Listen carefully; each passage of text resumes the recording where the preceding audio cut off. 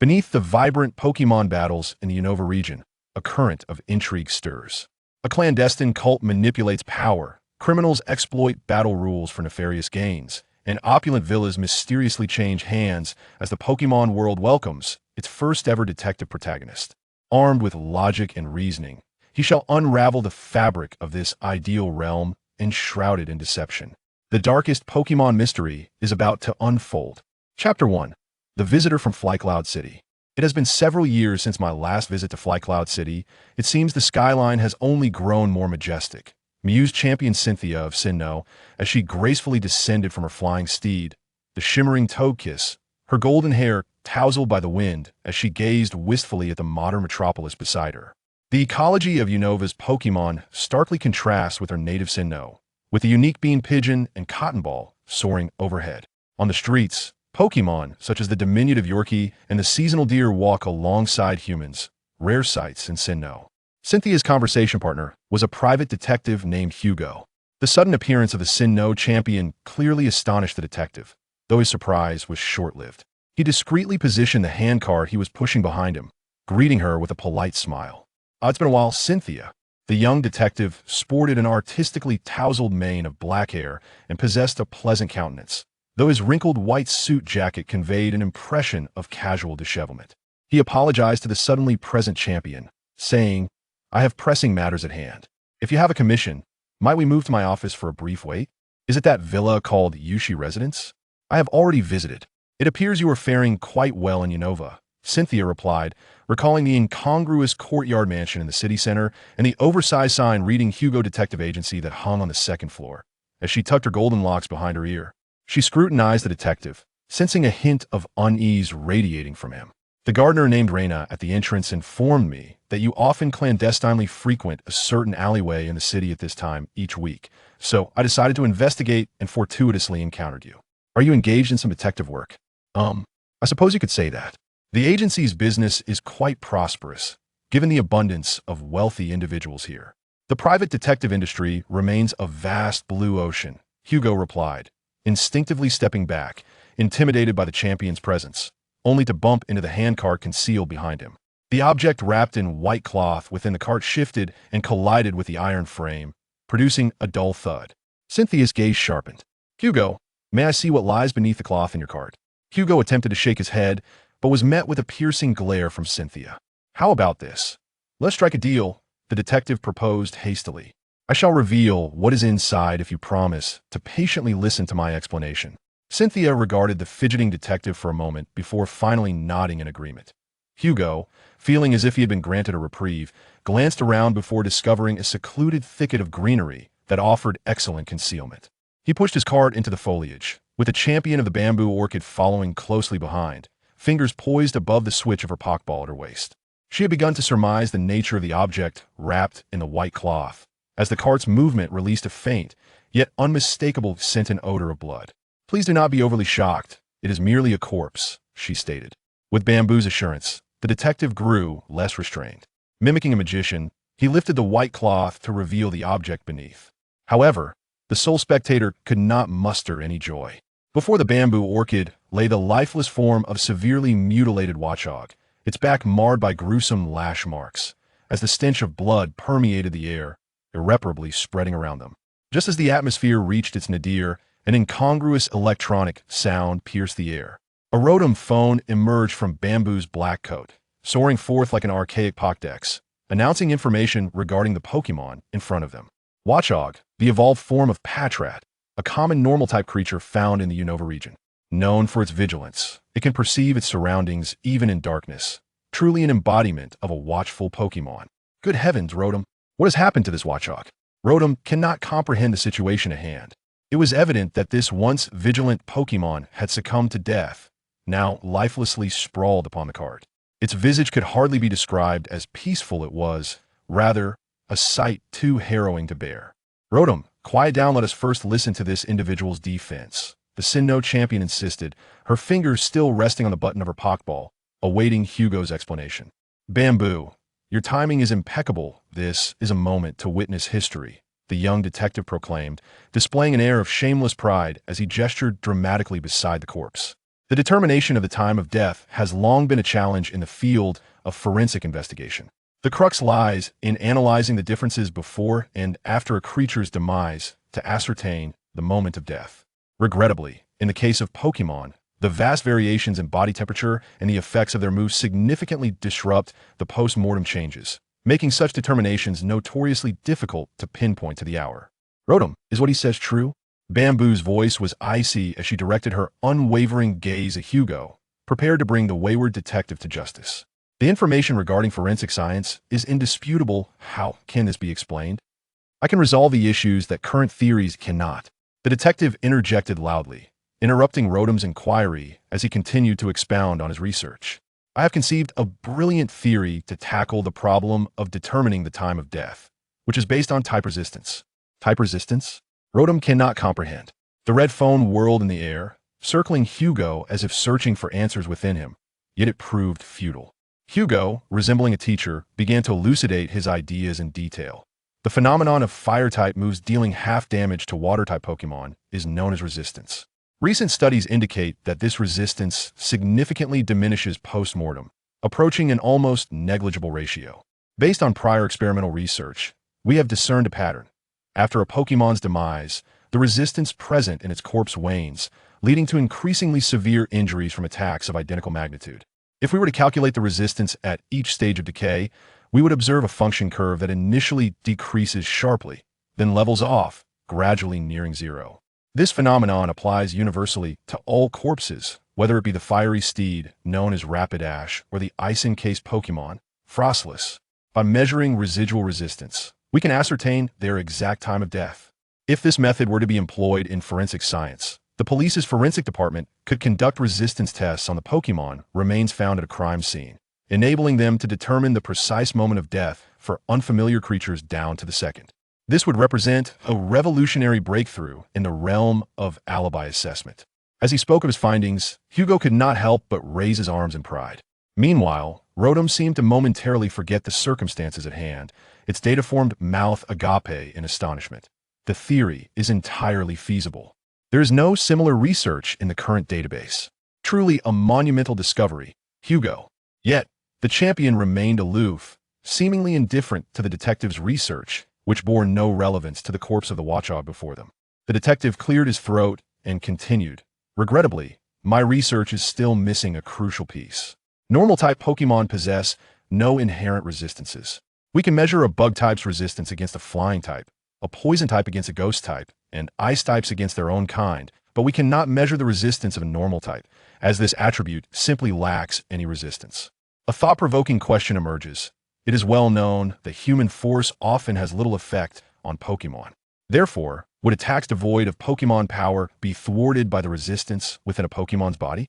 This prompted me to test whether the impact of a whip would be diminished upon contact with the watchdog's corpse, leading to the scene you now witness. Zhu Clan nodded subtly, indicating her understanding of the theory, then fixed her calm gaze upon Hugo and inquired. So, you're suggesting that in your pursuit of scientific advancement in forensic science, you committed the act of murder against a watchdog? Only then did the detective notice the rigid smile on the tall, blonde woman's face, her brows knitted tightly, suggesting her patience was nearing its limit. The distant echo of a dragon's roar from a Garchomp reverberated in his ears. Do not forget the promise made earlier. Please, allow me to clarify. Hugo implored earnestly, lowering his head. Chapter 2. The cause of the watchdog's death. The true cause of this Pokémon's death was a traffic accident. Faced with Zucklin's unfriendly demeanor, the detective fervently defended himself, driven by a strong desire for survival. In Feiyun City, a staggering 90% of the unfortunate demise of the spirit creatures can be attributed to vehicular incidents. Observing the waist of the watch mouse reveals unmistakable signs of a car collision, coupled with severe lacerations to its calf muscles, multiple fractured bones, and several open wounds that have been sutured by medical professionals. These indicators unmistakably suggest a typical case of injuries resulting from a traffic accident. Hugo tugged at the left leg of the watch mouse, drawing Zhu Lan's attention to the wounds. Due to the post-mortem suturing, the ghastly injuries appeared more as a grotesque amalgamation caused by decay rather than a healing process.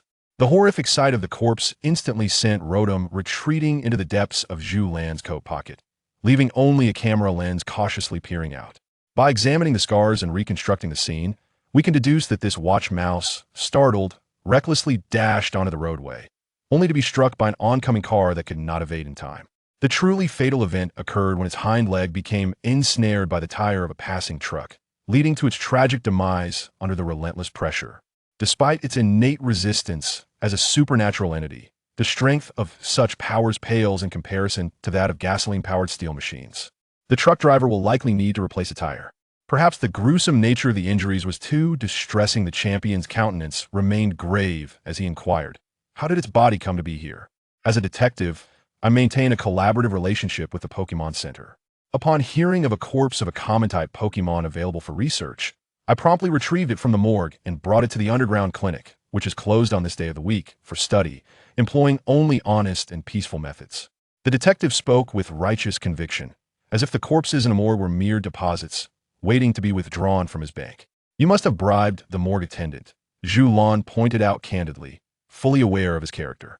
Hugo chuckled awkwardly, neither confirming nor denying her accusation. "The attendant at the morgue is quite amiable and has a penchant for horror films. I once procured a yearly cinema pass for them, which granted me unfettered access to the morgue. The advantage of employing Pokémon is that their presence significantly alleviates the bureaucratic red tape. Spirits are far more humane than humans. What are your intentions moving forward?" She pressed. "The experimental documentation is complete. The next step is to compare it with injury records from living Pokémon. Perhaps it is fortunate that such experiments have been conducted innumerable times by researchers, yielding a wealth of cases and data. By my estimation, this creature met its end approximately 27 hours and 45 minutes ago. I shall contact the Traffic Management Bureau shortly to inquire if any accidents were reported during that time frame." "I was asking how you plan to give this watch mouse a proper burial," Zhu Lan emphasized firmly. Hugo yawned absently, responding with a languid tone, "Of course, a burial is in order. What do you think I'm doing? I intend to return this watch mouse to the hospital. Technically, it was supposed to be cremated today, but the attendant kindly postponed its cremation by a day.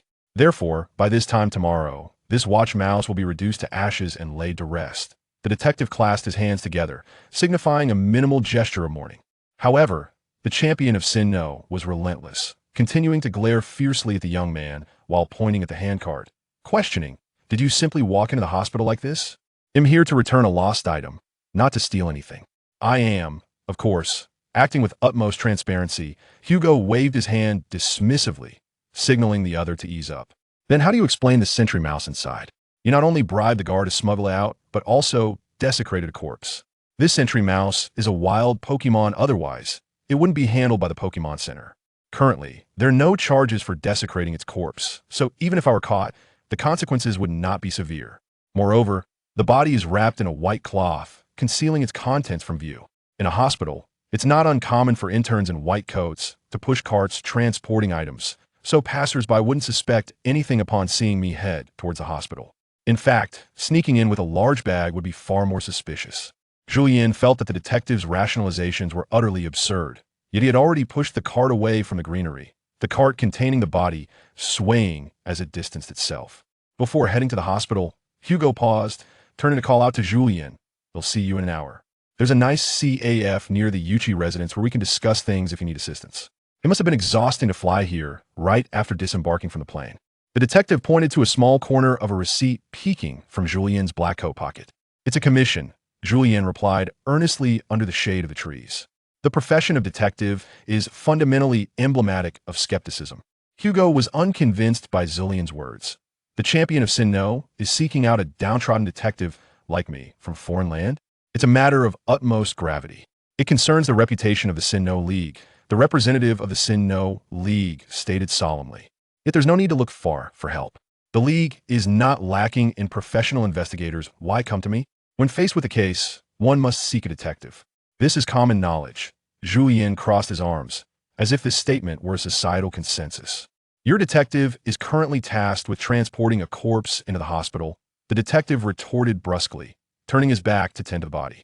2 hours later, Hugo swiftly concluded the matters concerning the sentry mouse. He felt elated. As he had validated his theory over the phone, the accident times recorded by the Traffic Management Bureau aligned perfectly with his predictions. In honor of the remarkable contribution this sentry mouse made to the field of scientific identification, Hugo decided to name the post-mortem resistance decay curve of common Pokémon in his unpublished paper as the Hugo Century Mouse Curve, which would serve as a tribute to the spirit of this Pokémon that met its untimely demise in a tragic accident. Within the CAF, he joyfully shared his exhilaration with Miss Julon. The tragic accident that claimed the life of the lookout mouse occurred near the renowned Fayun ice cream stall during a sparsely populated morning. The vehicles were traveling at a high speed, resulting in an exceptionally devastating collision. While the body may not reveal it, the lookout mouse actually lost a significant amount of blood.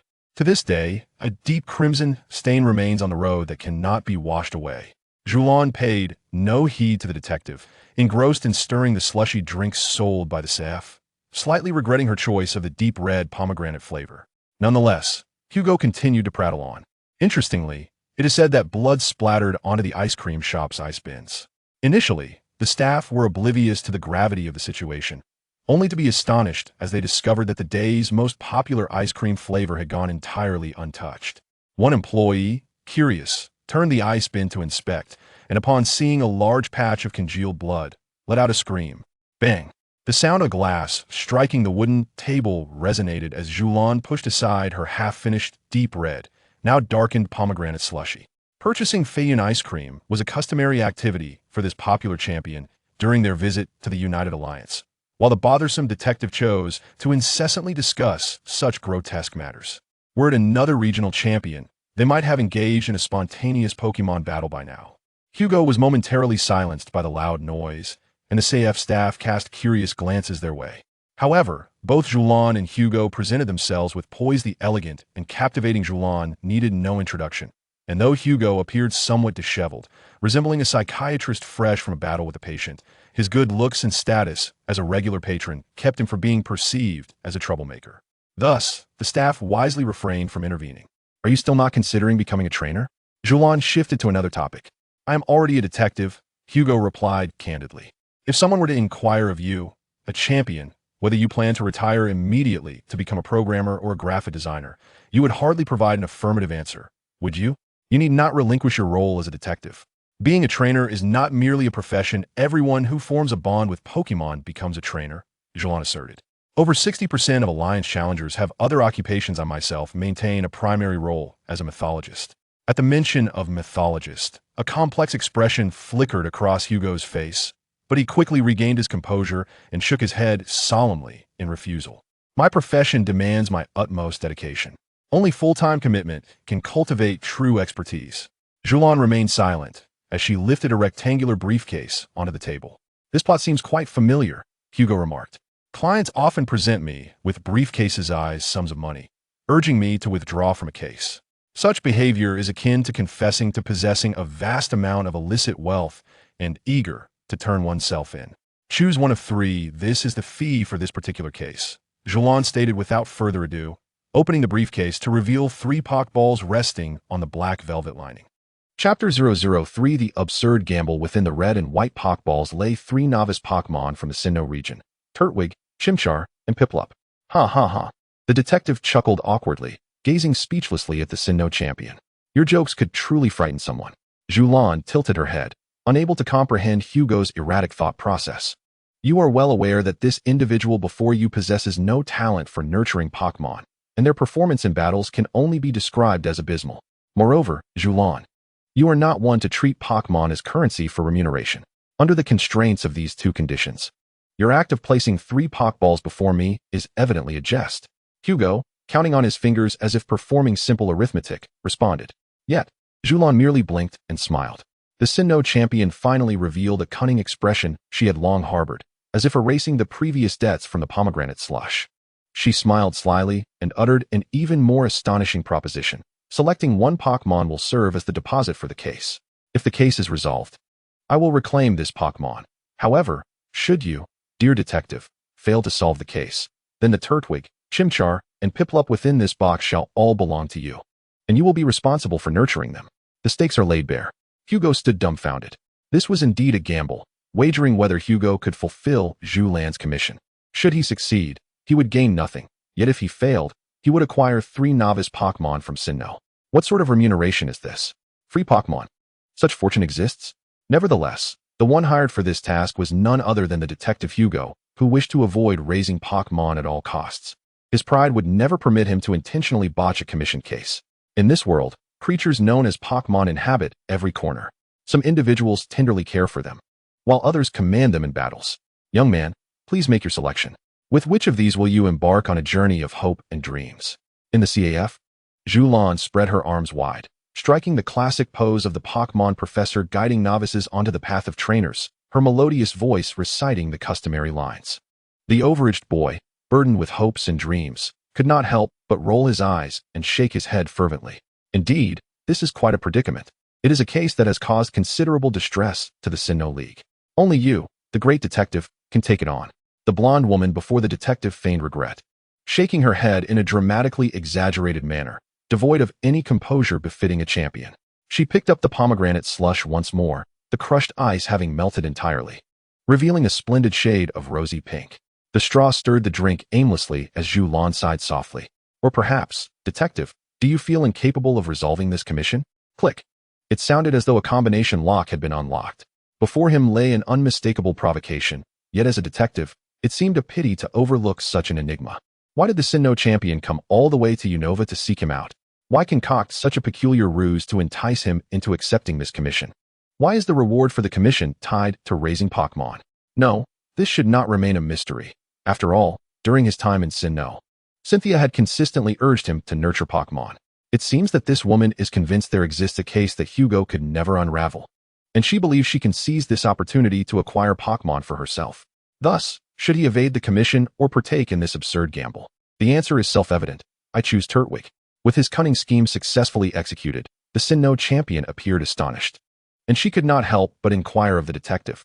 Is it because Turtwig possesses a gentle disposition and is easy to care for? Hugo shook his head. Since it will ultimately be returned to you, I thought it best to select one at random, and Turtwig, being the number 001 Pokémon in the Sinnoh Pokédex, makes for the fairest choice in sequential order. You might very well take them all if you are unable to resolve the commission, Cynthia promptly corrected him. Ignoring her words, the detective reached for the open box, carefully retrieving a Poké Ball from within, his movements delicate, his arm trembling slightly, as though he were committing an act defying the divine. That was the Poké Ball containing Piplup, Cynthia kindly reminded him. Hugo quickly swapped it for another, only to find it contained Chimchar this time. The red portion of the Poké Ball is made of translucent material, facilitating the trainer's ability to identify the Pokémon within. However, even so, many inept trainers often misidentify the Pokémon. Unfortunately, Detective Hugo was precisely such a seasoned yet inept trainer. When Pokémon are confined within their Pokéballs, they all appear quite similar. The detective awkwardly defended himself, picking up the final red and white Pokéball containing Turtwig. Cynthia nodded knowingly, exhaling a sigh that implied she had anticipated such an outcome. Clearly aware that the detective's misfortune with Pokémon would lead him to the correct choice only in the final instance. Through the translucent red wall of the Pokéball, Hugo caught sight of Turtwig inside. Contrary to the usual lazy impression given by turtle-like Pokémon, this one was a spirited little creature, its round black eyes fixating on the detective, while the vibrant sprout atop its head bobbed energetically. Sensing Hugo's gaze, Turtwig sprang to life, lifting its green head as if eager to leap out of the ball immediately, resisting the instinct to throw the Pokéball and release the Pokémon. The detective placed it aside on the table and inquired of Cynthia about his primary concern. What is the commission? Aren't you going to communicate with Turtwig? The store isn't crowded. You could release the Pokémon. It will soon return to you, the detective asserted confidently. If you are unable to solve the case, however, you will need to accept all the novice Pokémon in the box. Truly, it is quite a feat for you, the Sinnoh champion, to employ such elaborate tricks. Accept them all? Huh. Only someone with your indecisiveness would conceive of such an option. Hugo gently pushed the Pokéball containing the Turtwig further away while subtly mocking and diverting the topic. He was reluctant to articulate the dire consequences. The woman opposite him clearly had been planning this for some time and needed to leave herself an escape route to feign ignorance. Well, that does account for certain aspects. The detective's conjecture struck a chord, and Julan candidly admitted. In that case, please elucidate the incident swiftly. I shall do my utmost to return this Turtwig to your suitcase. Very well, Julan replied slowly. I shall recount the events that transpired. Although this matter has only recently garnered attention, it originally occurred a year ago. The detective nodded. An event from a year ago. Revisiting an old case is quite intriguing. Someone has impersonated me, the illustrious champion of the Sinnoh League declared. Oh, impersonation? You mean someone is pretending to be you? Hugo's expression became animated. Indeed, a trainer with a team configuration similar to mine has been frequently active in the Unova region. This has drawn considerable scrutiny from both leagues and has significantly impacted my personal reputation, Julan stated solemnly. Surely, this cannot be a grave matter? Similar Pokémon strategies are commonplace in battles and hardly constitute plagiarism. Moreover, even if that person entirely replicated your Pokémon team, they could not impersonate your appearance. Could they? The individual did not mimic my appearance.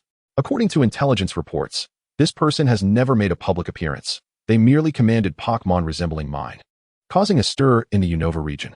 The champion laid several documents on the table, revealing blurred photographs from the scene. Despite the lack of clarity, upon closer inspection, the silhouettes of Pokémon frequently used by Julan, such as Garchomp, Crustle, Togekiss, and Roserade, were distinctly visible. Furthermore, your assertion is somewhat erroneous, Julan added. This individual did not tarnish my reputation. Did you not claim your reputation was affected? I recall you mentioning in the clinic that this incident involved the league's honor. Your statements seem contradictory. What is the truth? Indeed, it is rather perplexing. After sipping the now simple fruit juice of her pomegranate slush, Julan brushed her golden hair back from her forehead with a hint of exasperation. This person has influenced my reputation, but in a favorable light, transforming me into an anonymous hero traversing between Sinnoh and Unova, championing justice. The Unova League even wishes to bestow upon me a Guardian Medal. Chapter 004. The Imposter Champion in the CAF. Julan pointed to the documents laid out before her. In June of last year, during the attempted bombing incident on the battle subway, witnesses reported seeing Crustle and Swanna confronting the criminals, yet there was no sight of the trainer commanding them. Ultimately, the perpetrator who had planted the explosives within the subway was apprehended by the arriving subway officials, claiming that he was thwarted by two suddenly appearing Pokémon. Both creatures were formidable, yet no one, including the criminal, had seen their trainer. Listening to the narration of the Sinnoh champion, Hugo nodded thoughtfully. The Floragato and the Hoppip are not only your handheld Pokémon, but also rare specimens in the Unova region, particularly the former, which is exceedingly rare even in Sinnoh, making it quite distinctive. By the way, what color was the Hoppip captured in the surveillance photos? The pink hue of the West Sea variant, identical to the one I have cultivated. If the color of the Hoppip differed, I would not be troubled by this matter. Julan, succinctly, continued to point towards the next document. In July of last year, the Dream Research Institute in Sanyao City was burglarized, and the research tool, Dream Smoke, stolen from Dr. Shinko was returned by a Togekiss. I was present during that incident as well. The detective quickly tapped his forehead in realization.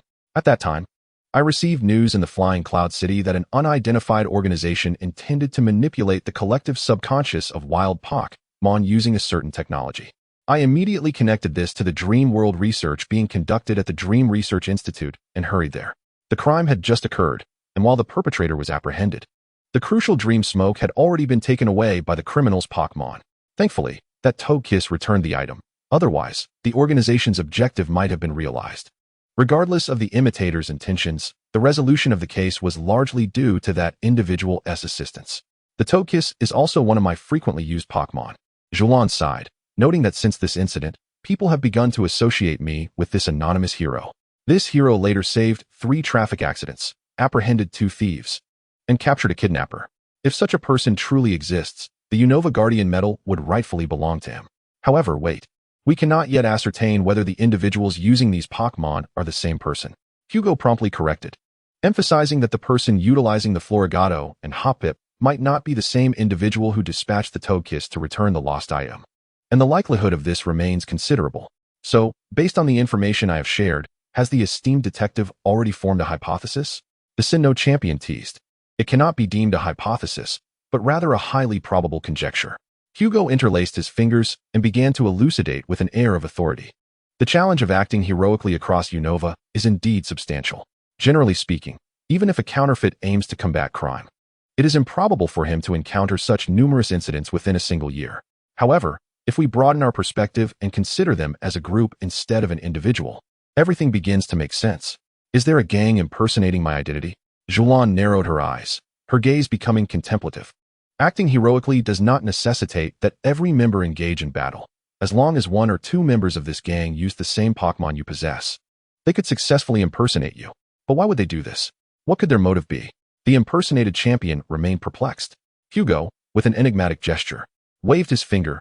Let us conduct a criminal profile on these impersonators. First, they are a group of individuals harboring some peculiar sentiment towards you, Julan. Second, they possess detailed knowledge of your handheld Pokémon. From their altruistic actions, it seems they do not wish for your reputation to tarnish. What might this imply? I have an intriguing hypothesis. Hugo appeared to recall something of interest and inquired, have you heard of a type of grassroots organization known as a fan club, Julan? You mean a fan group? Julan retorted, frowning. Precisely. A crisp snap of fingers resonated at the detective's fingertips. Since the advent of television and the internet, the distance between regions has rapidly diminished. A resident of Sinnoh can watch the league matches in the Kanto region live through television, and similarly, there are numerous viewers in Unova who keenly follow your spectacular performances in the league. The Pokémon breeder, Reina, whom you encountered at the entrance of the Yuzuki residence, is also one of your Unova fans. Julan nodded, not particularly surprised by such trivial deductions, yet still puzzled. She was no stranger to electronic devices. But how did this relate to the impersonation incident? You must be wondering how this ties into the impersonation incident, right? The detective asked, with a hint of pride. In this interconnected era, a powerful and beautiful league champion naturally garners a vast fan base worldwide. These fans spontaneously form online or offline communities, regularly engaging in activities related to their idol, such as purchasing merchandise, voting for certain rankings, sharing match footage, and documenting post-match interviews. I am aware that such individuals exist in Sinnoh as well. Therefore, one can imagine a diverse group of people, both male and female, gathering in a screening room on their days off to watch your recorded appearances, surrounded by an array of snacks and merchandise related to you. Whenever a magazine initiates a voting event for the strongest league champion, they fervently convene, persuading everyone to vote for your ranking. Notably, these individuals are not in Sinnoh, but in the distant Unova region, where they may never see you in person. Hugo fiddled with his phone and then turned the screen toward Julan, displaying the communication community of your fan club in Unova, filled with photographic close-ups and the fervent musings of fans. Is it somewhat amusing? Hugo teased. Julan shook her head and incisively pointed out. They are no different from the audience cheering for me during matches. It's just that their considerable physical distance allows them to express themselves more freely. The discussion board is also replete with ongoing fan fiction, with titles and content that are quite striking. Enough. All right, let us return to the main topic, Hugo shrugged. It is evident that some among them have been influenced by you, Julan, acquiring Pokémon such as the Alamomala, Togekiss, and Garchomp, all hailing from Sinnoh.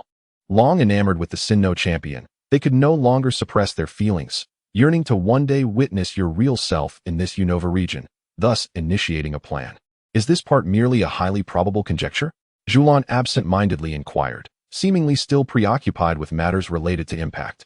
It is difficult to envision any other motive that could result in such a situation. If I were to impersonate one of your fans and infiltrate their private discussion group, I might uncover pertinent clues. With a stroke of luck, I might not even need to go that far, the detective replied, equally distracted as he scrolled through his phone. I found it, Lodo. The recently dormant smartphone Lodo flew out from Julan's pocket once more, its azure screen displaying a post with the striking title, A Call for Overseas Heroes Inspired by Julan's Pokémon. The real-time popularity seems quite high. It appears to be more than just a niche topic, Hugo remarked with a mischievous grin. A ghost of a Sinnoh champion, wandering over Unova. Your fans in Unova have organized some sort of event, hoping to draw your attention across the ocean. They are rather fanciful in their aspirations, the blonde champion chuckled wryly. The town of Kamakura hosts a festival every year, Hugo interjected, diverting to a topic seemingly unrelated to the case. When the anniversary of Arceus's legendary descent to save the world arrives, the townsfolk don traditional attire and hold a ceremony in the town center, offering tributes and performing dances to beseech the blessings of Arceus, the creator of the world. Of course, this spectacle is familiar to both of us. Indeed, Julan from Kamakura nodded in acknowledgement. The lively festival breathes new life into the ancient town, bringing joy to all. Hugo smirked coldly. Don't your fans yearn to host a festival of their own? Are you suggesting that these supporters in Unova have elevated me to the status of an idol to be venerated, regardless of whether I ever visit Unova? The detective affirmed this notion, asserting that only such an explanation could elucidate why imitative actions have sprung up across Unova. Actions that do not tarnish your illustrious reputation, but rather bestow upon you the badge of a Unova guardian. This post serves as irrefutable evidence. You could screenshot it and present it to the league, and they would grasp the situation instantaneously. Hugo fixed his gaze on the champion Julan, and indeed, You have come to Unova in accordance with their wishes. In a certain sense, they have triumphed. The detective reached for the Poké Ball containing his turtwig, intending to stylishly return it to his suitcase, but Julan raised her hand to halt him. Yet the truth is not as such. As the detective had elaborately pinpointed the true culprit, Julan decisively dismissed the reasoning. There have been a total of 8 recorded imitation incidents, each accompanied by a quest for justice. The most recent, occurring a month ago, involved a plasma gang kidnapping incident near the Yaguruma forest, where my signature Pokémon, Garchomp, even made an appearance. That is quite natural. It would be odd if there were no Garchomp among those imitating you. No, Hugo, please do not attempt to argue further. Julan raised her index finger, signaling Hugo to be silent. On the day of the incident, my opponent in the league competition withdrew for various reasons, resulting in the cancellation of our match. Seizing the opportunity, I returned to my hometown in Shunhui Town. Detective CI gasped in despair, closing his eyes tightly as he recognized a significant flaw made by the impersonator, a flaw that was now slowly being revealed through Zhu Lan's lips. The very Garchomp that I had nurtured since its inception, the one that accompanied me to victory in the league before retreating into obscurity, was not in the backyard. Chapter 005. The imitator's game. Hugo feigned composure, adopting a businesslike tone as he inquired, Miss Julan, do you believe that the disappearance of your Garchomp is related to this impersonation case? Has it returned to your possession? Noticing that the detective before her was still playing coy, Julan wasted no time. Skillfully, she produced a Poké Ball and tossed it into the CAF's aisle, calling, "Come forth, Garchomp." In a brilliant flash of crimson and emerald, the Pokémon emerged from the ball, revealing Zhu Lan's loyal partner. The Garchomp, robust in stature, displayed a matte blue skin adorned with bony protrusions. However, compared to the dragon type currently utilized by Zhu Lan in competitions, its skin appeared less coarse due to its sand availability. Upon its release, the Garchomp let out a deep roar within the CAF, proudly showcasing its prime condition to its trainer. Spotting the fierce dragon type Hugo, the Garchomp approached with unbridled enthusiasm, its menacing demeanor evaporating as it began to nuzzle its head against Hugo's chest. "Easy there, we're not well acquainted," Hugo protested, pushing the dragon's head away. Only then did Zhu Lan's Garchomp retreat to her side, displaying a bewildered expression. "Did this guy ask for your assistance last month?" Zhu Lan queried, pointing at Hugo. The Garchomp tilted its head, glanced at Hugo, and then nodded without hesitation. Hugo's face turned ashen. "What do you call this in your terminology?" The Sinnoh champion jested. "A crucial eyewitness," Hugo muttered despondently, mechanically stating that while it was not sufficient to secure a conviction, it was adequate to apply for an arrest warrant against Miss Junsha. Zhu Lan chuckled lightly. "The true culprit is you, Detective Hugo, who moved from Sinnoh to Unova a year ago. You were mistakenly identified due to being seen with my backup Pokémon that I had left at home." Hugo gazed at Zhu Lan's Garchomp, which was still perplexed by the unfolding events, feeling a whirlwind of emotions. He had believed that the activities of the support club would perfectly mask his whereabouts, only to find that Zhu Lan fortuitously witnessed the disappearance of his Garchomp during a match cancellation. Throughout the year since being expelled from Sinnoh, you encountered numerous perilous incidents, each time having to borrow my reserve team from Xinhui, as you were unable to command any Pokémon other than them. Within the CAF, Zhu Lan's commanding presence was fully unleashed, her assertion of the perpetrator bearing a striking resemblance to that of a true detective, even more so than Hugo himself. "It hasn't been that many, only the first 2 times and the last." Hugo, in a posture of defeat, lowered his head onto the table, cradling his disheveled black hair with both hands. The renowned detective, who had steadfastly refused to utilize Pokémon, had been clandestinely borrowing others' creatures. Zhu Lan smiled with a hint of amusement. Upon arriving in Unova, the working conditions were exceedingly harsh, and it was only in a state of desperation that I reached out to my family for assistance. Hugo defended himself, attempting to wriggle free from the situation. "Listen to me, the impersonation incidents were indeed orchestrated by your fervent fans. After the first 2 incidents, they became exhilarated upon encountering the online speculations regarding the Sinnoh champion's secret activities in Unova, and promptly began patrolling the streets with the same Pokémon to combat evil, a stark contrast to mere imitation of criminal behavior. I had already taken note of these subsequent events and commenced my investigation. Thus, even without your presence, I would have resolved this farce independently. What transpired during those instances? Speak honestly." Ignoring the questions regarding the fan club, Zhu Lan fixed a stern gaze upon the detective. "The first 2 incidents occurred shortly after my arrival in Unova. Although I had identified the urgent cases beforehand, no one here believed in my abilities as a detective. I had no choice but to contact my grandmother at the Pokémon Center to send reinforcements from our backyard. Were those the instances involving the subway explosion and the theft of Dream Mist? Indeed. The perpetrator had a strong desire for attention and had already caused several minor explosions in uninhabited areas prior to the subway incident. At that time, I had already narrowed down the suspect's identity through criminal profiling, yet regrettably, no one took my warnings seriously. The detective shook his head in disappointment. I subsequently conducted my own investigation into the suspect's recent activities and discovered an unusual frequency of his travels on the Battle subway. Therefore, while alerting the authorities, I enlisted the help of a Claydol and a Swampert to discreetly follow the suspect. The ghost-type Claydol is an exceptional tracker, and Swampert can deal with explosives using mud and steam. Thus, I chose them. To my dismay, the suspect was already in the process of planting explosives, and the situation escalated into an unexpected battle, primarily involving Claydol and its companions. Was the Togekiss present from the outset during the Dream Mist incident? Not brought along, but rather taken along. Without it, I would have never reached the Dream Research Institute in Sunnyshore's City in time. This theft was far more severe than it appeared. The unidentified organization has now been identified as a clandestine group known as Team Plasma. Their activities include money laundering, fraud, pyramid schemes, and poaching, with a rigid internal hierarchy and a remarkably skilled research team. Should they acquire the technology to manipulate wild Pokémon, the consequences would be dire. Are you already aware of Team Plasma's existence? Investigating a hidden malevolent organization in a region is both a complex and straightforward task. One merely needs to examine all recent meticulously planned, yet motive-lacking criminal incidents and seek a common beneficiary among them. That is how I uncovered this organization. They cloak their operations under the guise of Pokémon liberation, a third-rate form of Pokémon protectionism, while secretly being implicated in multiple Pokémon robbery cases. However, it now seems their ambitions extend far beyond that. Is last month's incident involving the Sharpedo related to this organization? Julon speculated. Hugo nodded. The kidnapper was a former member of the Plasma Gang, ostracized even within the malevolent organization for his extremist views. To further investigate the Plasma Gang, I bypassed the police and directly engaged with the victim of the abduction, who coincidentally required the assistance of an unofficial detective. Given the perilous nature of the target, I was compelled to enlist the aid of a Sharpedo. Consequently, a skirmish ensued, which was captured on camera. Julon waved a photograph before Hugo and continued. As a trainer, I can discern which Pokémon belong to me merely by examining the photo. The likes of Golem, Porygon-Z, and Sharpedo all possess subtle yet distinct individual traits. Thus, I can affirm that what you are saying is the truth. Trainers are indeed remarkable, Hugo replied, feigning interest. Nonchalantly, he retrieved a pen from the pocket of his white coat, handed it to Julon, and casually picked up the receipt from her purchase of a slushie.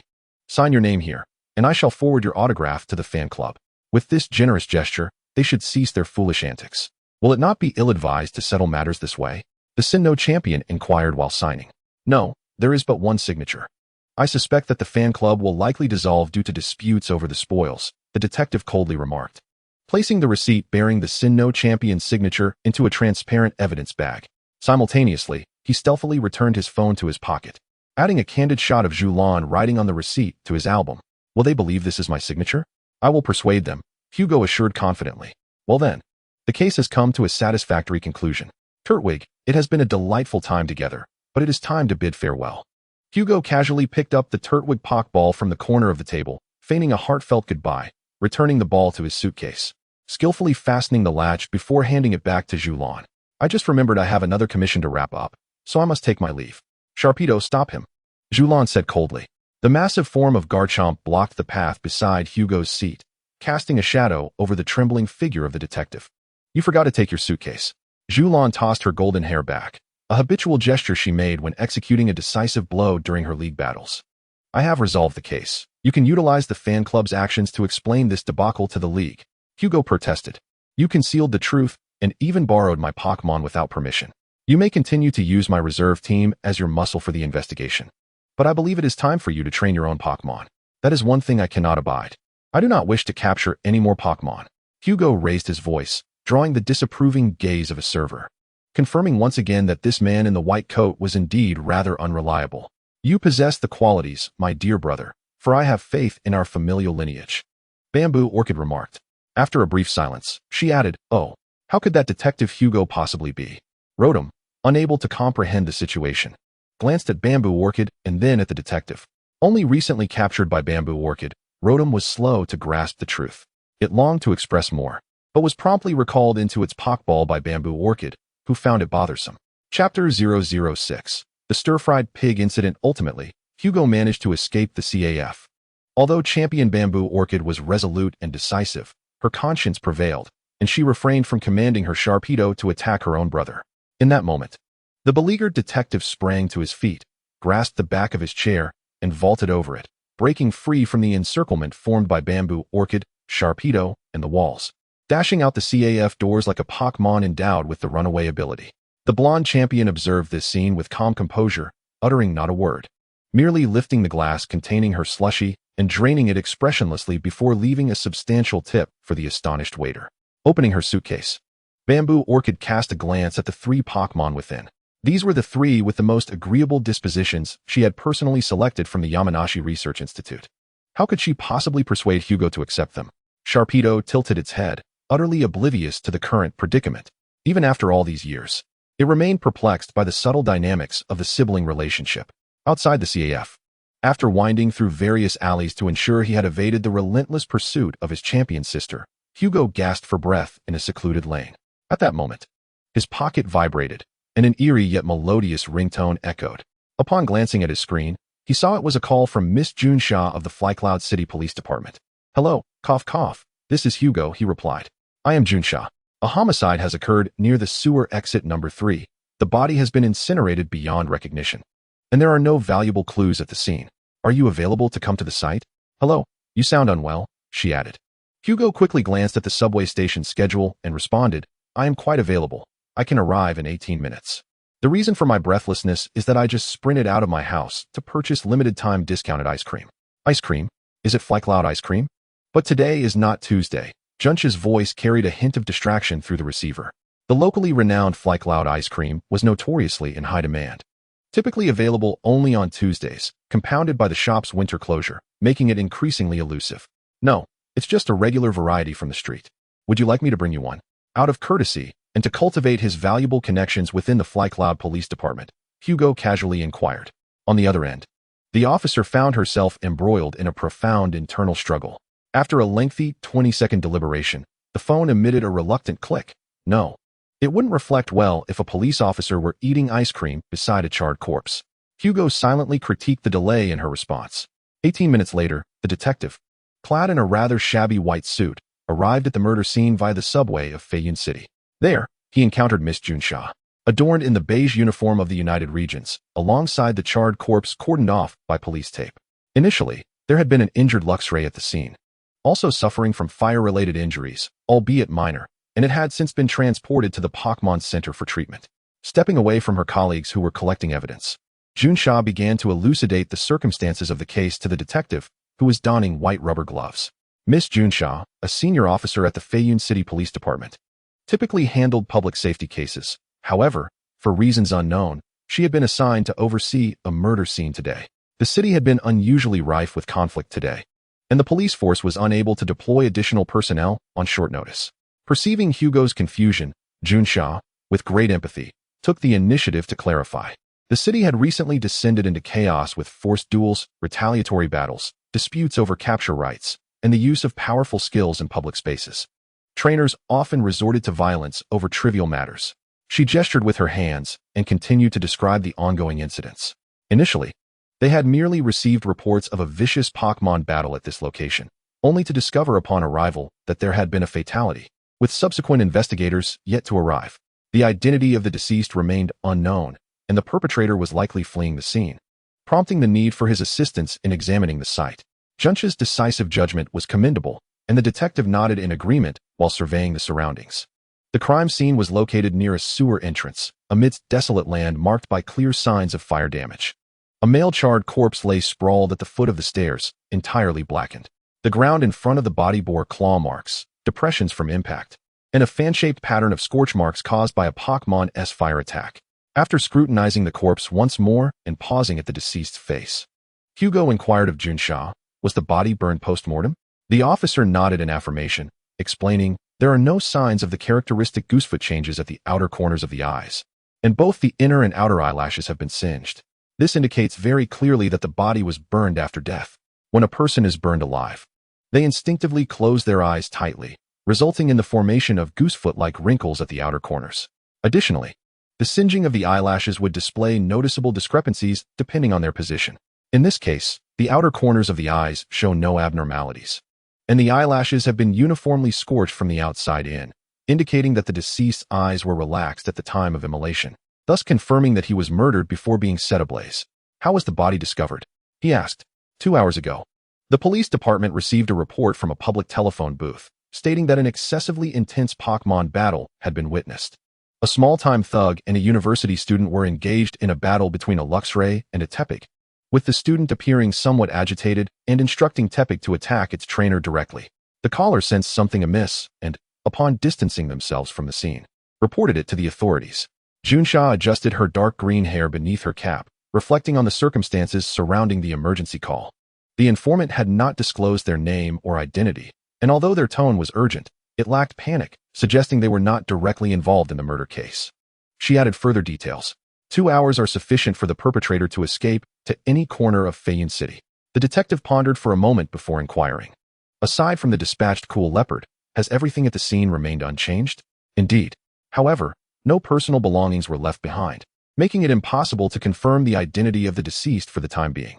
Moreover, the forensic experts have yet to arrive, so the cause of death remains undetermined. Our current search strategy is to tentatively trust the reported emergency call and conduct a citywide manhunt for the university student trainer carrying the stir-fried pig. We must not allow him to flee to another region. The detective remained non-committal, cautiously crouching before the body. The charred remains before him resembled not a corpse, but rather a mass of human-shaped charcoal. There was no possibility of retrieving fingerprints. The clothing had been incinerated beyond recognition. Have the scene assessors from the police station not arrived yet? They are on their way. The police department did not anticipate a homicide occurring.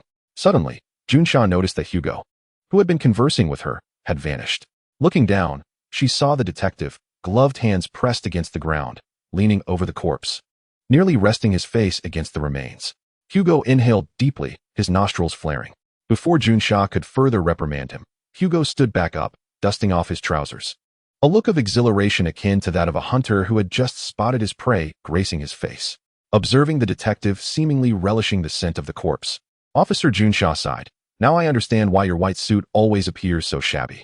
This is not a moment to concern ourselves with attire. Listen, this is no mere accident resulting from a confrontation. Hugo locked eyes with the senior officer. It is a murder. This marks the third garbage bin we have encountered along the way. Are you truly intent on rummaging through its contents for examination? What exactly must the culprit dispose of? Junsha crossed her arms, exasperated, as she watched the detective's antics, noting 2 trash bins had already fallen victim to his scrutiny. Before her stood Hugo, having just removed his gloves and now stroking his freshly shaven chin, meticulously inspecting the iron garbage bin before him. Following the direction of the storm drain's exit, they found the garbage bins positioned at the juncture of wasteland and residential area. It is improbable that the perpetrator would flee towards the inconvenient outskirts of the city. If our deductions are accurate, Junsha, the detective gestured towards the end of the alley, calling out to the officer, what do you think of this bin? What do you mean? Junsha was bewildered, beginning to regret following the detective away from the scene. Were they to rummage through trash like scavengers? First, it was broad daylight. The bins should be in use, yet the lids were tightly sealed. Secondly, although this area is somewhat remote, sanitation workers do come regularly. And beside this bin lay some scattered wet refuse, still bearing damp stains. Such conditions had not been present in the previous 2 bins we examined. This bin has been rummaged through, Junsha realized. Astute. Be sure to test the handle of the lid for any fingerprints later. The detective cautioned, however, given that the perpetrator is currently at large, allow me to act somewhat brusquely. He donned a fresh pair of gloves and handed the circular lid, which had been tightly secured over the trash can, to Junsha beside him. Without hesitation, he grasped one of the handles of the trash can and overturned it completely. Lang of refuse cascaded onto the ground, emitting a noxious stench that could turn one's stomach. This scene had unfolded before them for the 3rd time. Yet Junsha instinctively turned away to evade the foul odor. However, when her peripheral vision caught sight of an object rolling out alongside the debris, she found herself momentarily speechless. Her astonishment palpable. Steering clear of the surrounding refuse, the detective carefully retrieved the object, a red and white sphere, identical to the Poké Ball within the bamboo suitcase of the CAF. It was a Chow Chow pig, the very Pokémon that had taken the life of the victim. It appeared that the university student had discarded it in a bid to eliminate evidence. Quick-witted Junsha immediately recognized the Pokémon within the ball and shared her hypothesis with Hugo. Currently, this Chow Chow pig lay in a state of unconsciousness, presumably having collapsed from exhaustion after a battle. The details of the case were becoming clearer. The Chow Chow pig lost control during the confrontation, resulting in the victim's death, and subsequently incinerated the body. In a fit of panic, the student had abandoned his Pokémon during his flight, considering it had once committed murder. Completely mistaken, Hugo interjected, placing the Poké Ball into an evidence bag and tossing it to Junsha, interrupting her faltering deductions. The murderer was not the Chow Chow pig, nor was it responsible for the cremation of the body. The detective bent down once more to retrieve another item that had spilled from the trash can along with the Poké Ball, a rectangular water bottle. Unscrewing the cap, Hugo sniffed the opening, his expression confirming his suspicions. It was not a Pokémon's attack that had incinerated the corpse. Rather, droplets of a yellowish, transparent viscous liquid slowly dripped from the bottle's mouth. It was gasoline. Chapter 007. The misconceptions on the path to truth. Junsha contacted her subordinates via radio to inform them to come to this location for the subsequent investigation of the trash can. Meanwhile, the detective began to expound upon his reasoning. In regard to this case, you are harboring two significant misconceptions. Hugo appeared quite jovial, tossing the empty gasoline bottle, an important piece of evidence, between his hands as he conversed with the officer, causing Junsha's eyelids to twitch with apprehension at such a perilous display. Firstly, there is no doubt that the deceased found at the sewer outlet was a victim of premeditated murder. The presence of gasoline, which the perpetrator had evidently prepared for the purpose of body disposal, indicates that they anticipated the victim's demise. Moreover, the faint scent of gasoline lingering on the deceased's body suggests that it was not a Pokémon's attack that caused the combustion, as such attacks typically do not carry an odor. The only plausible explanation is that the trainer himself had brought gasoline as fuel. It was then that Junsha recalled Hugo's position on the ground, face to face with the charred remains, ostensibly to ascertain the unusual scent on the corpse. But why do you dismiss the possibility that the victim died as a result of a Pokémon battle? It remains plausible that the trainer succumbed to a battle accident, and afterwards, the opponent procured gasoline to eliminate the evidence. The various techniques employed by the creature known as Chow Chow pig, such as fierce push, fierce charge, malicious pursuit, or double-edged hammer, could indeed be the cause of death for the unfortunate victim. This brings us to a pivotal question. Which is the second cognitive pitfall you have encountered? Why did the perpetrator incinerate the body? Initially, we speculated that it was an accident during battle that caused Chow Chow pig to go on a rampage, as Kuncha recalled. However, this hypothesis has been debunked by new evidence suggesting that the arson was orchestrated by the fleeing trainer. Was he attempting to erase any traces he had left behind to prolong his escape, thus preparing gasoline for this very purpose? This explanation presents contradictions, Hugo noted. If the assailant aimed to conceal his identity by eliminating any evidence on the deceased, he would not resort to flames for cremation, as that would inevitably draw the police's attention to individuals with fire-type Pokémon. Such a strategy is exceedingly imprudent for a trainer of Chow Chow pig. The detective pointed towards the crime scene. The site of the cremation was located at the entrance of the sewer. If the perpetrator genuinely intended to disrupt the investigation, he could have disposed of the body, perished due to injuries inflicted in a Pokémon battle, into the obscured depths of the sewer. This way, by the time the body was discovered and retrieved, law enforcement would be faced with a corpse of indeterminate time of death, with a cause of demise attributable to any number of Pokémon attacks, making the assailant's identity even harder to ascertain. We are confronted with this paradox. Why would the perpetrator engage in the act of incineration to conceal his identity while simultaneously exposing himself as a possessor of fire-type Pokémon? Hugo raised the gasoline bottle, posing the question. Could this be merely a lapse in judgment on the criminal's part? Perhaps he naively believed that burning the body would benefit him, without contemplating these intricate ramifications? Kuncha casually inquired. That is a commendable hypothesis. In any crime, there exists a blend of folly and serendipity, the detective acknowledged, yet shook his head, asserting that such folly is unlikely to occur during the preparatory phase of a crime. Hugo finally set aside the gasoline bottle, spreading his hands as if he were a criminology lecturer at a police academy. In the vast majority of murder cases, the ultimate objectives of the perpetrator are twofold: to commit the crime and to evade punishment. The former reflects a breakdown of rationality, where the murderer has lost some fundamental aspect of their humanity, succumbing to a murderous impulse, whereas the latter signifies a return to rationality, as the murderer seeks to escape their transgressions, donning again the facade of civility to reintegrate into ordinary life. If a murderer begins to contemplate evasion while conceiving the crime, it indicates that they are in a relatively rational state of mind while planning the murder. Thus, in premeditated homicide cases, every action taken by the criminal during the preparatory phase is driven by specific intentions and reasoning. So what is his true objective? Kunche eagerly awaited the detective's response. To reconstruct the scene, the perpetrator thoroughly disrupted all evidence left at the crime scene, thereby misleading the police investigation. The detective's tone was resolute. Please recall the call you received reporting the incident. The anonymous call, coincidentally witnessing the scene. Accurately discerning the identities and Pokémon of the combatants from a distance, using a nearly obsolete public emergency phone to report, when all these peculiar elements converge. Do you truly believe this was merely a simple report of an incident? Junsha exclaimed in astonishment. Are you suggesting that the call to the authorities was made by the murderer themselves? This was patently obvious, the detective nodded. A passerby, innocent and benevolent, could never have placed a call in such a manner. At the crime scene, the only one capable of making that call was indeed the perpetrator. Ignoring Junsha's incredulous expression, Hugo continued to elaborate. Your previous understanding of the case was entirely founded on the fabrications of the true criminal. Therefore, the identity of the deceased, the Pokémon they possessed, and the circumstances at the scene should now be entirely overturned, and we ought to reason anew based on irrefutable evidence. Speaking of such evidence, we currently have an unnamed charred corpse, signs of a struggle, an empty gasoline canister, and the Poké Ball containing the fainted swine-up. Officer Junsha pondered deeply. And let us not forget the call made directly by the murderer. The truth is often embedded within lies, Hugo reminded.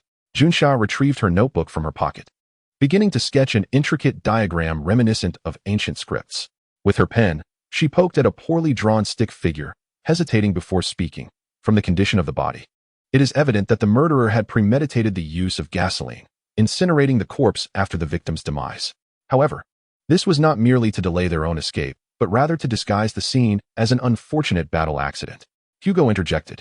Do you think the murderer might have a secondary motive, perhaps to conceal the true identity of the deceased? I had previously assumed the identities were clear from the call, concluding that the victim was merely a petty thug and had not considered this angle. Excellent. You have entirely extricated yourself from your previous line of thinking. With this insight, Officer Junsha is already well suited for a position in the Criminal Investigations Unit. Hugo praised sincerely. It is such a pity that you are not the chief of police. Otherwise, I would be relegated to the most demanding duties in the department. Junsha dismissively brushed aside the detective's accolades, drawing a large circle around the identity of the deceased next to her stick figure. Since you seem to know everything, why keep me in suspense? Please provide the answers. I did not invite you here merely for a lecture. Hugo, feeling somewhat awkward, ran his fingers through his dark hair. My reasoning is still one step short. While I could elaborate extensively on techniques, motives, and the arcane jargon of the detective profession, such discourse would yield little in the way of apprehending the criminal and would only waste time. If Miss Junsha could summarize some additional details from the scene, it might inspire me further. Junsha cast a disdainful glance at the ineffective detective before resuming her organization of the intelligence. The second clue pertains to the signs of battle at the scene. Aside from the charred remains of the corpse, there are still several traces of flames, which we may surmise were caused by the actions of the roasted pig. The claw marks present must undoubtedly be attributed to the cool leopard, as we examined its claws before it was taken away, and they bore the earth from the ground. Its skin also bore the scars of fire. The examination of the scene was thorough. There is no doubt that the two sprites had engaged in combat. Hugo nodded. The empty gasoline bottle. This has already been mentioned. Its existence indicates that the perpetrator had premeditated the murder and incineration of the body, so we shall not revisit this topic. The fourth item concerns the roasted pig in the garbage bin. Why would the unconscious creature be discarded there by the murderer? It is evident that the true intent lies with the murderer himself. Why would he abandon his own accomplice in the act? By the time they reached the fourth clue, Junsha's reasoning had reached an impasse. The murderer must have had compelling reasons to discard it. Moreover, the presence of this Poké Ball served to divert attention. Just moments ago, you nearly overlooked the gasoline bottle while focusing on the Poké Ball, did you not? The detective interjected. Junsha was momentarily at a loss for words and noted the necessity of discarding this item in her notebook. Next came the unconscious cool leopard. According to the murderer, this cool leopard belonged to a small-time thug. However, the information from the phone call is now entirely unreliable. We can only tentatively assume the cool leopard belongs to either the murderer or one of the deceased. A rather prudent deduction, The detective nodded. Now, only the emergency call remains among the clues. What information does this deceitful call conceal? Does the true criminal wish for the police to arrive at the crime scene promptly? Correct. The detective snapped his fingers. No wonder you are destined to be the future head of the criminal department. Do not indulge in fantasies of promotion. Your notebook already contains all the information necessary to unravel this case. Next, we merely need to connect all the clues, and we shall uncover the truth of the matter. At this point, Hugo seemed to recall something, his tone momentarily faltering. The clues have been gathered. What is it? Junsha inquired, lifting her gaze from her notes. Why was the body incinerated? Why did the murderer call for help? What does the abandoned sprite signify? Suddenly, the detective realized that the truth lay plainly before him. Although the actions of the murderer were chaotic and contradictory. If we adhere to this line of reasoning, I now have a strong inclination about where the murderer is most likely headed. The criminal is on the run, thus. Hugo refrained from elaborating on his deduction and instead announced the conclusion directly. He has not hidden himself. He must go to that place. Quickly. To the Pokémon Center to treat the cool leopard. Chapter 008. The anomaly inside and outside the hospital. Junsha hesitated on how to convey the inexplicable command that the criminal is nearby to her subordinates. When Hugo seized the radio from her hands, the detective skillfully pressed the buttons to contact the officer at the hospital, issuing commands with a sense of urgency and professionalism. He instructed to keep a close watch on any suspicious individuals within the ferry center of Feiyun City, particularly those around 20 years of age, who exhibited a peculiar affinity for the cool leopard and reeked of gasoline, resembling more of a delinquent than a student. He emphasized to remain silent upon spotting the suspect. As the area around the hospital was bustling with crowds, they were to discreetly follow the individual until he ventured into a secluded location before making an arrest. After conveying his instructions, Hugo handed the walkie-talkie to Junsha, signaling her fervently.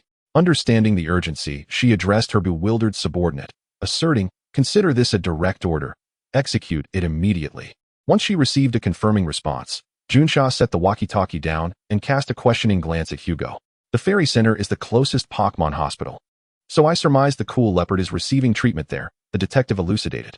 The policewoman shook her head, indicating that this was not the answer she sought. The layout of the police walkie-talkie is not difficult to remember. I noted the number corresponding to the officer heading to the hospital when I observed your subordinate's communication earlier. Hence I utilized it effortlessly. The detective continued to clarify. Junsha, slightly impressed by Hugo's audacity, couldn't help but inquire. What I wish to understand is why the perpetrator is merely a young delinquent in his 20s, and why he would follow the cool leopard to the Pokémon Center. Explaining this is quite straightforward. However, I recommend we proceed to the Pokémon Center at once. After all, having an officer like you overseeing the case during the arrest would be prudent. Furthermore, as a detective, I have always harbored the aspiration to review the entire case in the presence of the perpetrator. Building joy upon the suffering of others is indeed a rather vile aspiration.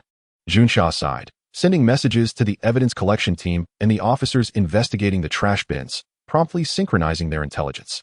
Subsequently, the policewoman retrieved her Poké Ball from her utility belt, pressing the central button, and a striking thunder zebra with a black base and white stripes appeared before them. The officer mounted swiftly and beckoned to Hugo, "Climb behind me and hold on to its mane. Don't worry, the thunder zebra isn't electrified while carrying passengers." Upon realizing their mode of transportation would be a Pokémon, Hugo hesitated, yet ultimately resolved to adopt a valiant demeanor as he clambered onto the thunder zebra's back behind Junsha.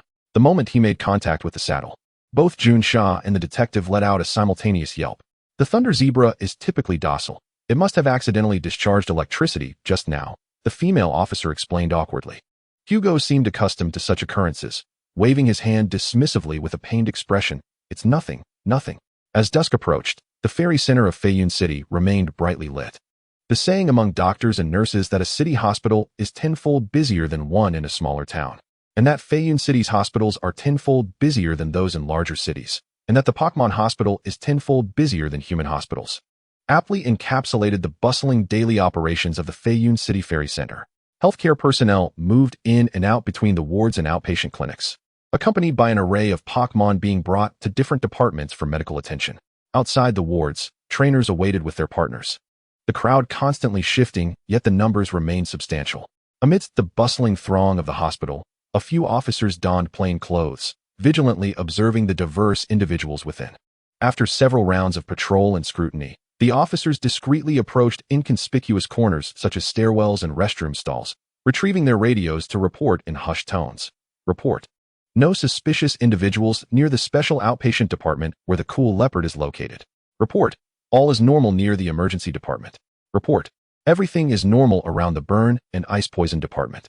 After a brief silence, a response crackled through from their superior: be vigilant at the Pokémon Center's adoption area. Once the Cool Leopard's treatment concludes, if anyone comes forward to claim it, follow the previously outlined protocol. Suddenly, a startled exclamation erupted from the officer during the transmission, causing the signal to falter. Moments later, Officer Junsh's notably indifferent voice returned: act immediately. I will arrive in 10 minutes. Upon receiving the command, 2 officers were assigned to closely observe the adoption area, while the remaining officers continued their rounds throughout the hospital. The Pokémon Center's adoption area was arguably the least crowded corner of the entire hospital. Pokémon in need of rescue who remained unclaimed were temporarily housed here, while the hospital disseminated information on bulletin boards and online to encourage potential adopters.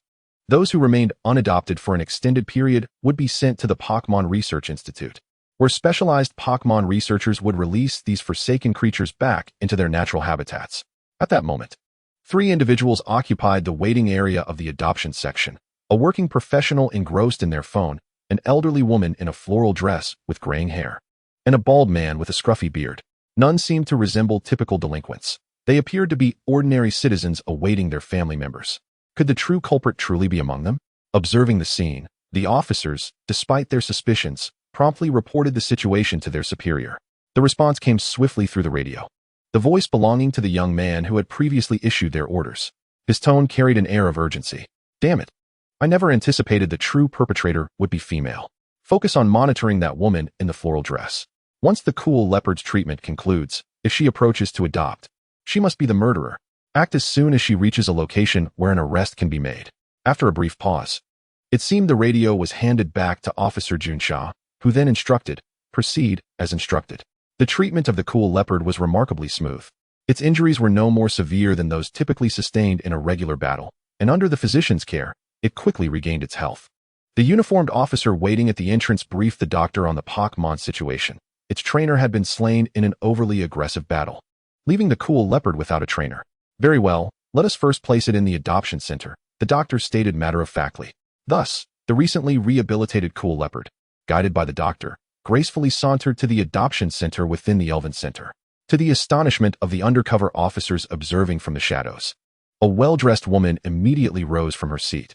Oh, what a magnificent Pokémon! May I meet its owner? She exclaimed. What? It has already passed away? Such a poor child. May I adopt it? Her voice trembled with an excess of sympathy, and the doctor, having no reason to refuse, willingly handed the Cool Leopard to her, as he had brought the creature here to facilitate the adoption by kind-hearted individuals. Although puzzled, he proceeded to process the adoption paperwork while the woman, brimming with enthusiasm, surrounded the Cool Leopard. However, the purple feline Pokémon exhibited hostility, arching its back and growling low as it lunged towards the woman. In a swift motion, the Cool Leopard sidestepped her, its sharp claws striking at the undercover officer concealed behind her. Caught off guard, the officer fell to the ground, injured in the abdomen. Suddenly recalling that the Cool Leopard possessed an acute sense of smell, likely recognizing its previous scent from their journey to the hospital. Now, disguised in civilian attire, he appeared to the Cool Leopard as an unequivocal threat. Yet, why would the victim's Cool Leopard? The ensuing chaos erupted within the hospital as the Cool Leopard's attack sent the crowd into a frenzy, hindering the officer's movements. At that moment, the well-dressed woman vanished alongside the fleeing Cool Leopard. The Cool Leopard has launched an attack. It escaped with the suspect. An officer anxiously relayed over the radio. Outside the hospital, Junsha dismounted the Thunder Zebra with a grim expression, then hoisted the nearly unconscious detective off its back, carelessly tossing him onto the nearby grass. Unexpectedly, throughout their journey, the Thunder Zebra repeatedly lost control, releasing waves of static electricity towards Junsha and Hugo, who were riding on its back, while the zebra gazed innocently as if all of this were mere accidents. Pressing down on his electrified, green hair with his police cap, the irate senior officer of the security department issued stern commands into his radio. Do not panic. Proceed with the planned encirclement. Reinforcements have arrived. Having concluded the nightmarish journey, it was time to attend to more pressing matters. Chapter 009. The Net of Heaven and Earth, Waiting for the Rabbit. The immediate priority was to ascertain the suspect's current location without hesitation. Junsha commanded decisively, "Thunder Zebra, utilize plasma bath." With a snort, the black and white stallion released a soft blue arc of electricity from its fur. As a senior officer in the security department of the Flying Cloud City Police, Junsha had specially trained her Thunder Zebra in this exceptional technique, enabling it to adeptly navigate through crowds to apprehend criminals. The skill known as plasma bath enables the dispersion of charged particles, transforming ordinary moves into electric-type attacks in the subsequent action of the electric zebra. Initially, this ability was exclusive to high-level electric zebras. However, due to the illustrious lineage of the Junsha family, renowned for their policing heritage, the zebras they cultivate inherit this skill from birth. Then, she unleashed piercing cry. The officer, with an air of grace, swept her arm forward. Simultaneously, the electric zebra, trained from its early days, reared up on its hind legs, its head held high, mouth agape, as if to unleash a thunderous neigh. Though no sound reached the ears of those present. Do you recall the striking leopard we encountered upon arriving at the crime scene? Locate it. Originally, piercing cries served to diminish the defensive capabilities of enemy Pokémon. However, upon its transformation into an electric-type move, the once shrill tone transcended into the realm of ultrasound. Electric currents accompanied sound waves, disseminating information within a radius of 100 meters, relaying spatial data back to the electric zebra, thus enabling it to grasp intelligence from the surrounding area. This radar-like effect, simulated through electromagnetic signals, allows for the detection of intricate scenarios within three-dimensional space, surpassing the search range of the Zubat's ultrasound. At this moment, a bright yellow flash, born of the electric zebra's roar, diffused like mist through the air. The black and white electric Pokémon stood silently beside Junsha, eyes closed, fully absorbing feedback from all directions. Suddenly, the electric zebra opened its eyes and emitted a long neigh. Junsha immediately understood, leaping onto the back of her steed, allowing her partner to gallop in a specific direction. With a few powerful strides, the duo traversed through the throngs of people, arriving at a narrow, hidden street behind the hospital. Here, Junsha caught a glimpse of a purple, scythe-like tail darting around the corner. It was indeed the striking leopard. In the back street of the hospital, at the end of the alley heading east, the suspect was fleeing. As she spoke into her communicator, she tightened her grip on the electric zebra's back, urging it on with Thunderbolt to accelerate. Not far away, the officers who had split from Junsha were already assembling. The officers stationed within the hospital, following Junsha's directives, along with the reinforcements from the surrounding area, converged to participate in the operation to apprehend the murderer. The police had laid an intricate net, leaving the suspect with no avenue of escape, unless she was never ensnared in the first place. Oh dear, what a grand mobilization. Beneath the now darkened sky, at the front of the hospital, on a bench beside a vending machine, Detective Hugo reclined leisurely, offering a can of soda he had just procured from the machine to a woman seated at the opposite end of the bench. This woman, adorned with sunglasses and vibrant red hair, held a trendy handbag, donned high heels, and wore attire that was both revealing and slightly ahead of its time, embodying an air of rebelliousness. A closer inspection revealed an array of earrings adorning her ears, rendering her, at first glance, a quintessential example of a wayward girl. "Madam, are you waiting for someone?" The woman appeared to be drenched in perspiration, suggesting she was grappling with a significant predicament. "Would you like some juice?" The intimidating figure beside her, a tough-looking woman, dismissed the detective's offer with a disdainful glance. Hugo, unfazed, opened a can and took a hearty drink, his bold demeanor causing the young lady nearby to question if it truly was as delectable as it seemed. "Ah, life has returned," the detective mused, satisfied as he set aside the now empty can. "That's why I assert that Pokémon are rather unreliable creatures, careening recklessly through the streets, unleashing devastating moves at whim. One requires a license to purchase a firearm, yet one can simply adopt an unclaimed Pokémon from any hospital. After that, it is entirely up to the adopter whether they use that child for malicious deeds or arson. Is that not absurd?" The detective rambled on, reflecting on his harrowing experiences on horseback while casting a pointed gaze toward the unruly young woman beside him. Indeed, upon mentioning adoption, her shoulders subtly quivered. Noticing this, Hugo's smile broadened with playful intrigue as he pressed further. "By the way, dear lady, do you know the two most common methods a woman employs to obscure her identity?" The young woman, feeling increasingly vexed by the insistent man beside her, wondered who he was, resembling a bothersome jellyfish and chattering like a noisy bird. A more mundane tactic involves donning an outfit wholly incompatible with one's natural disposition, completely shrouding oneself from head to toe. complemented by a poor makeup job and a wig, transforming a youthful beauty into a feeble old crone. As the term wig was uttered, the woman's gaze involuntarily drifted towards her large handbag, only to hastily retract it. The detective chuckled inwardly, recognizing her as a rather inept criminal. However, the most effective ruse remains the art of cross-dressing. Hugo sighed dramatically. Although cartoons often depict ludicrous scenarios of women masquerading as men, in reality, if a woman is truly determined to disguise herself as a man, she could easily deceive others. By the way, how did you manage to disguise your voice as male during the emergency call? The woman felt a shiver run down her spine as the man beside her flashed a devilish grin, surveying her from head to toe. She felt uncomfortable, wishing to rise from the bench. As she stood, the detective's gaze caught sight of the bulging pocket of her jeans, where a corner of a smartphone peeked out, leading him to shake his head in disappointment. Using a voice modulation app, are we? Such a klitsch prop. So, you are indeed the owner of that cool leopard. Does the thought of committing murder for a Pokémon trouble your conscience? Enough. Enough. Enough. Stop looking down on me, and just go away. Hugo evidently misjudged the criminal's resolve. Faced with the exposure of her identity, the notorious female ringleader neither surrendered nor fled. Instead, she resolved to strike first. Wait. Don't act recklessly. Continuing this assault will only exacerbate your charges, Hugo shouted, insisting that immediate confession and surrender were her only viable options. The detective's warning fell on deaf ears. The unrepentant woman wore a fierce expression, and unbeknownst to Hugo, she had seized a sharp dagger, aiming to plunge it into his abdomen. The sound of metal scraping echoed through the air as the piercing sensation reached the woman's hand. Yet it did not yield the anticipated result of flesh being penetrated. Startled, she glanced at the dagger protruding from her hands, momentarily frozen in disbelief. It was then revealed that Hugo had deftly blocked the strike with a soda can. With a twist reminiscent of turning a doorknob, the detective deftly maneuvered the can, causing the woman to lose her grip on the dagger, which returned to Hugo's possession along with the can. Hugo held the dagger before him, casually inspecting it. There are traces of blood on the handle, my dear lady. Have you yet to find a suitable place to dispose of your murder weapon? Or do you intend to abscond with it upon reuniting with your accomplice, embarking on a life of evasion?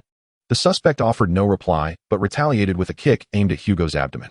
The detective opted to fall flat, rolling to the ground in a rather undignified manner to evade the attack from her high-heeled shoe, his white suit jacket now marred with dust. Realizing the detective was not easy to subdue, the ringleader clicked her tongue in frustration and abandoned her attempt to silence him, turning instead to flee in the opposite direction of Hugo. However, in her moment of retreat, her movement faltered, for she was confronted by the furious Miss Junsha, who approached, handcuffs in hand, visibly irked by the failed apprehension of the suspect.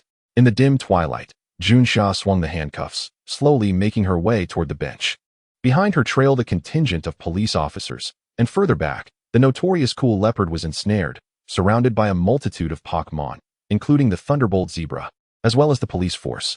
Apologies, but I am also here waiting for someone, the detective remarked, seated cross-legged on the ground, oblivious to the gravity of the situation. You came to the hospital to retrieve Cool Leopard. Little did you expect that the police would see through your intentions so early, forcing you to separate from your accomplice. In the midst of this police pursuit, to flee recklessly would draw unwanted attention, so you chose to remain at this bench, the closest point to an exit, observing your surroundings while biding your time to leave. Seizing the opportunity, the detective fulfilled his long-held desire to elucidate the case to the suspect.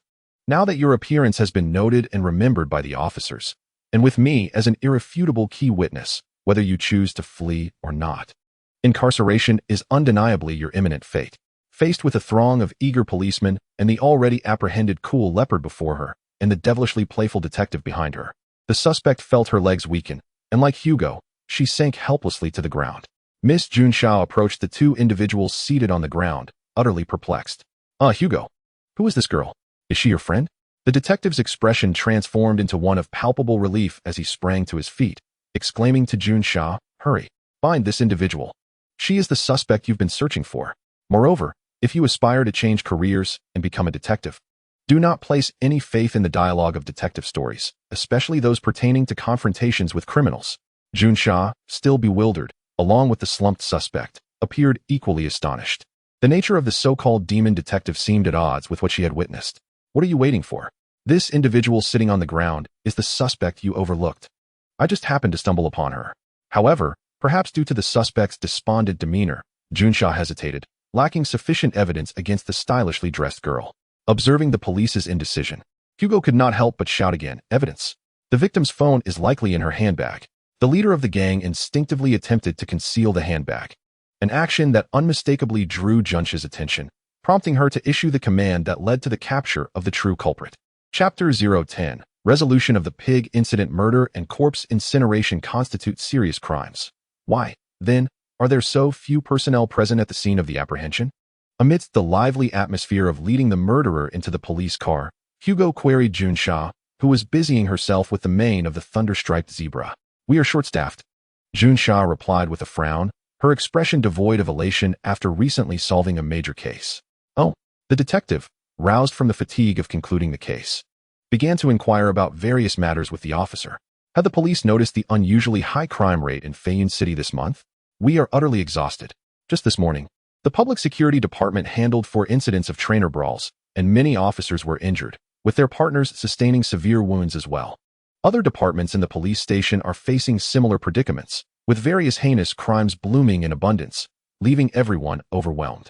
The female officer recalled the mountain of pending matters piling up at the precinct, leading her to feel somewhat despondent. "And you, Hugo, how long do you intend to keep the truth of this case concealed?" "So you are still troubled by that," the detective remarked with an exaggerated expression of realization, which only served to infuriate Junxia further. "It is not merely a matter of being troubled. Ever since you suddenly stated that the criminal was in the hospital, I have been completely in the dark regarding this entire affair." Junxia began to barrage the detective with a series of questions. Why is this criminal a woman? Why did she have to come to the hospital to retrieve the cool leopard? Why did the cool leopard suddenly launch an attack on the police? I am utterly confounded by numerous other questions as well. Hugo, however, appeared unfazed, scratching his head. For a detective, once the puzzle is solved, the entire case tends to lose its allure. It feels rather self-indulgent to recount such obvious facts to others, akin to a clumsy performance driven by an overabundance of self-awareness. Do not begin to indulge in your own ennui. Reveal the answer at once. Junxia and the lightning-striped zebra beside her glared at the detective, the latter's demeanor particularly fearsome, with faint sparks dancing amidst the 2 white, lightning-shaped tufts atop his head. Yielding to the authoritative presence of his police partner, the detective finally began to respond. "To unravel this case, the most valuable clue at our disposal is the deceitful emergency call. It was through this very call that I was able to piece together the entirety of the situation. However, as you rightly pointed out, that call was rife with falsehoods. Yet, lies can also serve as the key to unlock the door of truth." The detective waved his finger enigmatically, suggesting that we might consider this. Since the perpetrator went to great lengths to report a false alarm, the call must contain information advantageous to the true culprit. Is it because her intent was to mislead the police? Precisely. Hugo raised his eyebrows with delight, prompting us to recall the misconceptions the police fell into due to this call at the onset of the case. Initially, they mistakenly believed the corpse was a casualty of an altercation. Even without the call, the battlefield-like scene strewn with combat marks would have led us to that erroneous conclusion. Junxia reflected. The true deception orchestrated by the caller was to invert the identities of the murderer and the victim. Indeed, the call primarily misled you regarding the identity of the deceased. It led you to believe that the slain individual was the thug associated with the cool leopard, rather than the university student linked to the stir-fried pig. The burning of the bodies served precisely this purpose. Junxia realized with clarity that had it merely been a case of corpse incineration, confusion between the two would have been impossible. Every action leaves a trace. Every cover-up has a cause. Every indication serves a purpose. Hugo raised his index finger and continued. The perpetrator's true aim was to lead you on a wild chase after the university's student associated with the stir-fried pig, while neglecting those embodying the thug's characteristics. This arrangement undoubtedly favored the murderer. Thus I introduced a notion into my reasoning that contrasted with the call. I presumed the perpetrator to be the thug and the victim to be the student.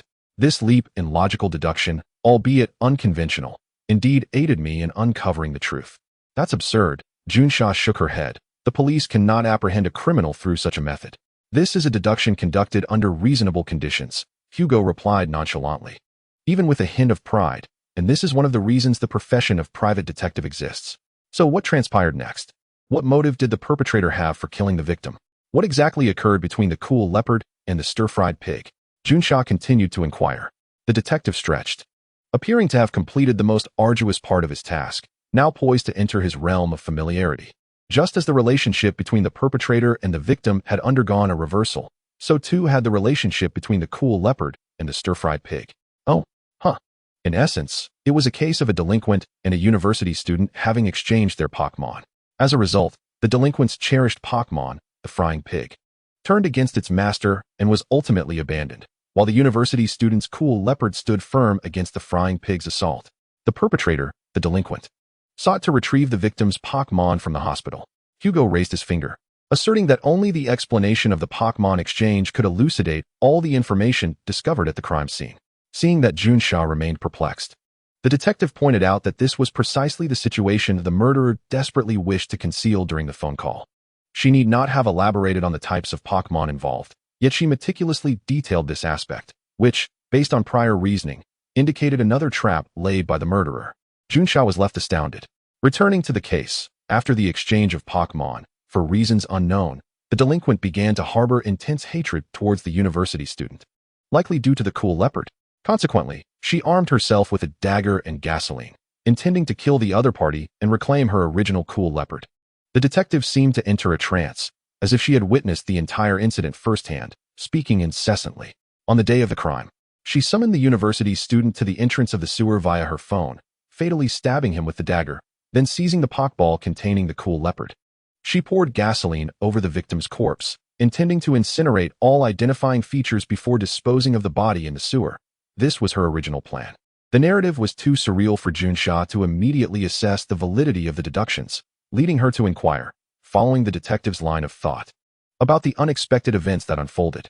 Indeed, in any crime, there exists folly and surprise, the detective reiterated. She had inadvertently kept the Pokéball of the exchanged frying pig on her person. What? The frying pig? The delinquent's assault transpired in an instant. With the frying pig unable to intervene, witnessing helplessly as its benefactor, the university student, was stabbed in the abdomen by the new master. Subsequently, the new master produced a container filled with gasoline and began dousing the deceased. Hugo's words, though mundane and lengthy, transported Junsha back to the moment of the crime, evoking a profound and irrevocable sorrow in her heart for the frying pig's plight. Overcome with grief and indignation, the frying pig broke free from the confines of its Pokéball, manifesting as an orange-red creature beside the arsonist. The female delinquent, stunned by this unforeseen turn of events, could only watch as the dark hooves approached her. What happened next? The cool leopard also escaped from its Pokéball, engaging in battle with the frying pig. The traces of their confrontation were left at that moment. The victor of the clash was likely the cool leopard, given that it still had the guidance of its trainer. Ultimately, the lone frying pig was defeated and left in a state of near death. Junsha stood in a daze, wanting to counter-argue but finding no grounds to do so. Upon careful reflection, every circumstance at the scene perfectly aligned with the detective's deductions. Yet, how does one account for the fact that the female delinquent, after committing the crime, did not flee but rather rush to the hospital? Surely, one might wonder why the miscreant would choose to head towards the hospital, correct? The detective, exhibiting keen understanding, inquired gently, yet his astute guesses unnerved Junsha. By the trash bin, my own reasoning found itself ensnared at this juncture. However, after listening to your analysis of the case, clarity dawned upon me. The use of however here feels rather presumptuous to me, Junsha retorted with displeasure. Unperturbed by the officer's critique, the detective continued his elucidation of the case. This was due to the emergence of new circumstances at the time of the incident. Although the victor in their one-on-one confrontation was the cool leopard, it was not unscathed. Rather, it likely sustained significant injuries while shielding its owner from the initial onslaught of the frying pig. Junsha envisioned the scene of the cool leopard sacrificing itself to protect its murderous master, her expression growing grave. The enigma of the case was gradually unraveling under the detective's explanation. While severe injuries are commonplace in Pokémon battles, neglecting an injured Pokémon without seeking treatment could lead to dire consequences if a benevolent passerby were to deliver the cool leopard to the Pokémon Center. In such a scenario, the cool leopard would undoubtedly face a perilous fate. Conversely, if she were to transport it herself to the Pokémon Center, it would be recorded, and upon the discovery of the body, she would surely be implicated. Thus, her options dwindled to but one. So, her decision to call the police was, indeed, to secure treatment for the cool leopard. Hugo responded candidly. To save her companion, she abandoned her meticulously crafted original plan and resorted to a ruse involving a faceless corpse, concocting a convoluted lie on the spot. Earlier that afternoon, The murderer had dialed the Feiyun City Police Department, delivering a conversation rife with falsehoods. It was quite ingenious of her to employ an application to transform her voice into that of a male. Subsequently, the assailant returned the unconscious frying pig to its Poké Ball and discarded it along with a gasoline bottle into a distant trash bin, undoubtedly wishing for the troublesome frying pig to perish quietly. Yet, I still find myself perplexed, Junsha interjected, raising her hand like a student inquiring why the murderer would personally retrieve the cool leopard from the hospital when she could have escaped alone. Because the cool leopard is her only Pokémon, the detective sighed. Committing murder is a perilous endeavor. Had the perpetrator possessed other Pokémon besides the cool leopard, she would have brought them along on the day of the crime. However, at the crime scene, we only discovered evidence of a struggle between the cool leopard and the frying pig, indicating that she possessed no other Pokémon. Should she abandon the cool leopard, she would be utterly alone. Hugo gazed up at the sky, now engulfed in darkness, reflecting on the enormity of embarking on a journey without a single Pokémon in this world, a feat requiring considerable resolve and courage. I can relate to this sentiment deeply. Chapter 011, Evil Never Sleeps. At the Feiyun City Police Department, Hugo and Junsha languidly awaited the outcome of the interrogation. Although the evening arrest operation did not reveal many officers, the number of police personnel stationed at the precinct for the night shift was remarkably high. A mere glance would suffice to discern that the officers at the station appeared utterly exhausted, seemingly on the verge of disbanding. Several of them were even bandaged, administering healing sprays to their Pokémon. To those unaware, one might mistakenly assume this was a makeshift treatment room for injuries at a Pokémon center rather than the Feiyun police station. Were all the cases of the day this intense? Hugo stifled his complaints about the inadequacy of police force during the apprehension of murderers. At long last, the interrogation of the arson case concluded. The middle-aged officer in charge of interrogating the female delinquent stepped out of the interrogation room, his excitement palpable as he swiftly approached Junsha, gratefully taking her hands in his. The case details align perfectly with your deductions, Miss Junsha. Initially, the suspect was reluctant to confess, but we preemptively gathered the complete set of physical evidence based on your reasoning. After employing the fingerprints collected from the evidence to challenge the suspect, their psychological defenses crumbled rapidly, and they candidly revealed the entire truth. The officer in charge of criminal investigations fervently shook Junsha's hand, seemingly in admiration of this subordinate from the Public Security Department. I never anticipated that our police station harbored such an adept investigator. This case is labyrinthine, even if it were handed to my subordinates. It would take them at least a week to grasp the situation, let alone apprehend the perpetrator. In conclusion, you have truly been a tremendous help today. You truly are a member of the Junsha family. No, that deduction was actually made by the detective I hired, Junsha attempted to clarify. However, her efforts were in vain. I understand. You wish to rise through the ranks on your own merit, striving to achieve tangible results at the grassroots level. Truly, a promising young individual akin to the rising sun. Yet, even so, there is no need to share the hard-earned credit with a mere private detective. How could an outsider possibly fathom such reasoning? No, the officer's words rendered Junsha speechless. Hugo, come here and explain. Wait, where is he? The detective, who had been quietly lingering nearby, had vanished. This was unexpected. He should have clung to her like a piece of gum on a shoe until settling his commission fees. Could it be that the detective, feeling the pressure within the police precinct, retreated to a shadowy corner like a snow sprite fleeing the midday sun? Struggling to escape the overly enthusiastic head of criminal investigations, Junsha began her search for the detective amidst the bustling police station. He was not in the interrogation room, nor in the waiting area. Had he left the precinct? She attempted to call Hugo, but there was no answer. What on earth was happening? A living person had mysteriously vanished right beneath the noses of a throng of police officers. In utter desperation, Junsha resolved to employ her ultimate strategy. She would discreetly summon the thunderous zebra in the restroom, utilizing the combination of plasma bath and piercing sound to scour the entirety of the police station. As she turned towards the restroom, Junsha could hardly believe her eyes and rubbed them in disbelief. Before her, several officers from a different division were gathered in a circle within an office, animatedly discussing the day's case. But that was not the crux of the matter. Amidst their assembly sat a disheveled young man with tousled black hair, donning a police jacket that seemed to have been acquired through dubious means. He lounged on a single sofa, feigning seriousness as he listened to the officers' deliberations, occasionally nodding and offering comments, exuding an aura akin to that of an opinion leader. Junsha, seething with indignation, pushed through the crowd and forcefully dragged this impostor from the office. Once in a secluded corridor of the precinct, The young officer confronted the detective with a fierce demeanor. Hugo, while you should be assisting me in explaining the reasoning behind solving the case to the superiors, what on earth are you doing here, masquerading as a police officer? Hugo rubbed his temples, appearing quite distressed. I find myself in a predicament as well. My white coat stands out too starkly among so many uniformed officers. So I had no choice but to borrow this one. That ragged coat looks conspicuous no matter where it is. You can't use that as an excuse for impersonating an officer. Are you trying to blend in like a chameleon and phone you on? Let us not dwell on the coat. Let us settle the commission fee instead. The detective, still clad in the police jacket, seemed to recall a happier thought, shifting the topic with a buoyant tone. Do not treat settling the fees like a delightful conversation. Your exuberance when it comes to money will surely irk the one who pays. Junsha retorted sharply. Be honest, where on earth have you been? The case of the faceless corpse is 2,000 yuan, with an additional 200 for the urgent capture of the perpetrator, totaling 2,200 yuan. We support electronic payments and welcome your next visit, Hugo's detective agency proclaimed, entering business mode, entirely disregarding Junsha's inquiries. Do not ignore my questions. Do you truly have a price list in your mind cataloging every heinous crime? Not exactly. It primarily relies on intuition. This case is worth approximately 22 servings of Feiyyun ice cream. Though a local delicacy, do not equate my beloved snack with mere monetary value.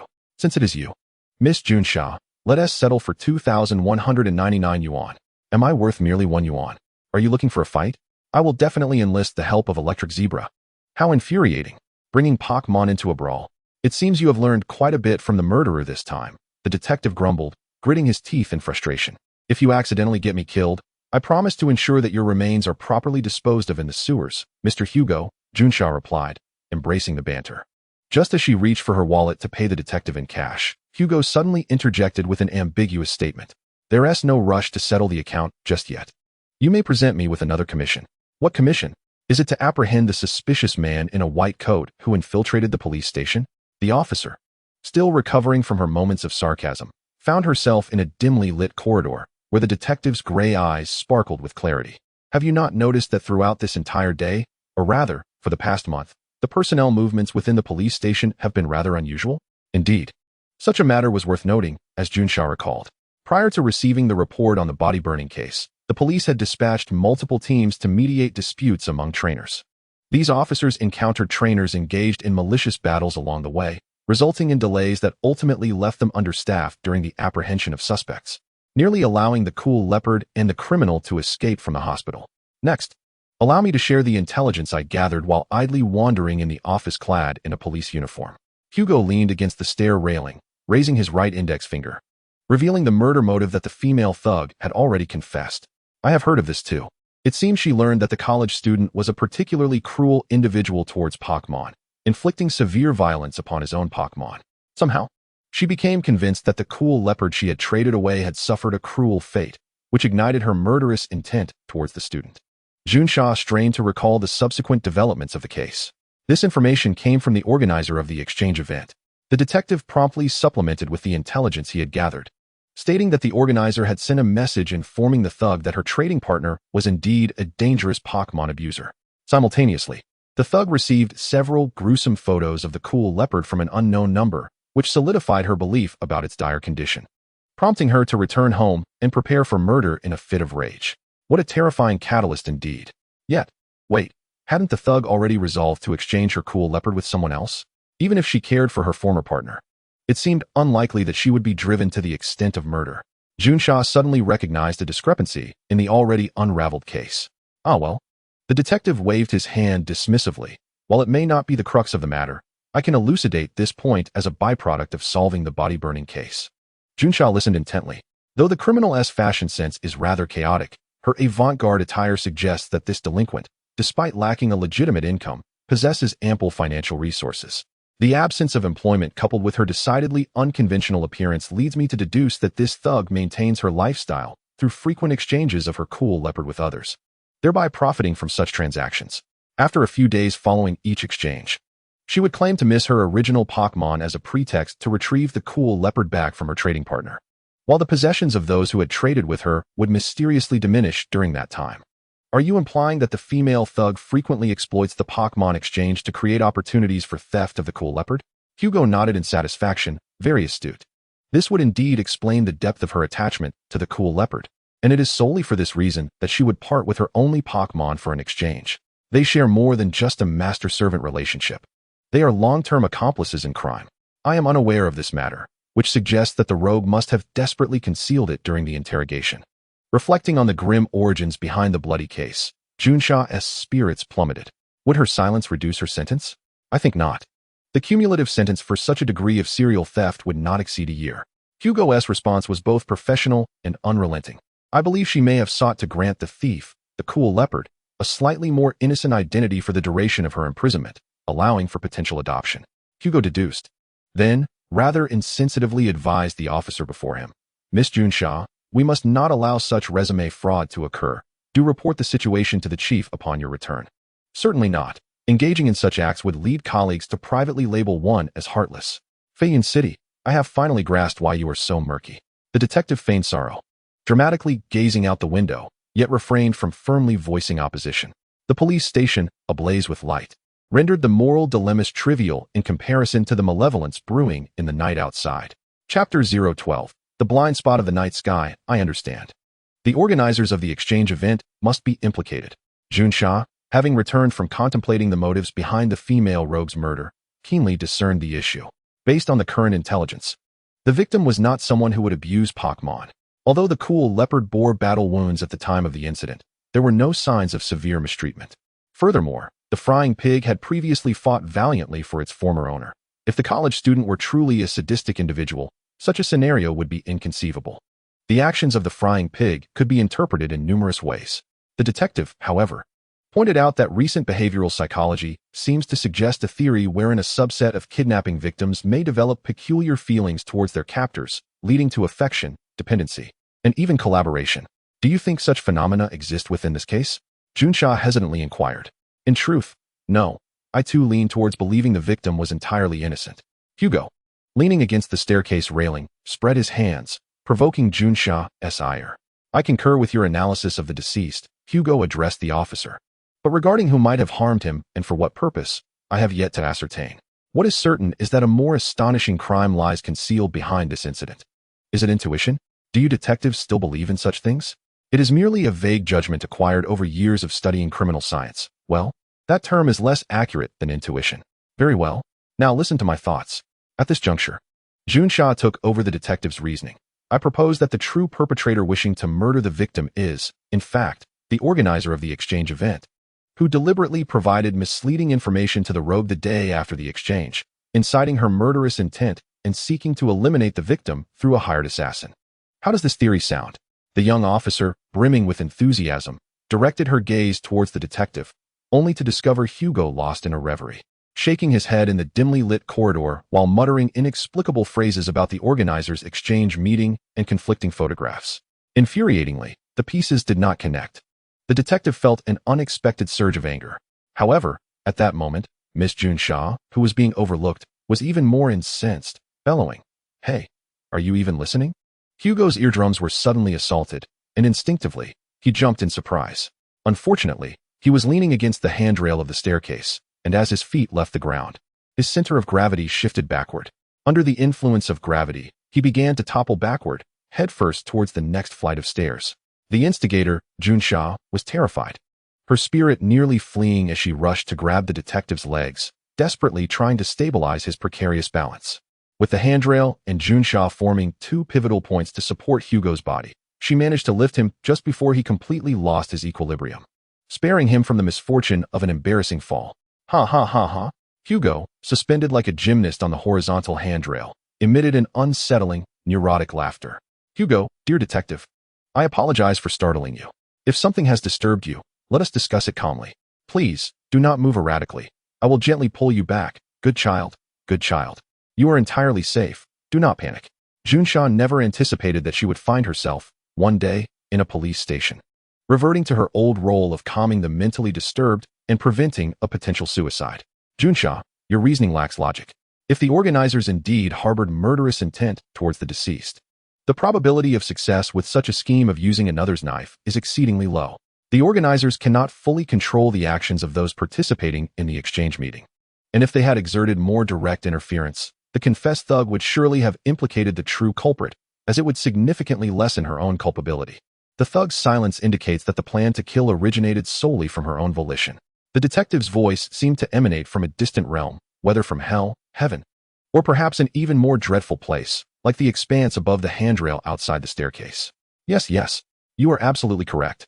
As the detective began to slip again, Junsha clutched his legs tighter, attempting to pull Hugo towards her, yet he remained uncooperative, maintaining his precarious stance while babbling incessantly. What then? Is the organizer's aim in sowing discord? What advantage does it bring them for a thug to murder a university student? At that moment, we may shift our perspective on the matter. The detective gazed up at the layers of stairs and the square ceiling at the far end of the atrium, his physical predicament rendering his perspective almost ludicrously audacious. The organizer's true objective was not to have the victim slain, nor to see the murderer carry out the act. Rather, it was to incite chaos. Chaos. Clinging to the detective's legs, Junsha finally grasped the essence of Hugo's deduction. Manufacturing conflict, intensifying discord, and fostering chaos are the very objectives of the event organizer. Hugo, returning to Junsha in a supine position, startled her as his head drew near, nearly provoking a scream from the officer. Do you recall the situation at the police station today? It is difficult to forget. Junsha released her grip on Hugo's thigh, exhaling deeply with a grimace. Disputes have erupted throughout the city, leaving the police department understaffed and everyone exhausted, burdened with a mountain of reports yet to be written. I assure you, throughout this entire month, you shall not find a single police officer in Feiyun City who is not utterly fatigued. Have you considered that all these disputes may be linked to a specific event? The detective prompted gently. The exchange event? Junsha's eyes sparkled with realization. Indeed, the distinction of the exchange event lies in its ability to legitimately gather intelligence on participating trainers, subsequently disseminating this information to others. It is, quite simply, an ingenious method of inciting discord. Hugo, now animated, continued with fervor. The combination of anonymous emails and forged photographs may merely be one of the myriad means of instigating strife, having acquired the personal details of all attendees. They possess countless ways to sow discord between any two trainers who have exchanged Pokémon with them. Junsha's eyes widened in disbelief. Are you suggesting that all the conflict cases the police mediated today were orchestrated by this organizer? Most likely, yes. I overheard some cases in the office today. Although most of the conflicts involve complete strangers, the pattern of incitement triggered by ambiguous information bears a striking resemblance to the scenarios encountered with street thugs. Perched on the railing, the detective eagerly counted on his fingers. Just last midnight, a trainer boasting 6 gym badges confronted a stranger at their doorstep, claiming he had received a series of vicious challenge letters from the same individual for an entire week, the address pinpointing this very location, a retired trainer's residence. After deploying an entire police squad to quell the impending brawl, they discovered that the two had never met. The challenger had previously exchanged Pokémon at the event, while the retired trainer had attended the exchange and purchased high-grade healing items typically utilized by battle experts. Furthermore, earlier today, a 10-on-10 street brawl erupted, and after a strenuous effort from the police to pacify the crowd, it was revealed that both trainer factions believed that a key member from their respective groups had been kidnapped by the other, suspecting a scheme to coerce and merge their factions. In reality, the two missing individuals were a couple on a date, enjoying a movie while their phones were switched off. Ironically, their movie tickets were complimentary gifts received during the exchange event. Junsha could no longer contain herself. Why would this organizer engage in such malevolent deeds? Surely, they cannot be a mere thrill-seeker? Their ultimate aim is you. Junsha pointed to her own nose. Us? Hugo gestured towards the ceiling, the police department. Outside the window lies the proud neon nightscape of Feiyun City, yet the lights fail to illuminate the night sky beyond the police station, which remains as dark as the ceiling at the end of a stairwell. The detective spread his arms wide, intoning like a poet. When the city is ablaze with lights, the stars of the night will conceal themselves. It is then that the deepest shadows will emerge, as the policemen of Feiyun City tire themselves with their relentless pursuits. The truly significant crimes become ripe for the taking. He leaped down from the railing, standing before Officer Junsha, and inquired, by the way, has there been any substantial cash flow in Feiyun City recently? Junsha pondered for a moment before replying, I don't know, but I believe the police chief ought to be informed of this matter. As the detective and the female officer engaged in their acrobatics on the staircase, a large truck crept slowly toward the entrance of the Feiyun City Financial Bank under the cover of night. Boss, your plan is truly perfect. A burly man with dark skin gazed at the bespectacled middle-aged driver in admiration. We casually held an exchange event and managed to acquire all the personal information of those trainers, while making the officers of Feiyun City dance to our tune. Now those officers and their Pokémon are worn out and injured, and over half of the guards who should be watching the bank have been reassigned. Under the cloak of night, we can easily raid the vault. It's practically a sure thing. The hulking figure spoke with an air of confidence, seemingly oblivious to the gravity of the situation. The driver, however, remained cautious, responding, "We must still exercise caution. Our target is the half-ton of gold recently deposited in the bank's vault. Drilling through the vault walls will take considerable time, and we may very well have to face the police of Feiyun City. What do we have to fear?" The burly man slapped his chest with a thud.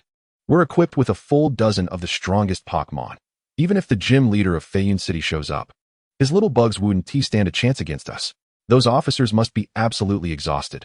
How many of them can still fight? If worst comes to worst, we can carve ourselves a bloody path out." The driver adjusted his glasses, remaining silent, plagued by an ominous premonition. Beyond the pitch-black, tinted windows of their vehicle, the Feiyun City Financial Bank loomed near, situated in the heart of the city. Less than 200 meters away stood a two-story building named Yuchi Residence, which appeared rather incongruous. For some unknown reason, even though its only resident, Hugo, was not home, lights shone from the ground floor windows. Chapter 013. The infallible robber's middle-aged Ham is nearsighted and has changed jobs numerous times over the years. His most recent occupation is commonly referred to as a bank robber. This niche and unique profession is far from easy, requiring not only physical prowess to withstand blows and flee with agility, but also strategic thinking and an overarching perspective. Simultaneously, the personnel often find themselves wearing multiple hats. In preparation, they must gather intelligence, scout locations, and ascertain the bank's architectural design and security measures. During the operation, they are required to blend in like actors, engage in psychological warfare with bank employees akin to negotiation experts, evade traps with the agility of gymnasts, concoct explosives with the precision of chemists, and escape pursuers with the finesse of race car drivers. In the aftermath, they must remain vigilant against potential betrayals from accomplices and subsequent investigations by law enforcement. If their identities are not well concealed, their faces could very well appear on wanted posters. Despite the arduous nature of this profession, a single successful heist can yield a fortune unattainable by the average individual in an entire lifetime. The ecological characteristics of the bandit profession can be succinctly summarized. The bold thrive while the timid perish, thieves are punished, and those who seize nations are rewarded. In the past, the notorious leader Sakaki rose from the underworld, commanding a legion that swept through the Kanto region's banks with the precision of a roll call. Accompanying him was an immensely formidable hornet, whose initial glint was soon followed by a stinging strike. Its superior prowess made all guards and bodyguards tremble in fear. Under the leadership of this great figure, the gang, now renamed the Rocket Team, entered a prosperous era, with smuggling and extortion becoming mere routine, and raids on vaults executed with leisure. They rapidly laid the cornerstone of a colossal black market empire. However, their ostentatious actions ultimately led to their downfall, as they were dismantled 2 years ago during a crackdown by the Spirit Alliance and Interpol. In the present, the Aqua Team is thriving in the Hoenn region. This band operates with remarkable success, their criminal endeavors seemingly effortless. The leader, Water Wutong, is a meticulous strategist. Their crimes appear as ephemeral illusions to outsiders, and victims often take days to comprehend the magnitude of their losses, by which time recovery is impossible, leaving them to lament while the Aqua Team revels in their ill-gotten gains. Curiously, despite their numerous offenses, the Aqua Team shows no signs of expanding their influence, perhaps engaged in a grand scheme requiring substantial preliminary investment. On the perilous path of crime, the stars shine brightly. Determined to become a bandit, Ham diligently studied the invaluable heist cases left by these industry titans, absorbing the essence of their criminal expertise. He also sought advice from local veterans, ultimately devising a flawless criminal plan. However, Ham realized that historically, those who achieved legendary status among bandits were often exceptional trainers with formidable Pokémon as their muscle. Unfortunately, Ham's own Pokémon were too weak, incapable of silently neutralizing bank guards or escaping from the layers of police barricades. Thus, to compensate for his lack of combat strength, Ham enlisted his childhood friend, who serves as a supervisor at a security company in a distant location, inviting him to join the criminal enterprise in pursuit of a grand endeavor. As Ham had anticipated, his childhood friend, who had never been particularly serious, eagerly joined the newly formed criminal squad. Even more astonishing was the fact that his friend, without any formal training, had ingeniously acquired a total of 12 Pokémon from his former security company, each purportedly capable of rivaling the elite of the gym leaders. This was indeed a delightful surprise. With the formidable security chief joining Ham's team, their previously lacking combat strength was finally compensated, resulting in a remarkable enhancement in their overall capabilities. It was as if a roaring tiger had sprouted wings, and a Charizard had just acquired the ability to store water. The team had finally filled its last gap. Now, they were ready to embark on a grand criminal escapade. Ham's plans progressed smoothly until they reached the bank vault. As Ham and his burly childhood friend subdued 2 bank guards and breached the thick outer wall of the vault with an illegally modified industrial drill, they were greeted by the sight of gleaming gold bars stacked behind the drill. In that moment, they believed they had one foot firmly planted in the realm of successful bandits. The thought of converting those gold bars into cash and living a life of indulgence made them salivate with anticipation. They had only encountered 2 guards along the way. Surely, their ruse had exhausted those poor souls, leaving them in a deep slumber. Thanks to this, they had yet to trigger any alarms. And Ham speculated that by the time they left the city, the police might not even realize the bank had been robbed. At this point, his companion was still singing praises for Ham's strategy, a simple-minded fool who would erupt with excitement at the slightest hint of cleverness. However, the previous tactic of drawing the guards away was indeed cunning, designed by a prominent figure within their organization. It was as if an ancient sage had let slip a remarkable secret. Every time Ham thought of the anonymous emails he had been instructed to send, each inciting various trainers to turn against one another, he couldn't help but shudder at the chilling insight of the demon who could craft such provocative and malevolent prose. Ham had no intention of correcting his partner's misguided admiration. In fact, he hoped to gradually cultivate an image of wisdom in his friend's eyes. After all, the higher his partner's regard for him, the less likely he would be to entertain thoughts of rebellion when it came to greed. You stay here and supervise the Pokémon as they transport the gold bars. I will keep watch outside. Though the plan is already flawless, we must remain vigilant. Ham instructed his friend. Rest assured, Boss Ham. Upon hearing his companion's respectful title, Ham's steps became increasingly lighthearted as he exited the vault. He took position behind the bank counter, observing the entrance. Under the cloak of night, the street outside the bank was eerily quiet, devoid of even a single passerby. Nevertheless, even if someone were to stroll by at that moment, it wouldn't pose a problem. Ham's meticulous positioning of the truck and the forceful breach of the large door were quite deliberate. The truck's shadow perfectly concealed the gaping hole melted by the Pokémon's flames, rendering the internal anomalies of the bank imperceptible to passersby. Contemplating the bank's interior, Ham's previously eased mind tightened once more.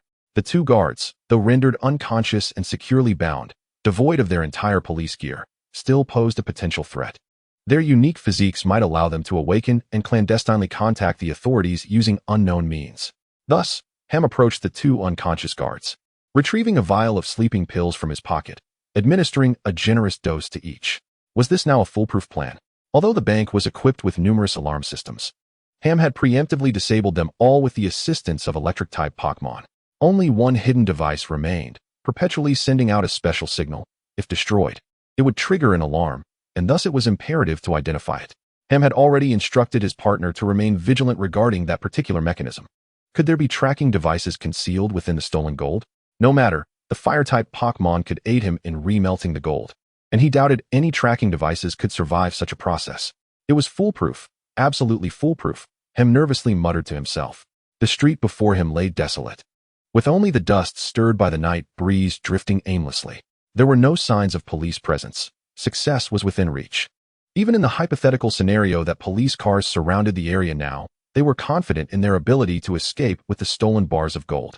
The bespectacled thief finally seemed to convince himself, lifting his chin with newfound resolve. At that moment, the lenses of his glasses unceremoniously reflected a glimmer of light. Believing it to be a figment of his imagination, he rubbed his eyes. But then, 2 lights, and a torrent of lights materialized, revealing a multitude of headlights in Ham's line of sight. Police cars were arriving. Chapter 14. The night's assault and conclusion. Among the formidable convoy that the bank robber Ham beheld, there was an inconspicuous patrol car carrying Detective Hugo and Miss Junsa. The detective, clad in a white coat, was at the wheel, while Junsa sat in the passenger seat, her expression one of utter despair. Was the head of the Criminal Investigation Department a fool? Why did he so readily believe your nonsensical claims? He babbled about how being my detective assistant would accumulate experience in solving cases, and that there was much to learn, all while harboring dreams of one day opening his own detective agency. Utter drivel. Do you not already possess a detective agency as luxurious as a villa in the city? That agency is rented. To be precise, the property owner is not me, Hugo replied, gripping the steering wheel. Yet you need not portray me as a detective with extraordinary deductive abilities. It is not I who perceives the true intentions of the robber. Yet you incessantly extol my reasoning before the officer, and astonishingly, he comes to believe your tall tales. Junsha seethes with indignation. Hugo raised his right hand, gesturing towards his eyes. People tend to see only what they wish to see. I merely adapted to the situation. Moreover, given the urgency of the circumstances, if you believe that it would be beneficial to clarify the previous misunderstanding with the officer at such a critical juncture, then by all means, proceed with your explanation. After today, it may be exceedingly difficult to elucidate this misunderstanding, Junsha lamented with a heavy heart. The detective, however, was buoyant, reminiscent of an exuberant elementary school student on a spring outing. Assisting the police as a detective's aide while driving truly evokes the delightful essence of a police drama. It is an unprecedented role-playing experience. Do temper your spirits. We are confronting a formidable robber, and I cannot afford to safeguard you while battling the electric zebra. Yes, Sheriff. Hugo pressed harder on the accelerator, the grand edifice of the financial bank of Fayoum City looming closer. The police radio crackled to life with the officer's voice. All teams, be advised. Sequentially secure the surrounding intersections. Officers disembarking should advance towards the bank only after the encirclement is established. Ensure the primary Pokémon are deployed in advance. For the adversary may offer fierce resistance. Inside the bank, the burly head of security had reconvened with the bespectacled strategist. The police had caught on and were executing the plan, ready to abscond with this batch of gold. Ham, with a clear mind, issued the directive. Damn it. I've only moved 70% of the vault's contents. Curse those officers. His childhood friend spat disdainfully onto the ground, visibly irritated. Following him was a battalion of fighting-type Pokémon, 6-round, golden-armored spherical beings trudging heavily under the weight of gold, resembling a miniature train moving at a snail's pace. That's quite enough. Let us depart. As long as the mountains stand, we need not fear the absence of firewood. The police were still dawdling in their formation, providing the perfect opportunity to transfer the gold into the truck. Typically, those who could engage in robbery possessed commendable agility, and the two promptly took action. The burly man unleashed a dark green steel titan from a high-grade ball. This creature, known as the King Copper Elephant, used its excavator-like trunk to breach a sizable hole in the bank's wall, revealing the truck where the two had parked outside. The thunderous sound of the collapsing wall was deafening, and the police, who were arranging their formation, could not remain indifferent. Indeed, the sound of the police marching, mixed with heavier thuds, indicated that they had released their partner Pokémon. Almost simultaneously, Hem summoned a pure white, winged snow moth, which swiftly darted through the gaping hole, erecting a barrier of ice and snow around the truck's exterior. Only then did the police Pokémon's moves arrive tardily, as Thunderbolt, Flamethrower, and Leafblade, among other ranged attacks, struck the icy wall, sending snowflakes swirling in the air. However, the snow moth behind the wall swiftly exhaled, blanketing the original surface with fresh ice and snow, nearly mitigating the damage inflicted by this wave of assault on the barricade. This is problematic. The detective, sheltering behind Junsha, shook his head as he surveyed the intense crossfire. It appeared that the robbers within the bank had anticipated the police's response, equipping themselves with a formidable arsenal of Pokémon. Judging by the types of creatures involved, they likely hailed from the Galar region. Perhaps some security personnel from there had turned to a life of crime here. At this moment, the kidnappers, shielded by the icy wall, had successfully loaded all the stolen gold bars onto the truck. Yet, the robbers themselves remained elusive, opting instead to deploy their Pokémon to engage in fierce combat with the police around the vehicle. Ghostly apparitions composed of slate shards unleashed eerie blue flames beneath the night sky, while colossal rock formations hurled boulders indiscriminately at police vehicles. A verdant dragon summoned a leaf storm that engulfed the battlefield, as a squadron of golden-armored orbs darted left and right, preventing the police's Pokémon from closing in. The overwhelming force of the Flycloud City Police Department's operation discovered an embarrassing truth. Their combat effectiveness had been severely compromised during the daytime. At this moment, their firepower paled in comparison to that of the mere bank robbers. The detective mentally cataloged the formidable foes: Grimmsnarl, Gigantamax Duraludon, and Flapple. Sighing in recognition of Galar's Pokémon, renowned for their ferocity and valor, witnessing their prowess firsthand today only confirmed their reputation. The despicable robbers, possessing such combat capabilities that could breach a bank, ought to have refrained from such convoluted schemes. Hugo, Can you employ your unparalleled reasoning to devise a strategy to defeat them? Junsha inquired, glancing back at the detective amidst the command for her electrode to unleash an electric attack. Judging by the traces at the bank's entrance, it was evident that there were two robbers involved. One was undoubtedly the mastermind behind this elaborate diversion, while the other might be the aforementioned security personnel. For these two, should one meet their demise in the confrontation with the police, the other could rightfully abscond with the entirety of the stolen goods. Hugo stroked his chin, contemplating the nefarious plot. It was imperative to employ a strategy of division. Given the police's current diminished state, I recommend concentrating your efforts on one of the two. There is a significant likelihood that the opposing party will abandon support in a moment of crisis. After observing the ongoing skirmish further, he added, there are subtle differences in the command styles of the two robbers. The trainer using the Snow Moth appears slightly less skilled, while the Grim Snarl, Flapple, and Snow Moth exhibit a similar pattern of action. You should focus your strength on these three Pokémon. Junsha's eyes widened in astonishment at Hugo's ability to devise a plan in such a short time, and she promptly activated her communicator to relay the suggestion to the commanding officer overseeing the operation. The officer responded swiftly to Junsha's proposal, and the police's firepower was redirected immediately. There are indeed experts among the police. The robber Ham, suddenly caught in a hail of concentrated fire, quickly recognized the gravity of the situation. Remaining concealed within the bank to exhaust the police's resources had now become a foolhardy endeavor.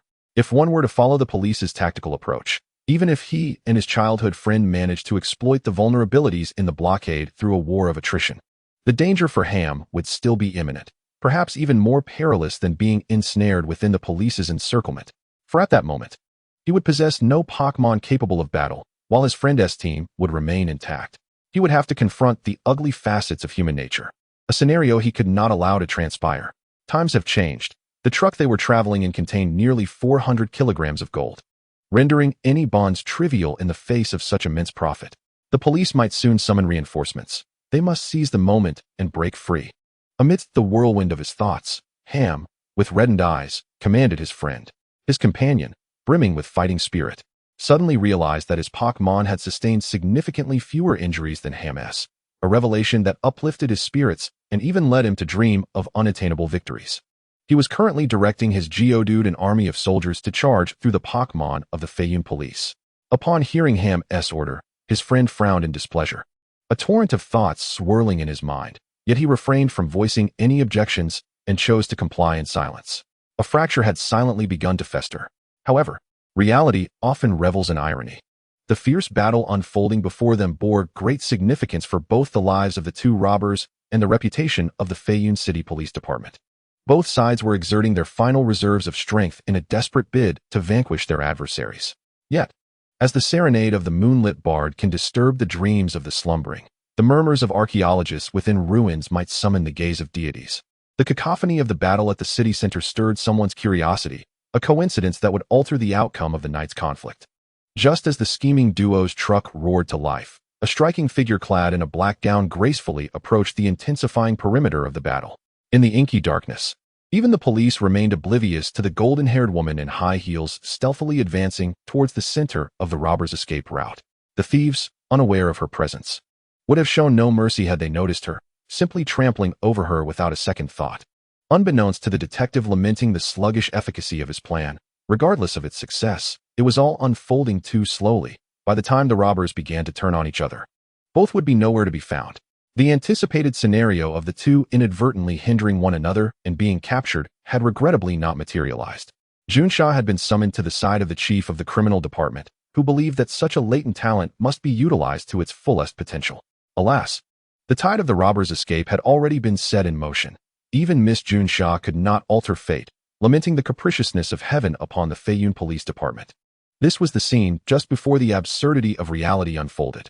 In that fleeting moment, the Sinnoh champion, Cynthia, seemed to materialize from the distant Sinnoh continent.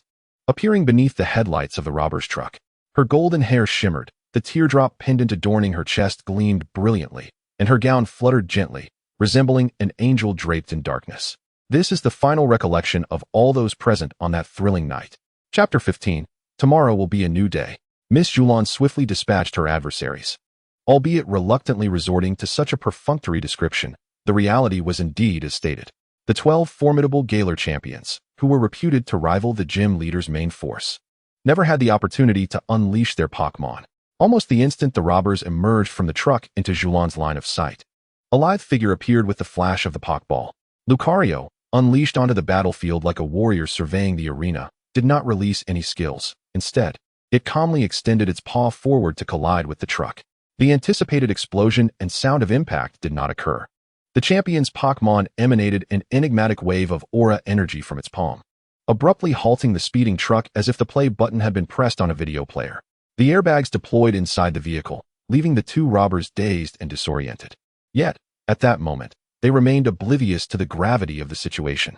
Rather than surrendering, they attempted to retaliate. The two Pokémon, Liepard and Snom, relatively smaller in size, remained inside the vehicle, not having been recalled into their Pokéballs. Thus the robbers commanded them to leap out of the window to engage in battle. Unfortunately, before these Pokémon could even touch the ground outside, Lucario had already advanced swiftly to their side, delivering a powerful blow that sent them crashing back into the vehicle. Subsequently, it too leaped inside, and in the astonished gaze of the two robbers, it delivered a punch and a kick simultaneously, incapacitating both. The entire encounter transpired in less than 10 seconds. Lucario had not even used a single move. The criminal endeavors of Ham and his accomplice came to an abrupt end, their bloody path of crime thwarted. And what awaited them was an interminable life behind bars. By the time the police regained their composure, the valiant Sinnoh champion had approached the truck and returned the victorious Lucario to its Poké Ball. This sensational case, which had shaken the very foundations of Flycloud City, concluded with an almost ethereal lightness devoid of substance. However, I cannot shake the feeling that something essential was amiss in this incident. Hugo crouched in a small corner beside a police car, seemingly evading the gaze of others, muttering with bared teeth. Was there more to this case? Did the perpetrators have a backup plan? Was there a hidden mastermind at play? Upon hearing Hugo's murmurs, Junsha, who had just been released by the officer, immediately became anxious. The chain of events that unfolded today had left her with considerable psychological scars. A hidden mastermind? Perhaps there is one. Yet, that is not the point I wish to make. Do you not sense that something is lacking amidst the commotion of tonight's operation? The detective spoke with lingering curiosity. Junsha appeared bewildered. What is missing? Those characters who would invariably appear during such times. Hugo pointed beyond the blockade with a finger. The police station was rife with loudmouths who shared an affinity with the media. On a night where a significant deployment of police forces was warranted, it was inconceivable for reporters to remain uninformed. However, they seemed rather sluggish today. I have not encountered a reporter who runs slower than the police in quite some time. This suggests that some force is suppressing the journalists' movements, intentionally providing the robbers with a spacious escape route. Behind the yellow tape, a large group of ravenous reporters, reminiscent of wild dogs, has gathered at an unknown hour. They were reluctantly expelled from their homes by the furious shouts of their editors in the dead of night. Now with bloodshot eyes, eager to devour the spokesperson of the Flying Cloud police station and extract from him the excrement known as front-page news. The media outlet, United News, is the most tedious among all regional alliances. The writers they employ are only capable of producing two types of articles, one that glosses over the truth with empty platitudes, and the other that indulges in scandalous attacks against one another. The police have performed adequately tonight, so it is likely they will compose laudatory pieces celebrating the police department. The detective remarked with a sharp wit. Is this not a good thing? The officer has completely become a mere foil for the detective. At least, not for criminologists. In such situations, they would transform the actual events into entirely fictional adventure novels, filled with airborne thieves and omniscient super detectives, while disregarding or even distorting the specific clues and reasoning processes involved in the cases. Hugo cast a meaningful glance at Junsha, indicating that she would soon experience this for herself. What do you mean? Will they come after me? The reporter's primary target, of course, is the sudden and overpowering bamboo orchid, while their secondary target is the affable sergeant from the Criminal Investigation Department. This sergeant, known for his diplomatic skills, would never dream of usurping any credit from Junsha's family, thus relegating you to the third tier of attention. Sounds relatively safe, doesn't it? It is well known that Bamboo Orchid possesses a flying poke kiss, and in such situations, she typically takes flight. Moreover, your superior is unaware of the intricate details of the investigation process. Therefore, you will still be warmly greeted by the reporters. Look, they may already be searching for you. Just then, the intercom attached to Junsha's waist crackled to life. Miss Junsha, please meet the officer at the west intersection. We need you to elaborate on how the robbery was discovered. Hugo, relishing the moment, smirked, and said, "Then I shall not disturb you. Best of luck." Under the night sky, the detective, draped in a shabby white coat, shook his arms and departed without looking back. "May I share your story with the reporters?" Junsha called after Hugo's retreating figure. The voice echoed back from the diminishing silhouette of the detective. "It matters not, but do not harbor too much hope. They will not believe you." Upon returning to the office at Yushi residence, the detective did not enter directly through the door, but instead climbed to the roof via the windowsill and external drainage pipe. There he spotted his sister, Bamboo Orchid, just departing from the scene of the standoff between the police and the robbers. The detective spoke first. "There is a straight gray line of dust upon the hem of your garment, and your shoe heels bear remnants of a special brown soil used for cultivating tree fruits. These two observations indicate that you traversed through the window and stepped onto the soil of the outdoor cultivation area, simultaneously suggesting that, for some reason, you could not exit through the main door of Yushi residence. Moreover, you bear upon your hands a series of tangled, delicate cord impressions, indicating that you must have devised some sort of mechanism at the entrance using the fishing line I left in the house." Julan, with her hand marked by the cord, placed it upon her forehead and smiled, saying, "Your deductive reasoning is akin to Lucario's swift punches. When it comes to door-triggered mechanisms, it is undoubtedly reliant on the force exerted during the opening of the door to shift an object within the room, ultimately setting off a triggering device, such as the button of a Poké Ball. This afternoon, you happened to demonstrate 3 Poké Balls to me. I surmise your plan was for the moment I opened the door, the Poké Balls containing Turtwig, Piplup, and Chimchar would simultaneously release, and these Pokémon would warmly surround me, recognizing me as their trainer. At that moment, you could confidently make your escape from the rooftop. A truly ingenious scheme. Reminiscent of the past, the detective's sister remarked, "You intended to exploit my sense of responsibility to take care of the 3 of them." Hugo glared at her in discontent. "That was indeed the original intention," Julan conceded with composure, "but now there exists a far better justification." The detective momentarily faltered in comprehension. "The imitation case you claim to have perfectly resolved is now rendered unfeasible, for I personally intervened to thwart the crime." In an instant, Hugo grasped Zhu Lan's implication, his expression souring as though he had tasted a dead fly. "Now, regardless of what I convey to the regional league, I cannot elucidate the events of today. Those within the league will indiscriminately bestow upon me the Unova Guardian Medal. Though I cannot return the honor of valor to the true individuals responsible, given the current circumstances, I must accept this misunderstanding." Julan shrugged, locking gazes with Hugo, their identical gray eyes meeting. "So, will you, the superlative detective, honor your promise?" Hugo remained silent, standing motionless for a full 10 minutes. Julan, unhurried, accompanied her younger brother on the rooftop, enjoying the night breeze. At last, the detective made up his mind, disregarding Julan before descending the rooftop via the window ledge and drainpipe. After tidying his white suit, he solemnly approached the main entrance of the Yushi residence. With a turn of the key, he opened the grand door, and as the nearly invisible threads were tugged, the expected crisp sounds of 3 Poké Balls opening echoed through the air. The fiery-tailed monkey, the round-headed penguin, and the sprout-crowned turtle joyfully adhered to the returning detective. A true champion in their eyes, all embodying delightful personalities. "Hello, it is a pleasure to meet you outside your Poké Balls for the first time.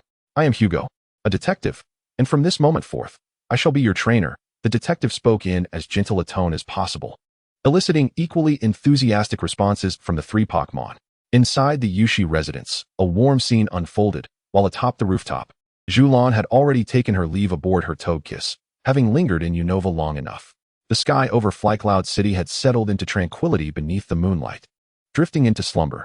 Tomorrow heralds a new day, one that will witness the departure of some on their journeys while others arrive with light footsteps. Bonds will be forged between humans and Pokémon, and bewildering incidents will unfold. The doors of the Hugo Detective Agency shall remain open, welcoming all clients who bring forth their cases. Chapter 16. The Azure from Twin Leaf Town. The Azure Traveler, visiting the Unova region for the first time, encountered Detective Hugo at a CAF near the Yushi residence. She was leisurely sipping her coffee, the ample light streaming through the expansive windows illuminating the dismal state of the adjacent 2-story building. At that moment, the Yushi residence appeared as though it were on the verge of igniting, with thick smoke billowing from the windows. A young man clad in a white coat emerged from the house, carrying 3 singed beginner Pokémon, their forms darkened by smoke. He gently tossed them into the courtyard before braving the smoke once more to return inside. Shortly thereafter, as the smoke began to dissipate, the man re-emerged, carrying 2 empty fire extinguishers, which he discarded at the recycling point outside the courtyard. Seemingly relieved at the successful resolution of the fire crisis, the Azure Traveler exhaled deeply. Setting aside her emergency call, the trio of Pokémon, a Chimchar, a Piplup, and a Turtwig, looked pitiful, their appearances covered in ash. Yet they could not help but chuckle at one another, their camaraderie evident. The young man in the white coat observed their playful antics with a look of resigned amusement. The Azure Traveler's eyes sparkled with delight. She had never encountered these three Pokémon even at Professor Oak's laboratory. Speaking of Sinnoh, she recalled a recent Unova news piece featuring a photograph of the Sinnoh champion receiving the Unova Guardian Medal. Miss Juniper had mentioned resolving an incident while visiting friends. Yet she vehemently denied any past acts of heroism in Unova. Many media outlets speculated that the champion was engaged in clandestine missions in Unova, interpreting her comments as a mere ruse to obscure her whereabouts. Being a champion must be exhausting. That scoundrel Red is much the same, proclaiming to reside atop Silver Mountain for training, yet he is often preoccupied with running around the world as a firefighter. Each visit yields no sight of him. The Azure Traveler sighed, continuing to sip her black coffee, sweetened only with sugar cubes. She had come here today to meet a friend, rumored to have a splendid place for her to rest during her travels. After a brief wait over her cup of coffee, her companion arrived. A tall girl adorned with a hat made her entrance at the CAF, reminiscent of a star. Her high ponytail sprouted from beneath a baseball cap, and her ensemble of a white tank top, black jacket, and denim shorts exuded vitality. "Big Sister Blue, I can't believe you are in Unova," exclaimed her younger companion, who stood half a head taller than her, eagerly squeezing into the seat beside her. A smile graced the Azure Traveler's face. "It's been a while, Dosher." After a warm exchange of affection between friends, Dosher settled into the seat opposite the Azure Traveler and ordered a chilled fruit tea from the server. "By the way, what is your opinion on the Yushi residence? Are you satisfied?" Doozy casually inquired, setting aside his straw and lifting his cup to indulge in the fruit tea. Bylan exhibited a look of astonishment. "Yushi residence? Is that the apartment you wish to introduce me to? Could it possibly be nearby? We are in the heart of Feiyun City, after all." Doozy erupted into hearty laughter, gesturing towards the two-story building outside, which had nearly caught fire just 10 minutes prior. "It is by no means an apartment. The Yushi residence is a splendid villa in the city." To think it was that very building that had almost been engulfed in flames. Xiaolan was taken aback.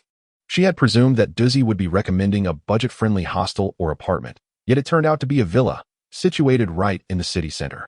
"But isn't it already occupied? There's a sign for some office on the second floor, under the sunlight." The metallic sign of the Hugo Detective Agency resembled a luminous giant business card. However, it seemed the owner of the agency had retreated indoors with his sprite, likely to address the aftermath of the fire. "That's a tenant. The person living there complained to me about the rent issues just last month. He can vacate the second floor for you," Doozy said nonchalantly. "The fellow inside is named Hugo. He is a very reliable detective. But do not allow him to command Pokémon. He is catastrophically inept in that regard. I have witnessed it firsthand." Bylan recalled the thick smoke billowing from the window and, with a tone of confirmation, asked once more, "A very reliable detective? There is no better detective in the entire Unova region." Doozy seemed to hold the man in high regard. The spirited young woman, sipping her fruit tea, continued, "I remember the first time I encountered that detective. He was dealing with a kidnapping case. I had rushed to a wealthy man's countryside villa, hoping to acquire the Yushi residence from him. Coincidentally, the detective had also arrived at the villa, having been commissioned by the wealthy man to resolve the case completely. In essence, I found myself stepping into a classic detective film's climax, where the detective points out the true culprit." Her best friend appeared eager to share an intriguing tale, prompting Bylan to order another cup of coffee, listening with keen interest. The story unfolded 10 months prior, when the detective lacked an office.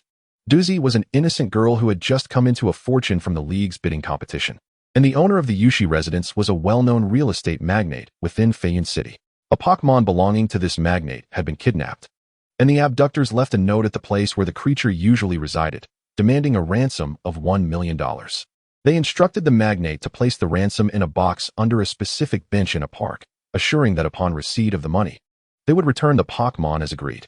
To be frank, the demands made by the kidnappers were manifestly unfair to the magnate, as there was no guarantee that the kidnappers would honor their word after receiving the $1 million. They might renege on their promise to return the creature or, insatiably, continue to extort more money from the magnate. However, this real estate mogul was exceedingly fond of his beloved Pokémon, and $1 million was hardly a significant sum to him. Thus, the wealthy man resolved to comply with the kidnappers' demands. Simultaneously, he devised a plan to enlist the services of a private detective, summoning the budding sleuth Hugo, who was making a name for himself in Feiyun City. He instructed Hugo to lie in wait at the designated location for the ransom and to surveil the kidnappers as they retrieve the money from the park bench, thereby confirming their hideout. Should the kidnappers renege on their word, the affluent man could dispatch his bodyguards to reclaim his cherished Pokémon based on the address the detective uncovered. The detective initially proposed placing a tracker within the ransom box to facilitate locating the kidnapper's lair. However, the wealthy man, fearing for the safety of his beloved Pokémon, resolutely rejected this measure, concerned that it might be discovered by the abductors. Thus, the detective, adhering to the man's wishes, concealed himself near the park bench, vigilantly monitoring the $1 million ransom hidden beneath it day and night. Did the reliable detective ultimately trace the kidnappers to their hideout? Bailuan inquired, finding the narrative somewhat mundane, and perceiving the detective as merely a lackey, neither dependable nor dashing. Quite the contrary, Dozy remarked mysteriously. On the day of the transaction, the box containing the money vanished before the detective's eyes, leaving only a shallow pit behind. This detective is utterly useless, Bailuan could not help but exclaim. Right? That's exactly the sentiment. Dozy nodded, adopting a seasoned demeanor. Initially, upon hearing the entire incident at the wealthy man's residence, I too harbored such thoughts. After the ransom had inexplicably disappeared, the detective shamefacedly returned the entire fee to the affluent man. This course of action was understandable, as the entire affair was a complete failure on the detective's part, allowing the criminals to escape right before him. Bailuan recalled the burning Yuchi residence, realizing that even 3 docile novice Pokémon were beyond his capability to manage, truly a man of little worth. However, that shallow pit was indeed intriguing. The chestnut-haired girl took a sip of her steaming coffee and continued to share her thoughts with her junior. In that fleeting moment, the perpetrator did not appear, and the box vanished. This was likely a feat accomplished through Pokémon-assisted trickery. Let me ponder. This could perhaps be the effect of the move Dig, where a ground-type Pokémon had already excavated a tunnel beneath the bench, emerging at the opportune moment to seize the box, and subsequently filling in the tunnel as it fled. Well done, Sister Xiaolan. You've arrived at the same conclusion as the detective. Dozy applauded, then elaborated. Before concluding the commission, the detective had indeed shared this reasoning with the wealthy man, but by that time, the criminals had long since made their escape, rendering any logical deductions moot in recovering the losses. Initially, the wealthy man intended to let Hugo keep the fee as a reward for his diligent surveillance throughout the day, yet the detective insisted on returning the money to him. Sister Blue's perspective on detectives remained unchanged as she continued to articulate her thoughts. Ultimately, when the detective discovered the pit, he should have dispatched a Pokémon to unleash an earthquake in the park. With double the damage, the kidnapper's Pokémon would undoubtedly flee from the ground. Truly, being from Pallet Town, Blue possessed formidable battle skills, analyzing the situation from a professional standpoint. After all, Blastoise conveniently knew the earthquake move. Had she been the detective, she would have apprehended the kidnapper long ago. However, DZ shook his head, suggesting that such a detective would likely never employ such a method, given his apparent incompatibility with Pokémon. Blue, perplexed by the notion of incompatibility, chose not to inquire further, patiently awaiting DZ to continue narrating the tedious kidnapping case. At this juncture, the case was far from over. The wealthy man's Pokémon remained unaccounted for, and the kidnapper had yet to return the creature. Just then, a second ransom note arrived at the affluent gentleman's residence. DZ indeed resumed his recounting. Greed is akin to a snake swallowing an elephant. Blue shook her head, deeming it rather typical. A criminal would not commit an offense without greed driving them. This time, the kidnapper demanded a staggering 10 million yen in cash, a sum tenfold that of the previous request. Unlike before, the perpetrator insisted that the wealthy man bury a large chest, 10 times the size of the prior briefcase, beneath the ground in a secluded forest. Only then would the kidnapper return the affluent man's Pokémon. Surely, he did not acquiesce? Blue inquired, noting that burying the chest would further hinder the wealthy man's ability to monitor the kidnapper's movements. A Pokémon capable of digging could stealthily abscond with the ransom at any moment. Moreover, there was no assurance that the criminal would not renege a second time. Naturally, DZ affirmed. The wealthy man was furious, nearly exploding with rage. He even contemplated hiring someone in the black market to eliminate the kidnapper, but ultimately refrained due to the criminal's unknown identity. Ah, so this wealthy gentleman is quite the formidable character, Blue remarked, clicking her tongue. The world of the affluent is truly frightening. It was at this moment that I arrived at the wealthy man's residence to discuss the acquisition of the Yuzu residence. The bold girl, Also a wealthy individual, stated nonchalantly. What an unfortunate coincidence. The level of disruption was akin to barging into an administrative office at 6 in the evening. The staff preparing to leave would certainly regard you with the disdain reserved for the deceased. So that was why I received such a fierce glare at the office. DZ clapped his hands, a look of realization dawning on his face. Blue placed a hand on her forehead. You actually did such a thing? The world is indeed complex. It seems there is much to learn from Sister Blue. DZ, swinging her ponytail, beamed at her senior.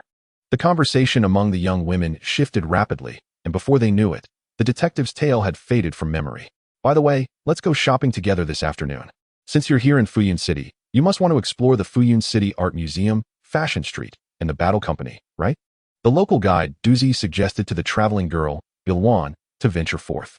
Bilwan readily agreed, as it aligned perfectly with her travel itinerary. However, she preemptively clarified, I must inform you that I am only bringing along an unevolved EV for this trip. If you intend to earn rewards through double battles, do not blame me for holding you back. Upon hearing the mention of the Battle Company, she understood the intentions of her opponent, the prize hunter. Duzi chuckled awkwardly and stuck out her tongue, admitting, You've caught me. But I have faith in Sister Bilwan's abilities. Even with an EV, you are bound to achieve victory. Are you truly motivated by the prizes? What do you hope to do with all the rewards you earn from these battles? Bilwan inquired. To become a Pokémon director. Duzi replied with bright eyes. I aim to gather funds to produce films and ultimately become the strongest Pokémon director. Then why did you purchase the Yushi Villa? Acquiring a mansion isn't a prerequisite for becoming a director, is it? To be frank, the moment I laid eyes on the Yushi Villa, I was captivated. As an aspiring director, I dream of filming an extraordinary Pokémon movie at that magnificent location, surrounded by towering buildings and nestled in a picturesque paradise. Bilwan sighed, somewhat envious of the ambitious girl before her. The spark of dreams gleamed in Duzi's eyes, reminiscent of the expressions she had seen in her companions from Masera Town. Whenever she locked eyes with them, it felt as though they were not merely gazing at her, but rather pursuing something far more distant, the pinnacle of the world. Bilwan, unable to perceive that distant scenery, found herself engulfed in confusion and resolved to embark on her journey once more. Thus, Sister Bilwan must actively participate in the double battles I registered for. My Infernape will do its utmost to keep pace with EV. Let Infernape assist. Is there truly an EV that remarkable in the world? Bilwan exclaimed, startled. You really have too much faith in my capabilities. What have I done to earn your admiration? Does Sister Bilwan not realize? The last time we met at the Whirlpool Islands, you were caught in a fierce battle with the suddenly appearing Zapdos using your primary Pokémon. Bilwan recalled their previous encounter, but shook her head, thinking such achievements were hardly noteworthy among the trainers from her batch in Masera Town. Your contemporaries include Green and Red. Duzi interjected, exasperated. One is a gym leader with the experience of defeating the champion, and the other is the current champion of the Kanto region, a living legend in battles. Just being compared to them is already impressive. That's why I enjoy traveling so much, Bilwan sighed.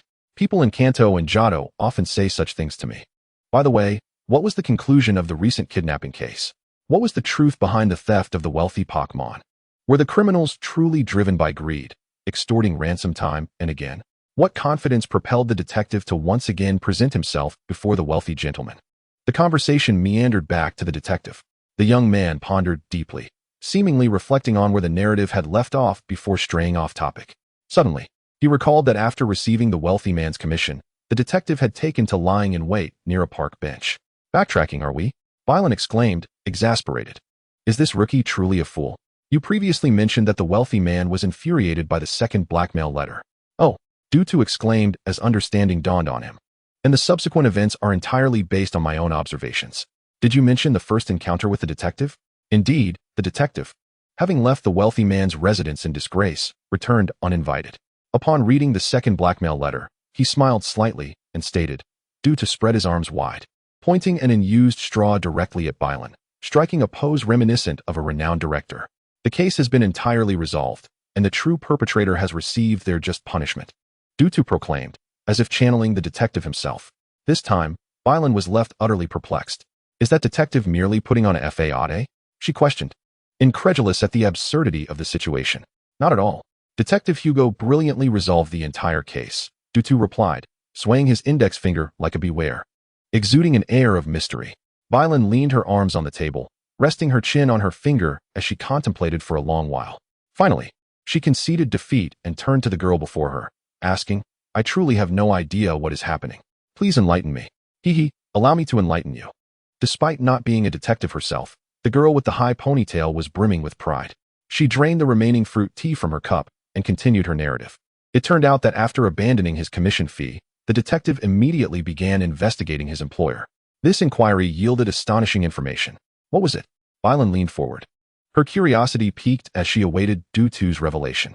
The wealthy man's cherished Pokémon was, in fact, a salamence hailing from the Hoenn region.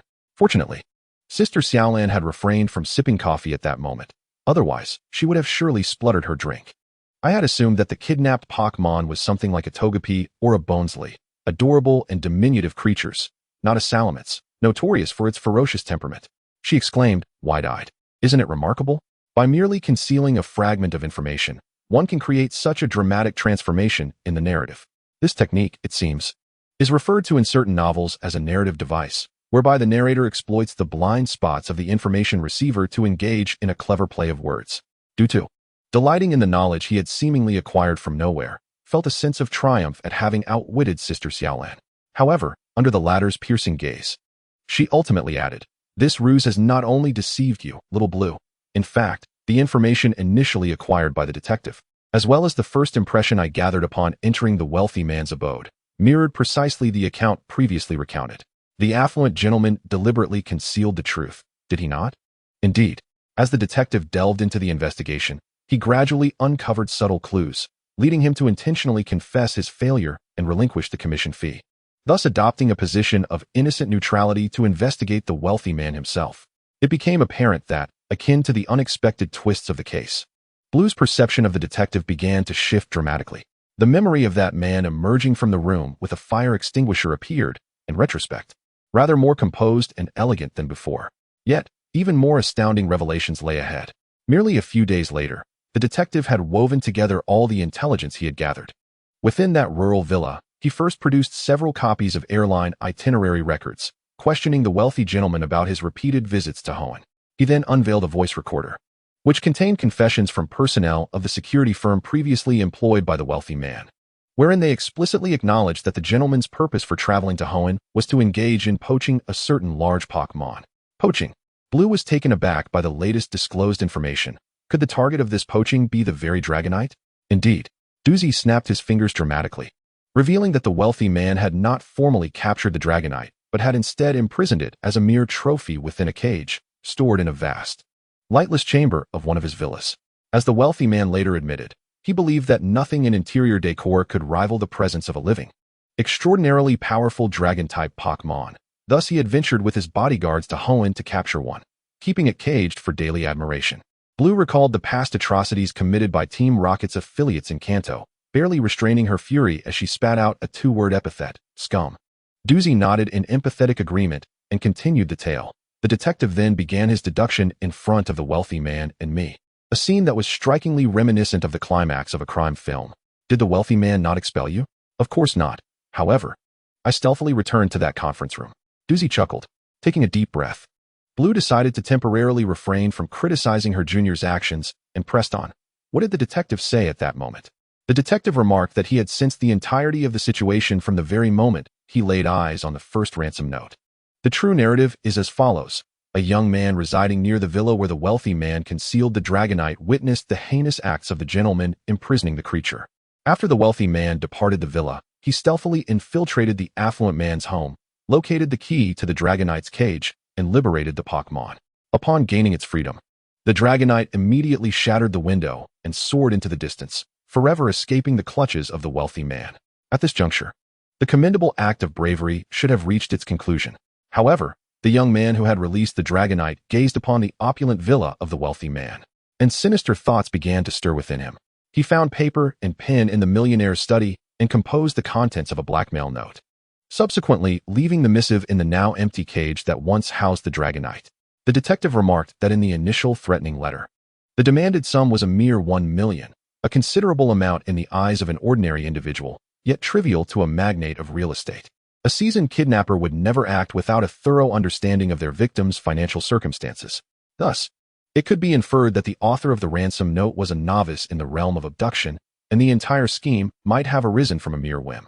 The detective further noted that he had engaged the wealthy man in conversation, subtly probing, and soon became convinced that the millionaire harbored ulterior motives for hiring a detective instead of the police, fearing exposure for his poaching crimes. This raises a question. What could possibly transpire between an utter novice in kidnapping and a Pokémon obtained through illicit means?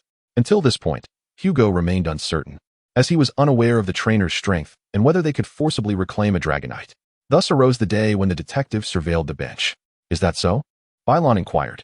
Indeed, the detective claimed that he had not overlooked the moment the suitcase vanished. When the Pokémon, utilizing its digging ability, emerged from the ground, the detective identified it as an ordinary Krokorok. This left no doubt that the author of the threatening note was indeed a novice. Doubts and aspirations danced in Doozy's mind as he recounted the story with grandiose flair, as if he could perceive the detective's eloquence firsthand. The trainer accompanying the Krokorok could not possibly kidnap the illegally obtained Pokémon, the detective swiftly concluded.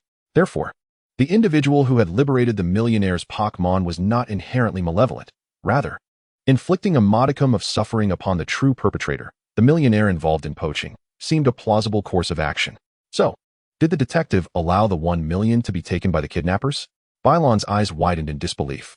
This was also a compelling reason for the detective's insistence on returning the fee given by the millionaire. Hugo once remarked that a detective's role extends beyond merely solving cases. The timing and manner of resolution are of paramount importance. Thus, when the detective asserted that the real criminal had already been punished, he referred not to the young man who penned the ransom note, but rather to the real estate magnate guilty of poaching wild Pokémon. Finally, Bylon comprehended Doozy's assessment of the detective and could not help but exclaim, "In this light, that detective indeed appears to be somewhat reliable." Subsequently, when the young man dispatched a second extortion letter, the detective realized that the opportune moment for intervention had arrived. It was evident that the blackmailer had failed to grasp the detective's leniency, becoming increasingly avaricious. If he were to continue indulging in the fruits of unearned gains at this juncture, it would undoubtedly lead a once virtuous young man down the path of crime. Thus, he sought an audience with the wealthy gentleman, candidly recounting the prior events, hoping for an appropriate chastisement to be administered to the young man through the affluent individual. One can only speculate that the detective must have leveraged the wealthy man's poaching activities as leverage for coercion, Bylon mused. Truly admirable, Sister Shaolon. Just as I expected, Doozy said in admiration. You have uttered that phrase countless times today, Bylon replied with a wry smile, gazing out at the Yuchi residence, which would soon be her temporary abode. Reflecting on the detective's tale, she could not help but anticipate her forthcoming sojourn in the United Regions. Perhaps it would not be dull after all. Chapter 019. The business card of the renowned detective Hugo. Ultimately, it was thanks to the detective that I acquired the ownership of the Yuchi residence from the real estate magnate at an unimaginably low price, Doozy remarked joyfully. Bylon placed her hand on her forehead. That must surely include the wealthy man's hush money. Later on, I suddenly realized that even with the property purchased, I could not immediately commence filming. To raise funds, I would need to participate in competitions throughout the United Regions, leaving me with scant days to reside in the Yuchi residence. You should have thought this through before purchasing a villa. Bylon, who had never purchased a villa before, felt a surge of frustration. Unlike Doozy, who was fixated on the prize money from competitions, her attitude towards money was simply that it sufficed for her needs. Doozy stuck out her tongue and continued. While I was contemplating life in the empty, unfinished Yuchi residence, the door swung open, and the detective appeared before me once more. He must have discerned your situation at the wealthy man's residence, prompting him to hasten to rent a place. Bylon conjectured. Exactly so. Thus, we joyfully signed the contract, establishing a landlord-tenant relationship. This is the reason that building transformed into a detective agency. Is the person residing there the detective named Hugo? Bylon inquired, glancing at the sign hanging on the second floor through the glass. Indeed. Once you move to the second floor, ensure that you do not remove that sign. The detective specifically included a clause in the rental agreement prohibiting the removal of the sign. Bylon hastily waved her hand. I am merely staying temporarily. I would never do such a thing. Enough of this. Let us proceed to the Yuchi residence and discuss the co-rental arrangements with Hugo in person, Doozy declared, rising abruptly and hastening out of the CAF, brimming with impatience. You haven't settled the bill yet. Do you intend to skip out on it? Truly. A woman diligently raising funds to become a renowned director. As Bylon observed the retreating figure of her junior, her smile gradually stiffened. Yet she still proceeded to pay for both their drinks. Well, she thought, Let this be considered a commission for her junior. After traversing a mere street, the two young girls arrived outside the courtyard of Yushi residence. Although the opulence of the house was evident from a distance, a closer inspection revealed its extravagant luxury, which left Bylan in awe. While pressing the doorbell outside the courtyard, Duzi proudly remarked, "This atmosphere is created by the surrounding skyscrapers. It is precisely because of their presence that this two-story house with a courtyard appears exceedingly spacious. This was a key reason for my purchase." No sooner had Duzi finished speaking than someone approached to open the door. However, both the landlord and the newcomers were taken aback. Despite hearing the sound of the doorknob turning from outside, upon entering, they found the courtyard utterly deserted. How curious, it turns out to be a grass-type Pokémon. Bylan was the first to react, pointing to the ground where a green turtle Pokémon was slowly retracting its vine whips. A Pokémon indeed. Duzi's astonishment only deepened as the mechanism behind the door was revealed. A detective in a white coat arrived fashionably late. Upon seeing its owner, the grass-type Pokémon hurried to the detective's feet, only to accidentally collide with the detective's left foot. Fortunately, Hugo's coordination was commendable. He did not fall, but instead managed to stabilize himself in a precarious pose, ultimately avoiding a tumble while ensuring his left foot remained firmly planted on the ground. The thrilling moment resembled a circus performance, prompting the two girls to nearly applaud in delight. "Recently, I lost a bet and must now care for these three Pokémon," the detective explained to the astonished Duzi, gesturing towards the grass-type turtle at his feet, as well as the Chimchar and Piplup in the living room behind them. Who on earth would make such a malicious bet? Duzi looked at the detective with sympathy. "Indeed. But I suppose it is a testament to my lack of skill that I made such an error," the detective replied nonchalantly. "Setting that aside, is this young lady planning to rent the second floor? Have you decided what form you wish your EV to evolve into?" Hugo turned to Bylan, casually posing an unrelated question. Bylan's eyes widened in surprise. "How did you know?" The EV's Pokeball was still in her bag. There was no way this unfamiliar detective could have seen it. "I lamented to Duzi last month about my rental issues, and upon her return, she brought along a young person. I could conceive of no other possibility than a new roommate. However, I did not anticipate it would be a lady. So I surmised her intention was to entirely separate the upper and lower floors of Yushi residence. Considering the distinction between genders, Hugo articulated his reasoning at a measured pace. The detective continued discussing the shared accommodation. "I can hardly express how eager I am for this cohabitation. The separation into upper and lower levels bears no significance, as I seldom utilize the upper tier of the Yuchi residence. After relocating a few cherished pieces of furniture downstairs, the division can be effectively established. How about this? We could summon the renovation crew this afternoon, and by evening, this young lady could take residence on the second floor. Although the office is rather rudimentary, it does possess a few beddings for guests. I believe Sister Lon is currently pondering the matter concerning EV." Duzi, stepping in to speak on behalf of Sister Lon, revealed that this seemingly carefree junior possesses an unexpected sensitivity to the atmosphere. That. The detective sheepishly scratched his head, indicating the fur on his shoulder and pant legs. The color and texture unmistakably revealed that this was Evie's fur. As a detective, possessing such a level of observational acuity is essential. "How did you know I was contemplating evolution?" Sister Lon inquired. "This is a question every trainer with an EV finds themselves considering," the detective replied nonchalantly, exuding an air of seasoned experience.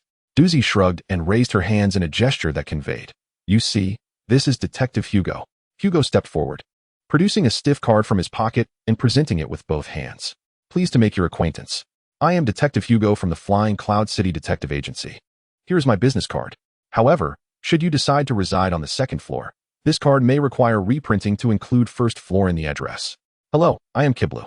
Hailing from Shinshin Town, currently traveling through Unova," Kiblu responded, accepting the card and reciprocating with a similar introduction. "There is no need to modify the card. I am merely sojourning for a time and will likely depart after experiencing the local culture.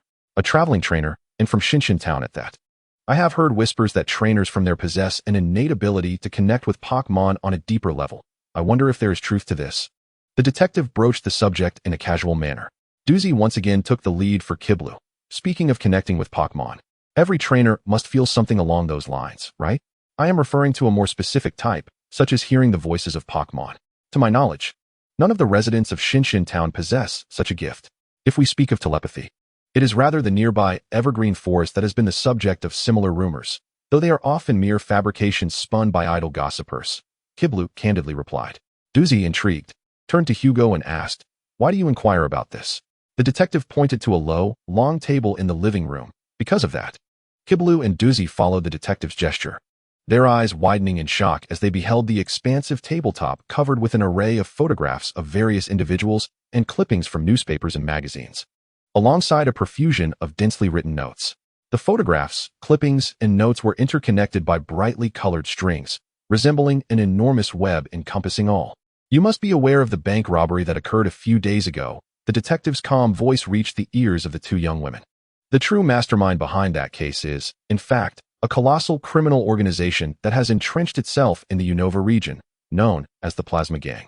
Doozy gazed solemnly at several photographs laid out on the table and remarked, "It appears that during her travels across Unova, she has already encountered certain individuals within this organization. Recently, the activities of the Plasma Gang have all been linked to a particular enigmatic figure. The most prevalent rumor circulating on the internet about this individual is that he possesses the ability to hear the hearts of Pokémon, communicating with them as if they were conversing with humans. Is this person truly the mastermind of the nefarious organization in Unova?" Bailon, new to the region, inquired with a hint of confusion, having yet to witness the infamous reputation of the Plasma Gang. "Indeed," Doozy affirmed, "this individual claims to travel across Unova, often presenting himself with the demeanor of a disillusioned prince, frequently engaging in cryptic conversations with Pokémon. Strangely, wherever he treads, the influence of the Plasma Gang in that town proliferates like weeds after a rain." Before Hugo could finish his thought, he was interrupted by the landlady of the Yuchi residence. Doozy, with a grave expression, pointed to the black hair beneath her cap and asked, "Isn't this Hugo's hair green?" The detective hesitated but nodded, stating, "It is said to be green. Photos have circulated online, but I have yet to verify their authenticity." Noticing Doozy's contemplative demeanor, Hugo continued nonchalantly to critique this so-called dangerous individual. Possessing the ability to communicate with Pokémon enables him to utilize them as an information network. He is exceptionally intelligent, particularly skilled in mathematics and physics. He serves as the spiritual leader of the Plasma Gang, commanding a legion of devoted followers. And he harbors grand ambitions to reshape the world. I doubt even the most cliché screenwriter in Pokémon Hollywood could craft a more perilous criminal mastermind. Doozy seemed to possess some knowledge of this green-haired man and took it upon herself to defend him. "You appear to hold some misconceptions. I have met him, and he is not a malevolent person. We have united against unscrupulous hunters of rare Pokémon." Perhaps, Hugo conceded. But that does not diminish the intricate ties he has with the Plasma Gang. After being rebutted, Hugo refrained from retorting and simply presented the known facts to the assembly. "He may, as you say, be a kind-hearted individual, but it is imperative to remember that he holds at least a nominal leadership position within the Plasma Gang. Every action undertaken by his organization poses a grave threat to the social stability of the Unova region." According to reports from police informants within the lower ranks of the Plasma Gang, the majority of newly initiated members have been inspired by this so-called prince. Among those extreme members arrested by police, 4/5 claimed that their illegal actions were a result of adult influence, while 1/3 expressed their willingness to die for his ideals. Doozy was left speechless. Throughout the history of the United Alliance, there has never been an illegal organization as unified and formidable as the Plasma Gang, ruthless and cunning, cold-hearted and deranged, committing every conceivable atrocity while maintaining a facade of respectability. Allegedly, they established a cult based on legends, deceiving trainers into abandoning their Pokémon. They incited illegal demonstrations, wreaking havoc and plundering, leaving countless innocent residents to suffer. They have corrupted high-ranking officials within the Alliance, usurped media narratives, and fomented societal discord. Rumors suggest they are engaged in clandestine biological research, and many incidents of Pokémon theft are believed to be linked to this, leading me to suspect that a horrific tragedy and ulterior motives lie beneath the surface. Hugo spoke solemnly to the two young ladies before him. Their ambitions cannot be solely rooted in wealth or fame. The Plasma Gang has commenced orchestrating bank heists to test the security measures of the United Alliance, whose performance in this trial can only be described as abysmal. Their subsequent actions will undoubtedly become more brazen and audacious if they are not thwarted in a timely manner. The United Regions will face an unprecedented catastrophe. Listening to the detective's words, Bilwan couldn't help but reminisce about the rocket team that had rampaged through the Kanto region 2 years prior. The 3 legendary birds soaring above the silver building in Goldenrod City, and that immovable man, akin to the very earth itself. If it were not for the efforts of herself and Akai, what horrific deeds might Banmu, who sought to harness the legendary Pokémon's power, have wrought? What do you intend to do? Bilwan inquired of the detective. Hugo shrugged and sighed. I plan to compile a dossier to present to trustworthy law enforcement and capable trainers. However, at this stage, I lack conclusive evidence. Even if I were to disseminate it, few would believe me. By the way, the Sinnoh champion has since taken the opportunity to award medals, delivering a report meticulously prepared by Hugo to the Pokémon League headquarters. While the headquarters took the champion's opinions seriously, the United Alliance, as the party involved, reacted with outrage, dismissing the warnings with claims of not believing in baseless rumors and forbidding interference in regional affairs. What can we do? Duzi asked eagerly. I am quite interested in that leader. I wish to obtain more concrete evidence to discern whether he is a good person or a villain. There is no absolute good or evil, dear landlady, Hugo remarked, dousing the enthusiasm with a splash of cold reality. I can analyze right and wrong, discern truth from falsehood. Yet I find myself utterly helpless in distinguishing between kindness and malevolence. At that moment, Bilwan interjected astutely. Those who use Pokémon as tools and harm them indiscriminately are malevolent. This is undeniable. Sister Xiaolan is right. Duzi chimed in. Yet, we cannot be so hasty. The detective said, shifting the topic with an air of disinterest in debate. For now, I have no information on the Plasma Gang's next moves. I am merely a powerless private investigator, recently entangled in a financial crisis due to adopting 3 burdensome companions. I am still awaiting a wealthy client to approach me. As he spoke, Hugo gestured towards the 3 novice Pokémon outside. Duzi seemed to have an epiphany, raising his eyebrows beneath his duckbill cap with newfound enthusiasm. Speaking of which, I have an unusual commission at hand. Upon hearing the word commission, the detective could hardly contain himself. Please be sure to entrust the commission to the Hugo Detective Agency. He stood resolutely before the 2 young ladies, confidently declaring the scope of his services. Our agency undertakes all manner of investigative activities, including, but not limited to, infidelity investigations, locating missing persons and pets, gathering evidence of crimes, determining cause of death, motive analysis, apprehending criminals, rescuing hostages, and legal consulting. We specialize in unraveling the most unfathomable mysteries, including enigmatic puzzles, locked room enigmas, and even the most intricate of psychological deceptions. The detective Hugo, having activated his peculiar enthusiasm, began to elaborate on the extensive repertoire of his agency, leaving the nearby Xiaolan in a state of astonishment. Seemingly sensing their master's fervor, the 3 Pokémon left behind by the champion of Sinnoh emerged from behind the door, eager to serve the agency's clients with cups of tea. From beneath the sofa, a Turtwig skillfully manipulated its vine whip to retrieve glass cups from the cabinet, carefully scooping an appropriate amount of precious tea leaves with a tiny spoon. Piplup, stationed at the kitchen bar, crossed its 2 blue flippers over its chest and conjured hot water, steadily pouring it into the cups. Nearby, a Chimchar, balancing a tea tray, received the 2 steaming cups of tea from Turtwig and nimbly navigated across the cabinet, bar, and sofa, delivering the refreshments to Hugo's clients with remarkable agility. It was then that Duzi and Bilwan noticed how full the cups were, nearly spilling over with the slightest movement. Yet Chimchar carried the tray with such grace that it showcased its extraordinary coordination skills.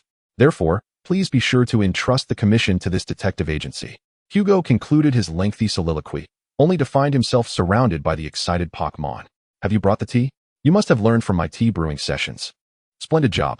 Hugo praised his subordinates lightly, patting their heads, but soon noticed Duzi's incredulous expression and Bilwan's bewildered tilt of the head.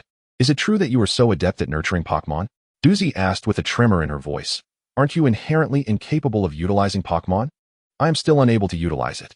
Hugo, in a perplexing manner, expressed his frustration, while Pokémon, determined, prepared to use water gun. After careful consideration, the detective decided to allow Pokémon to employ its skill. The petite blue penguin puffed out its cheeks, crossing its flippers once more in an attempt to unleash water gun. Regrettably, after 2 minutes of effort, with its face flushed and purple, Pokémon was still unable to perform the skill. Enough, Pokémon, enough, Hugo advised. At that moment, Pokémon ceased its attempts to gather energy. However, calamity struck. As Pokémon lowered its flippers, an unexpected condensation of water vapor cascaded down, drenching Hugo completely. It appeared that Hugo was still the same. Duzi shook his head, uncertain whether to feel relieved or resigned. Billian remained silent, scrutinizing Hugo from head to toe as if she had encountered an extraordinary creature. Suddenly, she seized the dejected Pokémon from the ground, glaring into its eyes. You didn't do that on purpose, did you? Pogup, the little penguin protested, shaking its head vigorously. Chapter 021. Onward to the prize, young lady. Ultimately, Doozy and Billion set forth together on a journey to explore the vibrant city of Feiyun, while the detective, drenched and resembling a drowned rat, was unable to undertake their guiding duties. After the landlord assured them multiple times that the ongoing matters were not urgent and that they would eventually be entrusted to Hugo, the detective reluctantly stepped into the bathroom, his hair still dripping. As they departed, Billion glanced back at the Yuchi residence, observing the responsible Pokémon diligently mopping the floor, while the cheerful grass tortoise and the enthusiastic fire monkey assisted with gestures. Living here did not seem so bad, Billion mused. On the bustling streets of Feiyun City, the two young ladies lingered by the myriad of shop windows, engaging in lively conversation about their interests. Those three little creatures in the Yuchi residence are truly spirited and adorable, Doozy exclaimed, having procured yet another cup of milk tea from somewhere, her mouth full of tapioca pearls as she spoke. Billion, donned in a white dome hat, smiled and nodded in agreement. Indeed, and they possess exceptional personalities and talents. The fire monkey exhibits top-notch speed and balance, while the grass tortoise demonstrates remarkable control over its vine whip. That Pokémon has even learned to use hot water at such a tender age. From the perspective of battles, their futures are boundless. Alas, they have fallen into Hugo's hands. Doozy exaggeratedly shrugged in lament. Not all Pokémon relish battles, Billion gently countered. I believe those little ones appear quite content in the Yuchi residence. Hugo does not seem like a harsh trainer. However, what is the nature of that detective's constitution? Is it always prone to mishaps in the presence of Pokémon? In any case, that is roughly the situation. Doozy bit the straw, gesturing in the air as if conducting an orchestra. Whenever he directed the Pokémon, they faltered, becoming agitated, anxious, or excessively relaxed. Their skills either missed the mark or manifested in unpredictable ways, creating a ripple effect that even affected the trainers around him. Did he not understand the nature of Pokémon? Sister Xiaolan furrowed her brow. Coming from Professor Okito's research institute, she could hardly tolerate half-hearted trainers mismanaging their Pokémon. No, that was not the case at all.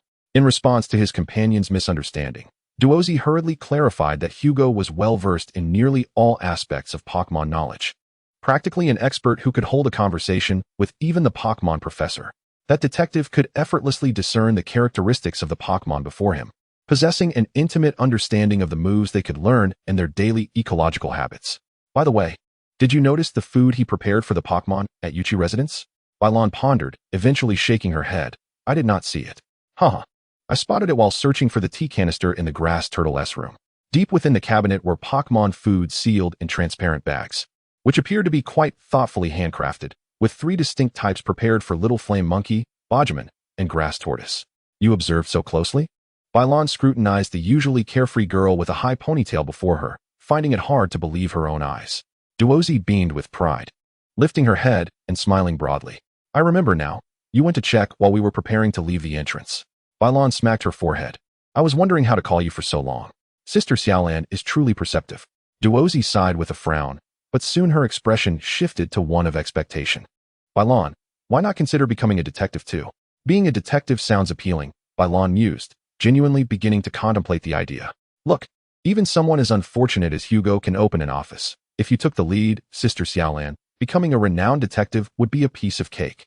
The landlady of Yuchi residence continued to encourage, seemingly eager to transform the place into a hub for the detective industry. Indeed, being a detective appears quite dashing, and it often allows one to assist others. However, I am uncertain if I am suited for it. Bylon hesitated, still troubled about her future path. The usual route for elite Pokémon trainers typically involves joining the upper echelons of the Pokémon League or selecting a gym to guard a local city. Yearning for a life of freedom, she was disinclined towards such a lifestyle. Yet, the prospect of a detective career was undeniably alluring, causing her to waver slightly. Before you become a detective, you must first accompany me to win back the prize from the double battle tournament at the Battle Company. Her companion's words interrupted Bylon, and she lifted her gaze to find Doozy's radiant smile just before her. Unbeknownst to them, the two girls had already arrived at their destination, the entrance of the Battle Company. Observing the girl beside her, who seemed blissfully unaware of setbacks, Bylon felt her spirits lift. As fate would have it, Doozy, it seems you have yet to meet my current partner. Bylon retrieved a Poké Ball from her bag, gently waving it before Doozy. Doozy nodded in recognition. Is that the legendary Eevee? Accompanied by the solitary Bylon, it embarked on an adventure in the Unova region, brimming with infinite possibilities of transformation. The Pokémon of boundless potential emerged from the radiant light of the Poké Ball. This little Eevee, much like its trainer, exuded a gentle elegance, its fluffy tail swaying gracefully as it approached Bylan with deliberate steps. Doozy crouched down, whispering to Evie, "How about joining me and your trainer in a double battle shortly? It's a splendid opportunity to shine, and together we can topple those superficial star trainers. What do you think?" Evie tilted its head, excitement bubbling within. Yet it quickly calmed, turning to seek Bylan's approval. Bylan also knelt, affectionately ruffling Evie's fur. "We set out specifically for this purpose." Only then did Evie leap joyfully, brimming with anticipation. The little one certainly has a fighting spirit. Witnessing the fervor of her companion, Doozy felt emboldened. The prize was within reach. "Blaziken, come meet my partner." The girl with the high ponytail stood up and tossed the Poké Ball that had been secured to her belt. The robust figure of Blaziken materialized behind Doozy, striking a combat stance amid swirling flames. This evolved form of Torchic boasted an explosive black tail and a powerful, dependable physique, with flames billowing around its neck, signifying its vigorous spirit. "Our target." Doozy pointed towards a building before transitioning her gesture to slowly clench her fist. "Devastate." Blaziken pounded its broad chest, producing a thunderous boom. "Boy!" Bylan's EV2 was filled with excitement, resolutely calling out in affirmation. It truly relished the thrill of battle. Doozy placed her half-finished milk tea on the nearby windowsill, nonchalantly declaring, "I'll savor this remaining half after I clinch the double battle championship. I assure you, by then, the ice at the bottom will hardly have melted." Bylan observed her companion's antics in quiet contemplation, surprisingly feeling no absurdity. Rather, it was as if Evie's enthusiasm had transferred to her, filling her with genuine anticipation for the fleeting moments to come. However, at that moment, the once exuberant Evie suddenly froze in place, gazing towards a distant alley. Evie's hidden ability, Danger Sense, had activated. Chapter 022. The Fallen Eagle in the deep alley. Evie's unusual behavior caught the attention of the two girls. The alley was a dead end. Doozy, well acquainted with Feiyun City, remarked that it was seldom frequented, with not a single shop within. Bylan inquired of her loyal Pokémon, "Evie, have you sensed something?" The little Evie nodded vigorously, then, without a backward glance, dashed towards the distant alley. "Stay here, Doozy. I shall go and assess the situation." Unconsciously adopting a habit learned from an unknown source, Bilwan pressed down on the brim of her white cap and hastily pursued the trail of Evie. This left Doozy and Yanwang exchanging bewildered glances before the grand entrance of the Battle Corporation. It seemed we were regarded as a burden. With a sense of resignation, Doozy picked up the milk tea he had previously placed on the windowsill and drank, swallowing his bitterness along with the earlier bravado, as if it were a single gulp. Though I longed to accompany her, I sensed that allowing Sister Lawn to venture alone might lead to more intriguing developments. Indeed, my instincts as a director hinted that the girl from Masera Town would encounter trials in the alleys of Flying Cloud City. Embarking on her journey to become a renowned detective in the Pokémon world, we might as well remain here and await the commencement of the doubles match, which was merely half an hour away. Wailing with disappointment, Yanwang cast a glance at his cumbersome legs, seemingly believing that Bilwan and Evie had abandoned him due to a lack of faith in his speed. Meanwhile, Bilwan and Evie reached a dead-end alley exuding an unsettling aura. Nestled between towering buildings, the alley was shrouded in shadow and dust. Correspondingly, the glass elevator facing the alley entrance was coated in grime, emanating an air of neglect.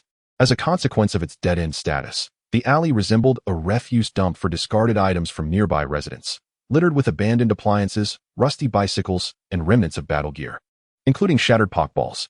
Piles of old newspapers and plastic fragments loomed like small mountains along the roadside.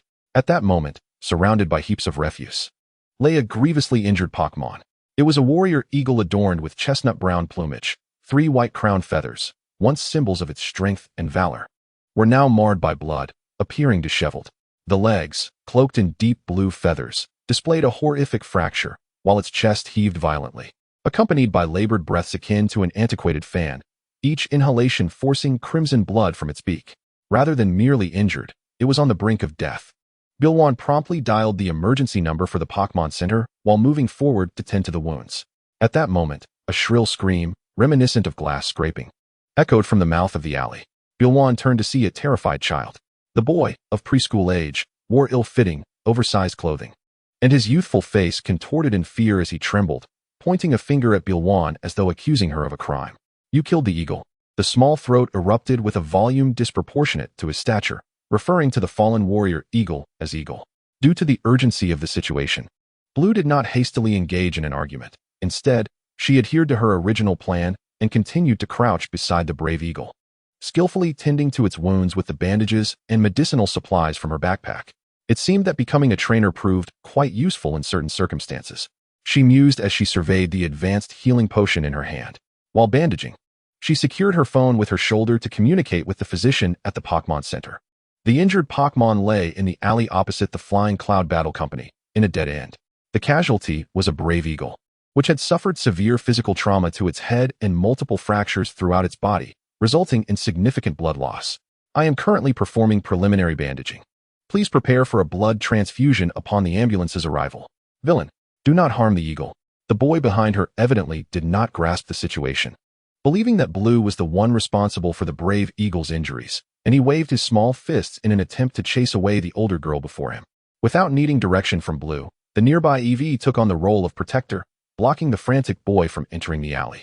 The EV did not disappoint Miss Doozy's previous praise, skillfully utilizing its agility and strength to push the human child back. The little boy, held at bay by the EV, was filled with anxiety, and upon witnessing the brave eagle lying motionless in a pool of blood, his sorrow intensified, prompting him to cry uncontrollably. After completing all that she could at that moment, Blue rose calmly and surveyed her surroundings, finally focusing on the child who stood there, weeping loudly.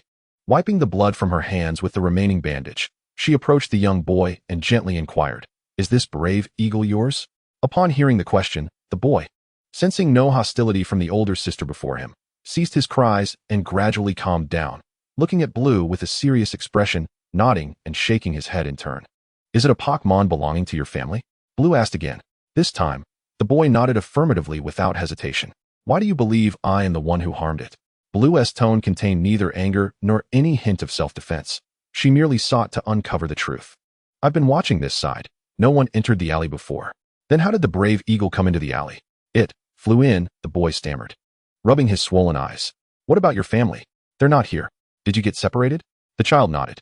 In her mind, Blue quickly pieced together the scenario. The child had become separated from the adults, who had sent the flying brave eagle to search for him. During this process, for reasons unknown, the brave eagle had flown into the alley and encountered an unfortunate incident or attack, leading to the current grim state. What then? Had inflicted harm upon the brave eagle? What had transpired in the alley at that time? The sole eyewitness was the child before her. Thus, the young woman inquired, "When did you arrive here?" "Just now," he replied. "When did the brave eagle enter the alley?" "Just now." "When did you begin observing the alley?" "Just a moment ago." "You are lying."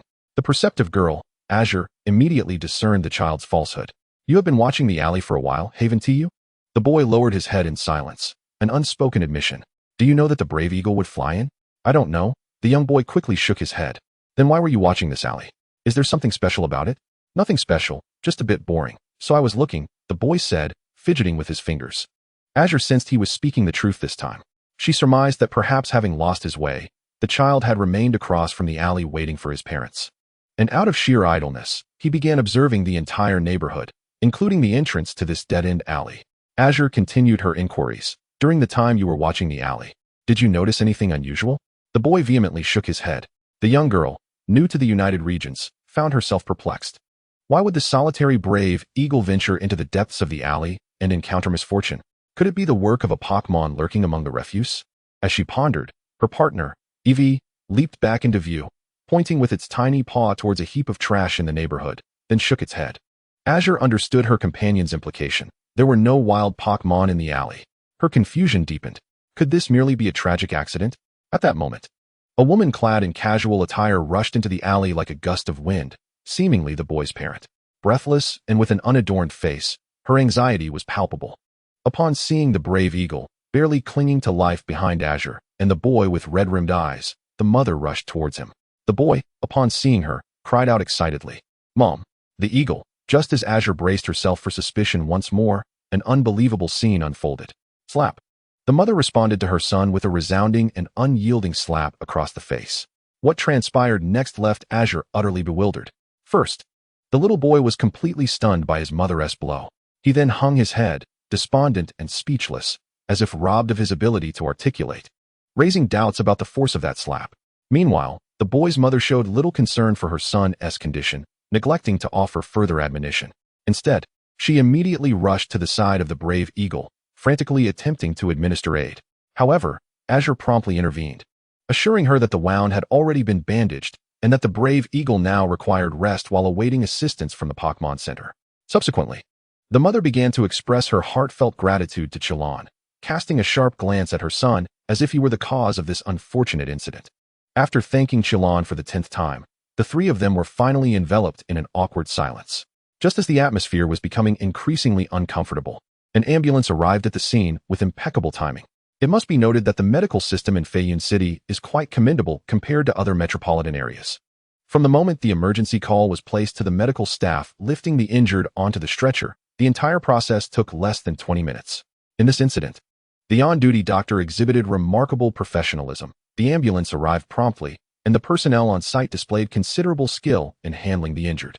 In summary, the valiant warrior Eagle was successfully transported to the hospital. The accompanying doctor further assured that the wound had been treated promptly, and there was currently no danger to life. The mother once again expressed her profound gratitude to Chilon, who, at this moment, finally confirmed that this mother was indeed the trainer of the warrior Eagle, a suspicion she had harbored earlier.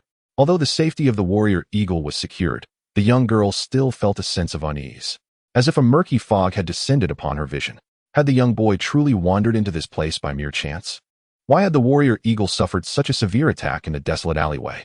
What significance lay behind the mother's peculiar demeanor? With a sense of frustration stemming from her lack of understanding, Chilon returned to the entrance of the battling company to reunite with Duzi, who was eagerly awaiting her arrival. Hurry, Sister Chilon. The doubles match is about to begin. The sight of the girl waving frantically from a distance brought a slight lift to Chilon's spirits.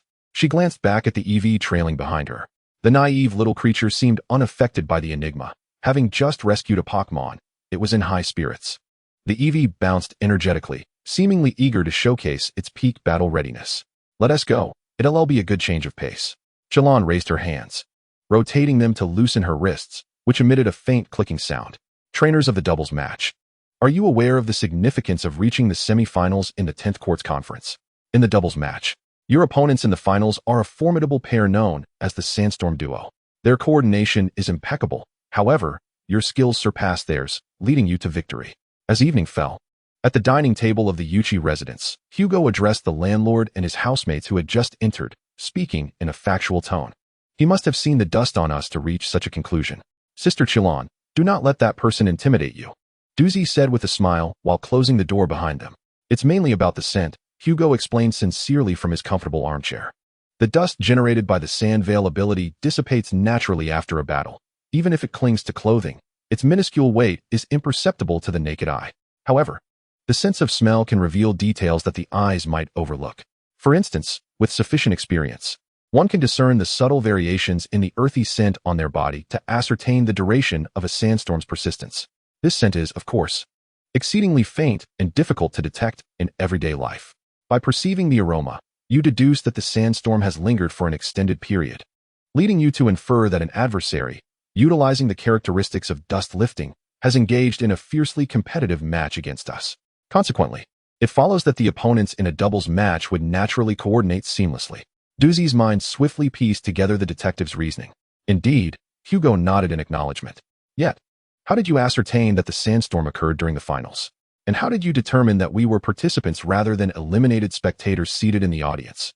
The raven-haired girl unleashed a barrage of questions, akin to a dissatisfied student challenging a math teacher's problem-solving methods, insisting that the instructor elucidate the reasoning more clearly. The slight reddening of the corners of your eyes indicates a stress response typical of those who have recently endured a sandstorm. Such a phenomenon would not manifest in those merely seated in the audience or those who experienced the storm much earlier. Hugo yawned, deeming this an obvious deduction. Duzi, still unconvinced, pressed on. And how did you ascertain that we ultimately emerged victorious in the match? Our opponents were the Sandstorm team, while we were slated to field the formidable Infernape and EV, overwhelmingly disadvantageous attributes. I truly do not know how you triumphed, Hugo admitted earnestly. However, the fact that you ultimately secured victory is rather evident. How did you discern that? Even the usually reticent Bylon was now intrigued. Duzi pressed the doorbell twice, a clear indication of her buoyant mood, a habit I had previously noted. The detective smiled as he unveiled the final answer. Upon hearing the second ring, I mused. Duzi must have returned after winning a prize. The landlady's cheeks flushed with rare color as she finally responded. Detectives are such peeping toms. In exasperation, I could not dispute this notion. As a gesture of contrition and recompense, allow me to treat you both to dinner today. How does seafood pizza sound? It is a specialty of the port city, Fayun. Hugo, feigning nonchalance, vacated his seat and inquired of the somewhat displeased Bylon. One must admit, in a relaxed state. The detective Hugo exhibits considerable emotional intelligence. Are you the one cooking, Hugo? Doozy asked, saliva nearly pooling at the corners of her mouth. Indeed, he replied, then lowered his gaze in contemplation, as if verifying his biological clock. In 5 minutes, it shall be ready. You may release your Pokémon. This pizza will be ample for us all. All right, the landlady exclaimed joyously, tossing all 6 of her Poké Balls into the air. Infernape, Superior, Gardevoir, Vulture, Mudkip, and Blissey. Has your gloom finally evolved? Hugo inquired. Not only has it evolved, but I have also bestowed upon it the exceedingly rare ability Ointment. Currently, the Monarch Serpent possesses the characteristic of singing against the tune. When using Leaf Storm, each attack enhances its special attack. Given Hugo's observation skills, akin to that of a Pokédex, Doozy felt it unwise to grant the detective an opportunity to show off, and thus voluntarily revealed the Monarch Serpent's unique trait. I have always believed that items like trait patches and nature mints somewhat contravene ethical norms. Is it truly devoid of repercussions to so casually alter a Pokémon's inherent characteristics? Hugo provocatively retorted, feigning alarm. Regardless, my Monarch Serpent is currently in perfect health. The girl cheerfully dismissed the detective's warning, her Monarch Serpent proudly swishing its tail in response. One day, I shall add the most inappropriate nature mint to your menu. Hugo jested mischievously while retrieving an oversized pizza from the oven, alongside 2 other equally large pies. Suddenly, unbeknownst to anyone, the azure-haired girl released her sole Pokémon. Upon catching the enticing aroma of the food, Eevee promptly approached Hugo. Just then, misfortune struck the detective, his unfortunate nature activated. As little Eevee gazed longingly at the delectable feast, it inexplicably sneezed, leaping 3 feet into the air, seemingly destined to collide with Hugo's steaming platter. In a split second, just as disaster loomed, Eevee's figure inexplicably vanished, as though it had never existed. Hugo and his tray maintained their original state, and all beings in the room collectively sighed in relief, gazing towards the direction where Eevee had disappeared. The landlord and the detective observed the azure-haired girl holding a Pokéball aloft. She had timely recalled the mischievous Eevee. I apologize for the trouble my partner and I caused, the girl said apologetically, her gaze drifting towards Hugo, momentarily opening her mouth, but refraining from uttering further. As if she had just sipped a bitter cup. Sister Xiaolan seems to be putting on a brave face, the landlord observed, noticing the girl as fatigue. Meanwhile, Hugo had discerned her thoughts the moment the two entered. It was a familiar expression often displayed by clients. With the sneeze crisis averted, Hugo resumed his back and forth between the kitchen and dining room. In a prudent effort to avert further mishaps, Doozy instructed the fiery warriors to steer clear of the detective. The crisp sound of a soda bottle opening resonated delightfully in the summer air as the table brimmed with food. After slicing the pizza, Hugo suddenly initiated a conversation. My hometown is a quaint and conservative little town, often adhering to peculiar table manners. One such custom dictates that if a person at the table is burdened with worries, they must share their troubles before the meal concludes. And what if that person is unwilling to speak? Doozy inquired with keen interest. In that case, the others at the table are free to speculate at will. Hugo responded, having surmised that the individual had finally confided their troubles. Your hometown must be quite peaceful, remarked Doozy earnestly. Indeed, it is tranquil, the detective replied, setting aside the pizza cutter, appearing ready to indulge, although the dining table was often filled with raucous chatter. Doozy laughed heartily, then insisted on seating Bylon as well, proclaiming, "This is indeed a curious local custom. Dear Sister Bylon, you simply must partake." Bylon remained somewhat hesitant, unsure of how to narrate the perplexing incident that seemed both straightforward and enigmatic, as if concluded yet still lodged in her throat. What purpose would it serve to voice it now? What type of Pokémon did you treat? Came the detective's nonchalant inquiry from across the table, startling Doozy and leaving Bylon agape. The scent of blood was 100-fold more pungent than that of dust storms. If I could ascertain that you had endured a sandstorm, it follows that I am also aware, Bylon, of your prior encounter with blood. There are myriad ways to come into contact with blood, yet your absence of visible stains indicates that your interaction occurred post-incident. Moreover, since Doozy is unaware of the situation, it can be inferred that you did not linger long during your journey, thus severely limiting your possible actions.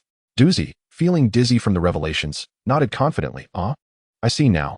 This must be the reason for Sister Bylan's sulkiness, correct? It was an emergency, wasn't it? Hugo interjected. Despite the grim nature of their discussion, the detective casually seized a slice of pizza, biting into its cheese-laden tip. The conversation naturally shifted back to Bylan, and within Hugo's penetrating aura, the earlier sense of entrapment in the mystery dissipated, allowing her to articulate her previously stifled experience without any awkwardness. It was a valiant eagle, she began, which, in its quest to find a lost child, ventured into a dead-end alley, only to suffer grave injuries for reasons unknown. Bylan recounted the incident involving the injured eagle in detail. Strangely, the child had witnessed a Pokémon fly into the alley from a distance. Yet no one or anything else had entered thereafter, while the valiant eagle lay wounded within. Could it be that a dangerous Pokémon lurked in the alley? Doozy speculated bluntly. Bylan shook her head. I was the first to enter the alley afterward, and I saw nothing that could have harmed the eagle. The detective suddenly posed another question. What transpired thereafter? Consequently, Bylan described the arrival of her mother and the emergency medical personnel. So, your assertion that the valiant eagle entered the alley in pursuit of the missing boy is merely conjectural? The detective inquired keenly. Indeed, that is the case, Bylan admitted candidly. The child had become separated from their family, and subsequently, the mother's Pokémon began the search. There seems to be no other explanation for the situation. There is something peculiar about this. Hugo remarked that since the child was missing and the sprite had sustained severe injuries, the mother should be unaware of their exact location. How then did she manage to find the child? Bylan was momentarily taken aback. She had never contemplated this question. Furthermore, why was it that the child, who was supposed to be the one being tracked, instead discovered the whereabouts of the valiant eagle warrior? How could he be so certain that no one had ventured into the alley, yet had never bothered to enter it himself to ascertain the condition of the eagle warrior? Bylan was utterly perplexed, while Doozy seemed to have already grasped the answer, exclaiming loudly, "This is undoubtedly because the little boy lied." Hugo, you once stated, lies are always contradictory and inconsistent. There is no contradiction in Bylan's account. Hugo shook his head, as if lecturing a wayward student. The flaw in her narrative lay in the disjunction between assumption and reality, which was the root of all its absurdities. The detective gently clapped his hands, as if about to announce something of great importance regarding this incident. I have now fully comprehended the truth behind the mystery of the eagle warrior being harmed in an unvisited dead-end alley. The detective's expression bore neither pride nor joy, resembling that of a civil servant reading a tedious administrative regulation. This morning, I mentioned in this very room that there is no absolute good or evil in the world. This statement is particularly apt in relation to this incident.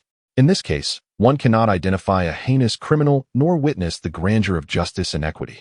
The truth is dull and burdensome, akin to the force of gravity that causes all beautiful yet illusory things to crash to the ground. I merely wish to know who was responsible for harming the eagle warrior in this incident. Bylan echoed the same sentiment she had expressed earlier that morning, as if it were a matter of course. Frankly, from a detective's perspective, I would prefer that the truth of this incident remain buried. The eagle warrior has been rescued. The perpetrator will undoubtedly not repeat their misdeeds, and no one will suffer further harm because of it. Gazing into Bylan's bright eyes, Hugo sighed and continued. But it seems I must speak up now. If you remain silent, you shall not indulge in the pizza you prepared today. Doozy protested, shaking his small fists indignantly. Sigh. Hugo sighed again, most reluctantly continuing. There are three culprits: the eagle warrior, the little boy, and his mother. Chapter 025. A tragic scene. Bylan and Doozy exchanged glances. Are you suggesting that these individuals deliberately staged a performance before Sister Xiaolan? Were the little boy and his mother initially planning to extort? Not quite.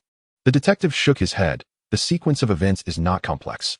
The apparent contradictions arise solely from the flawed perspective you, as involved parties, hold when examining the incident.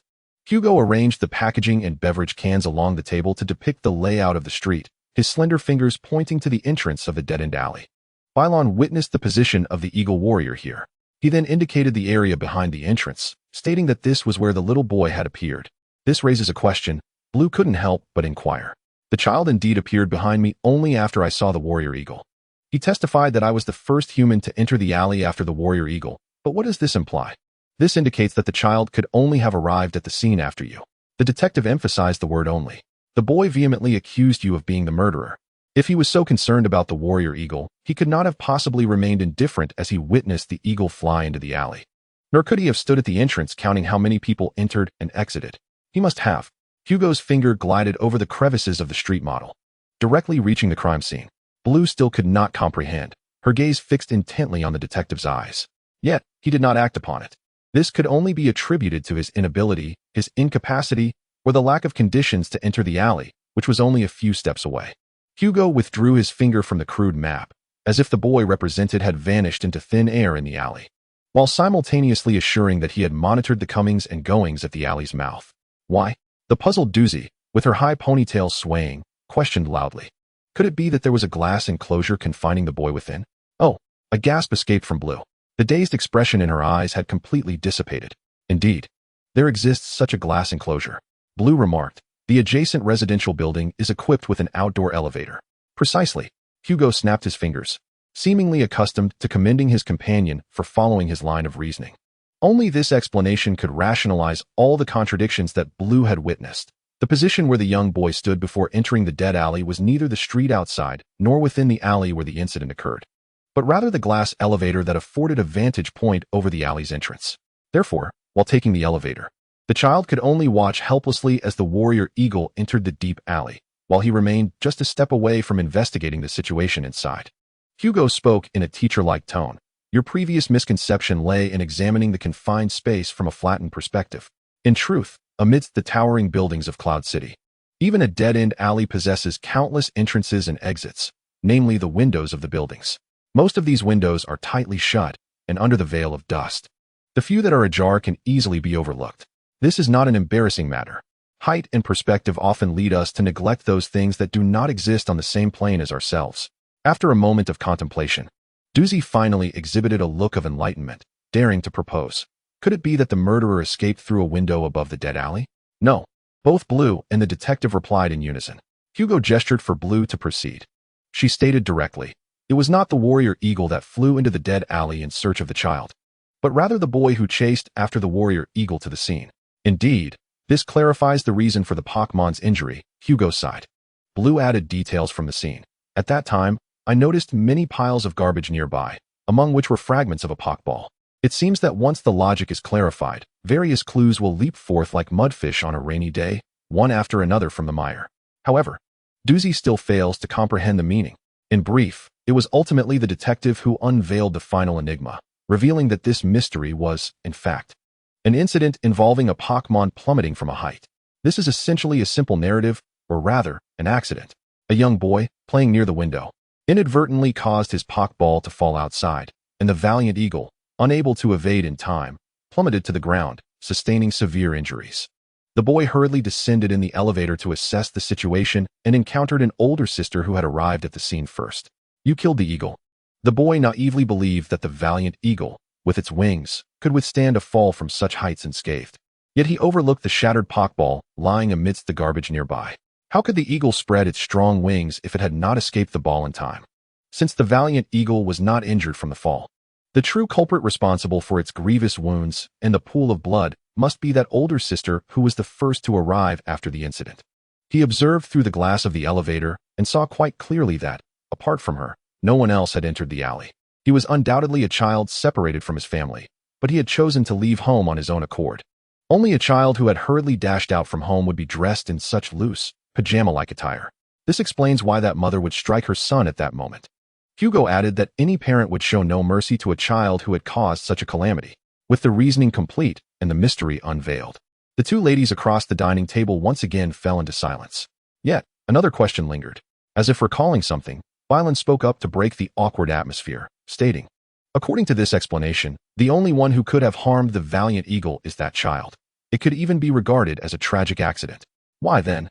Do you assert, Hugo, that there exists a murderer in this incident, and that there are 3 of them? Furthermore, they are the mother, the child, and the Pokémon involved? Faced with this barrage of questions, Hugo sighed once more, casting a wistful glance at the now cooling pizza on the table. It appears I have inadvertently revealed too much. It could have sufficed at this point. No, Violen exclaimed, her eyes sparkling with fervor, beyond Pokémon battles. She had never shown such enthusiasm for any matter. I wish to uncover the truth. Doozy chimed in, raising both hands to urge Hugo to continue. While it could be interpreted as an accident, this occurrence seemed far too coincidental, especially considering a glaring inconsistency. The detective reluctantly resumed his reasoning. There are 2 points of coincidence. The house has more than one window. Why did the valiant eagle's Pokéball happen to fall from the window facing the dead-end alley? Moreover, this alley is rarely frequented and is a blind spot in the street's view. Hugo lowered his voice and continued, furthermore, why was the Pokémon within the Pokéball specifically the valiant eagle, which possesses wings and the ability to fly? To comprehend the situation, one must realize that if the Pokéball contained a different species of Pokémon, then the consequences of such a high-rise fall would be dire, leaving no hope for survival. The young ladies shivered as they sensed the lurking conspiracy. What was inherently illogical? With a penetrating gaze, Bailuan seemed to communicate her readiness to confront the truth. Time, Hugo stated, from the moment Evie detected the anomaly to your arrival at the scene, was excessively prolonged. What does that imply? If the family resided on a lower floor, the child would have taken the stairs instead of the elevator. Were they situated between the 5th and 10th floors, the child would have reached the alley well before your arrival. Yet, he remained in the elevator, indicating that the child's home must be at least on the 30th floor or higher, as only such elevation could account for the significant delay. Duzi, familiar with Feiyan City, interjected with a correct deduction. The city rarely features buildings below 20 stories, particularly along the commercial street we traversed, where the average height is about 35 stories. Thus, the inconsistency emerged. From the 30th floor, a distance of approximately 100 meters, the brave eagle would have nearly 5 seconds to escape from its Pokéball. Hugo abruptly ceased his discourse, yet time continued its relentless march. 1, 2, 3, 4, 5. A full 5 seconds. The silence stretched time to an unbearable length. Excessive, Bailuan mused, for she had unraveled the riddle.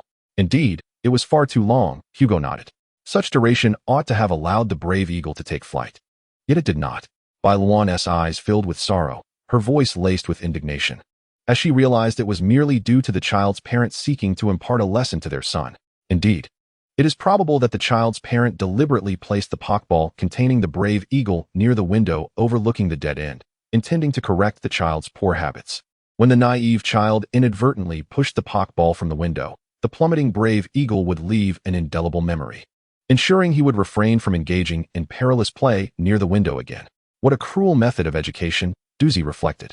Hugo continued, regardless of the philosophy behind such an approach, I believe that in the Mother's original plan, the brave eagle was not meant to be harmed, for, according to Duzi's description, the mother appeared genuinely shocked and saddened at the time, correct? The detective turned to Bailuan for confirmation. I believe that was not an act. Bailuan replied. Thus, the final perpetrator of this tragic incident revealed itself, the brave eagle. It was its pride that led to the breaking of its wings, resulting in its grievous injuries. Hugo flipped through his Pokédex. The comical synthetic voice echoed in the dining hall of the Yuchi residence. The brave eagle possesses a courageous spirit, unafraid even in the face of death, embodying the essence of a valiant and proud Pokémon. He is a valiant and intrepid aerial warrior, also known as the Sky Champion, who would bravely fight for his companions, disregarding danger, and would never abandon the battle. No matter how grievous his wounds, taking pride in such valor. The more injuries the gallant eagle sustains on the front, the braver he is perceived to be, while those wounded on the back are often looked down upon within the group. Bailuan and Duzi seemed to perceive the vivid bloodshed between the lines of the illustrated description. In the Mother's original plan, the gallant eagle was meant to feign severe injury, lying on the ground with closed eyes, pretending to be unconscious before the weeping and remorseful young master. However, he rejected such a script, resolutely enduring those 5 seconds of free fall, until instinctively he was ejected from the ball, but by then, it was too late. Hugo's account of the deduction is both tragic and heroic. Although the reasoning is entirely unfounded, the words spoken by the detective possess an uncanny sense of reality. As the pre-dinner game concluded, Hugo clapped his hands loudly, announcing, "Let us dine." There were still 2 warm pizzas in the oven, so let us eat quickly, for the fairies are on the verge of starvation. Chapter 26. Please allow me to be your assistant. Bailuan awoke from her slumber, struggling to extricate herself from the limbs of her landlady, who shared the bed with her, and then drew back the curtains. In an instant, the morning sunlight flooded through the floor-to-ceiling windows of the Yuchi residence, illuminating the faces of the girls. Duzi, still in bed, groaned and wrapped her head in the blanket, resembling a cocoon swathed in leaves. Bailuan couldn't help but ponder whether her friend was being excessively leisurely. The process of settling into the Yuchi residence proved far simpler than Bailuan had anticipated. As per the detective's earlier plan, on the very evening she met Hugo, he proudly showcased the newly tidied second floor. Perhaps due to his profession, Hugo, a confirmed bachelor, maintained an impeccably organized home. Had Bylon known of the domineering sister who required his care, she might have comprehended the reason behind this orderliness. Aside from the small archive room adjacent to the staircase, all spaces on the second floor were at her disposal. Bylon vividly recalled the scene when Hugo described the layout of the rooms. I hope you do not perceive this as an invasion of personal space. This archive is seldom used, typically only opened when a case concludes for archiving, at which point I will inform you in advance. The materials I require for investigations have all been moved downstairs, including those on the table. I usually keep them in the study on the first floor for easy access. At that moment, the detective pointed to the considerable pile of clues on the living room table, illustrating that he did not need to utilize the archive for his investigations. Curious about the true purpose of the archive, Bylon inquired, to which Hugo responded. Old case files serve as the last bastion for detectives when they find themselves at a dead end. Novice detectives often linger in the archive, as it is filled with failures and enigmas, while seasoned detectives may place a chair within, seeking solace in the remnants of past glories to soothe their aging minds and spirits. At present, I find myself neither among the former nor the latter, rather. I exist in a phase where it is prudent to maintain a distance from the archives. Whether this is mere nonsense or a form of self-aggrandizement remains uncertain, yet overall, I am quite content with my current cohabitation environment. The Yushi residence boasts an opulent interior that befits its prime location, featuring multiple independent bathroom systems and a spacious balcony on the second floor. Each morning, the towering edifices of the city seem to part, allowing the perfect rays of sunlight to stream into the interior, creating an atmosphere akin to a luxury hotel. Having prepared to step outside, I traversed the staircase to the detective agency on the ground floor. Upon entering, I was greeted by the sight of the renowned Pokémon from the detective's illustrious trio, nestled together in affectionate slumber. Despite the sun being high in the sky, these creatures, much like their trainer, remained blissfully ensconced in their dreams. Upon closer inspection, I noticed my own little EV among this slumbering congregation, curled up on the soft green body of a Bounsweet, its fluffy tail being gently embraced, rising and falling with each even breath. I felt a sense of resignation, contemplating whether it might be best not to take my EV out today. Just then, the rich aroma of coffee wafted through the air, drawing my attention to the detective, Hugo, behind the bar in the dining area. He was engrossed in his smartphone, a cup of coffee in hand, with a stack of newspapers beside him, already showing signs of having been perused. Is this part of the job? I inquired, curiosity piqued. Do detectives read the newspaper every morning? Setting down his cup, Hugo replied, Good morning, Bylon. You are correct. This is indeed the dreadfully mundane world of detective work. We must acknowledge that printed newspapers possess a depth of information that digital media cannot match, and it is far more convenient to cut out photographs of individuals connected to cases. Most importantly, a private detective with the morning paper at hand appears far more respectable than one with a mystery novel nearby. Is that so? I said, accepting the coffee pot he offered and pouring myself a cup, just as I preferred, with sugar cubes and no milk.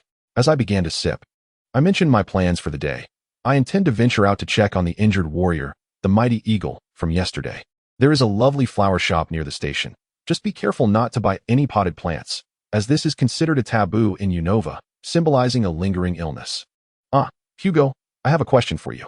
Your deductions yesterday were quite impressive, yet surely you had no concrete evidence at hand when you formed your conclusions? Are you not concerned that your reasoning might be flawed? To be honest, I do feel a hint of apprehension, but even if I were to err, I would not regret it. Why, you ask? In detective fiction, it often occurs that the detective identifies the perpetrator, yet due to insufficient evidence, is compelled to allow the criminal to continue their actions until more slips are revealed, at which point they can be apprehended, Hugo stated, putting away his phone and speaking earnestly.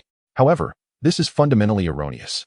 The detective, patiently awaiting the opportune moment to cease his investigation, is acutely aware that the perpetrator may continue to commit atrocities. Should the detective choose to remain passive merely to mitigate the possibility of error, he would be neglecting the responsibilities that weigh upon him. Thus, my guiding principle is to act promptly upon noticing any irregularities, when utterly powerless. I must immediately share my deductions with the concerned parties or those capable of resolving the matter. What a splendid principle, Blue sincerely praised, adding, If all detectives possessed your qualities, I would deem it a remarkable profession. Without regard for the associated risks, being a detective in the Union is indeed a commendable pursuit.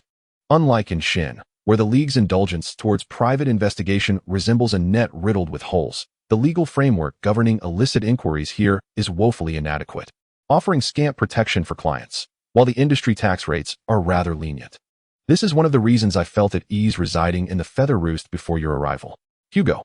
Blue suddenly called the detective's name with gravitas. I intend to meet the trainer of the Brave Eagle today. If your deductions are accurate. Taking a deep breath, the girl continued. Please allow me to become your assistant. Oh. Hugo tilted his head, scrutinizing Blue from head to toe. It was difficult to discern the complexity of emotions playing across his face, seemingly caught between being touched and astonished, yet tinged with an inexplicable bitterness. I can assist you in solving cases, conducting investigations, and collaborating on deductions. I hope to join the Hugo Detective Agency, Blue declared with eager anticipation. Retrieving Hugo's business card from her pocket and presenting it to the agency's proprietor. I would be immensely delighted to have such an honor. The detective finally regained his composure, a hint of a self-satisfied smile gracing his lips. In that case, the rent I've saved this month will be spent elsewhere.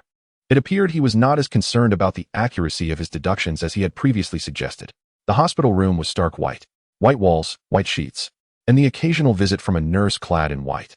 The Brave Eagle lay quietly on the bed, swathed in white bandages, with intricate four lines controlling the flow of fluids, all equally white. Blue was quite familiar with such scenes. In high-stakes Pokémon battles, the impact can be as fierce as a 30-story free fall, and even Pokémon with equal stamina and defense can suffer unfortunate accidents on the battlefield. High-level trainers must master the skill of bandaging their severely injured Pokémon while directing another to engage in battle. Her team had been fortunate enough to avoid such tragedies. Yet she had witnessed this grim spectacle occur repeatedly. Over time, she had become a frequent visitor to the hospital. Mom, it's that big sister from the other day. A childish voice interrupted Blue's reverie. It was that little boy. His mother, whom she had briefly met, emerged from behind the door curtain, looking considerably more haggard than the previous day. Bylan handed the delicate yellow bouquet of carnations to her. I was somewhat concerned about the recovery of the valiant eagle, so I thought I would come and check on him. The emergency call operator happened to be the same kind soul from yesterday, who graciously informed me of the ward's location. The mother tightly grasped Bylan's hand. I cannot express enough gratitude for what transpired yesterday. You saved the life of the valiant eagle. I shudder to think what might have happened had you not been there. The child hid timidly behind his mother, hesitantly approaching Bylan, his eyes red-rimmed, and after much stammering, he spoke up. I'm sorry, big sister, he said, his voice quivering. It was actually my fault that I accidentally knocked Eagle's Poké Ball down. Tears began to spill from the corners of the boy's eyes. Bylan quickly crouched down to comfort him, assuring him that he need not say more, for she had already forgiven him, gently wiping away the child's tears. Her gaze inadvertently drifted towards someone behind the boy. There stood the mother, slightly turned away, her hands covering her face, as if unwilling to witness her child's admission of guilt. The trembling of her hands, cradling her cheeks, betrayed her attempt to mask her shame. A heaviness settled in Bylan's heart. Chapter 27. Whisper of the Old Ghosts After Visiting the Sick. Bylan did not rush to leave the hospital, but instead sought a long bench in the lobby to sit. As she had anticipated, shortly thereafter, the child's mother hurriedly emerged from the ward, her steps quick and purposeful towards the exit. Bylan understood clearly that the mother was chasing after her, eager to speak. Rising from the bench, the young girl called out to her. Should I recount Hugo's deductions as if I were the protagonist in a detective story? This thought briefly flickered in Bylan's mind.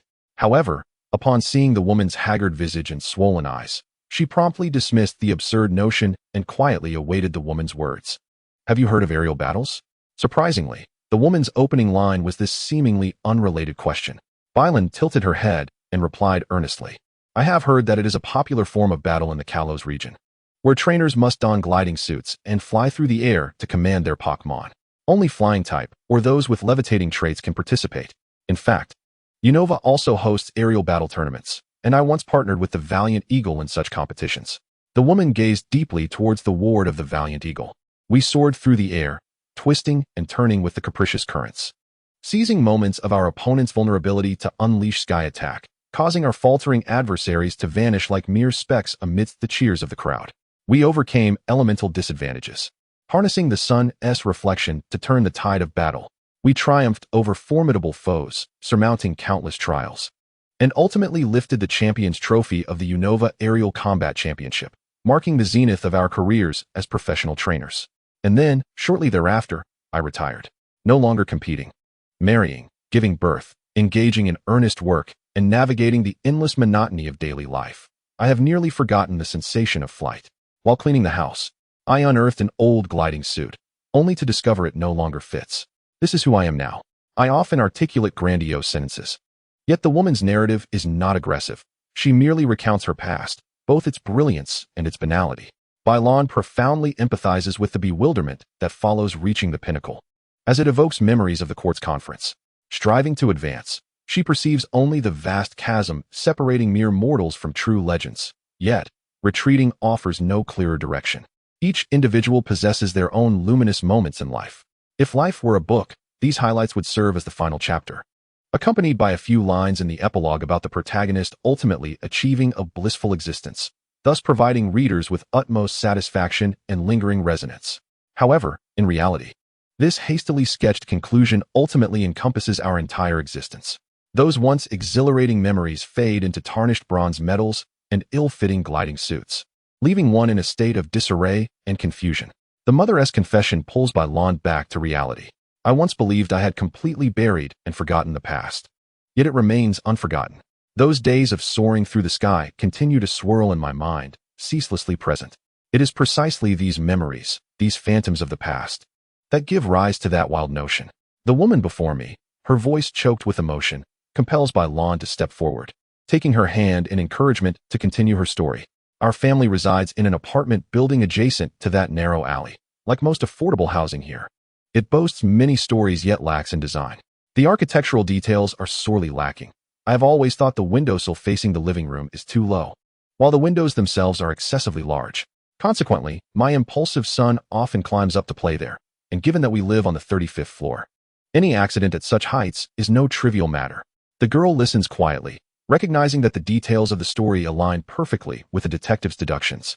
Indeed, the child lives next door in the narrow alley, on a floor above the 30th, yet the woman's description is far more vivid and tangible.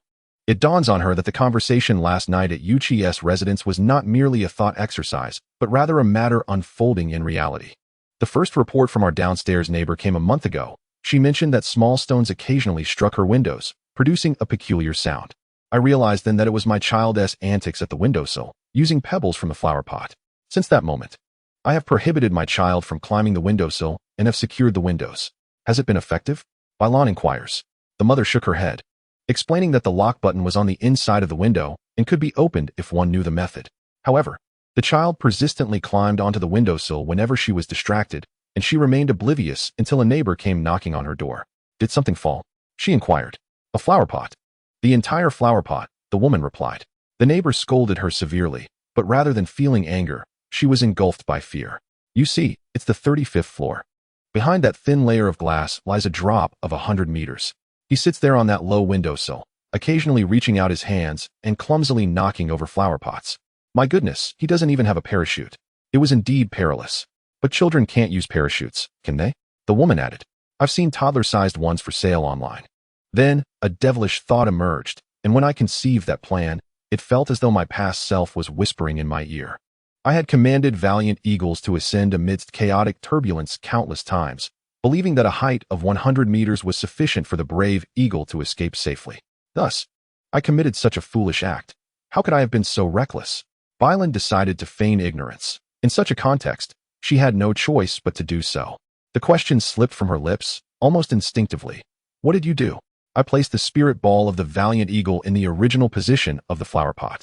I instructed the eagle to fall from the upper floor with the spirit ball, pretending to be injured to frighten the child. I thought that by staging such a performance, my son would no longer rush to the windowsill daily. Who would have known it would lead to such dire consequences? The woman before her, with a trembling voice, clutched Bailan's hand tightly, repeatedly whispering, I'm sorry, I'm sorry. It was unclear to whom her apologies were directed, Bailan, the little boy, or the valiant eagle. The situation aligned perfectly with the detective's deductions, yet Bailan's state of mind was entirely different from that of the previous day. Madam. The young girl solemnly lifted the woman's face, revealing a tear-streaked visage, the most fragile aspects of femininity laid bare before her. Without hesitation, she continued, I am actually an apprentice detective. Having heard your account, I now fully comprehend this incident.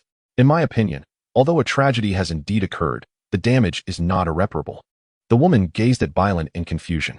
I have discerned the reason your son continually climbs onto the windowsill. Moreover, if you heed my advice, I am confident that this series of unfortunate events surrounding the window will cease.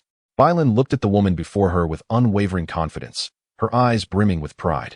Yet internally, she felt anything but invincible. If baseless reasoning resembled an unfounded castle in the air, the ensuing words she was about to utter would be a cascade of elaborate fabrications. Chapter 28. Common sense. Bylan endeavored to recall the demeanor of Hugo while he presented his deductions, desperately suppressing her anxiety and attempting to feign a nonchalant smile. As a detective, I perceive the lady's judgment. One may seal away their nostalgic reminiscences, yet a child's yearning for their mother remains uncontainable. The mother, her tears still fresh, wore a look of bewilderment, unable to comprehend the implications of Bylan's words. Your son often stands by the window, does he not? This is likely because he wishes, like his mother, to don a glider one day and soar through the skies. Bylan offered this baseless deduction, believing it might comfort the woman before her. However, the recipient of this consolation immediately countered, that cannot be. Neither my partner nor I have ever mentioned my past as a combat training instructor in front of the child. But surely your trophies and glider must reside in some corner of your home. Your child must have inadvertently caught sight of them, which ignited his longing for flight. At this moment, Bylan felt an overwhelming sense of panic, fearing the woman would further scrutinize the validity of her reasoning. Throughout her life, she had never encountered such difficulty in expressing herself. Given that you cannot promptly intervene to halt your child's hazardous behavior, it seems you must have other responsibilities beyond caring for him. Consider this. A child left unattended must surely lack entertainment and thus begins to explore and seek treasure within the home. Such behavior is quite natural. The lady nodded, albeit skeptically. There are indeed times when both my partner and I are away. Could it be that he saw my past mementos during those moments? Precisely, Bylan asserted. A person's thoughts gradually take shape through discourse, and as communication progresses, the initially vague notions become increasingly clear. With her mind racing, the young woman endeavored to weave together sentence after sentence. Please contemplate this. When you inadvertently discover your past belongings, are they truly still in their original places? As far as I know, items that are deliberately hidden do not reappear so easily. Of course, these are merely my conjectures. The mother fell into deep thought. It seems that could indeed be the case. Observing the lady's growing persuasion, Bylan seized the opportunity to offer her advice. Allow me to suggest that if you wish to fundamentally alter your child's detrimental habits, channeling this inclination in a positive manner would be far more effective than imposing rigid prohibitions or employing intimidation. The mother grasped Bylan's meaning, her focus shifting to the suggestion, are you proposing that I take my child to experience aerial combat? Why not? Bylan exhaled in relief, recalling the woman's earlier mention of having browsed online for parachutes suitable for children. She continued, it is better to guide than to obstruct. When a child no longer harbors an enigmatic desire for the sky, he will naturally refrain from causing mischief at the window. Furthermore, you could seize this opportunity to relive those exhilarating days of soaring through the heavens. Upon hearing the Azure Council, the woman momentarily fell into a daze before turning her gaze towards the distant hospital room. With a bittersweet smile, she shook her head, stating, I shall no longer engage in aerial combat. Yet you are the savior of the valiant eagle. I will earnestly consider your suggestion. At that moment, from the doorway of the hospital, the timid little head of a boy cautiously peeked out. Had he noticed her? The azure figure couldn't help but breathe a sigh of relief. It seemed that the time for farewells was drawing near. The mother gently rubbed her cheeks, wiping away the traces of tears, restoring her previous demeanor of strength. Detective, I am profoundly grateful this time. To have your assistance and counsel is a fortune for our family. Should you ever require help, please do not hesitate to reach out. As she spoke, the mother extended her business card with both hands. The azure figure politely accepted the card, which bore the woman's name, phone number, and job title. It turned out that this former aerial combat champion was a manager at a freight company, which likely explained the little boy's lack of care. I sincerely hope that the valiant eagle has recovered by then. She bid farewell to the mother with a smile. As the young girl exited the hospital, she exhaled deeply. Although this incident was a distressing tragedy, for some inexplicable reason, her interaction with the parties involved had lifted her spirits considerably. The experience of being referred to as detective for the first time filled her with an ethereal sense of elation. At that moment, as she passed the back entrance of the hospital, she caught sight of a genuine detective, clad in a shabby white suit, stealthily entering the building, none other than Hugo. She observed as he produced a suspicious white lab coat from seemingly nowhere, replacing his customary white jacket.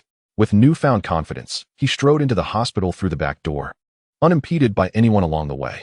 What business did this detective have at the hospital? The naive girl, captivated by curiosity, followed him, trailing behind as he navigated the corridors and spiraled down the staircase.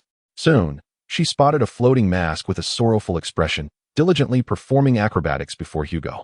Then, as if the detective's unfortunate aura had manifested, the ethereal sprite, once capable of passing through walls, collided forcefully with an iron door, producing a sharp, resonant sound. And the mask's crimson tear-streaked eyes became increasingly pronounced. The azure figure watched as the duo, a man and a ghost, pushed open the iron door and entered a room. Naturally, the curious girl could not retreat at this juncture, though she felt unease at not having her Pokémon with her. The thought that she was following the trustworthy detective Hugo bolstered her courage. Once Hugo entered the room, she quietly pushed open the iron door and slipped inside. Unbeknownst to her, the door she had passed through bore a plaque indicating its function, the morgue, a place for the repose of the deceased.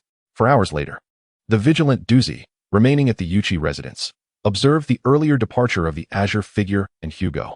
As usual, Hugo donned his wrinkled and shabby white suit, wearing an expression of nonchalance.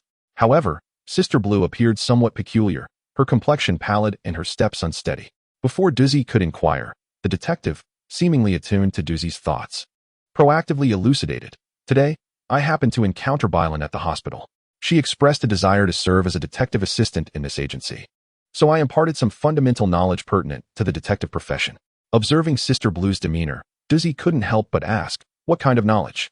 "Various causes of death and their resultant symptoms, as well as how to determine the time of death based on the changes in the corpse," Hugo replied without hesitation.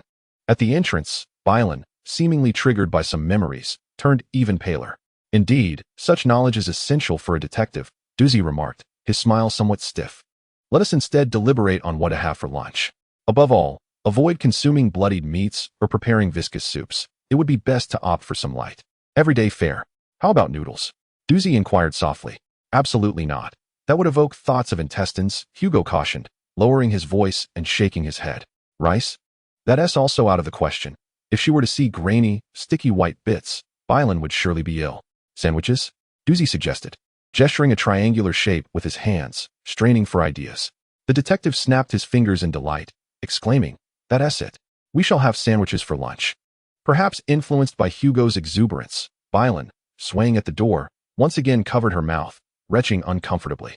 Observing this, Hugo hurried inside, rummaging through a drawer to retrieve an opaque paper bag, then swiftly returned to the entrance, placing it in the hands of the new detective assistant. The girl could no longer contain herself and turned away, violently expelling the contents of her stomach into the bag. Chapter 029. The doctor's commission. "By the way, Duzi, what was that commission you mentioned earlier?" Hugo observed with resignation as he gazed at the landlady of the Yushi residence, a high ponytailed girl who was now playfully toying with Hugo's specially formulated Pokémon feed, amusingly engaging with his starter Pokémon. Watching the trio of Pachima, Natal, and Hikazaru huddle together, Duzi broke into a foolishly joyous grin. At that moment, the trio from Yushi had already satisfied their lunch hunger with sandwiches purchased from a convenience store. Sister Blue had just endured an incredibly intense introduction to the detective world, and her spirits visibly sagged, prompting her to retreat to her room for some rest. One could only hope she would not be plagued by nightmares. Thus, naturally, the detective began to ponder his next commission. Commission? For a fleeting moment, Duzi was engulfed in confusion, squatting on the ground, gazing with wide eyes at the Natal before him, and it took a considerable while for him to recall. "Ah, that must be the commission I mentioned when Bylan first arrived." At that moment, you suddenly unleashed a torrent of business scope and professional jargon, which took me by surprise. The detective nodded, acknowledging that it was an excellent opportunity to showcase his expertise in front of the co-tenant. After all, there are few detectives in the world capable of articulating such a multitude of cunning strategies in one breath. Ignoring Dowdu's skeptical expression, Hugo continued to beseech the young landlady, fixating his gaze on the floor. "Please, do enlighten me about the commission. Time is of the essence in both work and cases, especially now that I must also cover the salary of an assistant." Dowdu, fiddling with her high ponytail, appeared rather nonchalant. "Well, it's not exactly a case. Rather, it's a somewhat amusing and peculiar everyday incident, not urgent at all."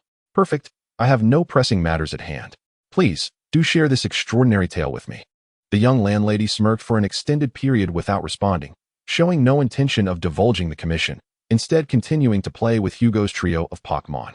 The three little creatures remained blissfully unaware of their master's current anxiety, merrily chasing after Dowdu's hand holding the feed, darting from left to right and back again, in joyous repetition. At last, Hugo could no longer endure the situation. After several failed attempts at negotiation, he issued a command to his Pokémon, Turtwig. Cease the play and use your renowned tackle on this woman's abdomen. Truly, a Pokémon selected by the champion, intelligent and obedient, executed the order with remarkable precision. Without hesitation, Turtwig launched an attack on Doudou, showing no regard for her identity and executing the tackle move mercilessly. With its 4 short legs propelling it forward, Turtwig charged straight towards Doudou's midsection. And given the force behind the move, if it connected, Doudou could very well follow in the footsteps of the despondent Blue. However, Turtwig's head did not reach its intended target. It was not that Doudou evaded, but for some unknown reason, Turtwig stumbled on the smooth wooden floor, causing its momentum to dissipate entirely. With such a low center of gravity and 4 legs, how could it possibly trip? The detective shielded his eyes as if witnessing a cat washing its face, unable to bear the sight. Hugo's streak of bad luck has struck again. Doudou, startled, soon realized that Turtwig had not collided with her, and her expression transformed into one of delight, becoming even more audacious. Previously, without a Pokémon, one could not discern the extent of Hugo's misfortune. Indeed, it had become so dire that he could not even execute a tackle move. Suddenly, Doudou clutched her neck, exclaiming in surprise. It turned out that the Piplup behind her could no longer tolerate the situation. Without waiting for Hugo's command, it autonomously unleashed a weak water gun at the nape of the young lady's neck, which was exposed beyond her collar. It appeared that Pokémon operating without Hugo's instructions could use their skills normally, and the water gun startled Doudou with its precise force. Well done, Piplup. Witnessing his subordinate exhibit such initiative, Hugo bestowed upon him high praise. The 3 little creatures had formed a tight encirclement around Doozy. The fiery monkey was cracking its knuckles. The grass turtle was getting back on its feet, and the Bogeman was puffing out its cheeks, readying its water gun. Observing the trio's readiness for battle, Doozy could only chuckle helplessly and raise his hands in surrender. The incident's client was Dr. Hongdo, a renowned Pokémon researcher from Luko Town, despite her peculiar name. She is a prominent figure in the Unova region, known for her expertise in Pokémon origins, and is also the daughter of an esteemed archaeologist. Although I am not particularly interested in this field of study, I have long admired her reputation. However, the mystery she currently faces is unrelated to the subjects you mentioned, yet it is connected to them. Doozy pointed towards the Pokémon standing beside Hugo. The detective raised an eyebrow in curiosity. Is it related to the starter Pokémon? Indeed, aside from conducting her own research, the Pokémon researcher is responsible for distributing initial partners to novice trainers. In the Unova region, our starter Pokémon are Snivy, Oshawott, and Tepig. Generally, novice trainers visit the Pokémon Research Institute in Luko Town before embarking on their adventures to receive one of these 3 from Dr. Hongdo. As is customary in various regions, Hugo nodded in agreement, explaining that sometimes multiple trainers arrive at the institute simultaneously, prompting the doctor to allow them to discuss their choices amongst themselves. In such situations, these new trainers are often referred to as contemporaries or rivals.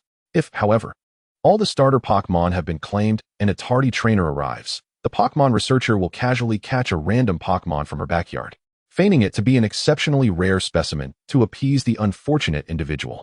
No, Doozy shook his head repeatedly. That is not the case in the Unova region. The detective then realized that the regulations of the Unova League differ from those of other regions. To ensure that novice trainers embark on their journeys fairly, the Pokémon researcher prepares multiple sets of starter Pokémon in the institute to accommodate simultaneous arrivals. Each novice is allowed to choose their preferred Pokémon from the 3 different types of starters, ensuring equality. Furthermore, the Unova League has established numerous breeding facilities dedicated to nurturing starter Pokémon, guaranteeing that no one is left without a choice due to tardiness or shortages of specific starters. Generally, even if all the Pokémon at the Research Institute have been claimed, a new novice trainer need only wait 1 additional day to receive a Pokémon transported from the breeding facilities, also ensuring a fair selection. This is the rule of the Unova region. Such a comprehensive rule, though I find it a bit excessive, Hugo candidly remarked. So what dilemma is Dr. Hongdo facing now? Listen closely, the girl said, her eyes sparkling as she began to articulate the puzzle, as if the matter were personally significant to her. In the initial months of this year, over 60 novice trainers arrived at the Pokémon Research Institute in Lunzi Town, each selecting their preferred Pokémon to embark on their journeys. Curiously, these trainers, hailing from various regions and unfamiliar with one another, unanimously chose the water-type Pokémon, Swinub, as their initial companions. More than 60 trainers, all opting for swine-up. Dosher emphasized this point with heightened fervor. Chapter 030. The rationale behind the triad selection swine-up. A species akin to sea otters, boasts a white head and paws, with a blue body. Its head is adorned with two deep blue, pointed structures resembling ears, and beneath its eyes are speckled black dots, accompanied by a brown, oval-shaped nose. The shell-like object on its abdomen is known as the scallop shell, which can be detached to serve as a weapon against adversaries or as a tool to cut through tough fruits. Swinub is predominantly gentle and sociable, placing great value on its shell. This characteristic, coupled with its subtle confidence, sets it apart from the aloof superior and the robust tepig, often leading it to display a sense of pride that can easily turn into self-satisfaction. Many find this endearing aspect of swinub, while undeniably adorable. The reason behind the unanimous selection of swinub by these 60 novice trainers cannot simply be attributed to its cuteness. Is it a mere 1 in 3 to the 60th power probability? Thus, the possibility of coincidence can be largely dismissed. Upon hearing the enigma, Hugo immediately entered a state of contemplation and subsequently posed his inquiry. At what point did the doctor become aware of this phenomenon? She noted that she first observed this issue in February of this year, by which time more than 10 trainers had already chosen swinub as their initial partner. Imagining the startled expression of that esteemed academic, Hugo continued to question. Did the doctor later inquire about the reasons behind these individuals' choice of swinub? Perhaps conducting surveys or follow-up studies. Surely, the doctor must have their contact information. Dosher scratched his head, recalling for a moment before responding. The doctor mentioned she had followed up, but more than half of the trainers claimed to have forgotten the reasons for their choice of swinub. The remaining few stated that they chose swinub based on intuition or abstract notions of fate. Do these 60 novice trainers share any common characteristics? If one were to note a trait, it would be that they are all inexperienced newcomers. Aside from that, their hometowns are scattered across various cities in the Unova region, and their family backgrounds differ significantly. Different cities, you say? Hugo pondered for a long time before continuing to inquire. Are there any variations among the initial Pokémon at the Research Institute? I refer to aspects such as personality, state, abilities, size, and health. In terms of personality, state, abilities, size, and health, they are largely similar. There are no hidden traits or inherited moves. Dubsy shook her head and replied, although, on average, these initial Pokémon may be a tier below your 3, they still possess commendable potential. With diligent training, they could indeed shine brilliantly in battle competitions. Suddenly, Dubsy glared at the detective. By the way, do you truly have no idea how terrifying the potential of these 3 little ones is? Who entrusted these youngsters to you? A friend from Sinnoh gifted them to me. The detective replied, I wish I had such a friend. It's ironic that Hugo encounters misfortune with Pokémon, yet insists on presenting you with 3 prodigious creatures. Where can one find a friend like that? The girl, in a fit of excitement, disregarded the events at the Research Institute, expressing her envy with wild gestures. I need your friend's contact information. Now, immediately. I want him to conjure those extraordinary Pokémon right before me. Breeding Pokémon is about quality, not quantity. The esteemed landlady interjected. Your primary team is far from retiring, so is it truly wise to divert your attention to training new members from scratch in this scenario? But I'm truly envious, Dubsy lamented candidly. Please, let us stay on topic. We are attempting to unravel the peculiar incidents at Dr. Hondo's Research Institute. I recall you personally trained these 3 initial Pokémon. From your perspective, what differences in battle performance do you perceive between the Superior, Embor, and Decidueye? After a long moment of contemplation, Dubsy sighed. The differences are nuanced. Each Pokémon has unique attributes and roles, making it arduous to rank them merely by strength. Then she recalled something and quickly added, however, it is said that in discussions among battle trainers, Decidueye is often considered the most mediocre among the starters, lacking standout skills and having a balanced distribution of offensive and defensive capabilities. This makes it somewhat awkward for many trainers who rely on strategy to secure victories. Hugo nodded in agreement. Superior excels in executing high-speed special attacks, with its hidden ability contrary allowing it to amplify its power while using Leaf Storm. Embor, on the other hand, is a bulky physical attacker, boasting remarkable endurance that enables it to employ a life-for-a-life strategy. It also performs admirably in trick room environments where speed is inverted. In comparison, Decidueye does indeed seem somewhat average. But, the battle expert Dubsy interjected emphatically, these are merely theoretical deductions. In actual battles, strength cannot be quantified in such a manner. Hugo took out his notebook and pen, adopting an attentive posture. Superior indeed has this classic strategy of violent output with contrary, but conversely, Nearly all trainers participating in competitions are aware of this usage. Prior to the match, they prepare counter-strategies against superior, such as employing a berries to resist or utilizing faster fire-type Pokémon for a swift knockout. Consequently, most superior in battle rarely get the opportunity to enhance their output. When discussing professional topics, Duzzy began to passionately introduce the current battle environment of the Unova Alliance Pokémon. Hugo suddenly noticed that, unbeknownst to him, his Sinnoh starters, who had been frolicking moments before, had ceased their playful antics and were now attentively listening to Duzzy's lecture. The flaw of Infernape lies in its insufficient speed. Most of the rock and steel-type opponents it can counterattack are able to strike first in Trick Room, preventing it from becoming the primary offensive force in that strategy. In a standard environment, Infernape's speed is significantly slower than that of mainstream Pokémon, forcing it to endure attacks while utilizing recoil moves. Even when reduced to low health and activating its Blaze ability, it merely becomes a target incapable of launching an attack. In light of this, does the balanced capabilities of Gallade provide it with an advantage? The detective paused, intrigued, as he noted something with his pen. To me, Gallade resembles a versatile plugin. Whether it's finishing off foes, disrupting opponents, or tanking damage, it has a way to accomplish these tasks, sometimes yielding unexpectedly favorable outcomes. However, the previously mentioned disadvantages are indeed present. There are simply too many water-type Pokémon, and it is true that Gallade's abilities do not stand out. Such subtle distinctions in advantages and disadvantages are perceived only by seasoned battlers like us. I don't believe novice trainers would contemplate such intricacies when selecting their initial partners.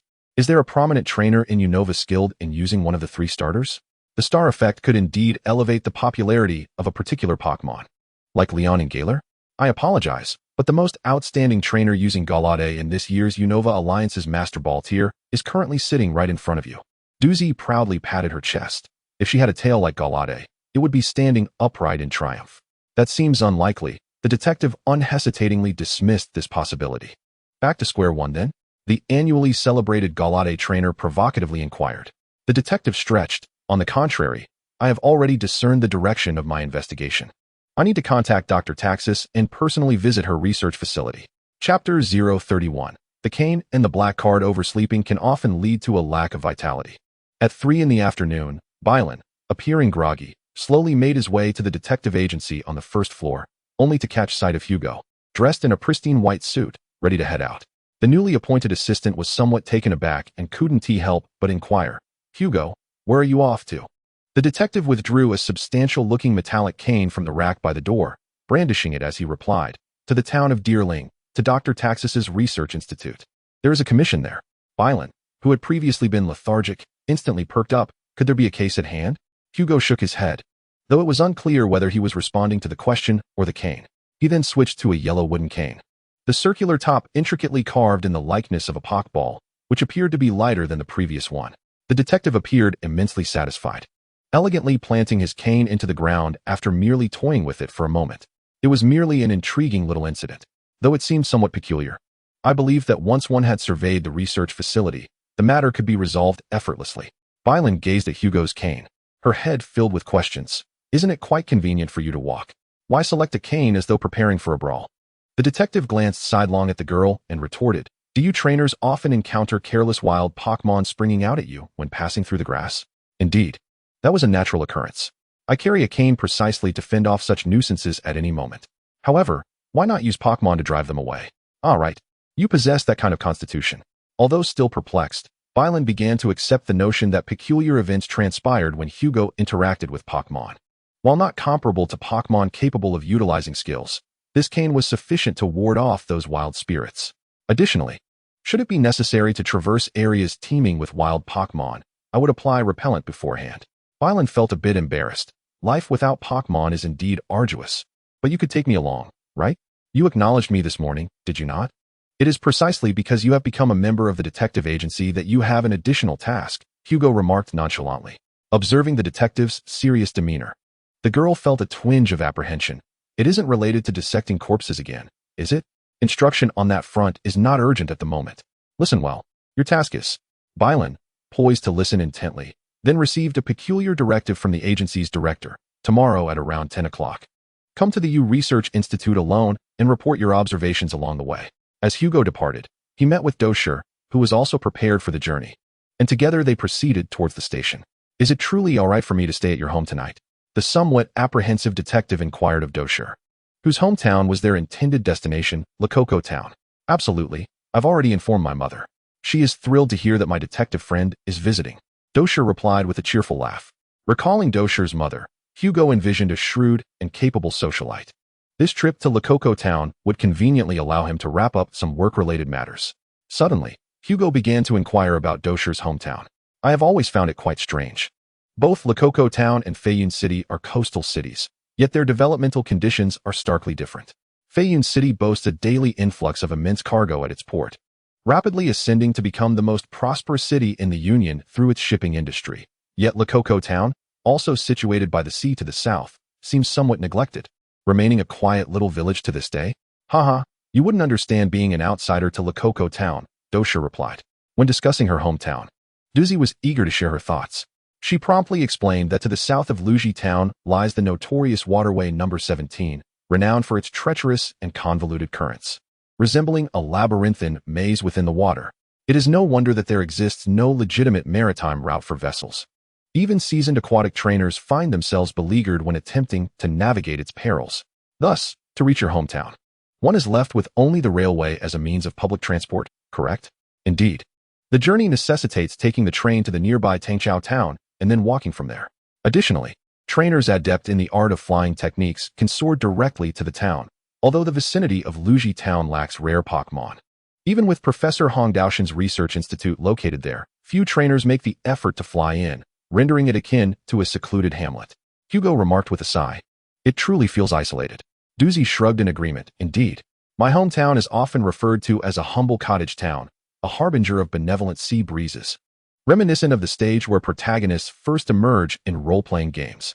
Hugo echoed her sentiment. Who could argue otherwise? As their conversation continued, the magnificent Fayoum City train station loomed ahead. Hugo approached the ticket counter, presenting a black ticket adorned with golden edges. Upon seeing it, the station staff promptly ushered the pair into a designated waiting room, arranging first-class seats on the next direct train, even providing a server with refreshments. I've made up my mind. From now on, I shall always travel with Hugo. Duzi reclined against the cushioned sofa in the waiting room, sipping her chilled fruit juice, contentedly squinting her eyes. I cannot afford to accompany you on your whimsical adventures. Today is merely a coincidence, and this black card has a limited number of uses each month, unable to sustain your extravagant desire for free travel. How infuriating to be seen through. Duzi huffed, shaking her fist in frustration. Hugo toyed with the black ticket, appreciating its resilient, textured surface, and was transported back to June of the previous year, when he had pursued the subway explosion incident alone. At that time, despite his repeated warnings to the railway company going unheeded, he had to resort to using the floral rock monster and the manatee beast from Julan's backyard to combat the crime. Although the endeavor to apprehend the perpetrator faced several setbacks due to the adverse circumstances surrounding Hugo, the case was ultimately resolved successfully. Following the incident, Hugo subtly hinted to the two train conductors who arrived late that the mysterious trainer who had vanquished the criminals was none other than the great detective Hugo himself, who had summoned this unexpected ally. As his prior warnings had indeed reached the railway company, they were inadvertently spared from a significant disaster, leading to their profound gratitude toward the uninvited detective. The substantial reward bestowed upon Hugo by the railway company alleviated his financial woes, coinciding with his recent move to Yushi residence, where he was eagerly establishing his detective agency amidst a flurry of expenditures. In addition, the brothers Beishang and Nanxia generously gifted Hugo a black card ticket, which grants him a lifetime of complimentary access to the public transportation system of the United Rail Company. This ticket allows him to bring along one companion for each journey, though it does impose a monthly usage limit. Upon reaching this limit, Hugo may continue to travel at a 50% discount. Furthermore, during this time, the ticket holder is accorded priority access to the luxurious first-class accommodations. Frankly, the practical value of this ticket rivals that of the substantial monetary reward he previously received, not to mention its collectible worth to train enthusiasts. The train conductor sincerely expressed his gratitude for the detective's assistance. Hugo, the train has arrived, exclaimed Duzi, his keen eyes sparkling with excitement, as the distant sound of a melodious whistle echoed. The detective halted his fleeting thoughts. It was time to board. Chapter 032. The Gambler King on the train. Why must we engage in Pokémon battles within the confines of the luxurious train carriage? On the speeding train, The usually astute Detective Hugo bore an expression of utter desolation. Meanwhile, the train staff appeared unfazed by the situation. They explained that this line, being the longest railway in the United Regions, had designated the first-class carriage to host battles specifically for elite trainers since its inception. Trainers in the carriage could match up with fellow passengers for exhilarating rapid double battles in the central competition arena. Noticing Hugo's crestfallen demeanor, the staff continued to offer reassurances. Dear passenger, you need not be concerned about safety. Although the competition area is somewhat compact, it is constructed with the utmost robust enclosed design, and a fully equipped medical team is on board to attend to any Pokémon injuries. Is it possible to enter this carriage without engaging in battle? Hugo cautiously inquired. Sir, I have worked on this train for 5 years, and to my knowledge, there has never been a case of someone evading battle. Such conduct would likely meet with the disapproval of all passengers, the staff member replied earnestly. Hugo instinctively sensed that the individual was embellishing the truth, yet he also perceived an unwavering determination in their stance. How infuriating! Did they truly wish to humiliate him? The holder of the black ticket, in public? Had he not previously traveled in the first-class carriage a few times at no cost? He might have suspected this was an orchestrated ploy by the railway company. Nonetheless, what proved more challenging than the staff and the railway company was the exuberant figure beside him. Hugo, there are prizes for the battles in the first-class carriage. As your companion, I can participate as your doubles partner, right? I recall you brought along your 3 Turtwig. Now is the perfect time for them to showcase their talents. Doozy exclaimed, her eyes alight with enthusiasm, tugging at Hugo's sleeve with fervor, utterly unable to resist the allure of any competition with a prize. Hold on, Doozy. You must realize what would transpire if I were to engage in a Pokémon battle, right? It matters not, Doozy declared with unwavering confidence. In a contest of this caliber, even if you, Hugo, were to be eliminated in the very first round, I could single-handedly confront 2 opponents. With such resolute words from her companion, what more could be said? Hugo resignedly allowed Doozy to drag him into the battle carriage. He harbored no belief in the slightest viability of Doozy's so-called strategy, recalling that the last time someone had enthusiastically proposed such a battle plan to him, it had been the current Sinnoh champion during her youthful days. Why do I feel that our opponents in this round seem somewhat familiar? Is it merely my excitement conjuring illusions? In the 10 minutes preceding the battle, upon receiving the match sheet, Doozy stood frozen as if struck by lightning, devoid of all fighting spirit. It is not as you think, Miss Doozy. The reason your opponents appear familiar is that the individual depicted in the photograph affixed to the match sheet bears an uncanny resemblance to Mr. Yuki, one of the current Elite Four of the Unova League. Moreover, not only do they share similar appearances, but even the name inscribed on the battle information sheet, which is impossible to falsify, reads Yuki in bold letters. Upon witnessing Doozy encounter such a ludicrously improbable scenario, Hugo, despite the impending Pokémon battle, found his spirits unexpectedly lifted. And he even took the initiative to comfort his partner for the double battle. Undoubtedly, our opponent is none other than Mr. Yuki himself, Doozy. Now you have the chance to spar with an adversary of such caliber before stepping onto the league stage. Congratulations, indeed. But why would a distinguished member of the Elite Four, Mr. Yuki, be interested in the prize money from a contest held in this first-class carriage? Does he not find it somewhat unfair? Gazing across the transparent battle arena, Hugo spotted Mr. Yuki seated in the distance, his extravagant hairstyle complementing his black suit. As a celebrated trainer in the prestigious Unova League's major tournaments and the reigning champion of the strongest Excadrill user this year, he was a prize hunter fervently participating in competitions throughout the Unova region. Miss Doozy, you lack the standing to criticize others, Hugo could not help but remark. But what am I to do now? Faced with Mr. Yuki, I would undoubtedly be defeated in a one-on-one battle, let alone a two-on-one scenario. In light of the impending double battle, which could be lost without shame, Hugo, who had initially regarded himself as a burden, found himself surprisingly at ease. Eagerly adopting the role of a tactical advisor, completely oblivious to his own impending participation in the match. Doozy, this is the moment to think positively. Now presents the perfect opportunity to vanquish the Unova champion. Should you manage to defeat him in a two-on-one battle, you could etch an everlasting legend within this carriage. Noticing his partner's silence, Hugo continued to offer his counsel. As a member of the Unova Elite, the Pokémon that Mr. Yuki employs is well known. If one reflects carefully, what kind of Pokémon would this renowned trainer, infamous for utilizing powerful Dark-type Pokémon, deploy in the confined space of a train carriage? Doozy was well-versed in the intricacies of these league competitions, and she began to enumerate on her fingers. The Pokémon previously employed by UJ included Croconaw, Litten, Skorupi, Honchkrow, Sharpedo, Tyranitar, Houndoom, Absol, and most notably, a diminutive Pokémon, ideally suited for street battles, which UJ frequently utilized during this season's championship, Hugo remarked languidly. The bandana-wearing hoodlum. Surely, she would employ this particular Pokémon. Inspired, the young girl instantly grasped the detective's implication. At times, the environment unconsciously assists individuals in making choices. When one believes they grasp the reins of their destiny, the seemingly abundant options often lead to a predestined outcome that has long been orchestrated. Turning our attention to this champion's doubles partner, the young lady sported a neat bob haircut and donned a school uniform. I recognized the wing-shaped emblem on her chest, which represented her alma mater, Sakiki High School. Sakiki City, renowned for its airport and the flying-type gym. Doozy's eyes gleamed with newfound clarity. Bug and fighting types could effectively counter the champion's prideful dark-type Pokémon. It seemed that the dark-type champion, while seeking allies, subconsciously opted for companions that could shield her dark-type Pokémon, such as a high school girl who utilized flying-type Pokémon, a habit likely born of the caution that accompanies her status as a champion. Hugo, exhibiting his deductive prowess, presented his reasoning with a carefree demeanor. Although it appeared riddled with flaws, each of his deductions was underpinned by subtle, albeit esoteric, evidence.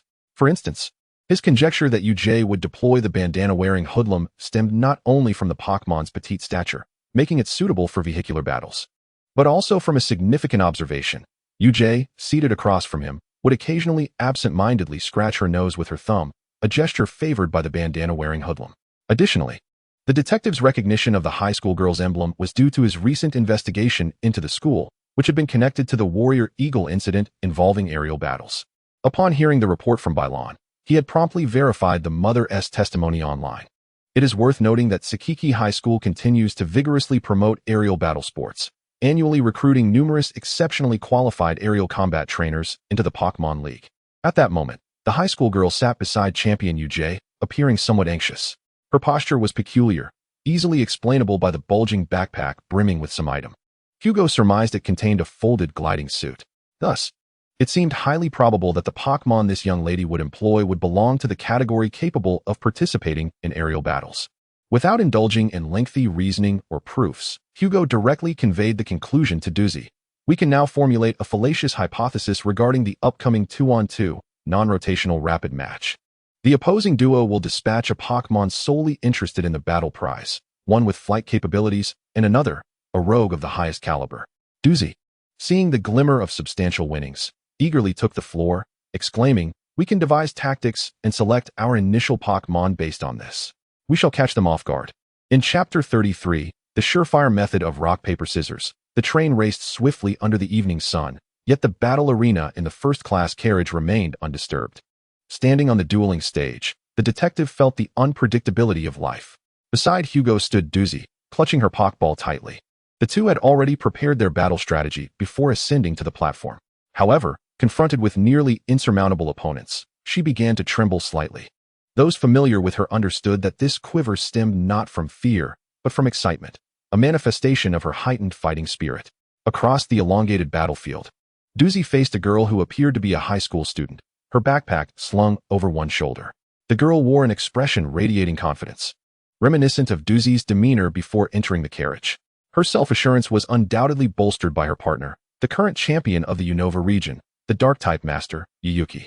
The champion, an unexpected presence in this low-tier battle, stood tall at one corner of the arena, adjusting his iconic, extravagantly styled deep blue hair, reminiscent of a serpent bearing its fangs, and smiled maliciously. To Doozy's astonishment, Yuyuki addressed her directly, his voice leisurely, exuding an aristocratic elegance despite his aggressive appearance. "Isn't this Miss Doozy, a candidate for this year's League Challengers? What a stroke of luck to encounter you under such serendipitous circumstances." The fact that such a prominent figure recognized her weighed heavily on Doozy's heart. She had initially hoped for a surprise ambush, only to discover that their opponent was equally prepared. However, out of the corner of her eye, she noticed Hugo subtly shaking his head, signaling her with a gesture from behind his back. Doozy suddenly felt an inexplicable surge of confidence and lifted her chin to respond to the champion's greeting. "It is I who lucks out by having the opportunity to experience Yuyuki's strength beforehand." Seeing the challenger's poised demeanor, Yuyuki's lips curled into a smile. "Excellent. It seems we are in for an exhilarating match today." The high school girl beside Yuyuki attempted to interject, but at that moment, the loudspeaker within the arena blared to life, announcing that the match would commence 10 seconds after the broadcast concluded. Each participant was allowed to use only one Pokémon, with rotations and battle items prohibited, and a team would be deemed defeated if both their Pokémon were rendered unable to battle. As the countdown commenced on the wall screen, the atmosphere in the arena grew palpably tense. Among the four, only the seemingly detached Hugo turned his gaze towards the flickering numbers. The match begins. As the countdown reached its conclusion, the thunderous announcement heralded the commencement of the match. Contestants hurled their pre-selected Pokeballs into the arena. The selection of Pokémon at the outset resembled a game of rock, paper, scissors. In a typical double battle, if one side could execute a suitable and strategically targeted opening tactic, they would secure a substantial advantage in the initial phase of the contest. However, in this confined combat scenario, each side could only select one Pokémon to battle, thus rendering the initial choice even more crucial to the outcome. The essence of this game of chance lies in psychological warfare. Some may perceive rock, paper, scissors as a mere game of luck, devoid of any discernible patterns, yet the detective Hugo would assert otherwise. Each individual possesses their preferred method of play. When caught unprepared in a game of rock, paper, scissors, habitual tendencies guide their choices of scissors, rock, and paper in a predictable sequence. Conversely, when mentally prepared to strike, their moves may exhibit an ephemeral unpredictability. Nevertheless, as the number of rounds increases, this unpredictability swiftly converges back to established habits. And before the player realizes this and alters their approach, they become an unconscious captive of their own tendencies. Indeed, there exists a surefire strategy for victory in rock, paper, scissors. With sufficient information, your choice of scissors, rock, or paper ultimately reflects the nature of your character. Similarly, the type of Pokémon your opponent will employ has likely already been anticipated in Hugo's mind. Hey! A short exclamation escaped from the side, reminiscent of the sounds gamblers make when they draw a good hand. An involuntary expression of joy, suppressed amidst the ongoing battle, akin to the chuckle of a gambler whose cunning scheme has succeeded. The three Pokémon had entered the arena. The fighter, resembling a war deity, stood triumphantly with arms crossed. The female high school student gracefully descended with a conductive flying mouse, and the vibrant red-crowned bandit under the command of a berry-hued leader. The opening moves aligned perfectly with the detective's predictions. What about the detective's own Pokémon? Time rewound to the moment the countdown ceased. Just as everyone else released their Pokeballs into the arena, Detective Hugo, reminiscent of an athlete in a shot put competition, raised his Pokeball high and hurled it with astonishing force directly towards the face of the Unova champion. Given the considerably smaller size of the battle compartment compared to a formal arena, the position of the opposing trainer fell well within the trajectory of Hugo's throw. As the berry-hued leader unleashed the bandit, he lifted his gaze only to see a rapidly spinning Pokeball hurtling closer, instinctively raising his hands to shield his face. After all, a Pokeball is not a true shot put. Unless it strikes directly, the most one would feel is a fleeting sting. However, as the Pokeball neared him, it automatically opened, releasing a lively little Chimchar that landed on the ground before the berry-hued leader. This was not good. In a moment of clarity, the adept gambler, UJ, discerned the intentions of his opponent, the bandit clad in a headscarf. With a decisive strike, Tile split. He aimed to bring down the small fiery monkey. Yet, regardless of the profound connection between the king and his Pokémon, the small flame monkey had already undertaken the task assigned by Hugo prior to the commencement of the match, the clap ambush. Without awaiting a command, the small flame monkey boldly charged forth, delivering a resounding slap towards the bandit's face. The orange-red crested lizard instinctively recoiled upon encountering the diminutive creature, but alas, it had forfeited its opportunity to counterattack. Though the slap did not land on the bandit's face, its echo resonated throughout the entire carriage. In that fleeting moment, UJ and his Pokémon fell momentarily still, as if struck by the imposing nature of the attack. Simultaneously, a thunderous roar emanated from the direction of the female high school student. "Electro Mouse," she shouted, for the creature she summoned was pinned beneath a massive rock blade, rendered incapable of battle. Once, she had lamented the awkward speed of the Fire King, yet now, its prowess was unleashed with astonishing swiftness, striking before the flying-type Electro Mouse. The formidable rock-type move, Stone Spike Attack, was executed by the Fire King, a testament to Duzzy's strategic choice. The confined space mitigated the inherent instability of this move's accuracy. Although Duzzy could have opted for the double-edged headbutt to vanquish the Electro Mouse, he chose to wager on the additional Stone Spike Attack, anticipating the forthcoming grueling battle against the Dark-type King. The result was an instantaneous triumph. The towering, crimson-hued boar, enveloped in surging flames, stood unscathed, its fiery gaze ablaze with an unprecedented fervor for battle. Now, only one adversary remained. Doozy, more exhilarated than the Fire King, gazed down upon the impassive UJ, intent on unleashing his full arsenal to make the king experience the taste of downfall. Meanwhile, UJ, teetering on the brink of defeat, maintained a stoic poker face, devoid of anger or joy, as he assessed the current predicament. Although the headscarf-wearing bandit had been momentarily intimidated by the clap ambush, he had sustained no significant damage. It appeared that the small flame monkey was merely an inexperienced novice, having exhausted its singular move.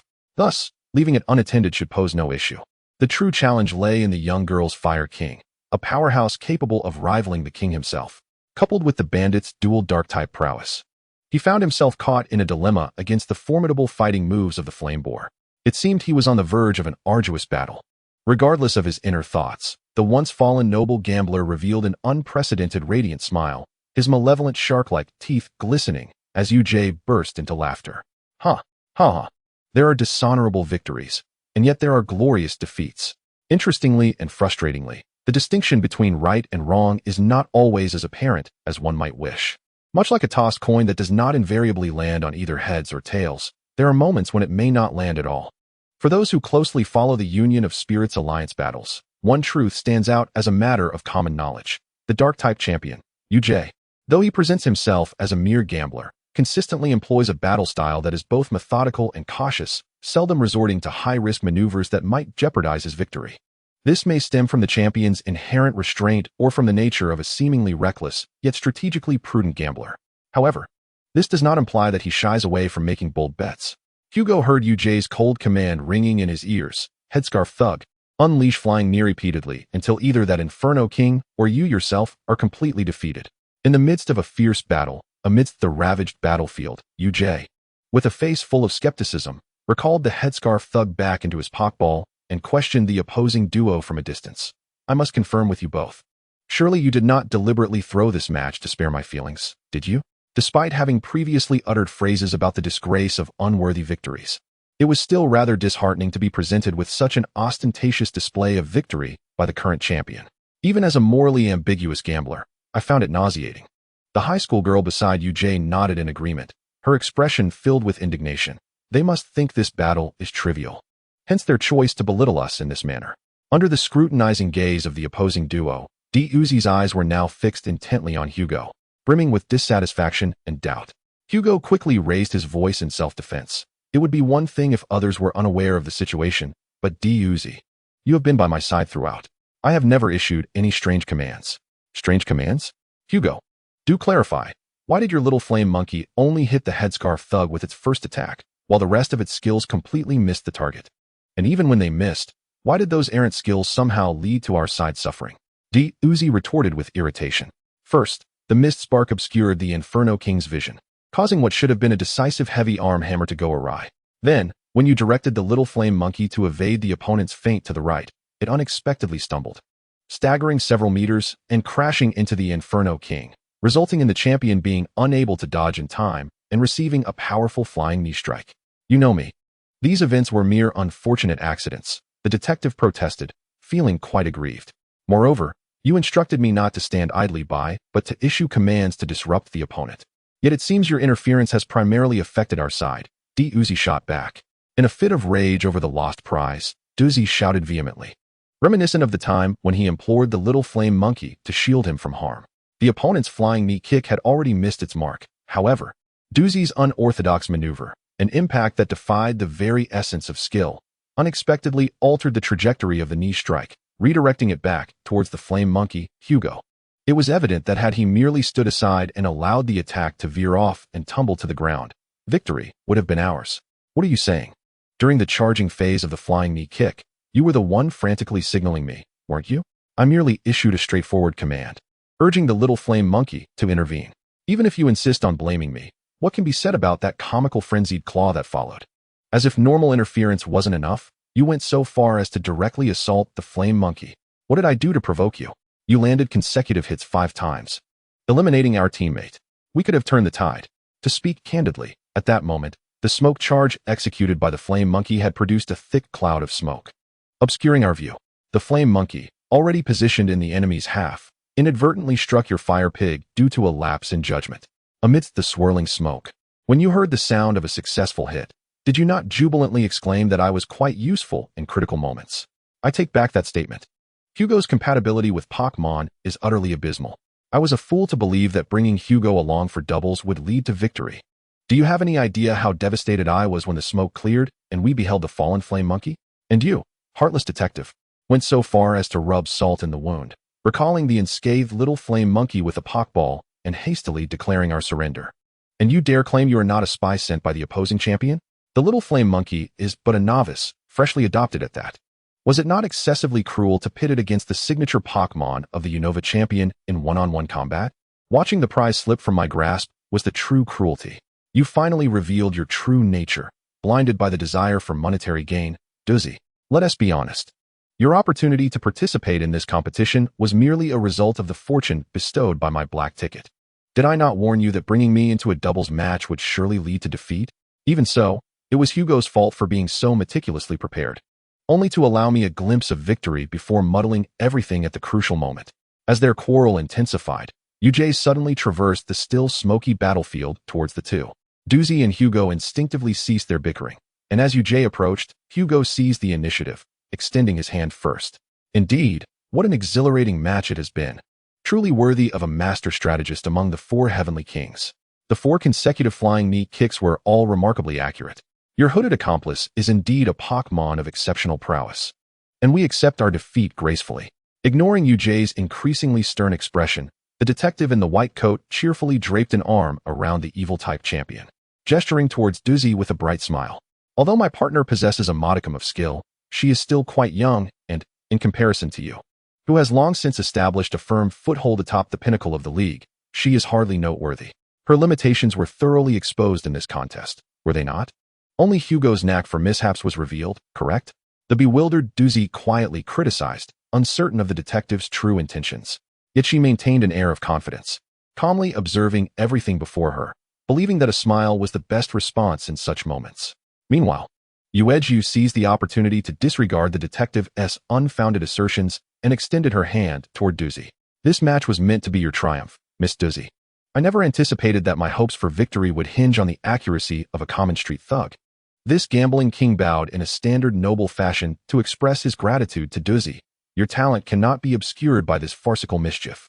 I shall sharpen my fangs and await your challenge on the path to championship glory. The action taken by the malevolent king was unmistakable. He did not acknowledge the victory of this match, thus humbling himself to Doozy in his capacity as the Unova champion. The girl with the high ponytail scratched her head awkwardly. The league challenge? I have been participating in tournaments everywhere and have yet to begin collecting gym badges. Given the timing of this year's challenge, it seems I may already be too late. Ueju was astonished. Aren't you aiming for the league championship? The girl vigorously shook her head. The initial investment in league competitions is far too great, and with the knockout format, there's hardly any prize money to be earned. Besides, becoming champion could lead to complications. This is what someone once told me. Hugo interjected, unhesitatingly betraying his companion. Rubbing his temples, Ueju appeared genuinely troubled. In any case, let's address the young lady's situation first, and then turn to the trainer of this little fire monkey. With a shark-like grin, he faced the detective again. From earlier until now, you've been deliberately trying to undermine me. Haven't you? Unfortunately for you, I am well acquainted with the devious methods of such thugs. While my mood hasn't plummeted to its nadir just yet, it's time for you to come clean. Indeed, Your Majesty. Hugo casually withdrew his arm from around Ueju's shoulders. However, I have a suggestion. As a king, your presence in a contest of this caliber feels rather unfair. Perhaps Mr. Ueju should consider withdrawing from the subsequent doubles match in the first-class compartment. Pointing to the high school girl behind him, Ueju responded. That student is still counting on the prize money for her travel expenses. I cannot abandon her. The expected expression of understanding appeared on Hugo's face as he naturally continued. This companion of mine is, after all, a renowned trainer in the Unova region. In her previous battle against you has already demonstrated her prowess. I believe Doozy would be more than willing to fill Ueju's vacancy, wouldn't she? After a brief moment of contemplation, Ueju nodded in agreement. Doozy, still in a state of confusion, listened intently to their conversation. It seems that a bonus is finally within reach. Chapter 35. A confidential discussion in the first-class compartment. My request of you is rather simple. I hope you will take a moment to peruse this document. In the spacious first-class cabin, Hugo and the Blueberry sat facing each other. The detective refrained from immediately producing his esteemed business card. Instead, he respectfully extended an antiquated touchscreen phone to the Blueberry, which appeared as if it had been salvaged from a second-hand market, hardly worth a second glance. The notorious figure could not help but chuckle at the detective's suspicious demeanor.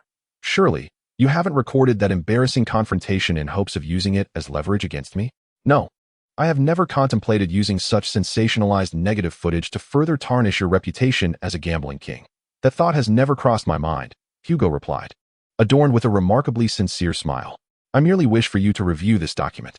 The phone Hugo presented was already unlocked, displaying a document titled An Investigation into the Influence and Hazards of the Plasma Group in the United Regions. The teasing expression vanished from the Blueberry's face as he accepted the phone and began to peruse its contents in silence.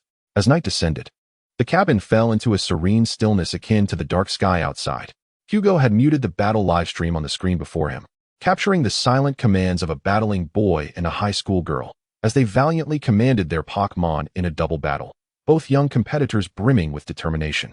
Seemingly on the brink of victory, with a heavy sigh, the Blueberry shut off the phone, leaning back into his chair, a look of dismay etched upon his features. Regardless of the validity of your intelligence, I wish I had never laid eyes on it. Your reaction brings me a measure of joy, Hugo remarked, as it indicates that you, one of the four kings, are not affiliated with them. Allow me to elevate your spirits further, he continued. Aside from myself, Wanlong, Lianwu, and Jaidelia, the other three kings are likewise not members of the Plasma Group. The champion, Adake, is indeed the leader opposing that organization and has long urged the League to take note of its suspicious activities. However, he has recently been confined to his quarters due to his bug-type partner's severe illness, and thus his request has been set aside. Ah, no. I have never doubted the other kings, Hugo admitted, scratching his cheek awkwardly. After all, you, Mr. Blueberry, do have a somewhat villainous appearance, and instinctively, you were the only one I felt needed verification. Since we have fortuitously crossed paths on this train, I hope to dispel that stereotype. The Blueberry, rather than becoming irate, burst into genuine laughter, exclaiming, your audacity is commendable. One must indeed say you are worthy of confronting the Plasma Group. You were the one who devised the battle strategy, weren't you? Truly a brilliant gambler. Thank goodness it wasn't at the gaming table where I encountered you. You do possess a significant casino within that phone of yours. Hugo reminded him. Have you never considered that the Plasma Group might emerge victorious? They possess a following capable of igniting a revolution, and more than half of the populace harbors a sympathetic disposition towards their faith, with numerous high-ranking officials within the alliance colluding with them.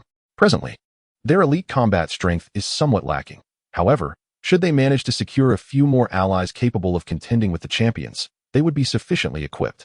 At this juncture, Hugo made a gesture with his hand, indicating that much remained unspoken. It seems you regard me as a significant pawn, he remarked. The Blueberry, crossing her legs, self-deprecatingly added, yet you have misjudged me. I can pledge, based on my future fortunes, that in the impending clash between the Alliance and the Plasma faction, I shall forever stand with the Alliance. No, Mr. Blueberry, I am not here as an internal officer to investigate your loyalty. I am merely a private detective operating outside the confines of the Alliance, seeking to discuss matters of uncompromising justice with you. What do you wish to convey? Hugo nonchalantly produced his business card, placing it against the sealed edge of the car window and flicking it, allowing it to glide smoothly toward the Blueberry. This is my soliloquy. Your Highness, what you intend to do with it is of no concern to me.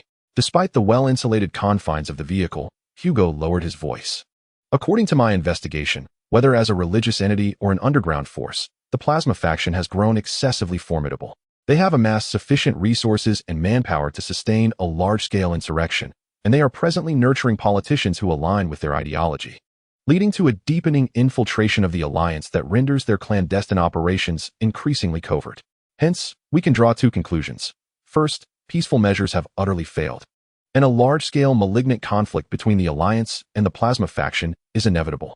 Second, the Plasma faction operates in secrecy while the Alliance remains in the open. The longer the Plasma faction continues its scheming, the more cards they may hold, which would be increasingly detrimental to the Alliance. Are you suggesting we should preemptively detonate this ticking time bomb? The Blueberry raised an eyebrow. Hugo appeared not to have heard. Continuing with his discourse, from the perspective of the Plasma faction, Their most pressing issue at present is their lack of trainers and enforcers who can rival the champions. They must be urgently seeking to bolster their elite combat capabilities. If, and I emphasize if, a champion-level trainer were to voluntarily defect, they would undoubtedly welcome him with open arms, perhaps even sharing internal intelligence with this rare asset. The blueberry seemed to sense the intrigue, a sly smile curling at the corners of her mouth. However, their vetting process for new recruits is inescapable, comprising two primary procedures. First, the defector must possess motives and reasons to betray the alliance. If he has never expressed sympathy for the plasma faction's ideals and has maintained cordial relations with other champions within the alliance, they would certainly suspect his motives for joining. As the blueberry listened, she nodded along, eventually beginning to jot down key points with a pen on a card she had brought with her. The second narrative delves into the unique trials within the plasma gang. Within this faction resides a young individual endowed with extraordinary abilities, notably the capacity to comprehend the speech of Pokémon. Should this devoted trainer's account contradict the words of his Pokémon, he would find himself in an awkward predicament. Thus, the situation unfolds. Yuju hastily inscribed the final keyword, pondering whether he should communicate with his Pokémon.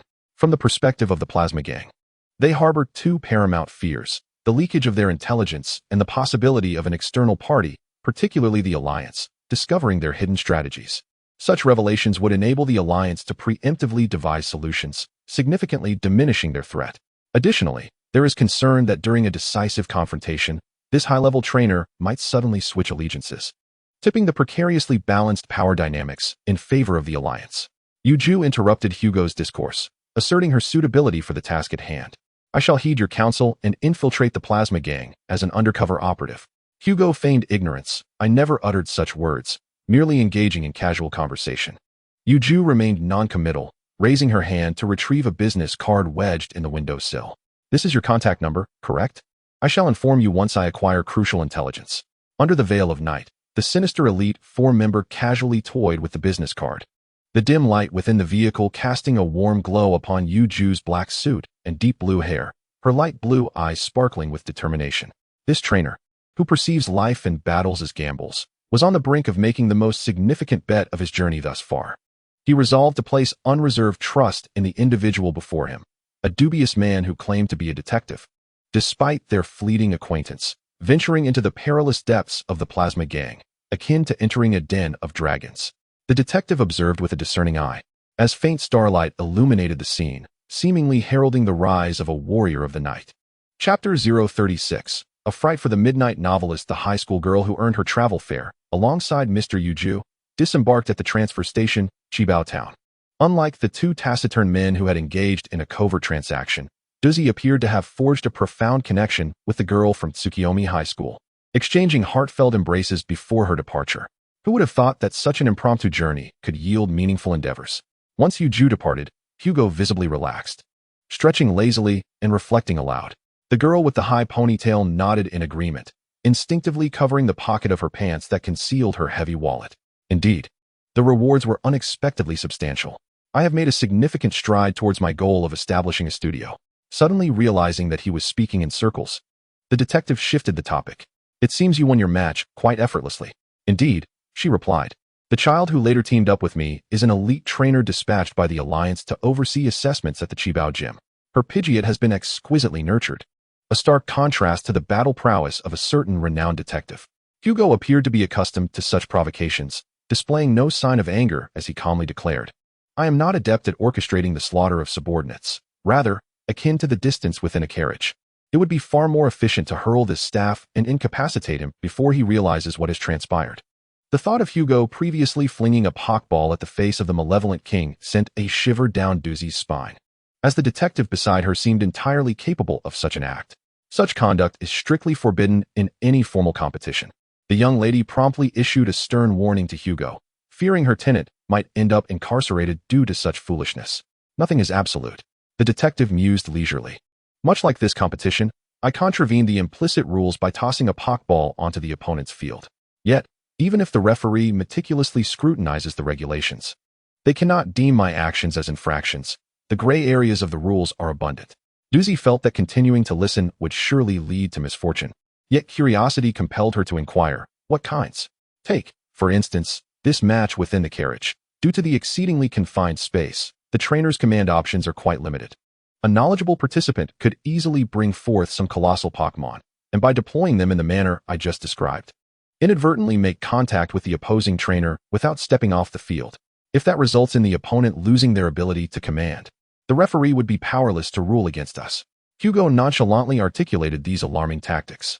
Furthermore, consider the league matches conducted from opposing stands. While they may appear formal, they are riddled with loopholes. Observe how the command platform is typically exposed to the elements. If one were to miscalculate an agreement with their Pokémon regarding skill usage, even slightly, please, no more, Doozy exclaimed, covering her ears as if confronted with the whispered incantations of a demon. I feel your strategies could lead one down a path of no return. Surely, one would end up in prison. TSK. It is merely a reasonable strategy within the confines of the rules, the detective retorted, clearly displeased. Hugo, Doozy cautiously interjected. Your unfortunate disposition is indeed a cruel jest of fate. It is utterly vexing. However, you cannot direct your resentment towards us trainers, can you? We are blameless. Hugo shrugged, seemingly attempting to lighten the mood, and released a small monkey Pokémon from its Pokeball. He looked down at the orange-furred creature perched on his knee and inquired, what is your perspective? Is this tactic reasonable? The small monkey tilted its head, appearing to genuinely contemplate the question, its paw rubbing its chin, a habitual gesture of its master. Hugo, when in thought, Doozy watched with equal curiosity, but at that moment, the pondering monkey began to grow increasingly agitated, suddenly shaking with vigor, and the flames on its tail erupted, nearly singeing Doozy's nose.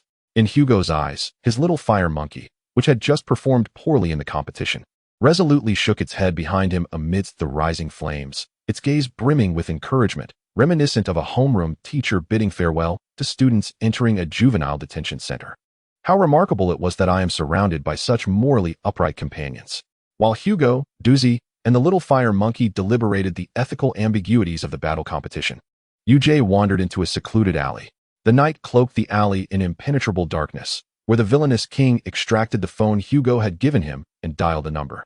Wanlong, I have resolved to accept your absurd plan resembling a spy novel. The sound of a shattered teacup and a woman's gasp echoed from the other end. Was this self-proclaimed novelist, the female king, sipping tea and racing to meet deadlines in the middle of the night? One could only hope she would channel such energy into managing league affairs. UJ shook his head as he listened to Wanlong's excited words. No particular reason. I encountered a baffling individual who altered my perspective, not in the way you think. If I had to describe them, they resemble a character from one of your detective novels. Miss Wanlong on the other end seemed even more exhilarated, speaking at a rapid pace. In any case, unleash your seemingly useless novelist talent and craft a narrative of betrayal within the league. No need to conceal it from them. It's impossible to keep hidden, and I fear being caught off guard and facing the wrath of Boss Wu. The two engaged in lengthy discussions over the phone, and after a moment of hesitation, UJ finally inquired, how is Mr. Adak? A heavy sigh emanated from the other end. No matter how splendid the gambling scene, it must eventually conclude. For a mere gambler, even in the face of life and death, one must indulge in pleasure. I lack the authority to console Mr. Adak. All I can do is partake in exhilarating gambles. The plasma team had indeed gone too far this time, having flaunted their title of king for so long. It might be more intriguing to act as the dealer. As the call ended, UJ smashed the phone containing the document titled Analysis of the Influence and Dangers of the Plasma Team in the United Regions, meticulously breaking the storage card into several pieces and discarding them in a nearby trash bin. He then retrieved the business card of Hugo's firm, his gaze wavering between the card and the trash bin for a prolonged moment, before ultimately tucking the small piece of paper back into his suit pocket. The moonlight, belatedly emerging behind the alley, illuminated UJ as he strolled through the night, his suit dark yet the crimson lapel meticulously arranged. As if he were destined for a grand soiree, ahead of the villainous king lay his destination, a building with white walls and black tiles, exuding an ancient yet grand atmosphere, marked by the city's landmark sign, the Seven Treasures Museum. Chapter 037. The Four Suspects in the Research Institute. Madam, here are the infidelity investigation reports you commissioned. I am pleased to inform you that there is no genuine infidelity present. The scandalous photographs used to blackmail this lady's husband have been confirmed as digitally fabricated, with evident signs of manipulation in two distinct areas of the images. The rumors regarding the young lady's fiancé having an affair are unfounded. During the alleged time of their dalliance, he possesses an indisputable alibi from his workplace. Furthermore, the gentleman and the young lady merely engaged in standard social interaction, as evidenced by this scanned document, which attests to their business correspondence. On the night the gentleman stayed out, the young lady had already boarded a flight to another town, leaving her daughter, Duzi, sidelined while the detective and the lady exchanged suspicious whispers. As for the individual you particularly inquired about, I stake my professional reputation on the fact that he, being out of town, has never wronged you. Here is his recent schedule and a list of the women he has interacted with, rest assured. All this evidence has been obtained lawfully, and the investigation remains undetectable by any party. Detective Hugo is truly reliable when Duzi recklessly spent money on the luxurious Yuchi residence. I initially feared she had acquired some dubious asset. However, knowing that a capable detective like Hugo has chosen that location for his office alleviates my concerns regarding rental payments. Duzi's mother chuckled with delight, covering her mouth. In contrast, her daughter expressed her discontent loudly. Mom, when did you become so chummy with Hugo? Have you secretly hired him to investigate something scandalous again? Hey, please don't flaunt your payment for his services in front of me. Ever since Duzi earned a fortune from competitions, her mother seamlessly entered the social circles of the United Region's elite.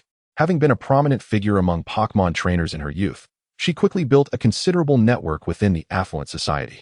Since meeting Hugo, this lady has taken it upon herself to be the go-to person for emotional matters in her social circle, often exclaiming, "Leave this to me. I know an excellent detective." This has indeed brought Hugo numerous assignments. As an intermediary, the lady naturally reaps a generous commission.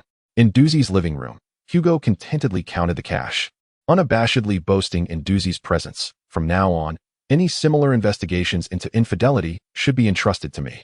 It is often said that a woman in love is the best detective, yet instinctive suspicions cannot rival concrete evidence. Hiring a professional detective for investigations is undoubtedly the most reassuring approach for ladies. And I am the finest detective in the United Regions. You can trust me completely.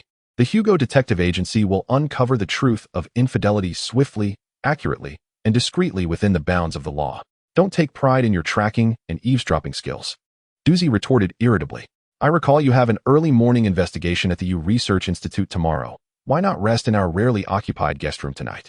Duzi's mother suddenly perked up, interjecting with a twinkle in her eye. Dr. Yu is an old friend of mine. I am well acquainted with matters surrounding Luzi Town. What do you wish to investigate? Perhaps I can lend a hand. Hugo and Duzi exchanged a glance, the latter letting out a resigned sigh, and thus felt compelled to inform his mother about the peculiar occurrence at the Research Institute, where 60 consecutive trainers had chosen the water otter as their initial companion.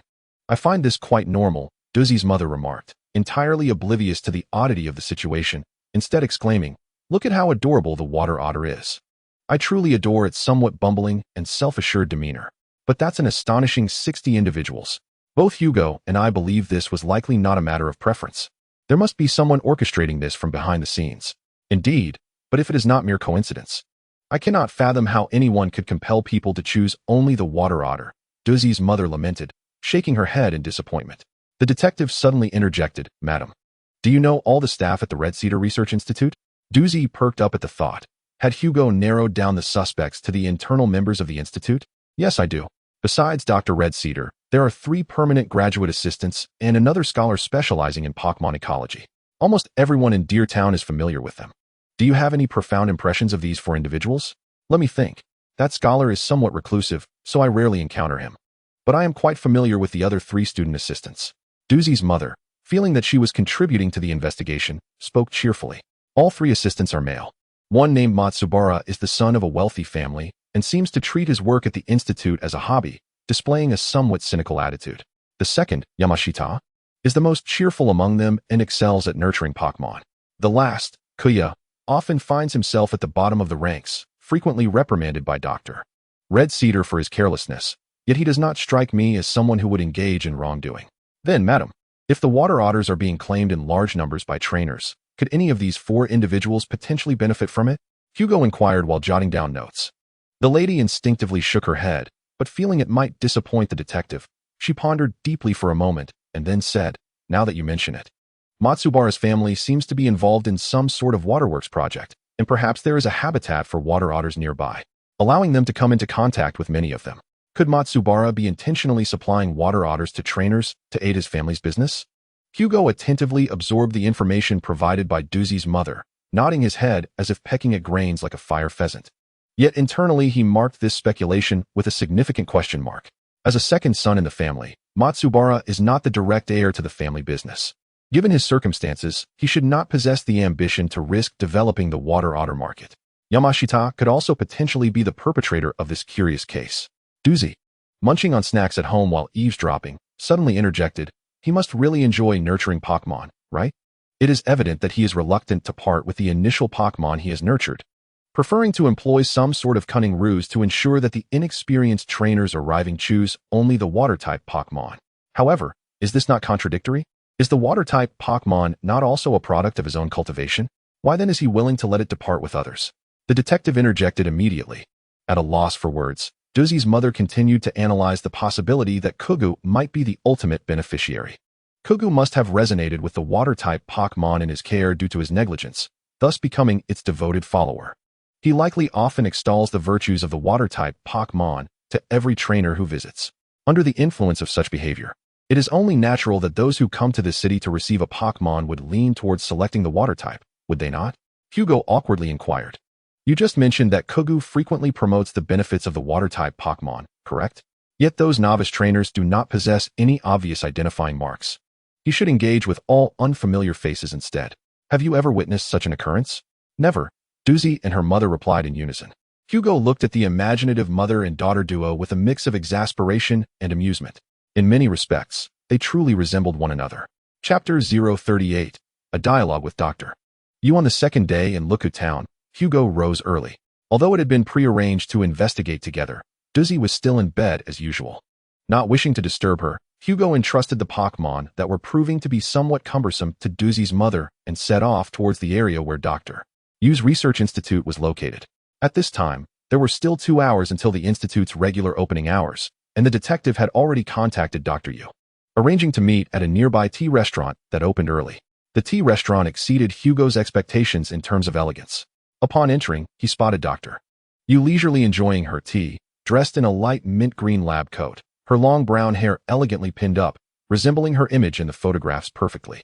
Upon seeing the detective, she greeted him with a warm smile. After receiving your call yesterday, I announced at the institute that a newcomer would be coming to collect a Pokémon today, as per your request. Now, we simply need to patiently await the report from the informant you have arranged, and this conundrum should be resolved effortlessly, should it not? Once seated, the doctor casually inquired. Of course, if all goes smoothly, but such a simplistic plan hardly suffices to deceive the astute. Hugo replied absently while scanning the menu for the least expensive breakfast option. Dr. Yu's composed smile began to waver.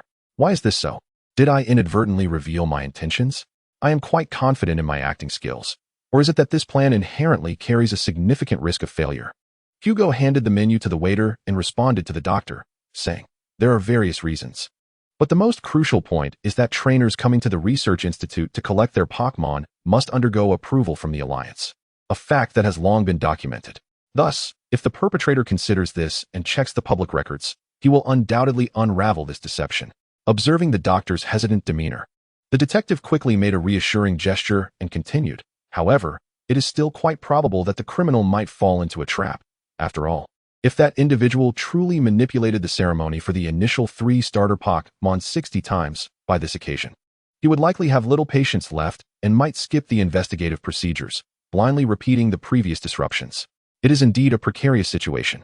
Amidst the ups and downs, the usually composed female doctor sighed in exasperation, expressing her disappointment at not being able to resolve the perplexing mystery. Hugo's breakfast arrived, consisting of scrambled eggs, toast, and orange juice, and the detective deftly began to eat with knife and fork. Observing the detective's methodical manner of eating, the doctor couldn't help but inquire, since you remain so composed, I presume you have devised a strategy beyond that initial plan? Indeed, I shall consider myself a detective. I need not resort to such cunning tricks to uncover the truth, the detective remarked confidently after swallowing a piece of bread. However, I do require some information regarding the institute from you, doctor. As long as it does not involve confidential matters, I can disclose anything. And there is nothing in our institute that warrants concealment, the doctor readily agreed, quite accommodatingly. Thus, I began my inquiry. May I ask what research topics the other members of the institute, apart from you, are currently engaged in? Mr. Eric is investigating the distribution of Pokémon around Deer Town. In addition, Matsubara is exploring the potential for wild Pokémon to assist humans in their work, while Yamashita's topic involves the usage restrictions of sound-based moves. As for Kaguya, he has yet to settle on his research topic. The doctor recounted the subjects of the researchers without hesitation, proving her prowess as a distinguished scholar in the field of Pokémon studies. After taking a sip of orange juice, Hugo sought confirmation. Mr. Eric is indeed the scholarly gentleman at the Institute, correct? Yes, he is the second in command of the Institute.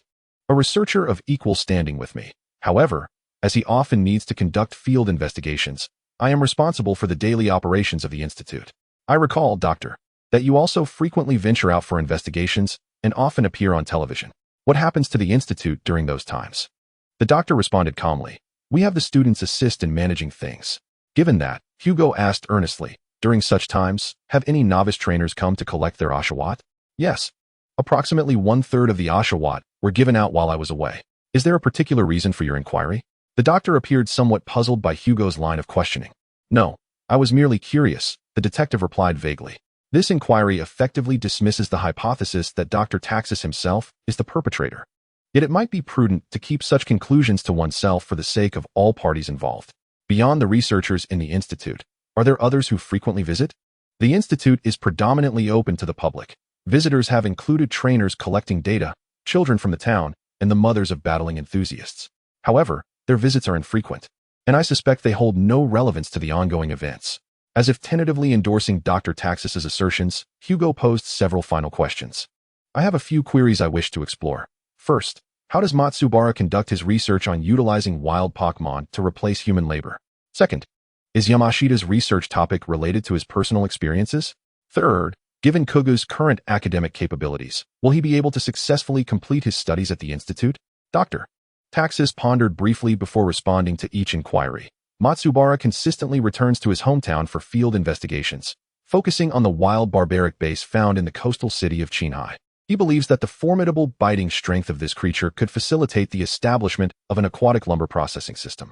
Although his idea seems fantastical, surprisingly, it possesses a degree of feasibility. Hugo envisioned a scene of numerous barbaric base weaving through the waters, gnawing at trees. It is worth noting that Matsubara's hometown does not harbor wild otters. All otters at the Institute are sourced from a specialized breeding facility provided by the Alliance, thus eliminating any suspicion of smuggling. The doctor continued, transitioning to the next student. Yamashita was an exceptional battling trainer before joining the Institute, later opting to pursue studies here. His research inspiration stems from his battle partner, Rolling Wave. There are few scholars in Unova dedicated to the study of techniques, and I sincerely hope this student will fill the academic void in that field. I see. And what of the third student? Kugu is actually the most talented among the 3 research assistants. However, he tends to be overly ambitious in his project choices, often seeking to make bold statements without due diligence, resulting in a somewhat careless approach to research. Nevertheless, I believe he should still manage to complete his studies without issue. Dr. Taxis remarked. The detective nodded in satisfaction.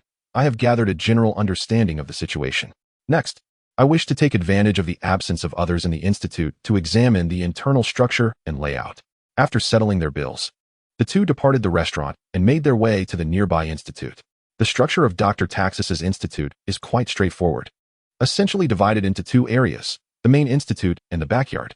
The backyard features a nurturing area for the starter Pokémon, a storage area for trainers Pokémon, and a wild zone for observing wild Pokémon. The Institute itself is a spacious single-story building, comprising a reception area and an office zone. Trainers collect their desired initial Pokémon in the reception area, while the office zone serves as a repository for researchers to store data, document findings, and compile reports. Everything appeared quite ordinary. Eric's workspace was cluttered with materials regarding the local Pokémon occurrences, featuring numerous photographs of wild Pokémon. Sung Yuan's desk, in stark contrast, was impeccably tidy, with only a square laptop serving as his entire office equipment, though it seemed seldom utilized. On the seat by the mountain, there were some premium Pokémon food and several detailed research reports related to the Woobat, well documented yet not overly complex. Guwa's area was the most chaotic, with the desktop strewn with miscellaneous items and surrounded by crumpled handwritten papers. As the detective examined every nook and cranny of the research institute, Doctor, you suddenly heard a light chuckle beside him. It turned out to be the resolution of the final mystery. Chapter 39, The Novice Blue. While the detective and Doctor, you were engaged in cheerful conversation at the tea house, Blue, having just departed from the Yuchi residence, set off alone on her journey to locate the U Research Institute. Even as a newcomer to the Unova region, She understood from studying the map that reaching the secluded town of Nako, located in the southeastern coastal area, necessitated taking the railway. The assistant, devoid of a prestigious black ticket, dutifully purchased a train ticket for an early morning departure. Without experiencing thrilling double battles or encountering wandering elite trainers, Blue arrived at the train's terminal station, Tangqiao Town, devoid of entertainment in the ordinary carriage. Next, she needed to follow Route 1 southward to reach Nako, where the U Research Institute was situated. She had heard that Duzi's hometown was also in that small town. The girl, adorned with a sun hat and holding a map, murmured to the EV perched on her shoulder. The scenery along Route 1 was indeed enchanting. On either side of the wide road, rows of trees rustled in the wind, and amidst the lush green grass, wild Pokémon of Unova's style occasionally flitted by. Whether it was due to the early hour or Blue's commanding presence as a high-ranking trainer, she encountered no challenges from passing Pokémon trainers along the way. This stood in contrast to the conditions along Route 1 between Pallet Town and Viridian City, perhaps due to the influence of the last two gym leaders in Viridian City. Both the former leader, Kaki, and the current leader, Aoyan, exuded an overwhelming aura.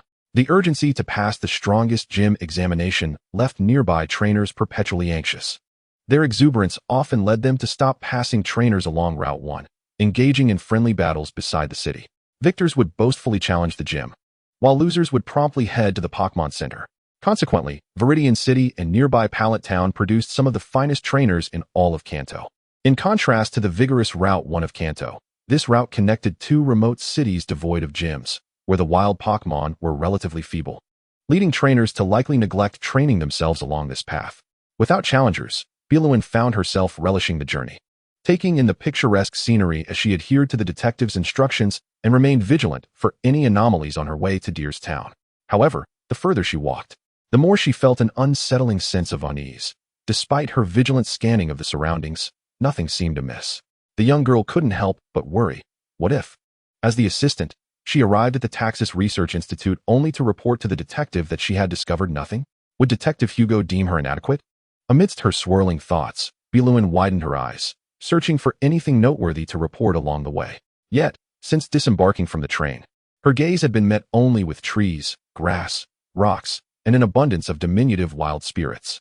Evie, what should I do? She pondered aloud, feeling quite lost on the desolate path. In her confusion, she even sought the help of the Pokémon pup. Boy, the little EV responded energetically, perhaps mistaking Biluin's words for a battle command, as it gracefully leaped from Biluin's shoulder and dashed toward the wild spirits hidden in the grass. Biluin attempted to grab Evie's tail but missed, feeling a surge of frustration that nearly brought her to tears. I'm already overwhelmed. Please don't be mischievous. We need to reach the Research Institute before 10 o'clock. We're running out of time. Finally, after much haste, Biluin arrived at the Institute just before 10. There, she encountered the familiar face of Professor Yu, who frequently appeared on television in the Unova region, accompanied by 4 individuals who resembled researchers, 1 older gentleman and 3 young male students. The professor and his colleagues warmly welcomed the young girl. At this point, Biluin had successfully confined her unruly EV into its Poké Ball, which now resided in her backpack, making her appear just like any novice trainer embarking on her journey. What puzzled Biluin, however, was the absence of the eager detective who had initially set out to investigate. Where has Hugo gone? She wondered, scanning the crowd in search of any sign of the detective, but to no avail. Miss Biluin, welcome to the Unova region. Professor Yu greeted her with a sincere smile. Congratulations on beginning a new journey here. I am Professor Yu, your guide for newcomers, and my profession is that of a Pokémon researcher. I trust you are already familiar with the existence of Pokémon. Indeed, in this world, various Pokémon inhabit the land, oceans, skies, cities, and forests. As she listened to the professor's enthusiastic lecture, Biluin experienced a sense of déjà vu, only to abruptly realize, oh no. Why did she suddenly become aware that she was unwittingly intruding upon a ceremony for selecting starter Pokémon? She exclaimed, but Professor Yu swiftly covered her mouth. With a gentle demeanor, he continued, Miss Biluin, I understand that as a newcomer to the Unova region, you may have some reservations about embarking on this adventure alone. However, there is no need for concern. The Research Institute will provide you with an excellent starter Pokémon. Blue wished to refute, to inquire about the current circumstances, and to discern the whereabouts of the elusive detective. However, the hand that covered the girl's mouth tightened its grip, and the affable countenance of Dr. Yu filled her vision, reminiscent of the opening guidance in an adventure game. In a voice that resonated throughout the laboratory, The doctor addressed Blue with fervor. In this world, there exists a species known as Pokémon. Some individuals tend to them with kindness, while others command them in battles. Young lady, please make your selection. Which of these creatures will accompany you on a journey filled with hope and dreams? At that moment, the assistant cooperatively unveiled a brocade box containing 3 Poké Balls. Noticing Blue's cessation of resistance, the doctor released his grip on the girl's mouth and proceeded to unveil the Pokémon within the spheres, one by one. This is the grass-type Snivy, a clever and composed Pokémon. Even when faced with formidable adversaries, it maintains its poise, relishing in sunbathing and photosynthesis. The doctor then gestured towards a small, red and black piglet. This is Tepig, a fire type. It adeptly evades enemy attacks and retaliates by launching fireballs from its snout. Having a penchant for roasted berries, albeit often overcooking them due to its exuberance. By the way, snuggling with this creature during winter is remarkably cozy. Even Blue, at this juncture, found herself captivated by the trio of Unova starters introduced by the doctor, temporarily setting aside her myriad of doubts to observe the 3 adorable Pokémon, each with its own unique charm. Lastly, there was Oshawott, the water-type beginner Pokémon, which fights using the scallop on its belly, occasionally employing it as a makeshift knife to slice berries. Its current expression of confidence is a hallmark of the Oshawott lineage. Blue gazed at Oshawott, and indeed, the little otter stood proudly with its hands on its hips, its demeanor contrasting starkly with the comparatively lackluster Snivy and Tepig. Unbeknownst to her, over 60 trainers had already opted for Oshawott as their initial partner, and had she been aware, she would have comprehended the reason behind Oshawott's pride. It had already convinced itself of being chosen. Miss Blue, please select your favored starter Pokémon, the doctor urged her. Before whispering in her ear, choose one based on your intuition, and we shall explain everything. This we referred to either the individuals in the laboratory or to her and that elusive detective. Blue surveyed her surroundings once more, still shrouded in confusion. In a moment of resignation, the girl swept her gaze across the trio of starters, inhaled deeply, endeavored to clear her mind, and instinctively declared her choice. I choose Oshawott. Instantly, the laboratory fell into a hushed silence. Apart from Dr. Yu, the 4 researchers gazed at Blue, astonished, as if they had just witnessed a miracle. All staring intently at her finger pointing towards Oshawott. The 64th trainer to select it has appeared. With keen hearing, the azure-hued Bylon overheard a researcher whispering. What does the 64th trainer mean? As the assistant stood by, having been stood up by the detective, Bylon felt utterly perplexed. Everyone in the research institute.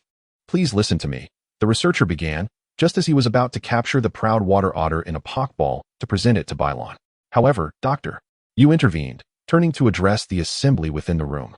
In the past, to ensure that trainers could freely and fairly select their initial Pokémon, we have adhered strictly to the principle of not disclosing to trainers the choices made by others. Moreover, to prevent trainers from regretting their selections at the moment of choosing their initial Pokémon, we have been compelled to keep the information under wraps, specifically, that no trainer has chosen either the warm pig or the vine snake as their initial partner in the past 6 months. What? Bylon gasped, her mouth agape as she absorbed this astonishing revelation. No one has chosen the warm pig or the vine snake for half a year. How is that possible? Could it be that every newcomer to this research institute has opted for the water otter as their initial partner? The significance of the 64 suddenly dawned upon her. There had been 63 trainers before her who had made the same choice. What an extraordinarily bizarre coincidence. In a similar scenario, had the Oak Laboratory seen no one selecting Squirtle or Charmander for several months, with novice trainers uniformly choosing Bulbasaur, she would have assumed either that she had misheard or that the world had been invaded by extraterrestrial Clefairy, plunging humanity into a collective delusion under their dominion. Did I truly just randomly select with my eyes closed? She pondered, gazing at the pristine scientific apparatus and the gray walls of the research institute, drowning in a sea of self-doubt. However, Dr. Yu, sporting a somewhat triumphant smile, shattered the awkward silence within the laboratory. Miss Bylon, who has been invited here today, is not a novice trainer about to embark on her journey, but rather an experienced trainer of genuine worth. Furthermore, as this is her first visit to Unova, she was unaware of the possibility of selecting a Pokémon until I informed her. Thus, we need not adhere to the League's regulations and can simply inquire directly with Miss Bylon about her reasons for choosing the water otter. A researcher, resembling a middle-aged man, wore an expression of enlightenment. It seems there is indeed such a method. Dr. Yu, this tactic is quite remarkable, chimed in a student-like researcher, nodding vigorously. Moreover, since this lady has just arrived in Unova without any preconceived notions. Her unhesitating choice of the water otter suggests that the influencing factors must solely stem from anomalies within our research institute. It is nearly a perfect controlled experiment. Oh, I see. Is this the reason Hugo sent me to the Dr. U Institute? Indeed, as the elder and the student observed, it was a clever maneuver. However, Violet suddenly recalled that the detective had explicitly advised her to remain vigilant about her surroundings throughout the journey. Yet, upon arriving at the entrance of the research institute, she had discerned nothing. It appeared that Hugo's notion of being attentive was merely a hope that she would uncover the anomalous factors influencing the partners chosen by novice trainers. Could it be that the detective had grown overly confident in the infallibility of the plan, leaving the task to her, and then returning to his own affairs? A cold sweat began to trickle down Violet's neck. "Pray tell, Miss Violet, what prompted your choice of the water otter?" inquired a bespectacled young researcher. Panic surged within her as she felt the curious gazes of the surrounding institute members, all eagerly awaiting her response, anticipating the revelation of the truth. Yet, Violet found herself utterly at a loss. "I simply selected the water otter on a whim, without any particular reason. I sincerely apologize," Violet confessed, bowing her head in remorse. "My apologies, Mr. Hugo. You entrusted me with the task of uncovering the ultimate truth as a detective, yet I have utterly failed. I am not a capable assistant. Please do not dismiss me on my second day of employment," Violet murmured inwardly. The once celebrated prodigy of the Kanto League was now trembling in the novice city of Unova. What a bitter irony, how absurd. It could be that my innate affinity for water types is the reason. When I embarked on my adventure in Kanto, I chose Squirtle as my partner. Ever since then, I have harbored an interest in those who can manipulate water currents and waves. Furthermore, just look at the water otter. It is quite adorable, I assent it. Its current haughty demeanor makes one want to pinch and cuddle it. Violet hesitantly began to weave her fabrication, initially conjuring a reason reminiscent of the water gym leader's signature catchphrase, followed by a line about a girl enamored with charming objects in a moment of folly. The researchers, upon hearing her response, were left disappointed and shook their heads regretfully, continuing to whisper among themselves. Surely, not everyone could share such a sentiment. Among the previous 63 trainers, there must have been those who favored fire or grass types, right? Was it truly conceivable that such a self-absorbed Pokémon could be so popular? I find the sobbing Tepig in the corner quite endearing as well. Alas, I had believed I could unravel the mystery this time. Perhaps I was too optimistic. Could it be that an anomalous magnetic field capable of altering trainers' minds has emerged nearby? The murmurs of doubt and discussion swelled, while Violet clutched her head, desperately trying to recall what had compelled her to choose the water otter without a second thought. It wasn't he even that adorable. Speaking of cuteness, I already have an EV. EV? Violet's thoughts drifted to the Poké Ball containing EV nestled in her backpack, suddenly connecting it to an incident that had transpired on Route 1 en route to the Research Institute. At that moment, her exuberant EV had leapt from her shoulder and dashed towards the grass with unrestrained energy. As I caught up with EV, it was energetically pouncing and nipping at a small, brown Pokémon resembling a puppy, which I believe is called Yorkie. No, that is not the crux of the matter. During the fray, Eevee and the azure-hued creature naturally found themselves on the grassy expanse beyond the main road, while the Yorkie, ultimately defeated, scurried away and took refuge deep within the thicket. When I approached to retrieve Eevee, I seemed to glimpse something in the depths of the forest. What exactly did I catch a fleeting sight of? This vague impression was soon cast aside amidst my subsequent travels. Yet, upon reflection, it appears I may have observed the shadow of some creature. Due to the hasty glance, I could not discern it clearly. It was a silhouette of a Pokémon unfamiliar to me. Had it been a creature from the Kanto region, I would have recognized it instantly, but alas. This is Unova, teeming with Pokémon I am encountering for the first time. Is it truly the first time? That sense of déjà vu struck me as my pupils dilated and my eyes widened. So that was the case. The realization dawned upon me just as I was about to articulate my thoughts. Suddenly, a series of sharp, rhythmic sounds echoed, a solid object striking the tiled floor, coming closer with each beat. In contrast to the labored footsteps of those encumbered, the individual wielding the cane bore no weight upon it. The sounds reverberating from the entrance of the corridor were powerful, reminiscent of a declaration or perhaps the countdown to a verdict. Mr. Eric, classmates Matsubara, Yamamoto, and Kakuya, I implore you to suspend your discourse regarding the initial Pokémon incident, for this scene before my eyes is both ironic and absurd. Turning to look, I saw that the newcomer was Hugo, who, despite moving with remarkable agility, still relied on a cane. He stood at the entrance to the hall, thrusting the wooden cane forcefully against the tiles, producing a resounding thud. The detective, clad in a white coat, grasped the cane with both hands, surveying the assembly with a calm demeanor, exuding an air of invincibility. His mockery incited glares from the researchers, save for Dr. Yu. While Hugo disregarded their stares and proclaimed aloud, "Is it not hypocritical to discuss the creations of the very individual responsible for this absurd spectacle? Indeed, as the detective summoned by Dr. Yu, I hereby declare that the instigator of the 63 novice trainers selecting Oshawott as their initial companion stands among the four of you." Chapter 041. The overlooked obvious. The culprit lies within this quartet. With the detective's declaration, the previously united researchers fell silent, casting doubtful glances at one another. "That Mr. Hugo, I have discovered the reason for my choice of Oshawott. May I share it here?" Seizing the moment of brief stillness, I raised my hand like a diligent student wishing to pose a question to the detective. The detective remained unfazed, his demeanor as composed as ever, exuding an air of prior knowledge that left one to ponder whether it was an act or a genuine intuition. Hugo nodded with calm assurance, inviting her to unveil the insidious ruse, suggesting that it would be more fitting for her to unravel the mystery, allowing these individuals consumed with equations and experimental reports to witness the capabilities of a detective's assistant. With a hint of nervousness akin to public speaking, Belouin cleared her throat and began to articulate. The anomaly observed when trainers select their initial Pokémon is intricately linked to the unique geographical positioning of Zuko Town. It is precisely due to the distinctive location of this town that a certain individual has executed a particular scheme. Uncertain of the source of her wording, Belouin intentionally opted for an indirect approach. Upon deciding to visit the Red Cedar Research Institute, I perused the Unova map and pinpointed the location of Zuko Town. During this exploration, I discerned a commonality among all public transportation routes leading to the vicinity of Zuko Town. Every endpoint was designated at Tangchao Town, regardless of whether it was by rail or bus. Furthermore, this quaint town lacks an airport, and the southern waterways are fraught with treacherous currents, rendering both aerial and nautical routes impassable. This implies that without the aid of automobiles or flight techniques, individuals are utterly incapable of directly reaching the Red Cedar Research Institute. As my thoughts coalesced, I felt the once nebulous answer crystallizing before my eyes, in stark contrast to the haphazard conjectures made previously in the hospital. This time, with the depth of my exposition, my confidence only grew.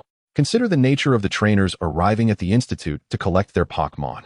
These novices, embarking on their inaugural journey to procure their very first Pokémon, would naturally lack the capability to command a Pokémon adept in flight techniques. Moreover, being minors, they would not possess the means to drive, and their intent to embark on a solitary adventure precludes them from relying on others to transport them directly to the Institute's doorstep. Hence, I arrived at the conclusion: all trainers seeking their initial Pokémon at the Institute must first arrive at the railway terminus in Tangchao Town before proceeding. As Belouin articulated her reasoning with clarity, the detective nodded in satisfaction. It was evident that all novice trainers, yet to receive their Pokémon, invariably reached Tangchao Town first. Subsequently, those wishing to continue to the Institute would need to traverse a straight path known as Route 1. This thoroughfare connects Tangchao Town and Zuko Town, being both wide and aesthetically pleasing, with nearby Pokémon being relatively weak and non-aggressive, provided they refrain from entering the tall grass. Even an ordinary person could navigate it with ease. Belouin's voice resonated throughout the hall of the Research Institute. Whether it was Detective Hugo, the anxious researchers, the seemingly disinterested Dr. Hongdo, or the overly confident Oshawott, along with the puzzled Tepig and Snivy, all were enraptured by Belouin's deductions. However, it is precisely along this path that the trainers have witnessed a singular phenomenon, and under its influence, these novices ultimately made identical choices. "What exactly do you mean?" urged the bespectacled assistant. "What does this have to do with the trainer's preference for water otter? Is the answer not plainly evident?"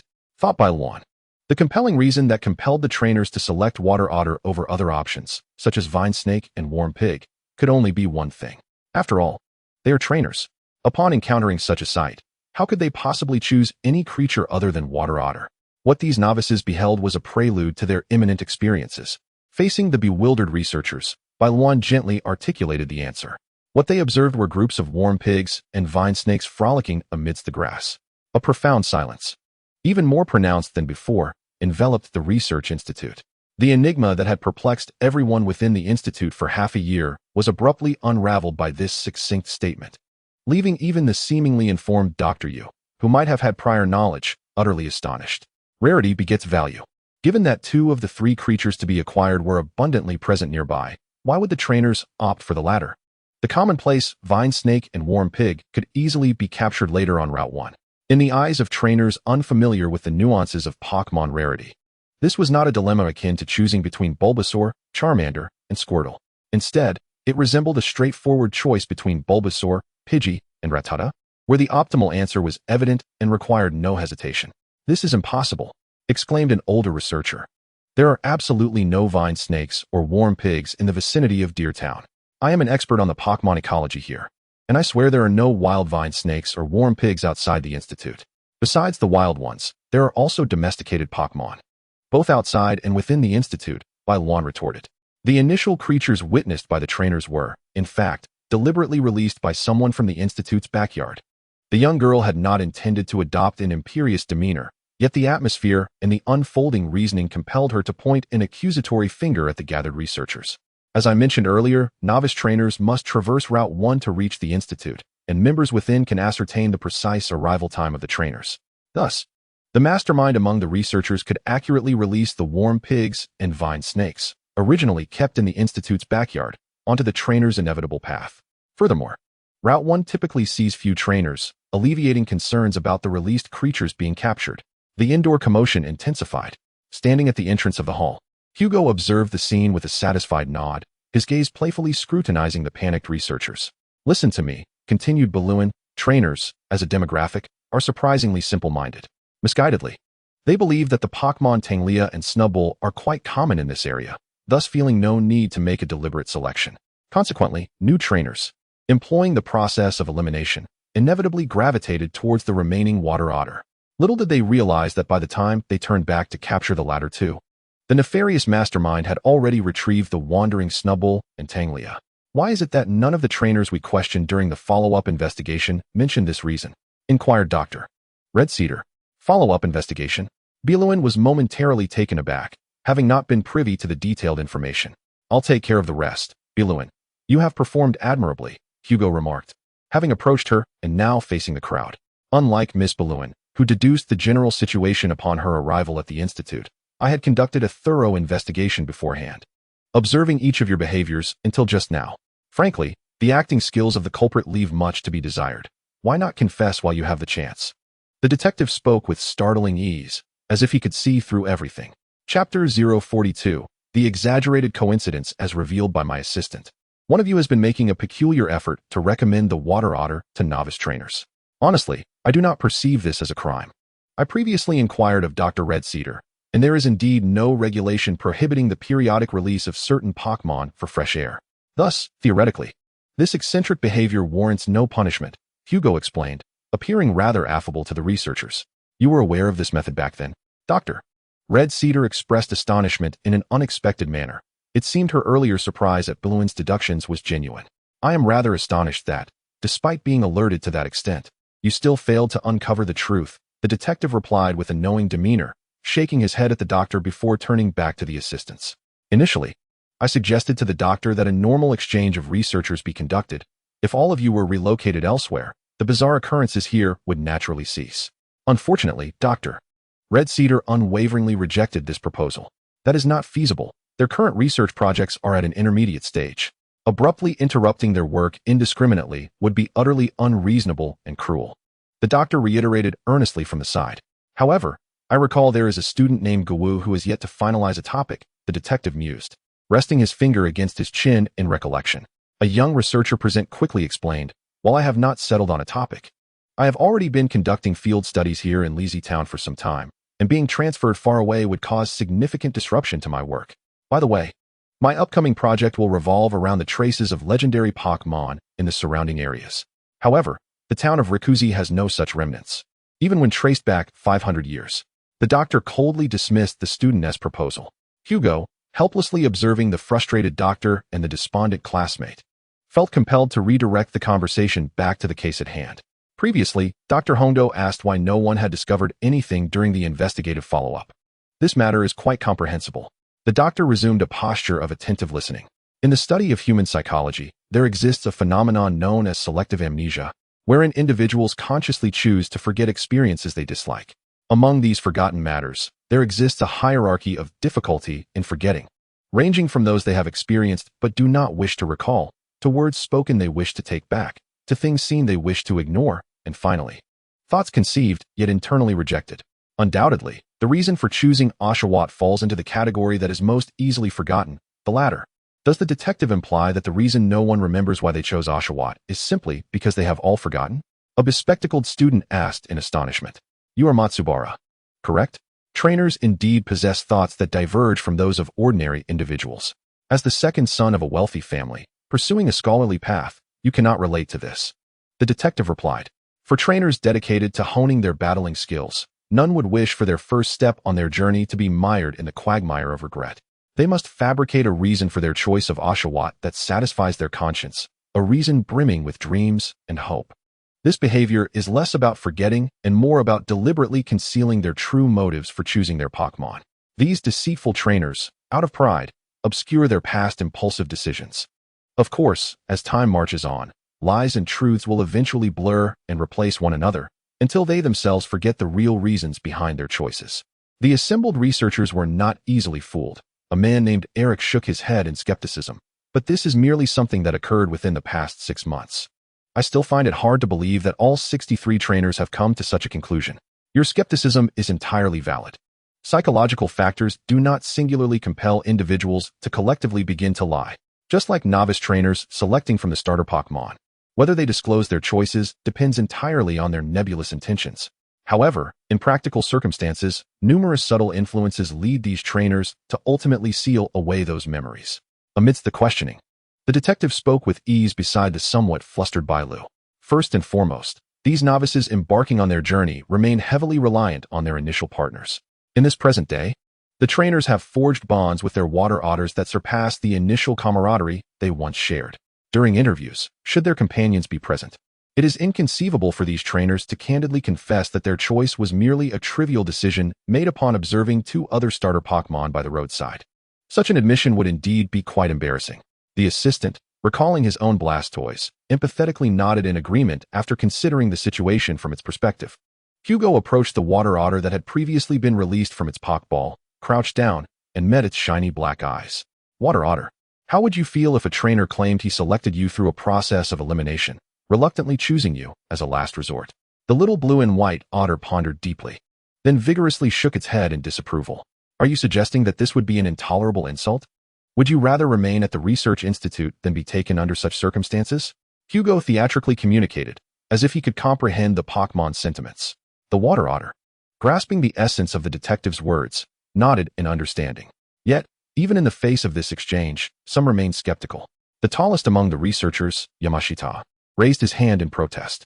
Having once been a trainer himself, he remarked, Detective, your conjecture is indeed refreshing. However, the trainer's partners are not always by their sides, are they? It is improbable that all 60-plus trainers could be lying based solely on this point. Certainly, there are multiple reasons, the detective retorted emphatically. Moreover, the Institute's questionnaire is not akin to a police interrogation. How many trainers would genuinely be willing to delve into distant memories? Furthermore, your survey does not encompass all 63 trainers, does it? Perhaps a trainer who remembers the circumstances may be unavailable for contact, thus overlooked by you.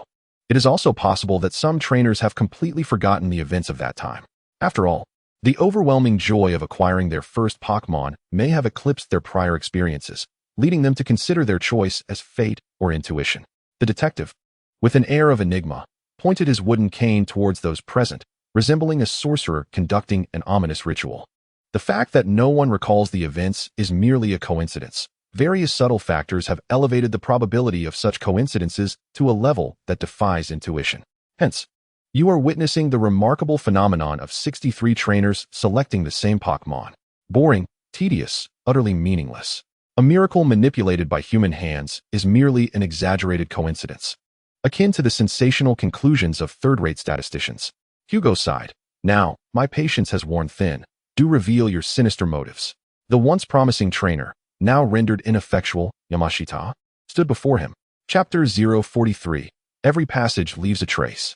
The detective pointed at the tall student, his expression reflecting that the conclusion of their work was imminent, leaving him invigorated. I fail to comprehend your words, remarked classmate Yamashita, furrowing his brow in displeasure as he was called out by the detective. "Oh, the classic defense often employed by criminals," Hugo responded, gesturing dramatically as if he were a thespian, relentlessly mocking. "Next, shall you inquire whether I possess concrete evidence to prove you are the mastermind behind this case? You had better have some," Yamashita replied calmly, his demeanor impeccably aligned with that of an innocent accused, his tranquil poker face exuding an innocence akin to that of a babe, while his tightly clenched fists at his sides betrayed a hint of aggrieved anger. To those observing, particularly the blue-eyed onlooker, it seemed that the overly theatrical detective bore a closer resemblance to a triumphant perpetrator than the accused. "As for evidence, once we apprehend the criminal, we shall acquire it through rigorous interrogation," he mused, though I had long desired to voice this thought.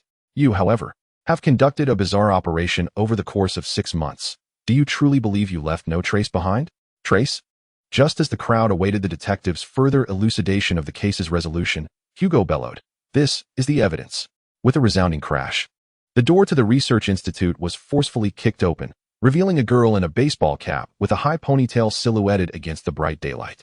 Following her was an overwhelming throng of Pokémon that flooded into the institute's hall, transforming the once spacious area into a chaotic sea of creatures. "Hugo, I have brought all the Pokémon from the backyard breeding area," exclaimed the exuberant Doozy as she bounced at the entrance, her presence undeniable. Flanked by a fully evolved Blaziken, a Gardevoir, and a Superior, it appeared that these parental Pokémon had played a significant role in ushering their kin into the laboratory. "What in the world is happening, Doctor?" you questioned, somewhat taken aback, casting a fierce glare at the self-satisfied detective. "Let us return to my earlier discussion. Seemingly insignificant coincidences can sometimes culminate in a certain inevitable trend, a phenomenon that is nothing but a deceptive miracle known as the law of averages." The trio of Water Otter, Warm Pig, and Vine Snake, who had previously lived in tranquil isolation within the backyard breeding area, now congregated within the institute, either standing still, engaging in disputes, or playfully interacting. Even the starter Pokémon initially designated for the blue-eyed observer excitedly leapt off their podium to join in the revelry with their peers.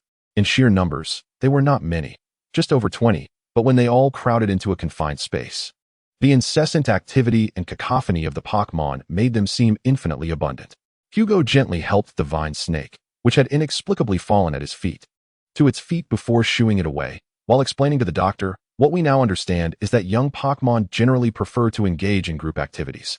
On this basis, we also know that the individual who manipulated the initial Pokémon selection ceremony frequently roamed with the Snivy and Tepig, indicating a unique bond with the trio of starters. Thus, in unfamiliar surroundings, these Pokémon from the backyard would undoubtedly exhibit distinct reactions towards the person who often took them out for leisurely walks, wouldn't they? Once the scenario is established, the identity of the true culprit becomes glaringly evident. The unspoken words of the detective lingered in the hearts of all present. Wherever one treads, there must be traces. Whatever is concealed, there must be a reason. Whatever is revealed, there must be a purpose. Much like being smeared with sweet honey, the disgruntled Yamashita found himself ensnared by a multitude of Tepigs and Snivies. The Tepigs affectionately nudged their cheeks against his ankles, while the Snivies climbed onto his shoulders with their vines. It was undoubtedly a heartwarming scene, yet despair was etched across Yamashita's face. "Wait, Yamashita is the one who frequently nurtures Pokémon on our side. Perhaps the Pokémon are drawn to him simply because Uncle Eric was about to speak up in defense of his companion, yet he could not help but fall silent. For he noticed that scattered around the hall were several Oshawotts, some displaying an air of arrogance with their noses held high, while others, with gentle temperaments, played contentedly by themselves.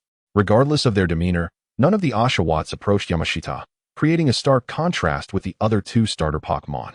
This maneuver was quite brilliant. Bylin gazed at her office boss with genuine respect. The student-like Kugun nodded in agreement. A true control experiment. It is likely that Yamashita took advantage of the research opportunity to frequently enter the Institute's backyard, employing various means to win over the Snivies and Tepigs. Moreover, in the past 6 months, only the Oshawotts had been sent off normally, while the same batch of Tepigs and Snivies remained in the Institute, naturally becoming particularly attached to Yamashita, who played with them. Hugo elucidated, then approached the researcher, who was kneeling on the ground like a defeated hound. "After hearing about your research from the professor, I began to sense something amiss. The restrictions on the use of sound-based moves seemed an excellent topic. Yet solely relying on the Woobat you possess is utterly insufficient for experimentation. Restrictions on sound-based skills? Is it referring to traits like soundproof that can block such moves?" "Bylin, with her rich battling experience, inquired. Hugo nodded affirmatively. Precisely so. Originally, sound skills like ultrasound and bug buzz could directly hit the opponent when a substitute was in play. Yet in certain circumstances, sound skills may fail to take effect, with the soundproof ability being a prominent example. Furthermore, there is the move Infernal Spikes, which prevents the opponent from using sound moves for a duration after being attacked by it. Moreover, sound-based techniques may become ineffective for a variety of reasons. For instance, a Pokémon possessing the Prankster ability using Taunt will find it futile against Dark-type Pokémon. The normal-type move round cannot inflict damage on Ghost-type Pokémon. When the opponent has only one Pokémon remaining, Roar will no longer have any effect, and a Pokémon in a non-sleeping state using Snore will also prove useless. The detective's extensive knowledge of battle mechanics not only surprised the assistant, but left Yamashita, ensnared by the warm pig and the vine snake, utterly astonished. In summary, from multiple perspectives, this presents an excellent research topic. The scenarios in which sound techniques fail are numerous, yet the underlying principles behind their ineffectiveness vary greatly. If one were to conduct thorough field investigations and meticulously craft a paper, success would surely follow. However, I discovered this morning that the entire research facility yielded no trace of the Pokémon possessing the aforementioned moves and skills. The number of Pokémon capable of utilizing sound techniques in the entire backyard is alarmingly scant, falling far short of the basic requirements for the proposed study. Listening to the detective's words, Dr. Yu cast a stern glare at Yamashita, who shivered and fell silent, retreating in trepidation. This raises questions about whether Yamashita's true research focus is, in fact, the limitations of sound techniques. Detective Hugo bore a knowing smile. Chapter 044. The conclusion of the research facility incident. Before becoming a researcher, Yamashita was once a Pokémon trainer. Fortunately, his endeavors in the realm of battles allowed him a glimpse into the world of top-tier trainers. However, his unfortunate lack of innate talent constrained his further development. The world of trainers is merciless. In other domains, encountering a bottleneck typically signifies confusion and uncertainty, representing a stagnation in personal growth. Yet, in the realm of trainers, a bottleneck signifies failure, an accumulation of repeated failures, until one is relegated by rising stars from higher ranks to lower tiers, resulting in a complete shattering of dignity and the loss of eligibility to compete alongside the younger generation. The environment of Pokémon battles is ever-evolving. A stagnation in skill not only implies that the trainer will face more defeats than victories in upcoming competitions, but also signifies that the gap between themselves and their contemporaries is widening. Moreover, regardless of the trainer's personal inclinations, countless young talents flock to the battle arena each year, bringing forth more prodigies, innovative strategies, and an array of well-prepared, formidable Pokémon. A bottleneck is akin to hell. Even in defeat, it is far from the carefree experience depicted in video games. Pokémon battles are not simple contests where one willingly concedes defeat. As a trainer, one must bear witness to the sight of Pokémon, once cherished companions with whom they played and trained, lying battered on the battlefield, a scene that can shatter the heart and evoke a desire to retch. Although the medical system accompanying battles is, in principle, free of charge, the more fiercely the competition, the deeper the wounds etched into the bodies of Pokémon. Particularly for the vanquished, it is especially evident in the case of defeated challengers. Sometimes one can hear the creaking of joints as the partner bat Pokémon flaps its wings. Has the partner electric spider speed during training become sluggish? But upon noticing its somewhat stiff hind legs, which were grievously injured by flames in the last match, who would dare to criticize it? What manner of cold-hearted individual could repeatedly enter the arena with a desperate plea for victory? It appears to be none other than Pokémon trainers themselves. It is impossible to survive in the realm of battles solely through effort. Trainers are a group of unabashed sadists, competitive marauders, and merciless terrorists, individuals deserving of scorn and condemnation from multitudes. This cannot continue. One cannot remain in such an environment. Moreover, vengeance is imperative. A means must be devised to reveal the disheveled appearances of these seemingly glorious trainers to the world, to illuminate the truly repugnant nature of their kind. With such thoughts, Yamashita renounced his identity as a trainer and submitted an application to the Research Institute. This is what one might call a paranoid personality. On Route 1 between Rico Town and Tangshao Town, Hugo spoke to his assistant as they were heading home. At this moment, they were walking toward the train station that leads directly to Feiyun City, having separated from the detective duo since Duzi needed to compete elsewhere. Yamashita, who had suffered a string of defeats in battle competitions, experienced a significant blow to his once lofty pride, leading him not only to abandon battling, but also to harbor hatred and jealousy towards the trainer community. Hugo summarized the information he had gathered through various investigations, combining it with Yamashita's own testimony to explain the case to Bylan. Upon entering the research institute, he took advantage of the pretext of studying the sound moves of the rolling bat to acquire a substantial amount of high-grade Pokémon feed, secretly initiating a psychological study on the mindset of trainers selecting their Pokémon. He placed Pokémon along the essential path leading to the institute, hoping to demonstrate through experimentation the superficiality and short-sightedness of trainers. Notably, the reason Yamashita chose the water otter as a test subject seemed to stem from the absence of suitable small ponds near Route 1. Although there is a river to the west of Route 1, retrieving the wandering Pokémon would be challenging if they were simply placed by the riverbank, the detective added. It is quite remarkable that he could conceive such a scheme. I only learned today how terrifying it is when Dr. Hughes bursts into anger. Bylan reminisced about the intense pressure exuded by the furious Pokémon professor, reflecting with a sense of empathy. In truth, even if Yamashita were to carry his experiments through to completion, his thesis would amount to nothing more than academic rubbish. I believe this is the true reason that ignited Dr. Yu's fury. At this moment, Hugo had retrieved his companion Sprite from Duzzy's home. Yet he still wielded his wooden cane with a sense of fondness. His demeanor relaxed as he spoke. Ultimately, could those novices who had just embarked on their journey truly be considered trainers? Without having received their sprites, they were merely whimsical children harboring aspirations of what it means to be a trainer. The experimental objective of demonstrating the manipulability of trainers was fundamentally unattainable. At best, it could only validate the notion that people enjoy collecting an array of diverse Pokémon.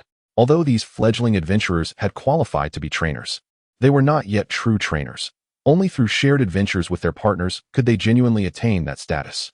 Yamashita's initial misjudgment of the experimental population selection phase led to conclusions devoid of any persuasive power, a fitting outcome for a thesis that had not been vetted by a supervisor.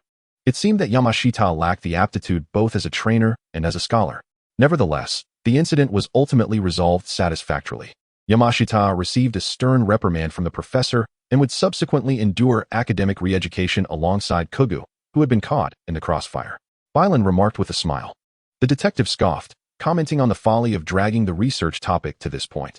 Let me tell you, the most effective remedy for mild psychological afflictions such as paranoia and delusions is to compel individuals to engage in rigorous academic pursuits or physical labor. Once people become engrossed in activity, their mental anxieties will dissipate entirely. Of course, this was only a temporary mood shift. In the long run, a balance of work and relaxation was most beneficial for both mental and physical well-being. Perhaps feeling that his previous statements lacked precision, Hugo added further clarification. The assistant nodded in agreement, then remarked, in fact, there exists a similar perspective within the realm of trainers. It is said that some trainers experience anxiety due to a string of defeats, prompting them to recklessly intensify the training of their Pokémon, which ultimately leads to a decline in the creature's stamina and perpetuates a vicious cycle of failure. The remedy for this impasse is quite straightforward. Trainers must also engage in their own training while exercising their Pokémon.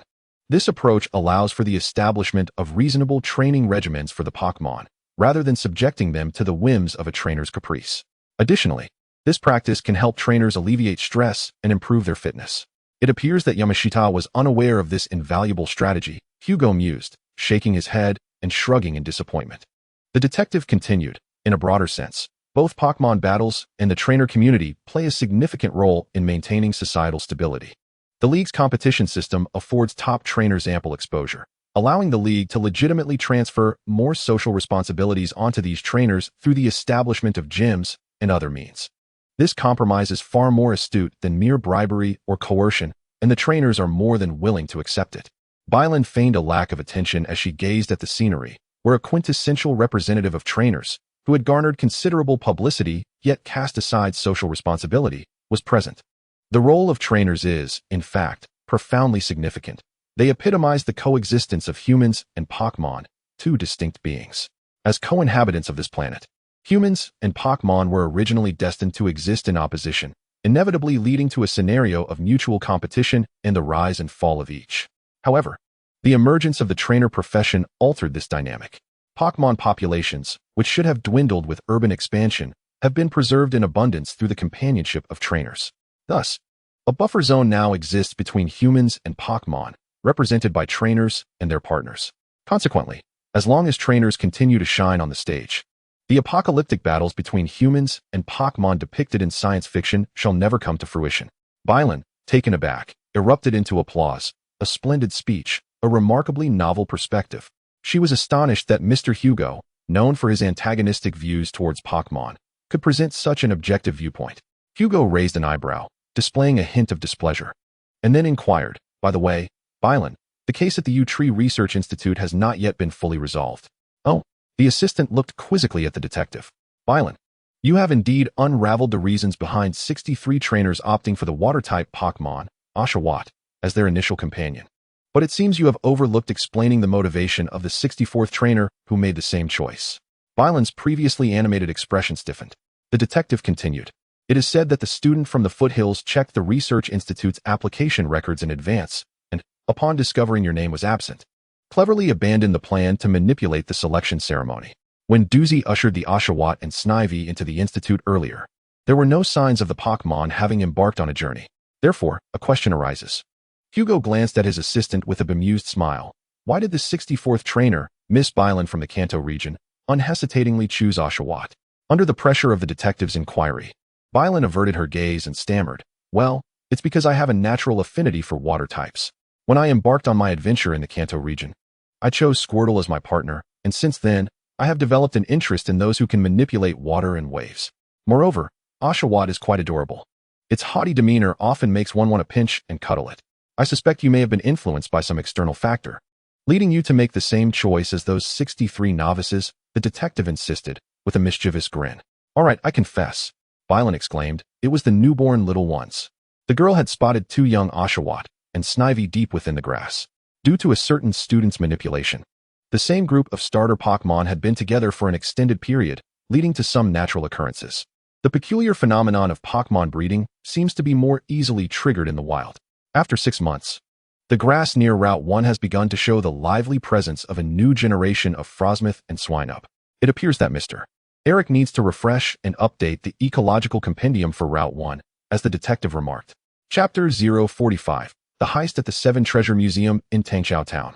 Hugo and Bylan traveled joyfully, as if on a leisurely outing. The successful resolution of the case brought immense joy to both the detective and his assistant, especially since Bylan had independently unraveled the culprit's scheme, elevating their delight even further. However, the detective was abruptly disturbed by the jarring sound of a phone ringing, a noise reminiscent of metal scraping, imbued with an elusive and enigmatic quality, akin to the roar of an unknown creature. No matter how one contemplated it, the sound was far from pleasant, and it was unclear why the detective had chosen such an odd tone for his incoming call. Upon seeing the caller's identification, Hugo requested Bylan to step aside, and she obliged, watching from a distance as the detective whispered into the phone. When the detective concluded the call and returned, Bylan was struck by the stark contrast in his demeanor. He now exuded an air of formidable intensity, akin to a toxicroak that had just used belly drum. With a serious expression, Hugo locked eyes with the young woman and declared, "The Seven Treasure Museum has been robbed, and a significant number of ancient artifacts are missing. This is clearly the work of a plasma gang. For various reasons, I must immediately head to Seven Treasure City to assist the local authorities. I want to come too. Rest assured, I will not be a hindrance." Bylan eagerly raised her arm in volunteerism. "Do we need a Pokémon that can use Fly? I can have one sent over right away." At the mention of Fly, the detective's stern visage momentarily flickered, and he decisively declined. "No need. Taking the train will be faster, and I can catch a bit of rest on the way." Before boarding with the black ticket, Hugo casually purchased a newspaper at the station. Being the morning edition, it primarily contained news from the previous day. He swiftly turned to the cultural section of the paper, where a prominent headline captured his attention. "First exhibition in 20 years. The founding stone of Unova. Is that national treasure the artifact that was stolen?" Bylan inquired as she settled into her seat on the train. The image of the founding stone in the paper was dark and oddly shaped, barely resembling a sphere, lacking any mythical allure, giving the impression of an ordinary spherical rock. To be precise, it was one of the stolen artifacts, along with numerous ancient Pokémon fossils, several ancient tablets whose reliefs had yet to be deciphered, and a meteorite gifted to the Seven Treasure Museum from the Hoenn region. Each of these items was valued no less than the national treasure itself. Hugo rubbed his forehead, appearing visibly troubled. The newspaper stated that the stone was the remnant of the deceased Black Dragon Seacrum, a relic from the founding of the nation. Could it possibly be an artifact capable of summoning legendary Pokémon? Bailon inquired, pointing to the article in the morning paper, her tone suggesting that such extraordinary occurrences had become somewhat mundane to her. The artifact is of little consequence, Hugo replied without hesitation, believing that the stone might become a target for Team Plasma. I have previously conducted safety measures regarding this matter with the relevant individuals. Safety measures? Bailon echoed, intrigued. You mean a theft prevention system? I believe that according to the security plan I provided to the Qibao Museum, the stone should be absolutely secure. However, I cannot vouch for the other exhibits. Then, the girl continued, was it indeed Team Plasma that robbed the Qibao City Museum this time? But museums typically have security personnel. How did they manage it? The phone call did not provide me with detailed information. We will need to assess the situation on site. Nevertheless, I cannot shake the feeling that this case is exceedingly complex. Why do you say that? Bailon asked. At the time, Qibao City Museum had at least one gym leader and one Unova champion stationed there, yet it was still robbed. What? Bailon exclaimed, her eyes wide with disbelief. You must be joking. Hugo shook his head, his expression serious, showing no signs of jest. You may not be familiar with the details as a newcomer to the Unova region, but the gym leader Aloe also serves as the director of the local museum. Consequently, the Qibao City Museum and the Qibao Gym are interconnected. During the exhibition of such valuable artifacts, Aloe would certainly be present. The detective pointed to the photograph of the Qibao curator in the newspaper to corroborate his assertion. The gym leader has a nearly endless supply of backup Pokémon at the gym, akin to possessing a personal arsenal. An opponent capable of defeating Aloe in such a setting is undoubtedly formidable. What about the champion? Bailon asked, perplexed. How do you know there was a champion-level trainer in Qibao City at that time? Hugo pondered for a moment, deciding to share part of the truth with his assistant. While Daodu and I were traveling by train to Tangqiao Town, I encountered the Unova Dark-type champion, Yodu, in the first-class carriage. He seemed to be on a mission, headed precisely to Qibao City, where this incident occurred. I should have realized earlier that he was there to safeguard those ancient artifacts. So, Team Plasma possesses combat strength comparable to that of a champion-level trainer? The assistant deduced logically. A fleeting expression of embarrassment crossed Hugo's face. No, for certain reasons, that champion is temporarily unable to exert his full strength. In fact, the call I received was from Yuadu himself, seeking my assistance as a detective to recover the relics with the support of the police. After all, he is currently working to infiltrate the enemy as an undercover agent, and if we were to decisively thwart Team Plasma's robbers at this juncture, the subsequent plan would become rather challenging. However, one cannot simply allow the plasma mass to wreak havoc unchecked. In a moment of desperation, the blueberry recalled the business card she had previously tucked away in her pocket, which bore the contact details of the Hugo Detective Agency. The journey from Tangqiao Town to Qibao City was merely a brief 2 stops, and the time spent traveling was indeed comparable to that of the levitation technique.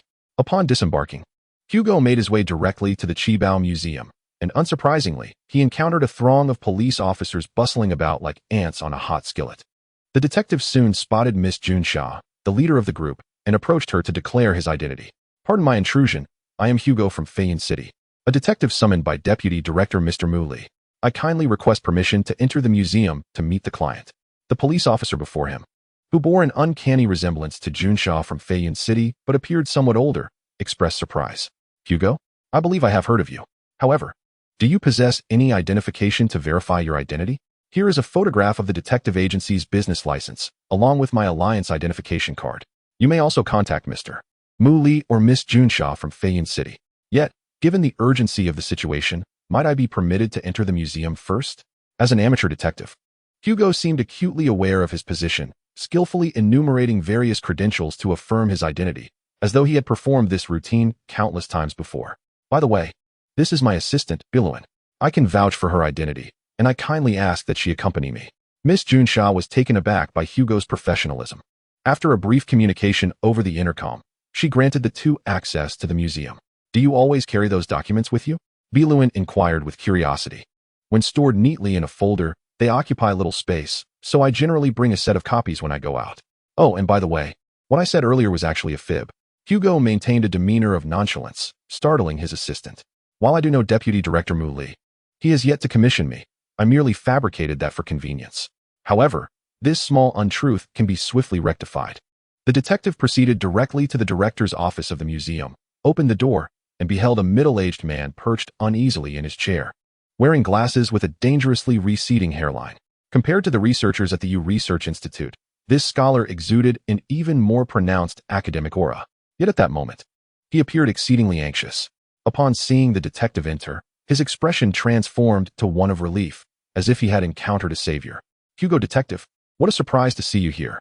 It is fortuitous to reunite at such a time," the middle-aged man exclaimed, startled at first, then jubilantly leaping from his chair to stride forward and firmly grasp Hugo's hand.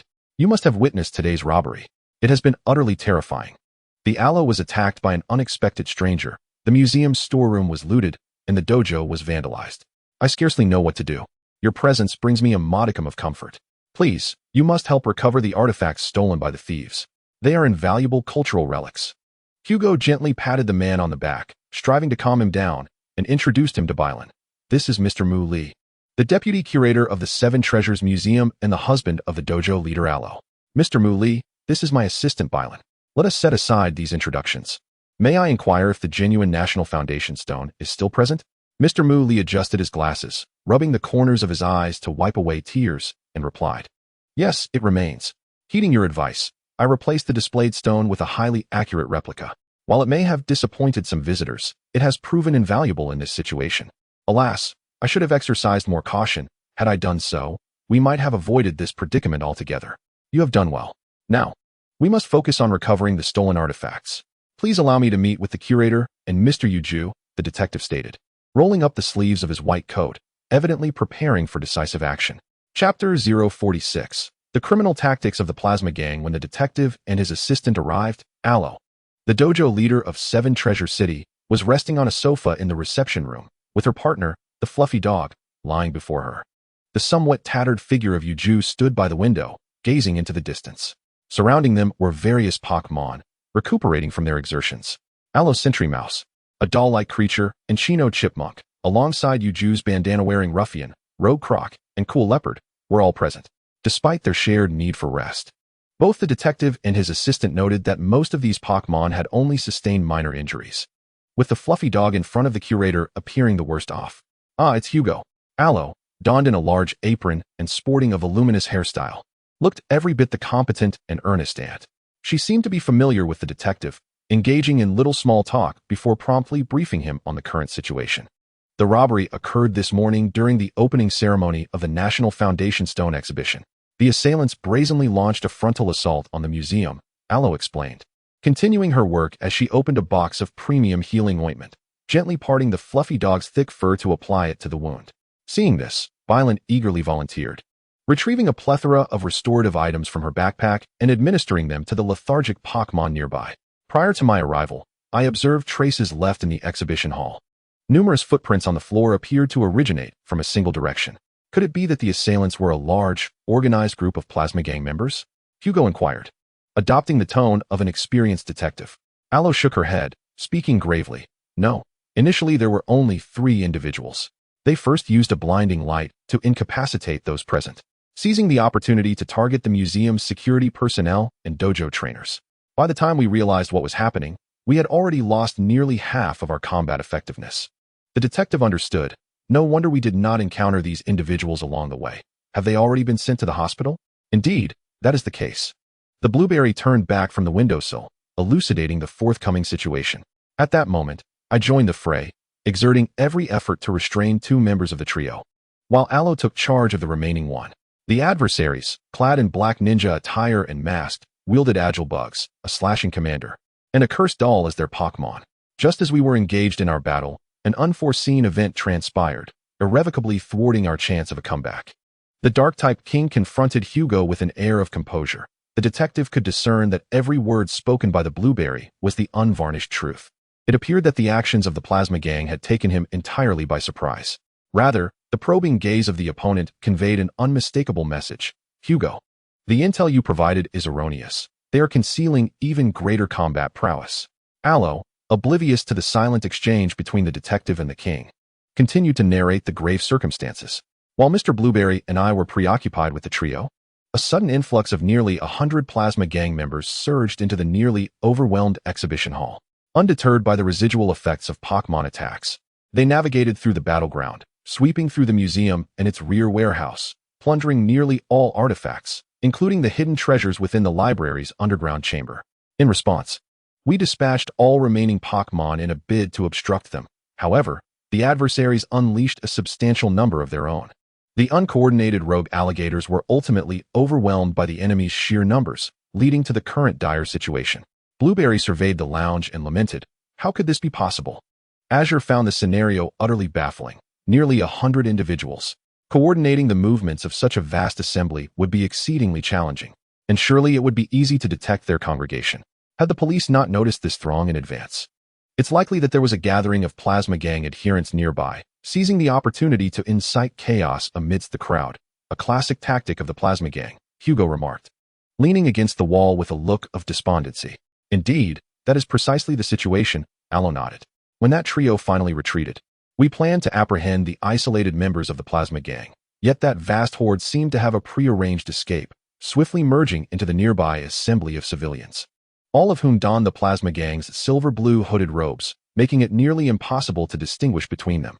Ultimately, the assembly erupted into chaos, overwhelming the newly arrived police officers, allowing the entire Plasma Gang to flee. Blueberry, with a fierce expression, declared that the king, who had been persuaded to go undercover just a day prior, seemed genuinely incensed. This is the troublesome nature of the Plasma Gang. The sinister organization presents itself as a soft and loosely knit religious group, serving as a shield against the Alliance's efforts to counter the Plasma Coalition. Regardless of the Alliance's actions, this FAAD elicits sympathy, inciting protests and criticisms against them. Beneath this exterior lies a cold and ruthless elite organization, operating with machine-like precision, where fervent acolytes unflinchingly execute orders, capable of committing heinous acts such as robbery and murder. Hugo expressed his thoughts on the structure of the Plasma Coalition, then solemnly warned everyone, "We are now on a direct collision course with such an organization. It is imperative that you all prepare yourselves for the best and worst outcomes. Inciting the ignorant masses is far from their lowest point of villainy." "But how are we to retrieve the cultural relics? They have been taken by the Plasma Coalition," inquired Blue, the detective's assistant. "A city-wide investigation? Or do you already know where they might be hiding, Hugo?" "We shall not venture anywhere," the detective replied, noticing his assistant's bewilderment. Hugo turned to the malevolent king who had been lingering by the window. "Although the relics have been stolen, the perpetrators have likely not yet left the city, correct, Mr. Lingonberry?" "Quite astute," Lingonberry remarked, a rare smile gracing his lips. "My Crow leader is monitoring the skies above Seven Treasure City and has yet to detect any suspicious vehicles attempting to flee the city or trainers using sky flight to escape." "What does this mean? Does the Plasma Coalition have further intentions?" Blue asked. "This indicates that the Plasma Coalition has likely realized the Dark Stone is a counterfeit." Hugo replied with a sinister smile. "They shall not rest until they acquire the genuine article." "The Dark Stone? Are you referring to the Founding Stone?" the assistant asked, still puzzled. "Indeed, for that stone holds significant meaning in mythology, said to summon the Black Dragon, Jekrom, and witness the birth of heroes. Thus, it has been referred to by the ancients as the stone that commands the Dark Dragon, abbreviated to the Dark Stone. The religion of the Plasma Coalition capitalizes on the legend of the founding, and in the face of such a coveted artifact, they will stop at nothing to obtain it. But where is the genuine Dark Stone? Wasn't it stated that the museum had been thoroughly ransacked by the criminals? Could it be concealed elsewhere? No. The true Dark Stone resides within this museum. Only Mr. Muley and I are privy to its hiding place. After all, the museum has promised to exhibit the genuine Dark Stone to its visitors. To prevent the upcoming display from becoming a cruel jest, we place the stone in a location visible to all guests. Who would have imagined that such a simple ruse could deceive even those specifically intent on thievery? This world is indeed filled with surprises. Hugo confidently waved his rounded-headed cane and addressed the assembly. Today, the Plasma Coalition shall undoubtedly return to this museum, and we will lie in wait, seizing the opportunity to capture them all. Chapter 047. The strategy to entice you into the trap as evening descended. The throngs of police surrounding the Seven Treasures Museum gradually dispersed, leaving only a handful of officers on night duty. The actions of the police were beyond reproach. After all, the incident had transpired, and the scene was now merely awaiting cleanup. At this point, the presence of any remaining officers was simply a testament to their diligence. In truth, the fact that the police were willing to station a few officers to maintain order was already a gracious concession to the Seven Treasures Museum. However, in a location outside the museum, a small group remained gathered, at the center of which stood a man and a woman engaged in conversation. "Are you truly going to dismiss the case?" Ms. Junshaw of Seven Treasures City asked incredulously, repeatedly questioning the detective before her. The perpetrator has yet to be apprehended, and the ancient artifacts of the museum are still missing. Are you genuinely intent on letting this matter rest?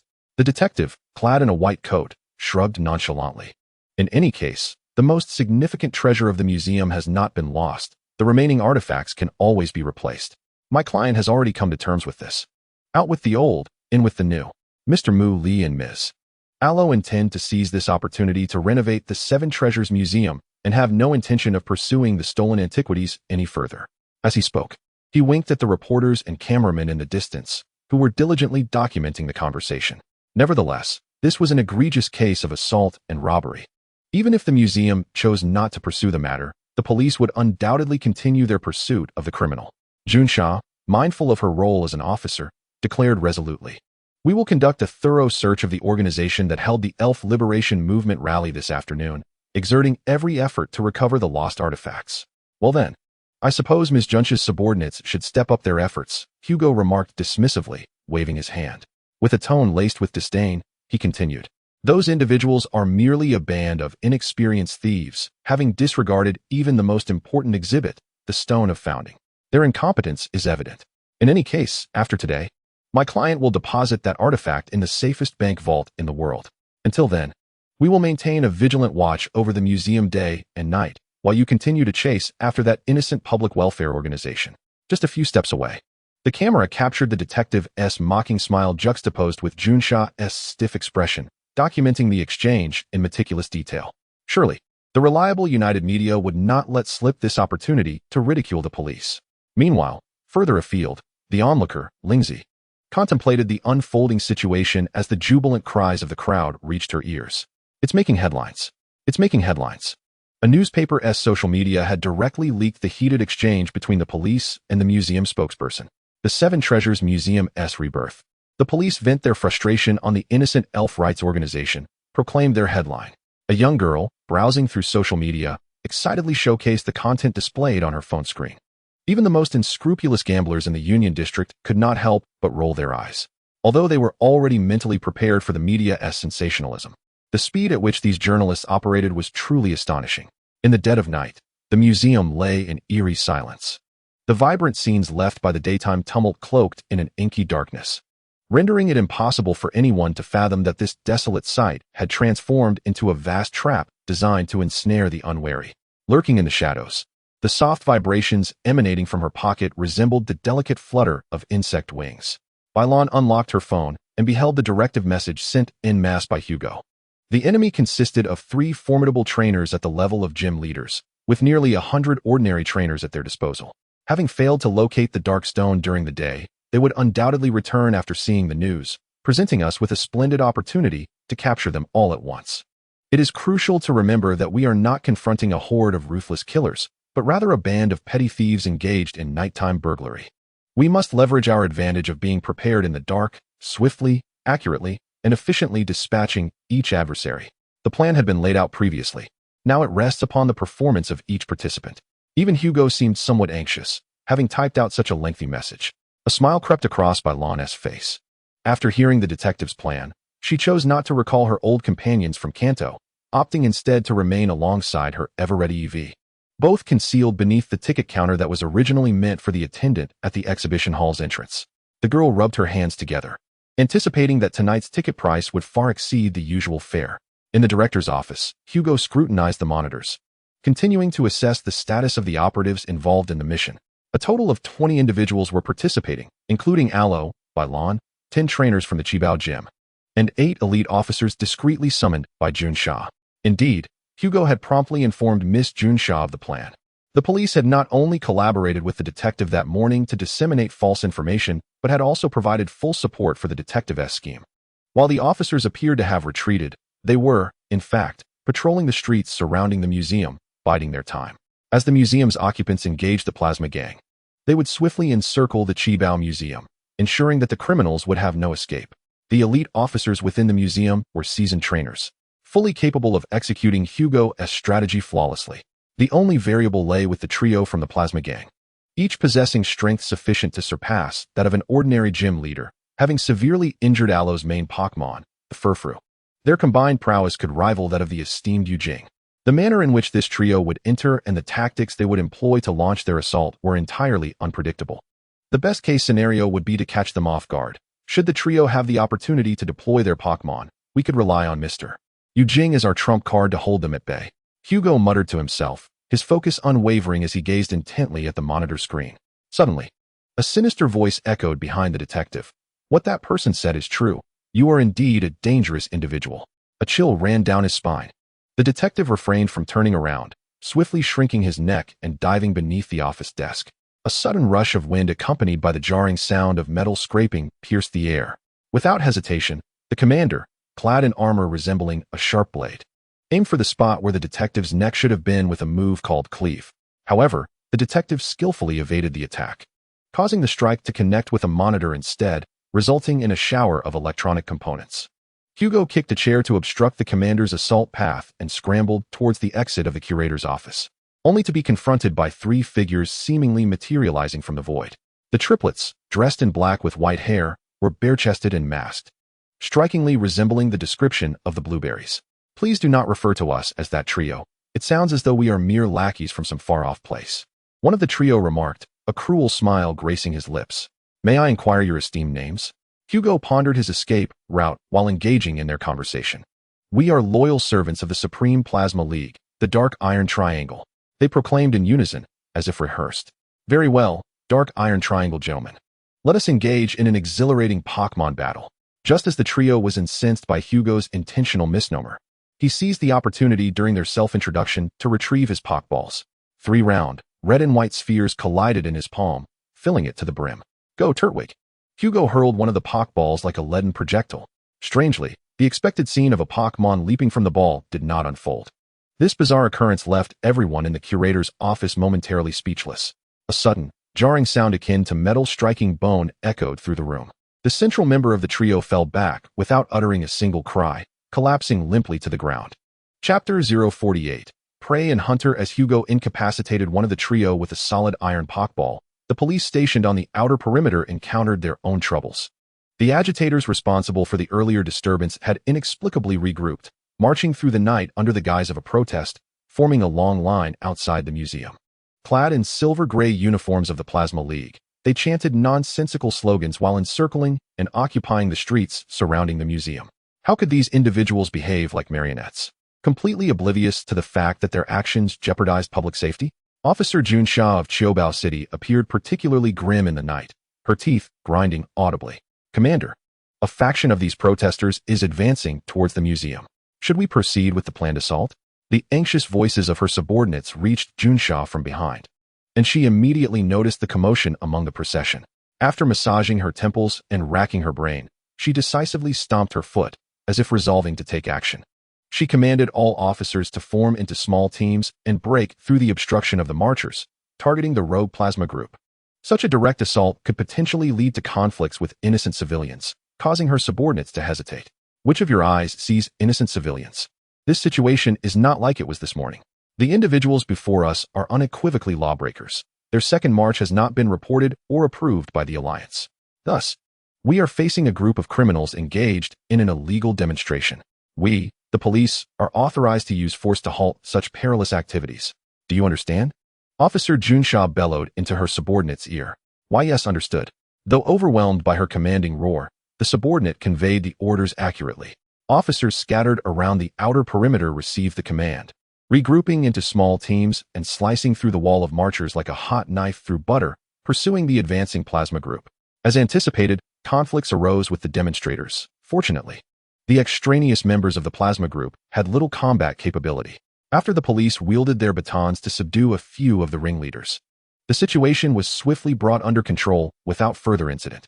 Inside the museum, the first line of defense, the young girl Bylan, heard the faint rustling sounds of the intruders. They're here. Through a previously created observation hole, she confirmed that the intruders were indeed members of the plasma group invading the museum. Suppressing her tension and excitement, Bylan signaled to little Evie to prepare for an ambush. They would wait for the enemy to stray before launching their attack, denying the opposing Pokémon any chance to engage.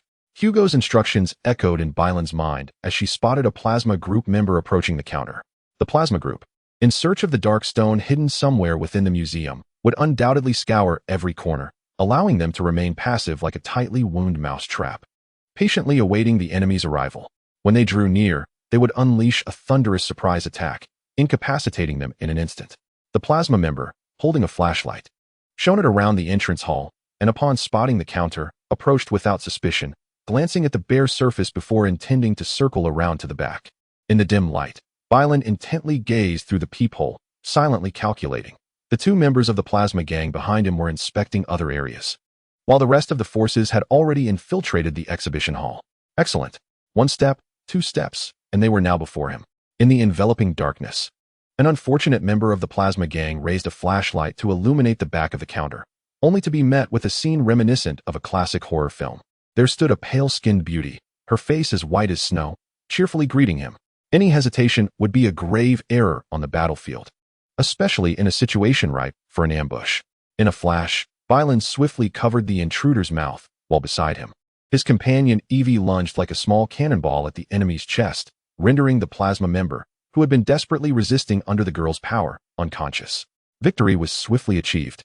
Bylan flashed a peace sign to Evie, then pulled out a rag to gag the subdued plasma member, followed by a sturdy rope to securely bind him. As the girl contemplated whether to further restrain the ankle with another loop of rope, another plasma member, searching the hallway, seemed to sense something amiss. With flashlight in hand and an unsuspecting expression, he approached the girl. Conceal yourself and prepare for cleanup. Adhering to Hugo's detective principles, after executing a similar maneuver, Bylan now had 2 plasma members tightly bound beside him. The remaining plasma member finally realized that his companions had mysteriously vanished. He loudly called out their names within the exhibition hall, yet there was no response, only the echo of his own voice reverberating in the emptiness. Fear began to grip him, and he was likely to send out a Pokémon in response. Recalling Hugo's advice for such situations, Bylan retrieved an empty Pokéball from his bag and tossed it toward a distant corner. The exhibition hall was devoid of life, and the sound of the empty Pokéball hitting the ground rang out sharply, echoing throughout the space. The remaining plasma member was indeed startled, nearly losing his footing as he clutched his own Pokémon ball, cautiously advancing toward the spot where the empty Pokéball had landed. Bylan patted Evie and pointed to the enemy's unguarded neck. Instantly understanding, Evie nodded and stealthily approached the last member at the entrance of the exhibition hall on tiptoe. Now was the moment. Tackle, Bylan silently urged, and as if in perfect synchrony, Evie launched the attack. Seeing the final member of the plasma gang fall, the girl boldly emerged from behind the counter, tidying her slightly disheveled hair, and proceeded to bind the intruding thief with ropes and rags, transforming him into a neatly wrapped bundle. With the area secured, it was time to assist Sister Aloe. Tonight, let them revel in the excitement. Bylan rotated her wrist to loosen her joints. Although the nature of the battle was unusual, the genuine combat had ignited her fighting spirit and competitive fervor. Little Evie, equally exhilarated, wagged its fluffy tail, embodying an eager anticipation. The roles of predator and prey were swiftly reversing. This spectacle unfolded throughout the Seven Treasures Museum, with similar narratives playing out in various corners. The storylines revolved around the searching plasma groups, which inexplicably began to dwindle in numbers. By the time the oblivious invaders finally recognized the presence of their adversaries, they had already been fragmented into smaller factions, severely weakened and outmatched against the strategically advantageous museum guards. Moreover, reinforcements from the police had now arrived, firmly establishing the forces of justice in control of the situation, which was decidedly favorable. One must not underestimate the situation, as the elite trio of adversaries had yet to make their move. They gathered all captives, awaiting Hugo's next directive. Lady Aloe stepped firmly on a subdued member of the plasma group and addressed Blue. Draping her usual apron like a cape behind her, she presented a striking figure, appearing notably more slender. This expert in the general type, the leader of the dojo in Seven Treasures City, had finally found her moment to shine in tonight's operation, achieving a remarkable victory by incapacitating over 20 infiltrators in a sudden assault. Green-eyed the spoils claimed by Aloe with envy. Suddenly pondering a serious question, why had the loquacious detective not issued a single command throughout the prolonged battle? A similar ominous premonition surfaced in Aloe's mind as she furrowed her brow, gazing towards the innermost director's office of the museum. To her astonishment, the door stood ajar, revealing an empty room within. Chapter 049. The riddle contest. Let us rewind to the moment when Hugo launched the Iron Poké Ball, causing one of the Iron Triangle members to collapse. Despite the immediate loss of one, the remaining two members of the Dark Iron Triangle showed no hesitation, promptly dispatching their own Pokémon. One wielded a large, gray, plush-like cursed doll, while the other commanded a red-headed, agile bug wrapped in a film, resembling a ninja. Alongside the Slasher Commander, who had remained behind Hugo, he found himself encircled by three Pokémon capable of directly defeating the gym leader's primary Pokémon. Hugo's expression darkened, for he was acutely aware of his dire predicament, just as he contemplated shifting his stance. He felt an icy chill as the Slasher Commander pressed his blade-like arm against the detective's back.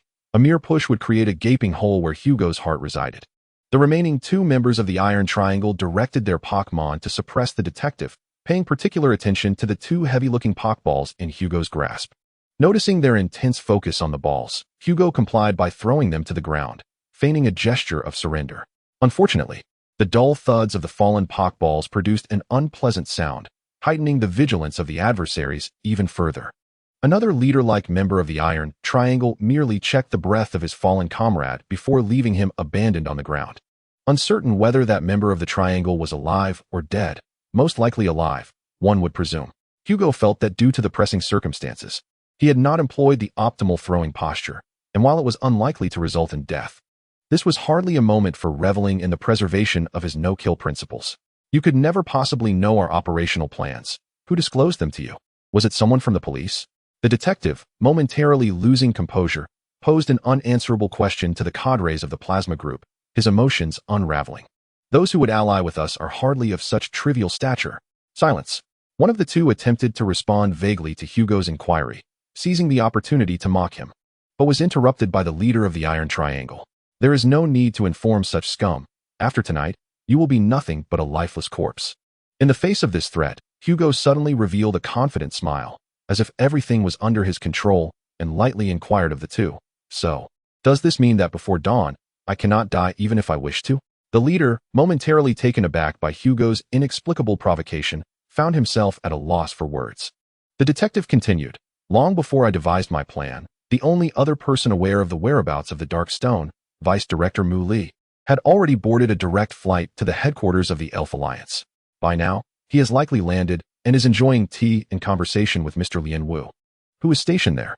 In the remaining city of Qibao, no one knows the location of this national treasure. The only one privy to this information is I, the detective. If I refuse to divulge the whereabouts of the genuine Dark Stone, your mission tonight is doomed to fail. What arrogance! We could easily crush you right now and seek it ourselves, the leader coldly retorted. Huh. My skill in hiding things is no less than your ability to find them. I swear by my reputation as a detective that you will pass by the national treasure countless times, witnessing its true form repeatedly, yet will never find its shadow. The leader began to waver, and Hugo decided to push him further with his words. Let us engage in a small game. I shall first provide you with a hint regarding the location of the Dark Stone, in exchange for a clue revealing the identity of the informant. Quite fair. Wouldn't you agree? Are you threatening me? Execution Commander, show him what he deserves.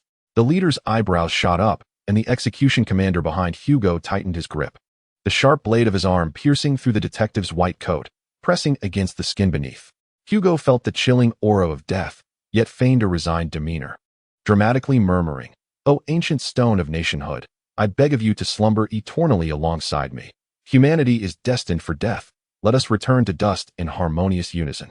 The two members of the Iron Triangle exchanged glances and sighed. The leader roughly seized Hugo by the collar, declaring, "We shall abide by the madman's terms. Quickly reveal that hint." Why the haste? Hugo stepped back slowly, freeing himself from the clutches of the leader of the Iron Triangle. Only after adjusting his collar did he speak up. To demonstrate my sincerity, I have already provided you with a hint. Do you recall that phrase? Huh. My skill in hiding is no less proficient than my ability to find. I swear by my reputation as a detective that you will pass by the national treasure of the founding countless times, witnessing the true form of the founding stone. You will be unable to find its trace. No matter how many times you hear that line, it remains infuriating. Sever the commander, cut off this fellow's left hand. The leader commanded coldly, casting a disdainful glance at the detective. However, the moment the leader uttered the words "sever the commander," Hugo sprang away like a startled piglet, rolling and scrambling out of the attack range. Clever indeed, remarked another member of the Iron Triangle, disappointed not to see the anticipated spectacle. It is your turn. Does the plasma group lack credibility? Others have hinted at this level. The truth lies before you. essentially handing over the founding stone, which is of utmost importance, as if it were a national treasure. Do you not intend to fulfill your contract? The detective, backed against the cursed doll, spoke defiantly while distancing himself from the severed commander. The informant is but one person, the leader stated, his serious demeanor unwavering. Such shameless behavior garnered the admiration of his companions. Hugo widened his eyes, desperately searching the leader's face for even a trace of conscience or morality, yet found nothing. After several breaths, he suddenly exclaimed, "So that's it. I understand now. It is indeed one person. I get it. It's him. Now everything becomes clear." His voice was so loud that it startled the cursed doll behind him. What madness is this? The remaining two members of the Iron Triangle, or rather, the Iron Duo, glared fiercely at the detective. "Mr. Triangle Iron, you are exceedingly generous. This is a hint of divine significance. The traitor who revealed my plan is not a Pokémon, nor any group, nor due to someone's inadvertent leak of information. There is truly an informant among us. This is invaluable intelligence." Hugo danced about, passionately articulating the detective's reasoning. "Moreover, you, the leader of the Dark Triangle Iron, have referred to the informant as he. Since our meeting, you've been addressing me as you and you. Yet, you refer to that despicable informant with such formality. Surely, there must be something about him that commands your respect, considering that this person is involved in my plan." And recalling what the gentleman from Triangle Iron inadvertently revealed, the answer is all but clear. "You, this fellow, ahem." The leader glared at Hugo with smoldering eyes, as if he wished to swallow the detective whole, but then realized he had once again exposed his own verbal tick. He abruptly fell silent, yet struggled to catch his breath, succumbing to a fit of violent coughing. "As a token of gratitude for your esteemed gift, I shall provide you with a second hint regarding the Stone of Nation building. That dark stone, indeed, occupies a conspicuous spot within this museum, positioned where all visitors are bound to behold it. I swear this statement is devoid of deceit. Furthermore, I no longer require your hints. If that kind-hearted gentleman has offered such significant advice and I still cannot deduce the identity of the informant, then I ought to abandon my career as a detective." As Hugo spoke, he feigned nonchalance, altering his direction to shield the cursed doll affixed to his back from view. Suddenly, the detective launched an assault. Without warning, he lunged at the leader of the Triangular Iron, who was still bent over, coughing. The cursed doll behind him was a moment too late to react, intending to counter the detective, but, for an unknown reason, stumbled and fell flat, interrupting its attack. It is indeed remarkable how reliable such a close encounter turned out to be. The detective chuckled calmly, pinning the ninja before him in a standard vaulting position. Vaulting over the leader's body, seizing the wooden cane that lay by the door of the curator's office, he hurled it toward a specific target. With a resounding thud, the tip of the cane struck the agile bug, which was moving at high speed, instantly incapacitating it. The wooden cane rebounded, miraculously tripping another dark triangular iron that was about to retaliate. Hugo saluted the bewildered slashing commander with a mocking gesture. "Fortunately, your master was dealt with in the first move, leaving you at a loss. I suggest you let me go. After all, you cannot impede my escape." While boasting, the detective seemed to possess eyes in the back of his head, anticipating the approach of the triangular iron leader and delivering a swift kick that sent him crashing to the ground. He then twisted the doorknob and, as if on a leisurely stroll, exited the curator's office, which was strewn with bodies. Turning back, Hugo politely bowed and said, "Please convey my regards to the disgraceful traitor of the Alliance, the infamous villain known as the King of Evil, and the despicable gambler who plays both sides, Mr. Blueberry. Moreover, inform him that the chief detective of the Hugo Detective Agency will publicly reveal his transgressions." Chapter 050. The night of the Waikai parade. After Hugo's exaggerated detective performance, he promptly took flight. Once the detective had distanced himself, the slashing commander, the cursed doll, and the agile bug, who had regained its footing, seemed to awaken from a deep slumber and resumed their pursuit of the detective. However, before the swiftest agile bug could fully accelerate, the detective had already darted through the museum, deftly navigating its twists and turns, and vanished in mere moments. It must be said that Hugo, being an expert in designing anti-theft plans for museums, was thoroughly acquainted with the hidden pathways of this building, and under the cover of night, evading his pursuers was a trivial matter. "Stop searching for that fellow," he declared. The leader, his face a mask of suppressed fury, issued a command to cease further actions in a voice tinged with a slight rasp due to his cough. He acknowledged that admitting defeat was not disgraceful, reminding the others not to forget the true objective of the evening. They sought the nation-building stone that summoned the Dark Dragon Lord. Another member of the Iron Triangle emerged from the curator's office, carrying their unconscious companion. Brother, do we truly need to trust the so-called hints provided by that individual? Aren't the others searching as well? Initially, I believed the dark stone was concealed somewhere outside by that person, which was why I had instructed our men to simultaneously invade the museum to provide cover for our assassination operation. Thus, even if they were all captured by ambushers, it would not be detrimental to the grand enterprise of the Plasma Group. However, it now appeared that the slick-tongued fellow had indeed hidden the nation-building stone somewhere within the museum, contrary to his crude mannerisms. The leader of the Dark Iron Triangle was methodical in his thoughts. His companion, perplexed, inquired, "If that is the case, shouldn't we just let them continue searching?" "Fool, there are ambushers within the museum," the leader retorted. "Moreover, the dojo master is unrestrained, and we have far fewer personnel than during the day. They have likely all been apprehended by now. What do we do then?" The member, burdened by his unconscious companion, was suddenly struck by the gravity of their predicament. The leader grimaced and said begrudgingly, "Did that detective not provide us with hints? We shall retrieve the dark stone following those 2 clues." He recalled the detective's earlier words, "My ability to hide things is no less than my prowess in finding them. I swear by my reputation as a detective that you shall pass by the national treasure countless times, witnessing the true form of the nation-building stone repeatedly, yet find no trace of it. Ah, that dark stone is placed in an openly visible location within this museum, one that all visitors can behold. I swear this statement is utterly truthful." What a detestable character. He should have been eliminated at the first opportunity.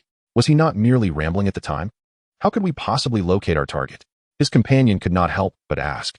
No, such a person possesses a unique pride. He likely would not lie about the hints. In any case, we must give it a try. There are no alternative methods remaining. Brother, we could let them deliver the target to us, simply monitoring them until the following day when they confirm the safety of the nation-building stone before we strike. No, that detective has already crossed paths with us tonight. If we were to employ such a tactic, he would undoubtedly be prepared. The leader's gaze darkened, a hint of regret crossing his features. If only we hadn't made this trip tonight, we could have executed that plan. What a pity. Brother, it seems you have started referring to that detective as well. Silence. Ultimately, following a fair and democratic internal deliberation within the Dark Iron Triangle, the member deemed less intellectually equipped was instructed to temporarily retreat with the injured individual, while the leader would undertake the retrieval of the nation-building stone alone. Despite the pitch-black night that obscured all visibility, the leader prudently tossed a smoke bomb onto the ground. When the smoke dissipated, the curator's office stood empty, devoid of any presence. The night breeze flowed gently, and Bylan and Aloe stared, wide-eyed, at the open door of the curator's office above. The curator, wielding a flashlight snatched from the hands of the Plasma Group, shone it inside. And after a moment of peering, her tone grew grave. There were signs of a struggle within, and the surveillance cameras had been completely destroyed, presumably by that trio. "Hugo." He wouldn't. The tremor in her voice betrayed her anxiety, while the detective's visage flickered like a lantern in her mind. Aloe stood in shock for a moment before patting the girl on the back. "Don't think so pessimistically. Perhaps he was merely kidnapped." A disgruntled voice echoed from somewhere. "Uft, I'm still alive and kicking." Bylan touched her ear, casting an incredulous glance at the dojo leader beside her. "How strange. I think I heard that detective's voice too. Is it a haunting? Could he truly be dead?" A series of loud knocks resounded from behind them, revealing a pale figure outside the window, tapping against the glass. Eerily, this silhouette, facing away from the moonlight, hung upside down, swaying in the wind intermittently. Before Bylan and Aloe could react, a girl, tightly ensnared by the Plasma Group, witnessed this horrifying scene, having barely freed herself from the rag in her mouth. She was already terrified by the ambushers within the dojo. Now, upon seeing the spectacle outside, she was struck with such fear that her soul seemed to leave her body, and she let out a piercing scream akin to a slaughtered pig. The other Plasma Group members, awakened by the scream, were equally frightened and turned their attention to the swaying figure outside. In a collective panic, they writhed in terror, seeking solace in one another's presence. Aloe directed the flashlight downward, revealing a throng of silver-hooded figures jostling together, resembling a giant white vine creature twisting its tentacles. The relentless banging against the glass continued, echoing like the grim reaper from the depths of hell. Amidst this nightmarish chaos, Bylan was the first to recognize the figure outside, exclaiming joyfully, "Ah, it's Hugo. He is not dead after all." Unfortunately, her words seemed utterly bewildering, triggering even greater panic among the captives, who gazed at the white silhouette outside as if it were indeed the phantom of a deceased person. Bylan approached the window, intent on opening it, but was blocked by the writhing bodies of the captives. Those who had been looting and vandalizing the dojo earlier now fervently shook their heads in a desperate plea for her not to commit a foolish act that might summon the ghost from outside. "What are you doing?" "That is my friend. I must open the window to let him in." Bylan could not fathom the plasma group's fear, striding boldly over their squirming bodies toward the windowsill. To the captives, the girl walking against the moonlight appeared to be a sacrificial offering, seduced by a demon, about to unveil that forbidden and fallen window. The wails grew increasingly piercing, and as a result, the girl from the plasma group was silenced once more by Aloe's cloth. Her shrieks transformed into a chilling, sobbing whimper, rendering the atmosphere even more unsettling. Finally, the girl opened the window, allowing the figure that hung upside down to enter. Hugo, in a state of disarray, crawled through the window and, upon seeing the captives sprawled behind Bylan, felt a profound sense of relief wash over him. What was the meaning of this? Why did they appear so coward? Hugo inquired, gesturing towards the captives. Bylan shrugged, responding, "They seem to think you are a ghost." "A ghost?" Hugo pondered, tilting his head thoughtfully. The detective then turned away, discreetly releasing a small fire monkey while surreptitiously applying something to his palm. "What are you up to?" Bylan asked, her curiosity piqued.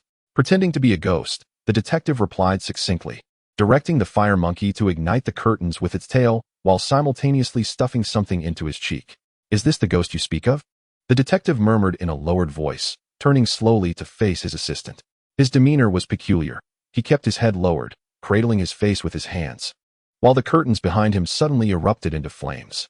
Bylan, having spotted the fire monkey, was unfazed and focused her gaze on the detective, eager to see what spectacle he would conjure. What she beheld was a ghastly apparition. Illuminated by the firelight, the detective's cheeks were gaunt, his deep-set eyes bloodshot, and a grotesque gash marred his face as if something had savagely bitten him. A portion of his tongue dangled precariously by his mouth, swaying with each labored breath, while he continuously convulsed, expelling a mixture of blood and saliva. Initially thinking that a normal person had entered through the window, the members of the plasma group had just begun to catch their breath when this horrific sight sent them into further chaos, inducing even greater terror than before, with many captives fainting anew. In their extreme fear, numerous captives desperately pushed the cloth from their mouths, calling out for their parents, their grandparents, and their revered savior idols. Those unable to successfully expel their gagging impediments could only whimper in distress. The air grew thick with the foul stench of excrement. Hugo retracted his tongue, lifted his eyelids with his fingers to restore his gaze to normal, and could not help but laugh heartily at the sight of the plasma group writhing in fear and calling for their parents, finding amusement even more delightful than that of a ghost. As for Bylan, after a prolonged moment of inaction, she finally noticed the detective, who was reveling in mirth. Taking a deep breath of the cool night air, the girl raised her fist, aiming a blow at her superior's nose. Chapter 51. The farcical finale. My sincerest apologies, everyone. Please disregard that thoroughly dreadful prank. I had just escaped with my life and may have become a bit too exhilarated, leading to an impromptu performance. Hugo, drenched in blood and his disheveled black hair, gingerly touched his nose, which had narrowly escaped disaster, and bowed deeply to the crowd with utmost sincerity. He then turned to his assistant and lamented, "However, I must also say, that punch was utterly ineffectual. Blue, you ought to train a bit in close combat. If you can't land a punch at close range, you're not fit to be a private detective." He added jokingly, "If you keep this up, I might just unleash EV on you." Blue, undeterred, rolled her eyes and cracked her knuckles, while the small EV perched on her shoulder bared its teeth menacingly. Hugo, caught off guard, realized just how sharp Evie's little fangs were. Suddenly, the museum curator approached Hugo with an awkward expression, hastily whispering, "Mr. Hugo, the curtains you just burned were actually artifacts from the last century, estimated to be worth around 10 million. The detective was momentarily taken aback, his mouth agape in shock. As he turned abruptly to gaze at the charred remnants of the curtain, his expression more exaggerated than that of a captive. Aloe then heartily clapped Hugo on the shoulder, laughing, "That's a ruse. It was just an ordinary curtain, merely a minor act of retaliation." Hugo, still rattled, looked at the apron-clad woman before him and quickly grasped that, despite her nonchalant demeanor, she was likely seething over the destruction of public property in her museum.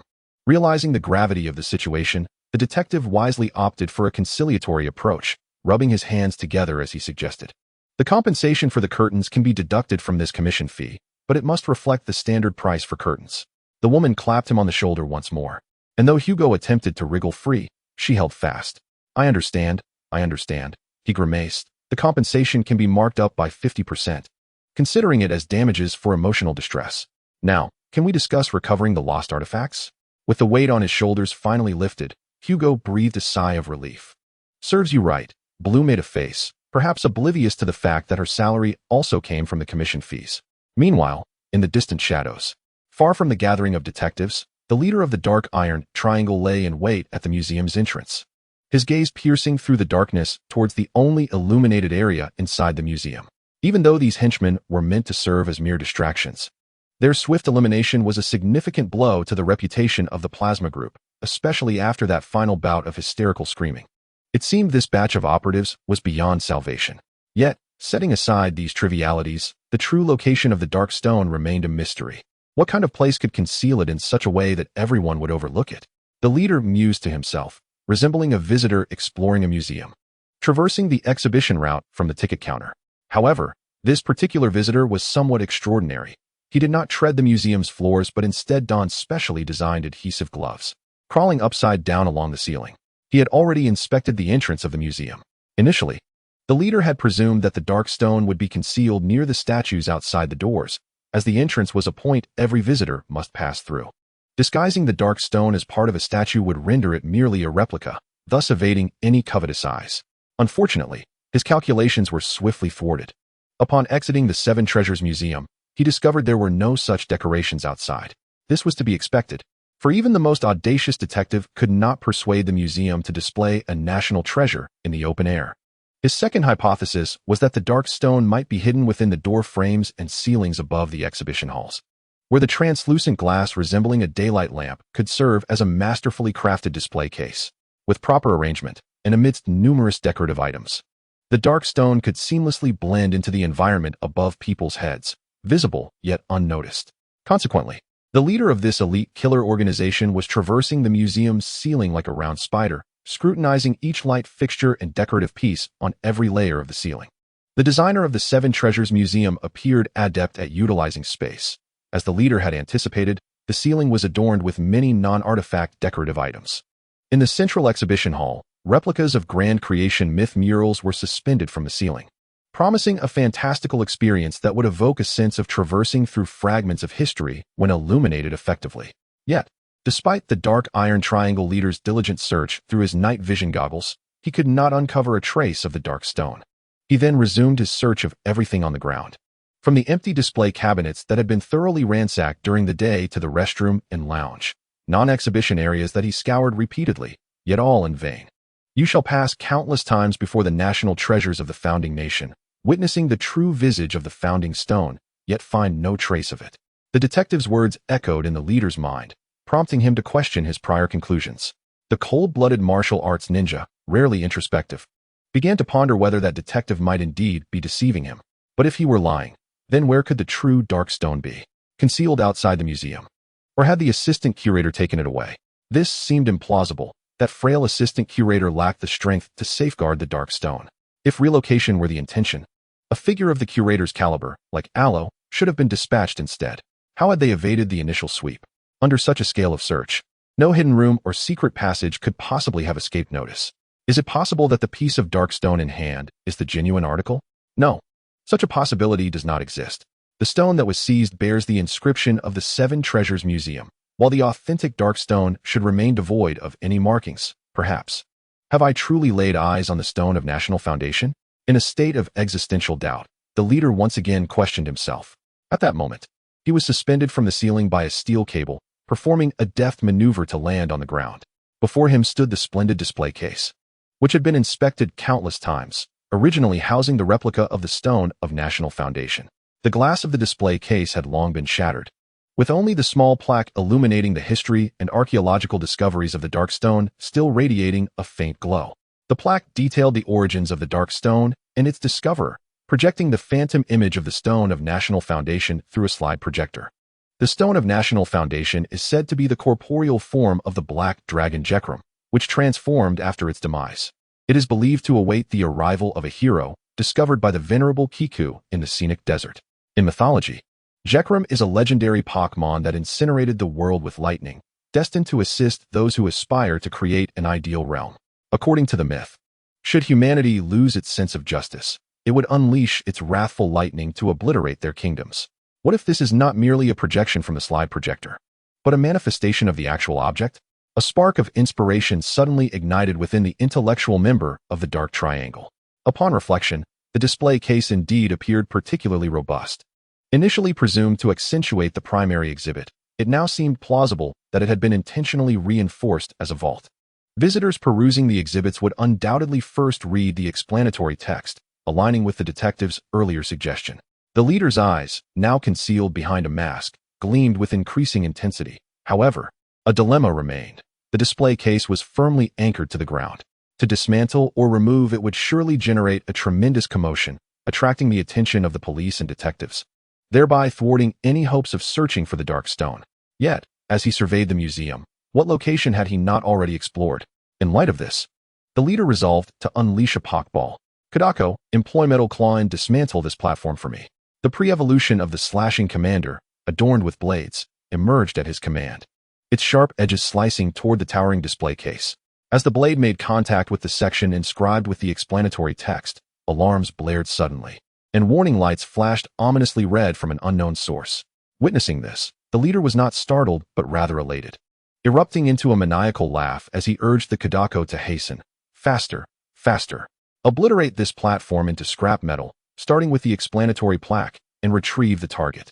In the distance, Hugo, blending in with the elite officers, yawned lazily. The farce is finally about to conclude. Chapter 052. The detectives lecture on theft prevention as the police once again encircled the main exhibition hall, illuminated by flashing warning lights. The white-haired assassin clad in a ninja outfit had already made his escape. The scene was littered with remnants of Pokémon employing slashing techniques, as the perpetrator had reduced the carefully arranged display set up by Detective Hugo and Deputy Director Mu Li to mere fragments, departing empty-handed. The officers surveyed the scattered metal shavings and the remains of an electronic device resembling a recording apparatus, utterly perplexed, unsure whether the night's mission had been a success or a failure. Hugo, was that display case base the vault you and Mu Li prepared for the founding stone? Did the miscreant withdraw after securing the treasure? Director Aloe followed closely behind the detective, navigating through the throngs of people to reach the wreckage. Impossible. The genuine founding stone remains within this museum, the detective proclaimed, extending his arms to survey the crowd, initiating his lecture amidst the late-night assembly. Where could that stone be? Accompanying him in inquiry was his assistant, Bailon. We still need to have the captives lead us to retrieve the artifacts. We cannot afford to squander time. Do not fret about that, interjected Junsha, who had squeezed through her colleagues to greet the detective. Fortunately, the demonstrators outside have dispersed, and the police have diverted their efforts to reclaim the artifacts. Yet, I am more curious about where exactly Hugo has concealed the founding stone. There are primarily three methods to adeptly conceal an item. Hugo, seemingly unfazed by the current developments, gestured as if he were about to summarize his thoughts. First is the element of surprise. The most perilous locations often serve as the safest. When one hides an object in a place others would most readily consider, they may easily assume they have already searched there, thus overlooking it. This strategy can also be employed by openly giving the desired item to the adversary while subtly implying it is counterfeit, prompting them to return the genuine treasure willingly. Are you suggesting that the one stolen this morning was the authentic founding stone? Junsha's eyes widened in bewilderment. Certainly not. The plasma group is not so easily deceived. Hugo lamented, shaking his head regretfully, then raising a second finger. The second effective method of concealment is to blend it within its surroundings. The optimal place to hide a branch is a forest, the best location for a short sword is a battlefield, and the ideal scenario for concealing a murder is amidst a series of serial killings. I shall remember your words when the next serial murder case arises, the officer replied, sensing that Hugo would not divulge the truth immediately. From this perspective, the most effective way to conceal the founding stone would be to place it among a multitude of indistinguishable replicas, then randomly rearranging their positions, rendering the genuine stone indistinguishable from the fakes. Aloe crossed her arms, signaling a negative to Junsha, explaining, the Shikibo Museum would never resort to such a tactic. We resolutely oppose the fabrication of forgeries. Previously, to prevent theft, the replica of the founding stone was marked with inscriptions to avoid confusion with the genuine article. Hugo, disregarding the curator's protests, continued to elucidate. Similarly, placing treasures among a multitude of other treasures serves as a hidden tactic based on comparable logic. An excessive quantity can obscure the value of the individual, which lies at the heart of the theory of concealing trees within a forest. However, the Plasma Gang has stolen all the collections. Not only the trees, but even the entire forest has been felled. The one offering pointed critiques was still the azure-haired girl, who, while grooming the fluffy tail of her EV, was also dissecting the detective's lecture. Her ability to provide sharp retorts instantly suggested she had gleaned much from the discourse. The detective did not directly address her confusion, but continued his lecture on theft prevention, knowing that the answers to all questions lay within the forthcoming narrative. The third principle is proactive offense. The adage states that while one may not fear theft, one should be wary of the thief's intentions. When something we wish to conceal is targeted by specific individuals, we must abandon a passive defensive stance and instead devise ways to counter those with malicious intent. The azure-haired girl interjected, just like today, allowing the Plasma Gang to walk right into a trap. Indeed, my design for the theft prevention at the Seven Treasures Museum is grounded in these three principles, thus ensuring that the most perilous incidents are averted under any circumstances. How so? Junsha inquired. It was now past midnight, thus referring to the previous morning when the Plasma Gang ruthlessly plundered the majority of the museum's collection. They believed they had seized the founding stone and completely emptied the museum, departing without a second thought. Yet, they failed to realize that while devising the museum's theft prevention strategy, I had replaced the most crucial dark stone with a forgery. Hugo gestured to himself. Had I, as the detective, not arrived in time, this design would have functioned as a safeguard. Even if the Plasma Gang had taken every artifact, they would never have located their primary target, the legendary stone capable of awakening the mythical Black Dragon of the United Regions. If they had succeeded, it would have been disastrous. But that's merely a myth, isn't it? The curator, Aloe, furrowed her brow in discontent. You are essentially using our entire collection as a shield for the founding stone. I cannot condone such an approach. Fortunately, your husband, Mr. Mu Li, holds a different perspective. Having studied the history of the United Regions founding, he believes that the Dark Stone is of paramount importance. The assaults from the Plasma Gang yesterday, both day and night, have proven that the founding stone indeed possesses unparalleled value to that ambitious religious faction. However, after the forgery scheme succeeded, you discovered that the Plasma Gang still loitered in the Seven Treasures City, the museum's crisis remaining unresolved. Thus, you felt compelled to take proactive measures in accordance with Principle 3, releasing information about the genuine article within the museum to ensnare the robbers coveting the Dark Stone, ultimately leading to their capture. The azure-haired girl succinctly summarized. Precisely. The detective snapped his fingers crisply, incidentally recovering the artifacts. Junsha emphasized the word incidentally, winking at Aloe. Seizing the moment before Aloe could become upset, Hugo hastily interjected to quell the instigation. In truth, this is the only method to mitigate the museum's losses to the greatest extent. Had it been another unprepared museum, every single item, whether stone or otherwise, would have been completely looted in such a large-scale robbery. With this, Hugo's plan was crystal clear, yet Bilwan remained perplexed about the final part. She directly inquired of the detective, if you could lure the plasma cluster with the genuine article, how can you confidently assure us that the stone has not been stolen and remains in the museum? What method did you employ to achieve this? In other words, where exactly have you concealed the founding stone? The detective bore an expression that suggested he had been awaiting this question. Snapping his fingers once more, it was precisely to address such a situation that Vice Curator Mu Li and I devised a contingency plan. With arms outstretched, Hugo displayed nothing but a scattering of fragments before the gathered crowd. Aloe appeared puzzled. I understand this is the display case for the replica of the founding stone. You promised that visitors would see the legendary founding stone in some manner, but it has been dismantled, and there is nothing inside. That is precisely the element of surprise. Hugo smiled enigmatically as he approached the wall controlling the museum's lighting effects. Before the detective lay a row of buttons of varying sizes, each controlling the lighting effects in a specific area of the exhibition.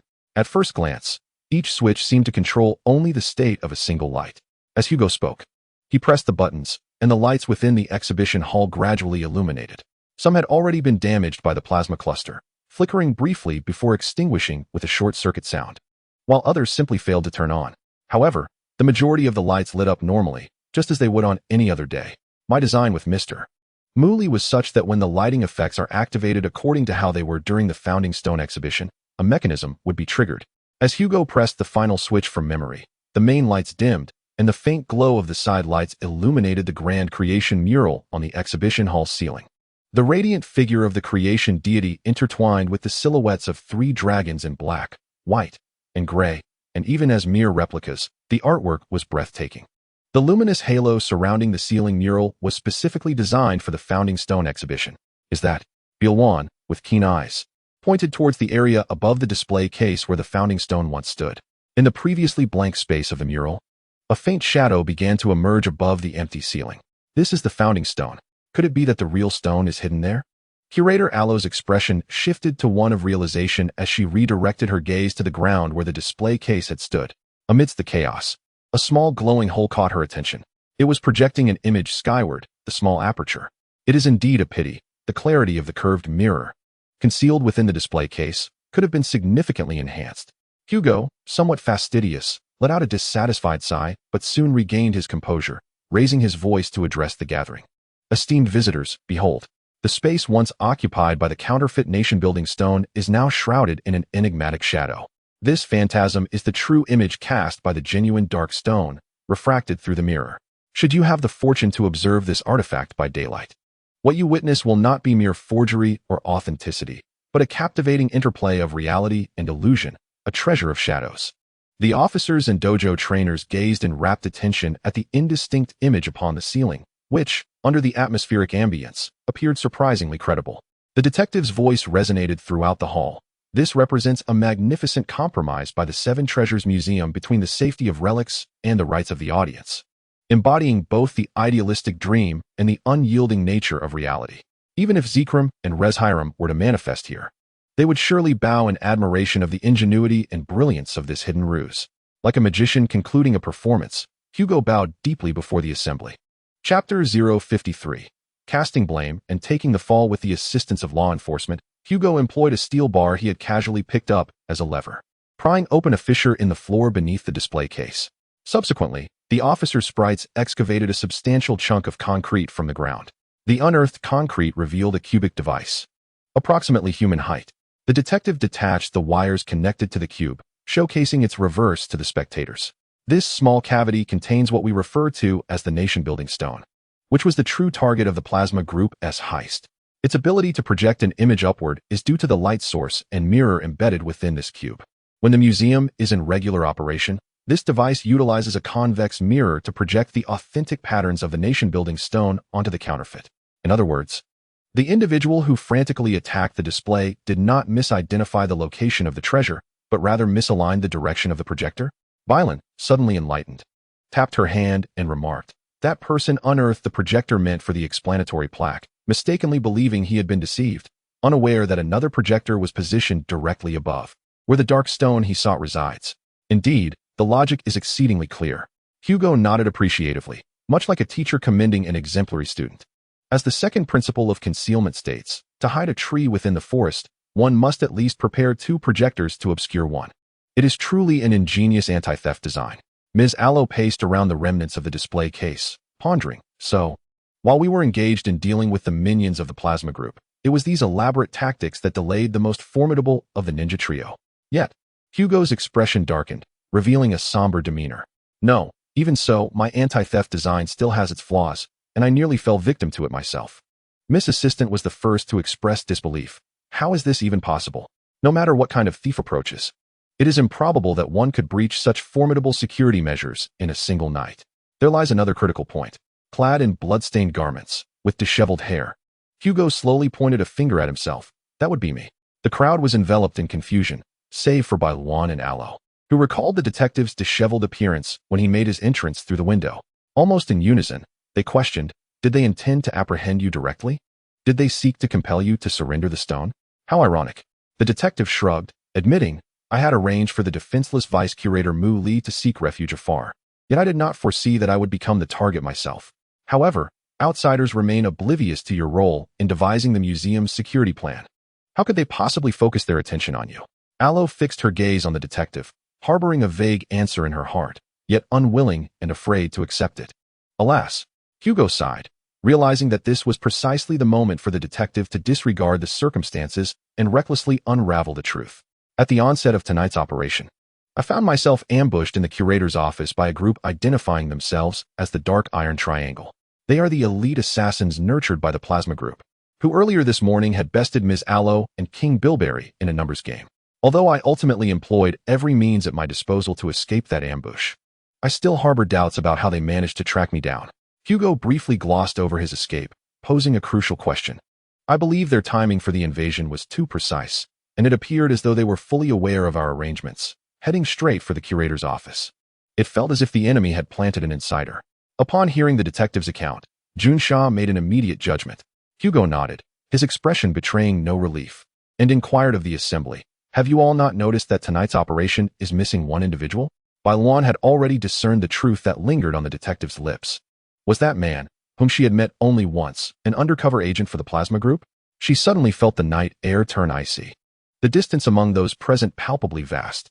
Are you suggesting that person is Mr. Bilberry, who was supposed to serve as our last line of defense? A dry, incredulous question emerged from Ms. Aloe's throat. After so many years as the dojo leader, she was experiencing the taste of cognitive collapse for the first time. In my bid for escape, I had threatened those individuals with the location of the National Founding Stone, posing the same question as Ms. Aloe. Hugo's voice remained as calm as ever, yet it sent chills down one's spine. The response from the adversaries was affirmative, indicating that King Bilberry had betrayed us, leaking the museum's operational plans to the plasma group. As a gambler, he chose to place his bets on the opposing side, that is, with the plasma group. Hugo, please refrain from making such revelations in front of so many. Junsha initially intended to have Hugo temporarily conceal the matter, but ultimately relinquished her resolve, her myriad words coalescing into a heavy sigh.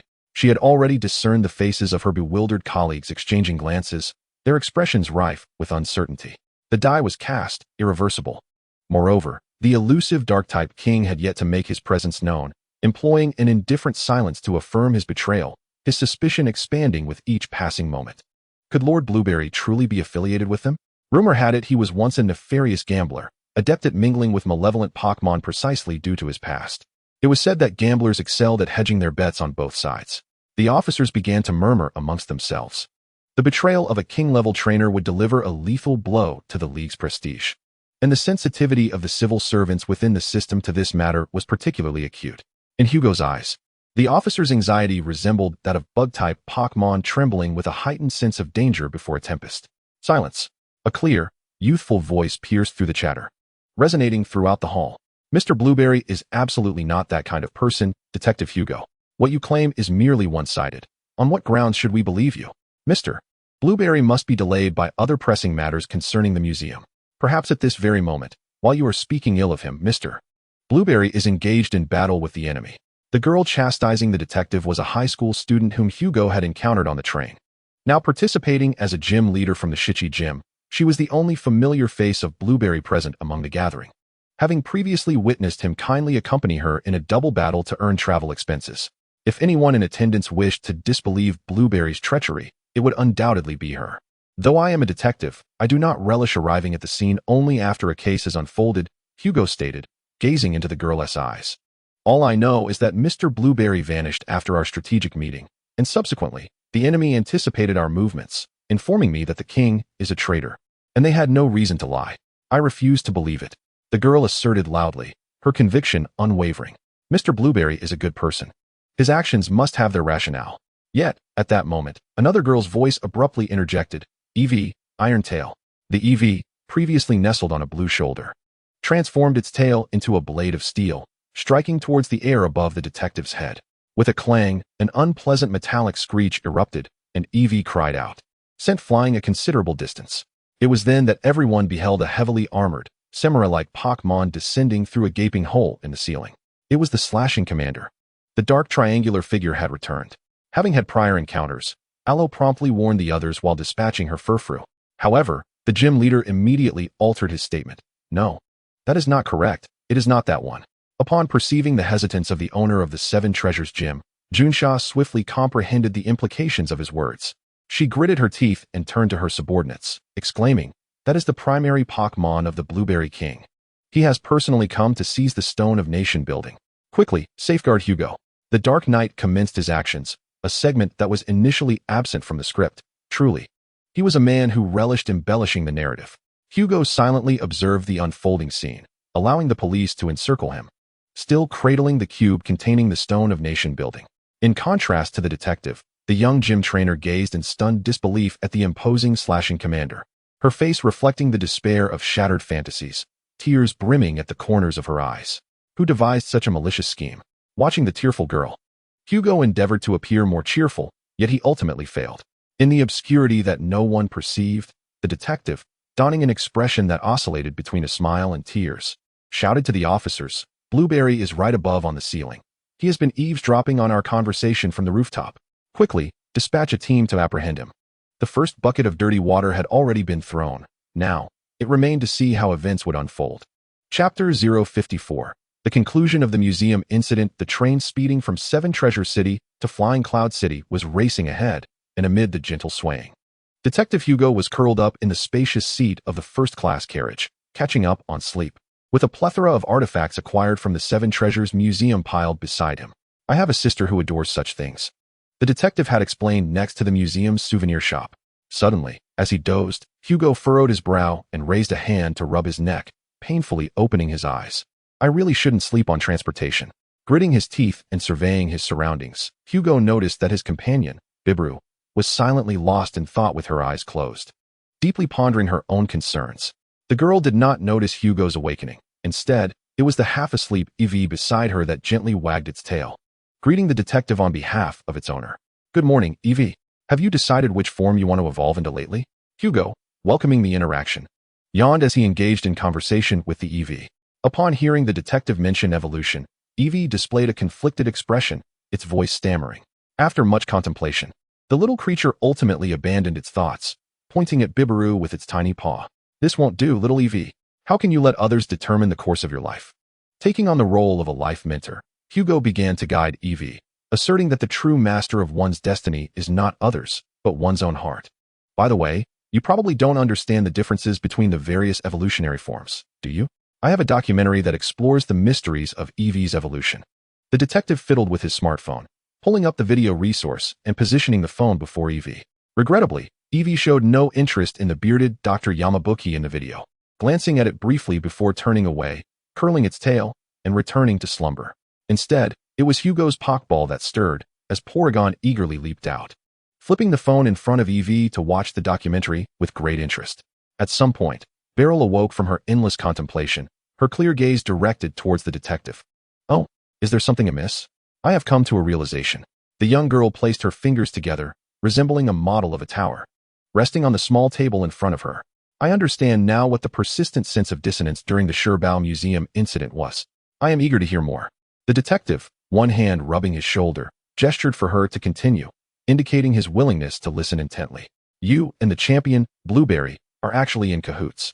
His apparent allegiance to Team Plasma was a ruse to further your scheme." The girl spoke with conviction, despite the soundproofing of the first-class compartment alleviating concerns of eavesdropping. Beryl still kept her voice low.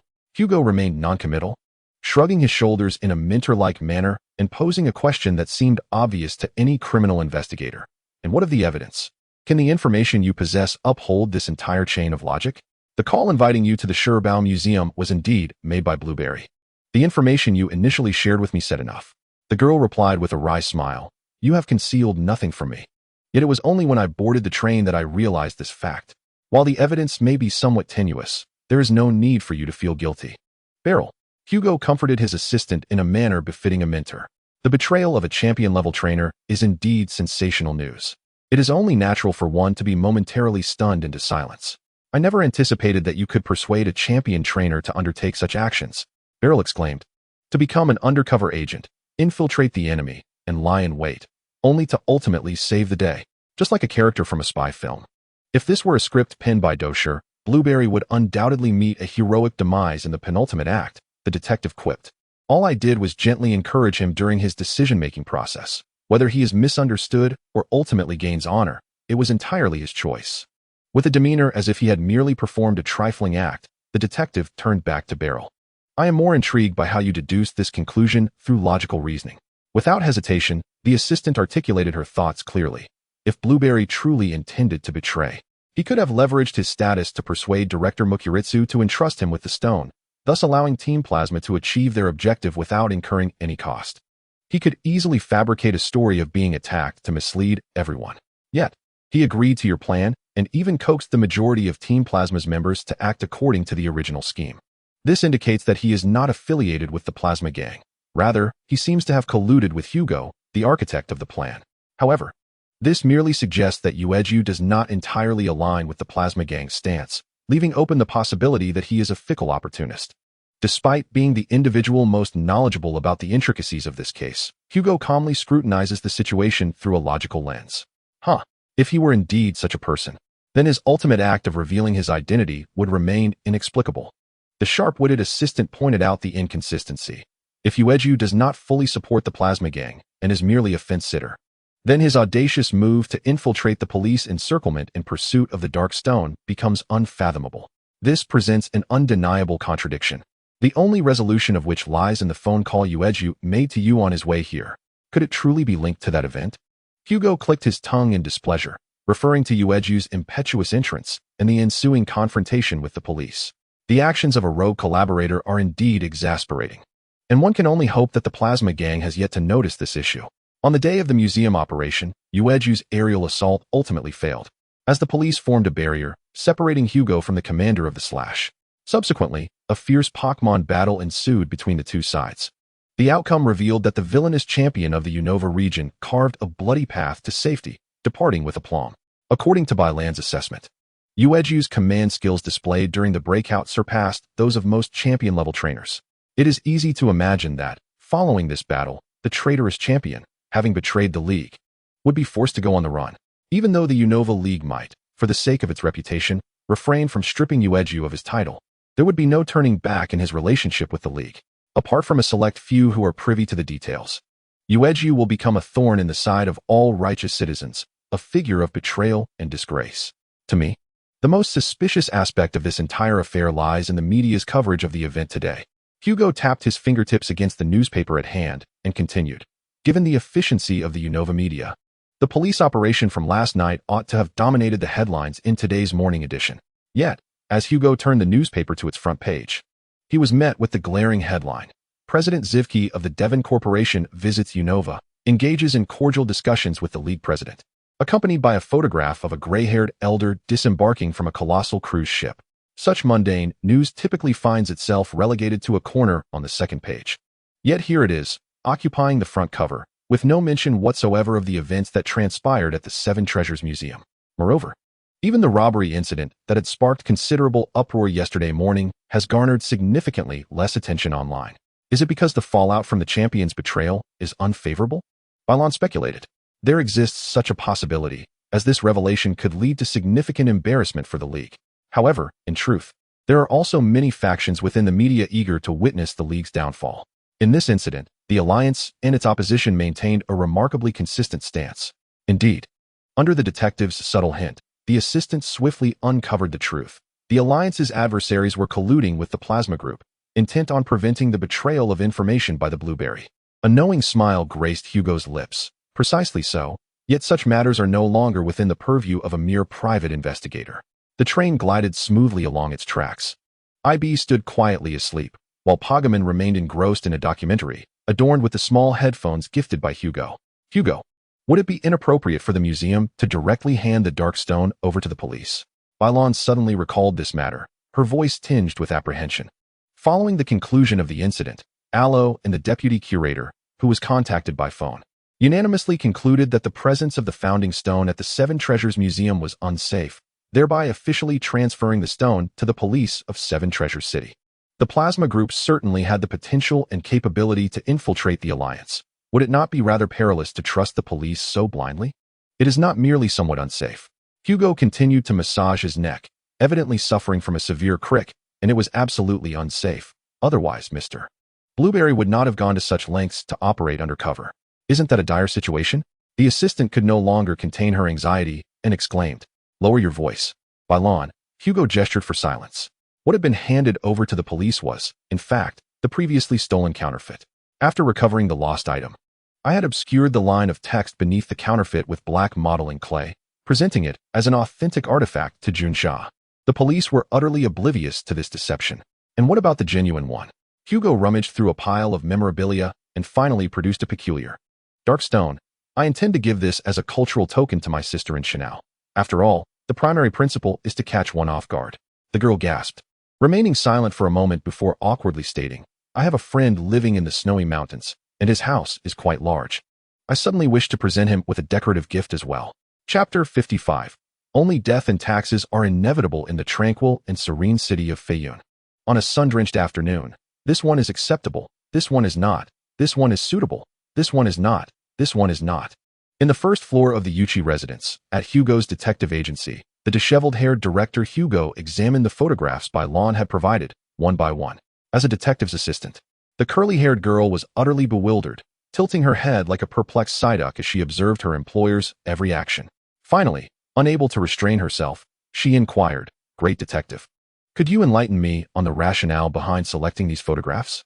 Hugo paused in his task, looking at Bailon with surprise, as if she had posed an unusual question. To my eye, these are all rather similar candid shots of extramarital affairs. What leads you to believe that some are usable while others are not? As I meticulously ensured that the faces of the couple were captured clearly in the photograph, why were half of them still discarded? We are, after all, a legally operating private detective agency. The detective solemnly remarked, we are not a tabloid paparazzi chasing sensational gossip. Nor are we perverse stalkers who have one foot in the realm of sexual harassment. Our objective is to capture images that are lawful and reasonable, without infringing upon others' rights to reputation. No, no, no. Since you accepted the commission from that middle-aged, portly socialite, our actions have strayed far from the bounds of reason and legality. Bailon vigorously shook her head, attempting to correct the detective's flawed reasoning. I understand your perspective. It appears you still dwell in a world of stark contrasts, my friend. Hugo resumed sifting through the photographs, while waxing philosophical. There exists no pure black or pristine white in this world. Perhaps law and morality serve as the baseline and guideline for individuals to regulate their conduct. But if we view these dogmatic constraints as forbidden zones, refusing to step beyond them, we shall become slaves to mediocrity, drifting further from absolute justice.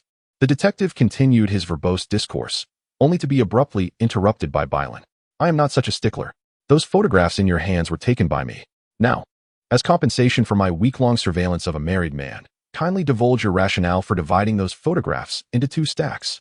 As I previously stated, the world is not merely black and white. It is composed of vast expanses of gray. Nonetheless, we can still select elements that lean towards the lighter shades within that gray. The detective completed the selection of photographs, laying two distinct stacks on the table, presenting a clear delineation before his assistant. Therefore, I simply wish to inquire, why did you sort the photographs in this manner? Bailon paused, her expression shifting to one of realization. On the table, the photographs selected by Hugo appeared as a collection of street photography meticulously crafted by a professional artist. The faces of the married man and his affair partner seemed to vanish as if by magic, blended into the vast sea of humanity, rendered inconspicuous.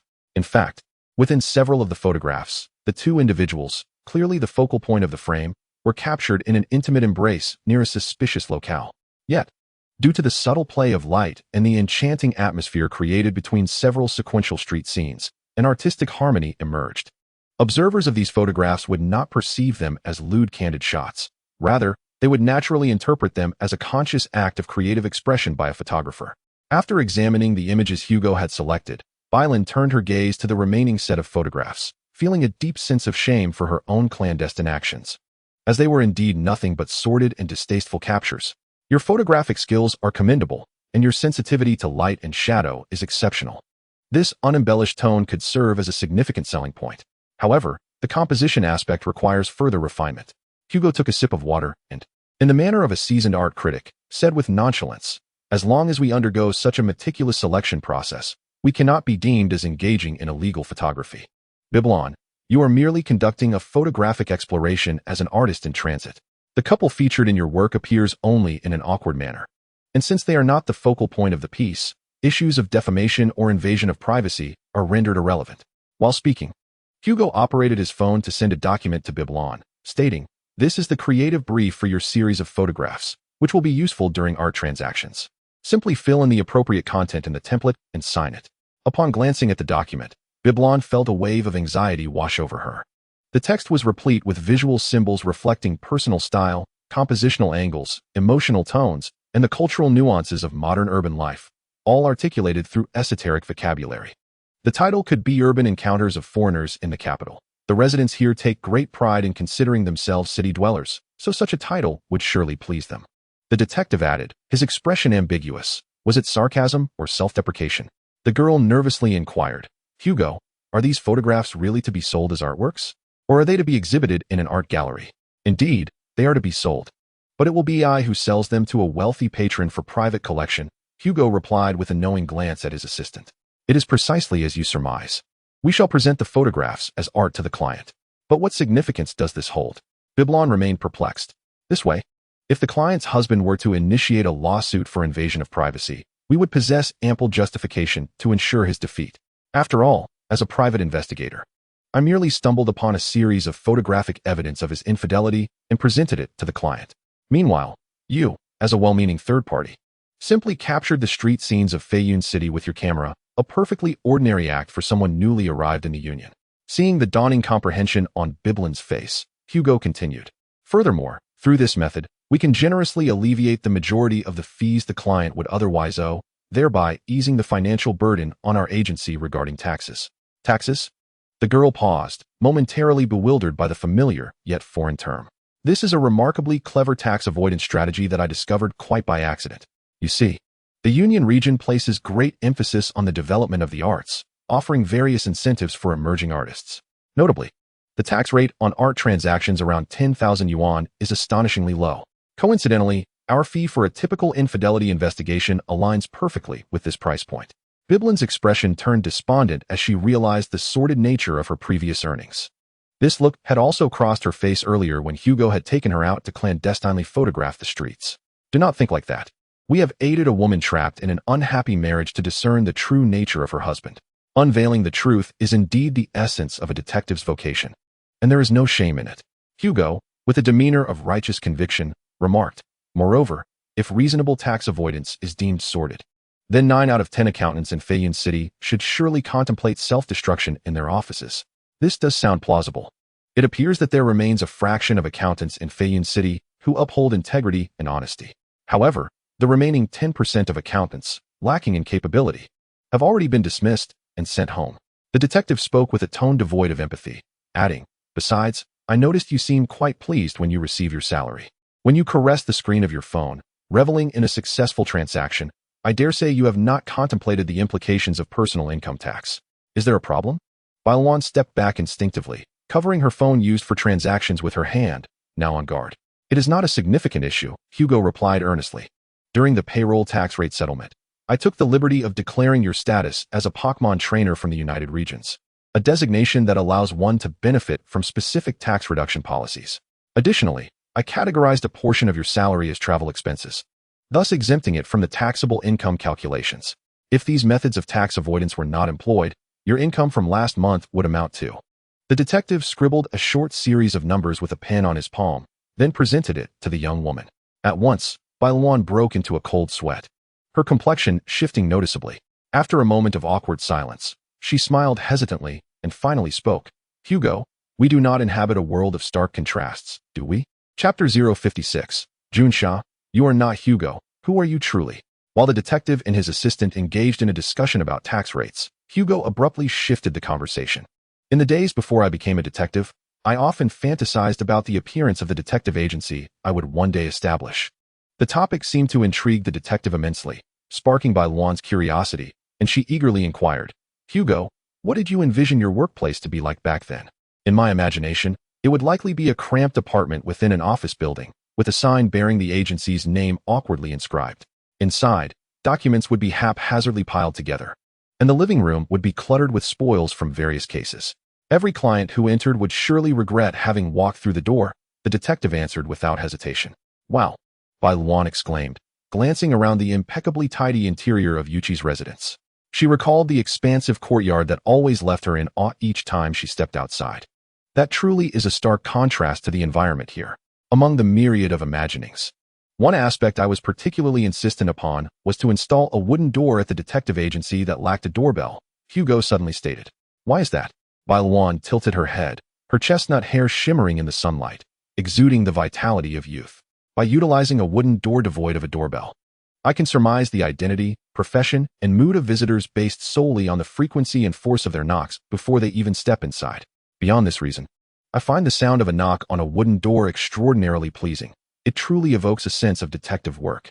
Bylan nodded in agreement, remarking that this allows one to predict the visitor's intentions with an almost prophetic insight before they even articulate their purpose.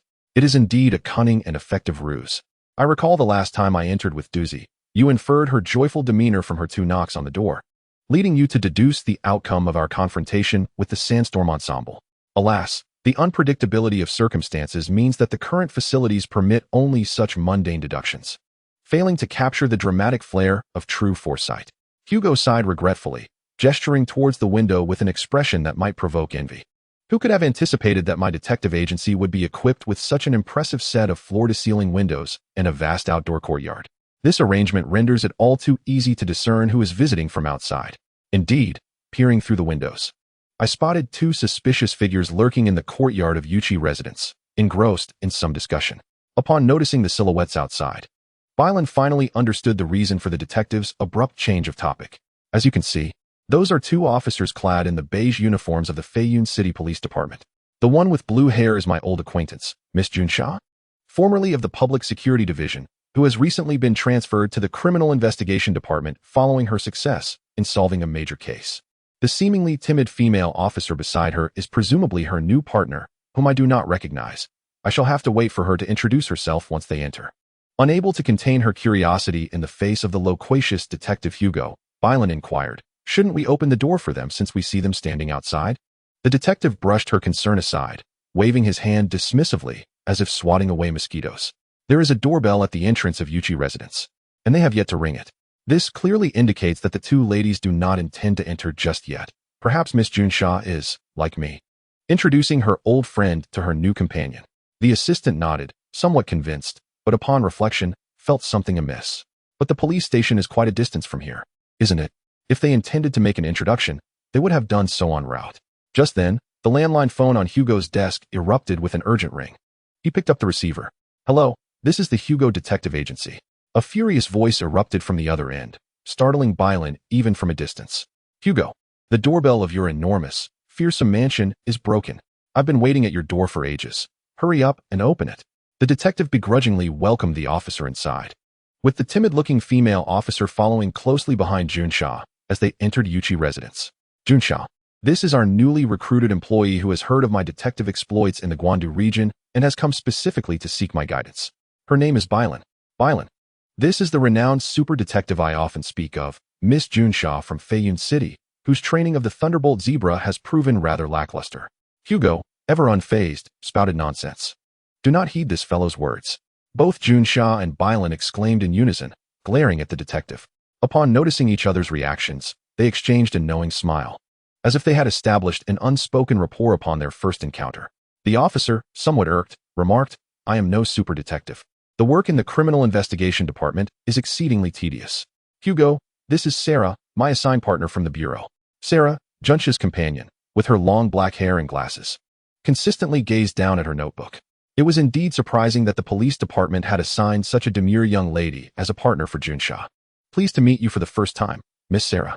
I am Detective Hugo." He introduced himself rather succinctly, then proceeded to explain to Bylan that criminal officers often need to face crime scenes, necessitating that at least 2 individuals work in tandem during investigations.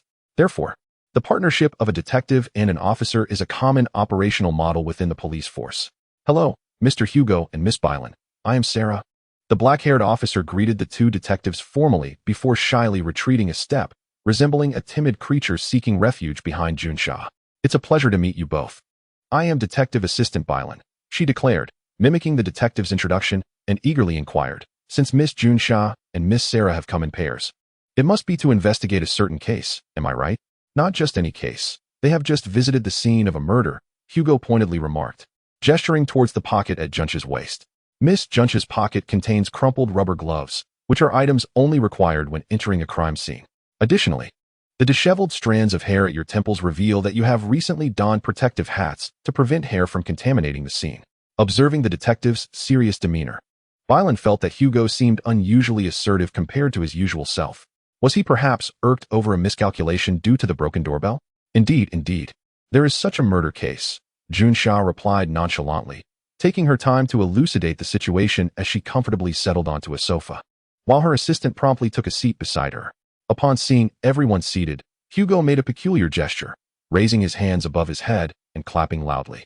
Immediately, sounds of commotion echoed throughout the Yuchi residence, and shortly thereafter, Grass, Little Fire Monkey, Bojaman, and Little Evie came rushing in, each carrying a cup filled with water. As Junsha received the teacup from Grass's vine, blowing on it to cool it down, she inquired of Bylan, "Are these Pokémon all trained by you?" "They are quite rare in the Unova region." Miss Assistant of Yuchi residence shook her head in response. "No, only Evie belongs to me. The other Pokémon are Hugo's."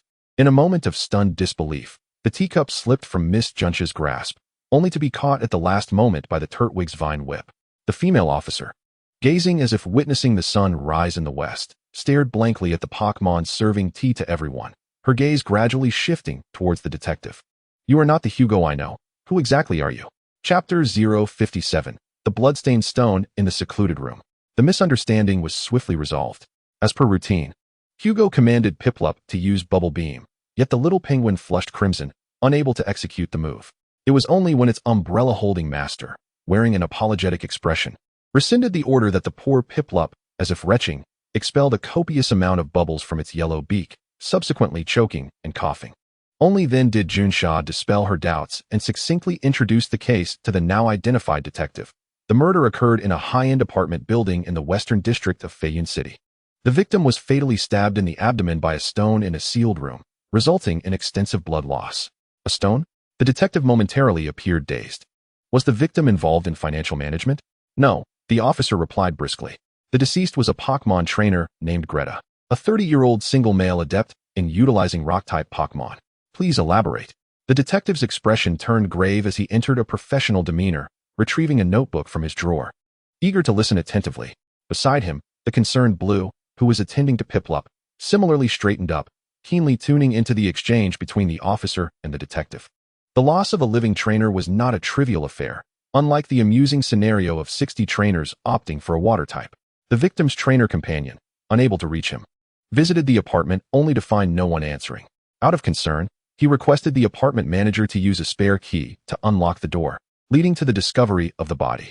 Junsha's explanation was devoid of superfluous details, clear and stark. Does the apartment manager have access to residence keys? Wouldn't that infringe upon privacy rights? Hugo inquired, akin to discerning a discordant note in a melody.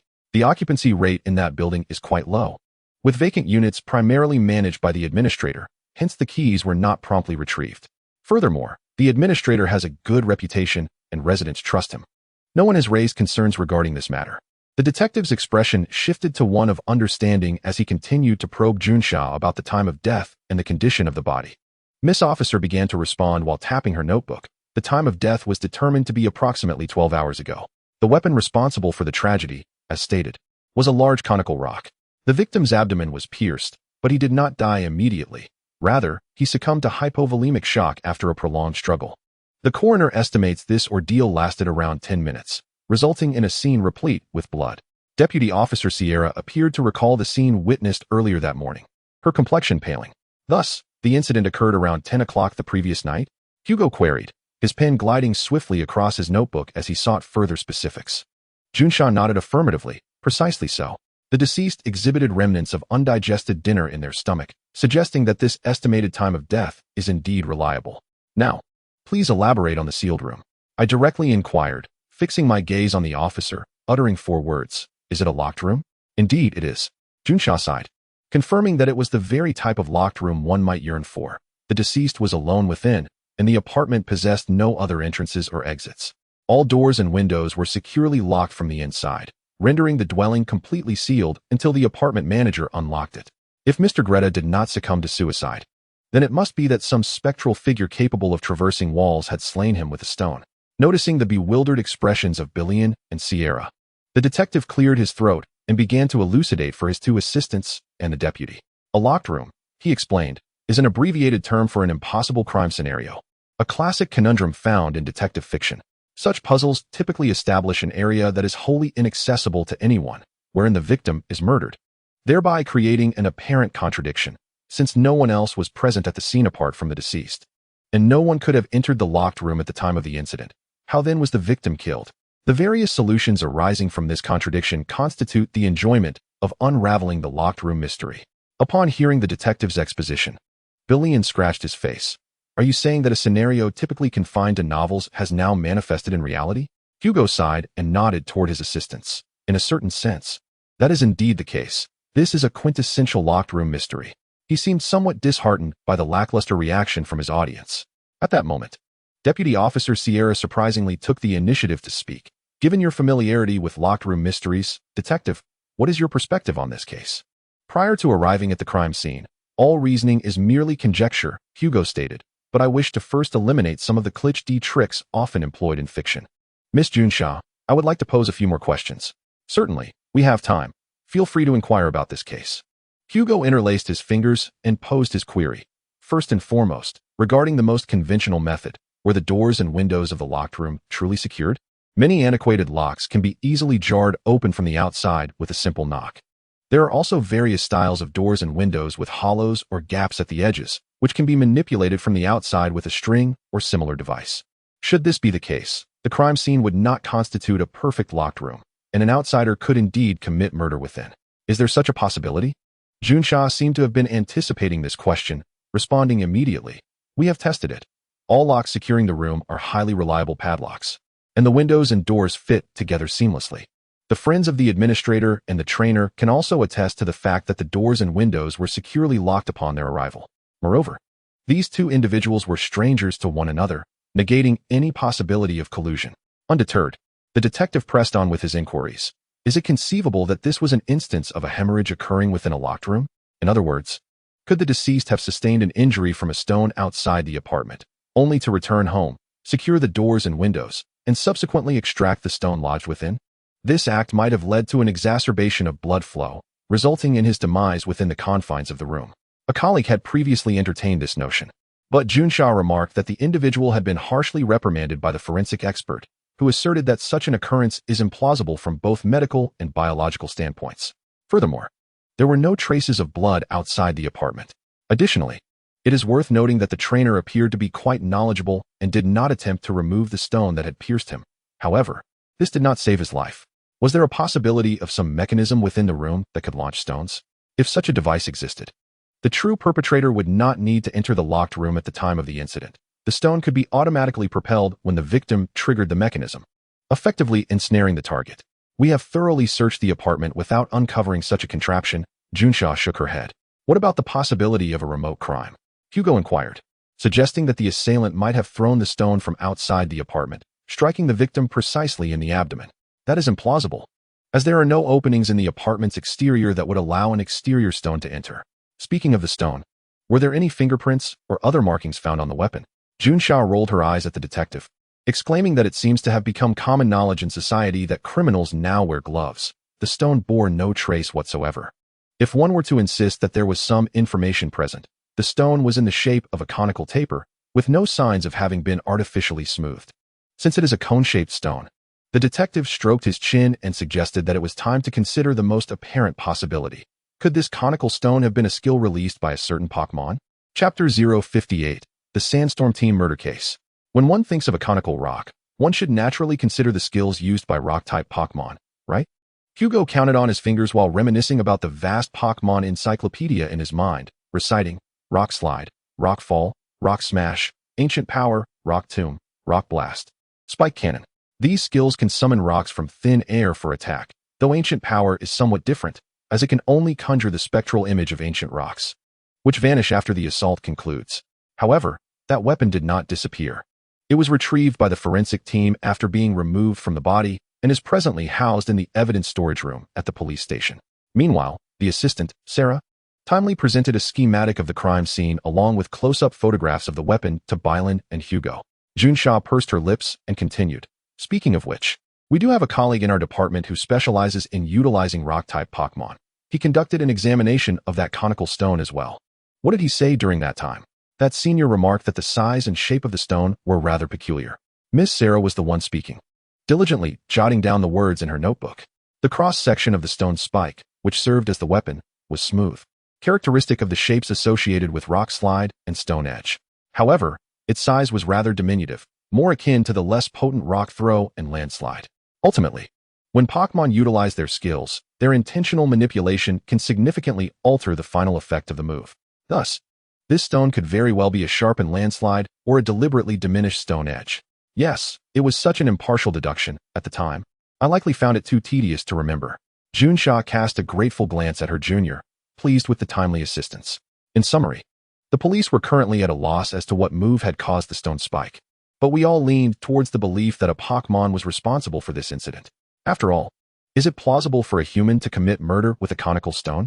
Bylan raised her hand, reminiscent of a student eager to contribute in class. Junsha nodded and then shook her head.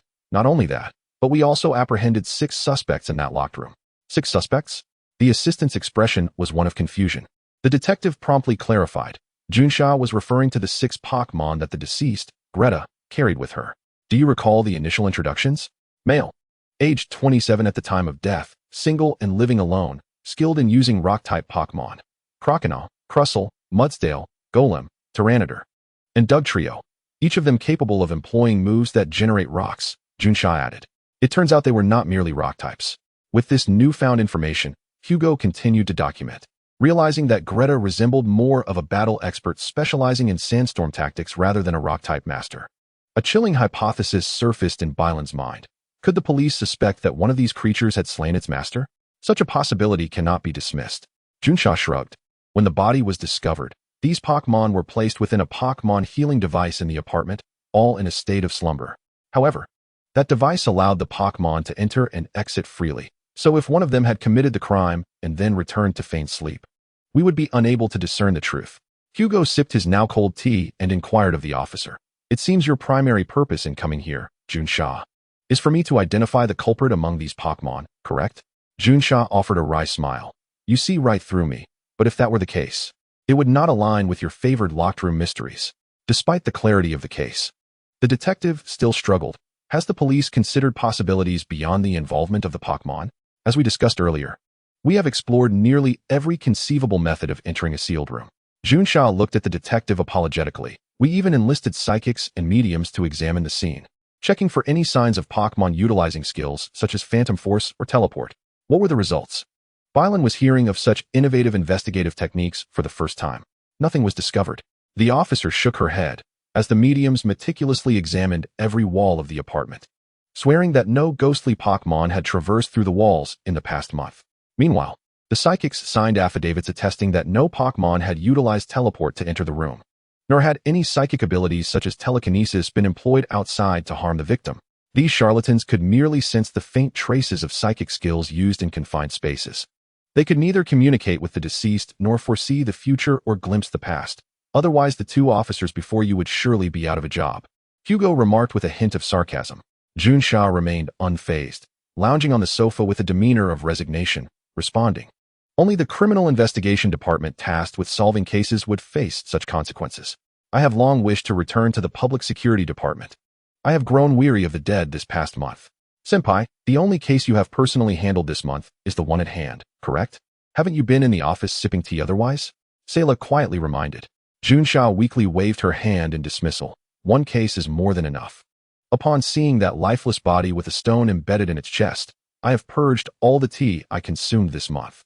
While the officers were busy exchanging banter, Detective Hugo had already risen, donning his signature white coat, and instructed the staff.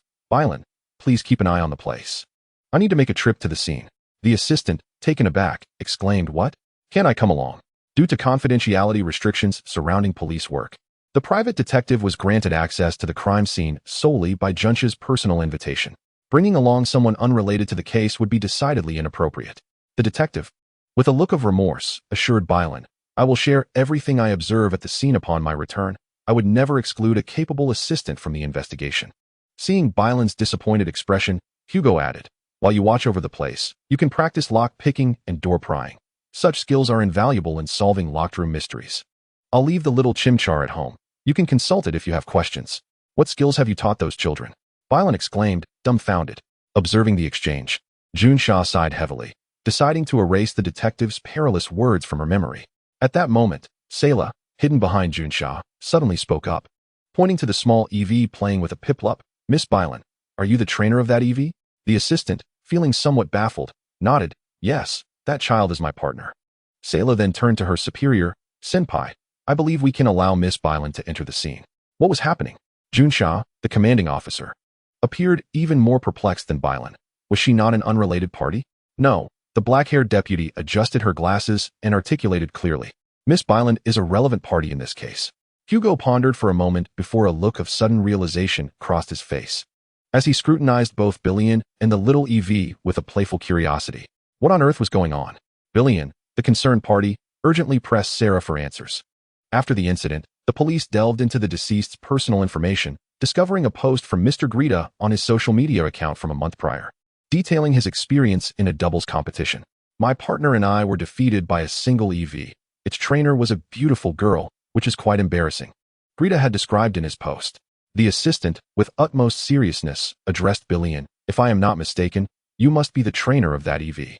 This implies you were acquainted with the deceased prior to the incident, and Senior Junsha could certainly bring you to the scene. Billion paid little heed to Sarah's subsequent remarks. First, she felt a wave of understanding wash over her, followed by a profound sense of nausea. A month ago, the doubles player she had met briefly had now lost his life. The man, whom she barely remembered, could no longer participate in battles, speak, act, or think. Everything suddenly felt unbearably heavy, as if it lacked any tangible reality.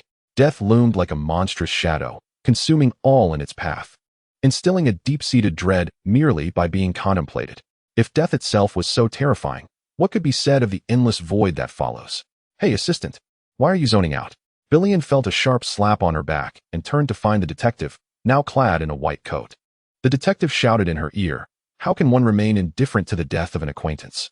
The police worldwide are equally incompetent, forever allowing the true culprit to roam free.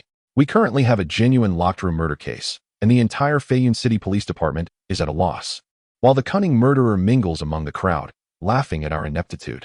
Billion, are you going to continue daydreaming? The familiar voice reverberated in the young girl's ears, and the cloud of gloom in her heart seemed to dissipate. Billion sprang from her chair, patted her cheeks, and summoned her most carefree smile, responding to Hugo. At your service, detective. Chapter 059. The overcrowded dual-locked room, a police patrol car came to a halt beneath a luxurious apartment building in the western district of Feiyun City. The detective leaped from the vehicle with an eagerness reminiscent of a Pokémon escaping back into its Poké Ball. Miss Junsha, your driving skills leave much to be desired. We are not in pursuit of a criminal, and there is no need for such wide drifts while turning. While grounding himself on the stable earth, Hugo unabashedly pointed out, after witnessing your driving, I find myself nostalgically longing for the Thunder Zebra. Junsha retorted without hesitation, my driving is flawless. Every turn and lane change is executed to perfection, adhering to the principle of maximizing efficiency, and I am quite confident in that. As she spoke, the officer cast a questioning glance towards the azure-haired Blue and Sarah, who was disembarking from the vehicle. Sarah remained silent with her eyes closed, while Blue, eager to say something, was interrupted by a retching sensation deep in her throat before she could utter a word. At least we arrived at our destination in good time, mused Junsha awkwardly. Yet Hugo did not seize the moment. His attention was wholly absorbed by the apartment building before them. It was a quintessential high-end residential structure, its exterior showcasing modern architectural style, harmoniously adorned with neutral tones, accented by contrasting details that enhanced its sophistication. The entire edifice resembled a contemporary artwork, exuding an air of refined elegance. Compared to the narrow alleys that Blue had previously visited, the buildings in this vicinity lacked the straightforward, utilitarian white walls and red tiles, replaced instead by a minimalist design that subtly hinted at luxury. Wow, this building looks incredibly expensive, Blue succinctly articulated, having regained her composure from the dizziness, aptly capturing the essence of the structure before her. Given the income of a high-level trainer, such living conditions are not unreasonable, Hugo remarked. This area is the affluent district of Feiyun City, a product of spontaneous counterurbanization that emerged as the city developed to a certain extent. The wealthy class, weary of the congestion, rising crime rates, and severe pollution in the city center, actively relocated to these suburbs, which, while distanced from the urban core, still maintained proximity. In the near future, an increasing number of middle-class and ordinary individuals will leave the city for this area. The suburbs are becoming increasingly self-sufficient, evolving from mere residential functions into vibrant employment centers with diverse urban capabilities.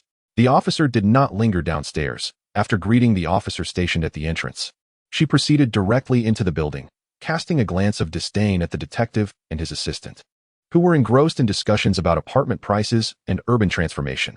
The villa you two reside in downtown is far more costly than this. Rent and sale prices are two different matters, the detective retorted, albeit not without some indignation, before promptly following the officer into the building. The four of them passed through the lobby, the elevator area, the lift itself, and the corridor, arriving at the door of the crime scene. To accommodate the residents on the same floor, the police had refrained from leaving the gruesome crime scene door wide open, and at that moment, two forensic officers, donned in protective helmets and gloves, were diligently working inside. Is it true that the last person to see the deceased was the apartment manager on the first floor? Before confronting the scene, Hugo sought final confirmation of the information from Junsha in the corridor. Yes, at 6 o'clock in the evening, that manager saw Mr. Greta pass through the duty room and enter the elevator, following a route similar to the one we just took. He has now completed his interrogation with the police and has returned to his post, as we can see. Did the manager observe any suspicious individuals entering the building afterward? The detective continued to inquire. It appears that one is thoroughly familiar with the intricacies of the case. Junsha promptly replied, no, all the individuals present are residents of this upscale apartment building. The administrator would certainly require any unfamiliar strangers to register before allowing them to proceed. In this light, one might consider the entire edifice as a sort of closed room, Bylan interjected, gesturing to outline the building's shape, suggesting it too serves as a secondary chamber brimming with inhabitants. While I do not often indulge in detective novels, Bylan, your interpretation of a closed room seems slightly misguided. Miss Junsha kindly cautioned. Since last night, an innumerable array of residents has come and gone, rendering this building merely an ordinary upscale apartment complex. Moreover, we cannot place unwavering trust in the apartment administrator. That elderly gentleman may have misrepresented the situation regarding the admission of outsiders to preserve his own livelihood. Hugo added with precision. The detective continued to pace at the entrance of the crime scene, eschewing any immediate entry into the closed room before organizing the existing information for a thorough investigation. After a moment of contemplation, Junsha reluctantly concurred with Hugo's skepticism. The apartment administrator is quite elderly, and we cannot dismiss the possibility of memory decline or negligence. Chief, you may have overlooked the new information discovered by the search team this morning, Miss Sarah interjected hastily. She eagerly opened her phone. Directing the screen to a particular work discussion group, the search team made a new discovery 3 hours ago. They found a newly installed surveillance camera in the convenience store across the street that appears capable of capturing footage from the base of this building. How could they not inform me of this? Junsha's customary composure as a law enforcement officer momentarily faltered, revealing her irritation. Chief, it was you who informed everyone before departing for the detective agency that you were to attend to a matter of great significance and instructed that no calls be made unless absolutely necessary. Her deputy hesitantly remarked. After you said this, some colleagues even speculated that you were going directly to confront the true culprit. Junsha pressed her hand to her forehead, casting a furious glare at the detective, silently articulating each word to Hugo through her lips. Hugo deciphered her unvoiced message, which conveyed a sentiment akin to, look at the mess you've created. It seemed Miss Junsha believed her current predicament was entirely due to Hugo's obstinacy in attributing all the credit to himself. Nevertheless, he feigned ignorance of her expression and instead inquired of Sarah, what new findings have emerged from the surveillance footage at the base of the building? Has the police compared the residents who entered and exited the building in detail? They are in the process of doing so, but correlating the surveillance footage requires time. They have not yet. Before Sarah could finish her sentence, a new message popped up in the discussion group. Junsha glanced at her phone, and the officer, albeit inadvertently considered a brilliant detective by the precinct, took a deep breath before slowly stating, the surveillance footage confirms the administrator's account. No outsiders entered the building, nor did any unfamiliar individuals leave after the incident. All residents who left the apartment building the following day are accounted for by the police, and no one attempted to escape from Fayon City. She then turned her face towards Bylan and remarked, Miss Assistant, your previous conjecture was indeed correct. This overcrowded apartment serves as a second layer of a perfect locked room, enveloped within an impenetrable chamber. Chapter 060, Suspects listed in the Fairy Codex. Ladies, let us not become entangled in trivialities at this early stage. Observing the perplexed expressions of his companions as they grappled with the enigmatic dual locked room conundrum, Hugo resolved to share his investigative progress in hopes of uplifting their spirits. Any form of locked room in this world is solvable. Where there are humans, there are traces left behind. Thus, whenever a locked room is created, an explanation exists to unravel its mystery. Hugo continued his discourse on locked rooms, even beginning to question the very rationale behind their existence. The phenomenon of locked room crimes is inherently paradoxical. In reality, those who contemplate murder have no need to meticulously construct a confined space, unless the perpetrator aims to disguise the victim's demise as a suicide within a locked room. Its existence serves no purpose for the murderer. It is evident that Mr. Greta, pierced by a stone in the abdomen, did not succumb to suicide. Ultimately, Hugo pointed towards the crime scene with a decisive gesture, articulating his concluding statement. At this moment, I can boldly assert that the emergence of any locked room, including this case, is a product of the criminal being compelled to yield to certain constraints. Seemingly accustomed to such discourse, Miss Junsha distilled the detective's lengthy monologue into a key inquiry. Are you suggesting that the murderer, for some reason, had to maintain the locked state of the room? Indeed. Hugo nodded. Initially, even the police were unaware of the surveillance cameras downstairs, so let us set aside the outermost layer of the locked room. The crux lies within this very locked chamber.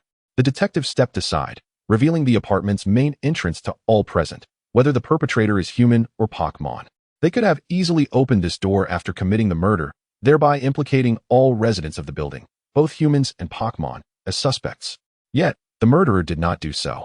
Could it be that the murderer deliberately sought to frame the victim's 6 Pokémon?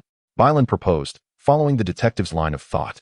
That cannot justify the creation of a locked room, Hugo countered, shaking his head. For even if the door were ajar, those 6 Pokémon, having mastered rock-type skills, could still be considered prime suspects. Junsha scratched her dark green hair, then ventured a hypothesis. Perhaps the victim was still capable of movement when struck by the stone, prompting the murderer to lock the door to confine Mr. Greta within the room. However, the crime scene was locked from the inside.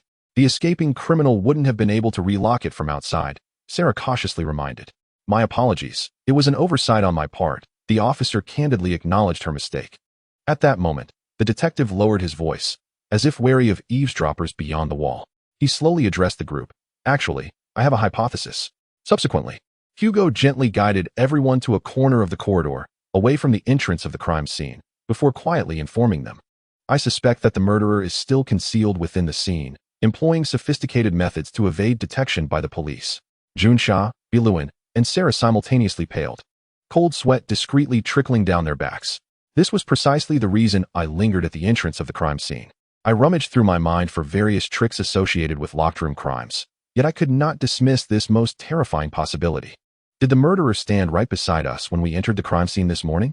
Sarah gently inquired of the detective, her respect for Junsha momentarily eclipsed by fear at the implication of the question.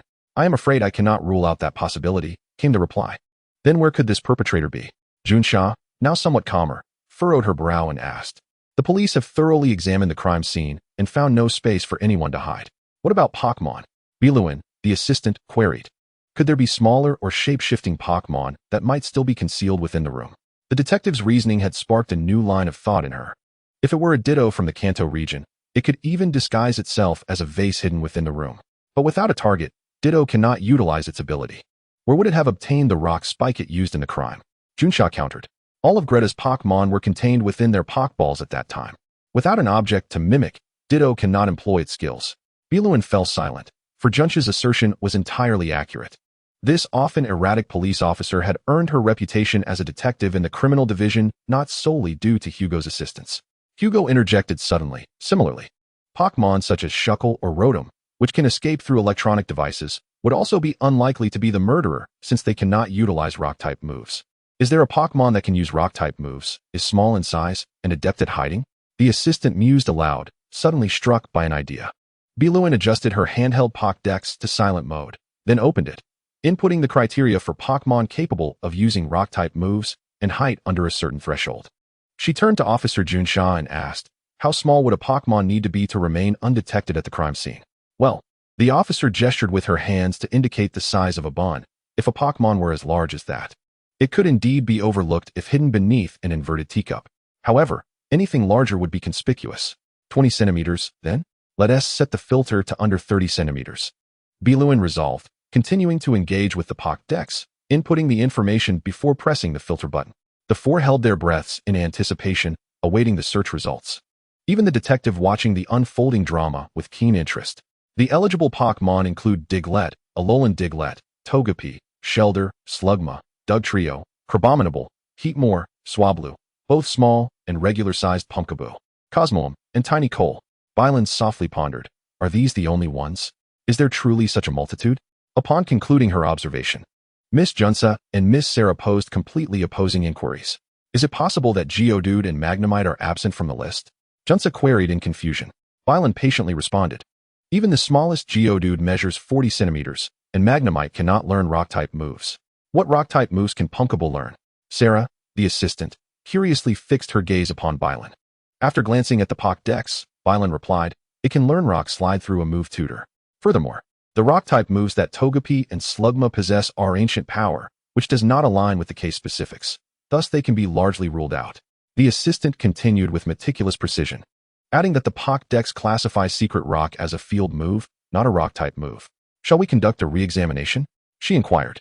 No need, Detective Hugo interjected. Having observed that no special mechanisms were present at the scene. Under such conditions, Secret Rock could not have caused such significant damage. He then returned to the door of the secret chamber, bowed, and apologized to everyone. I sincerely apologize for my indecisiveness wasting your time. It seems that engaging in this conjectural discussion is less effective than directly inspecting the remnants within the secret chamber.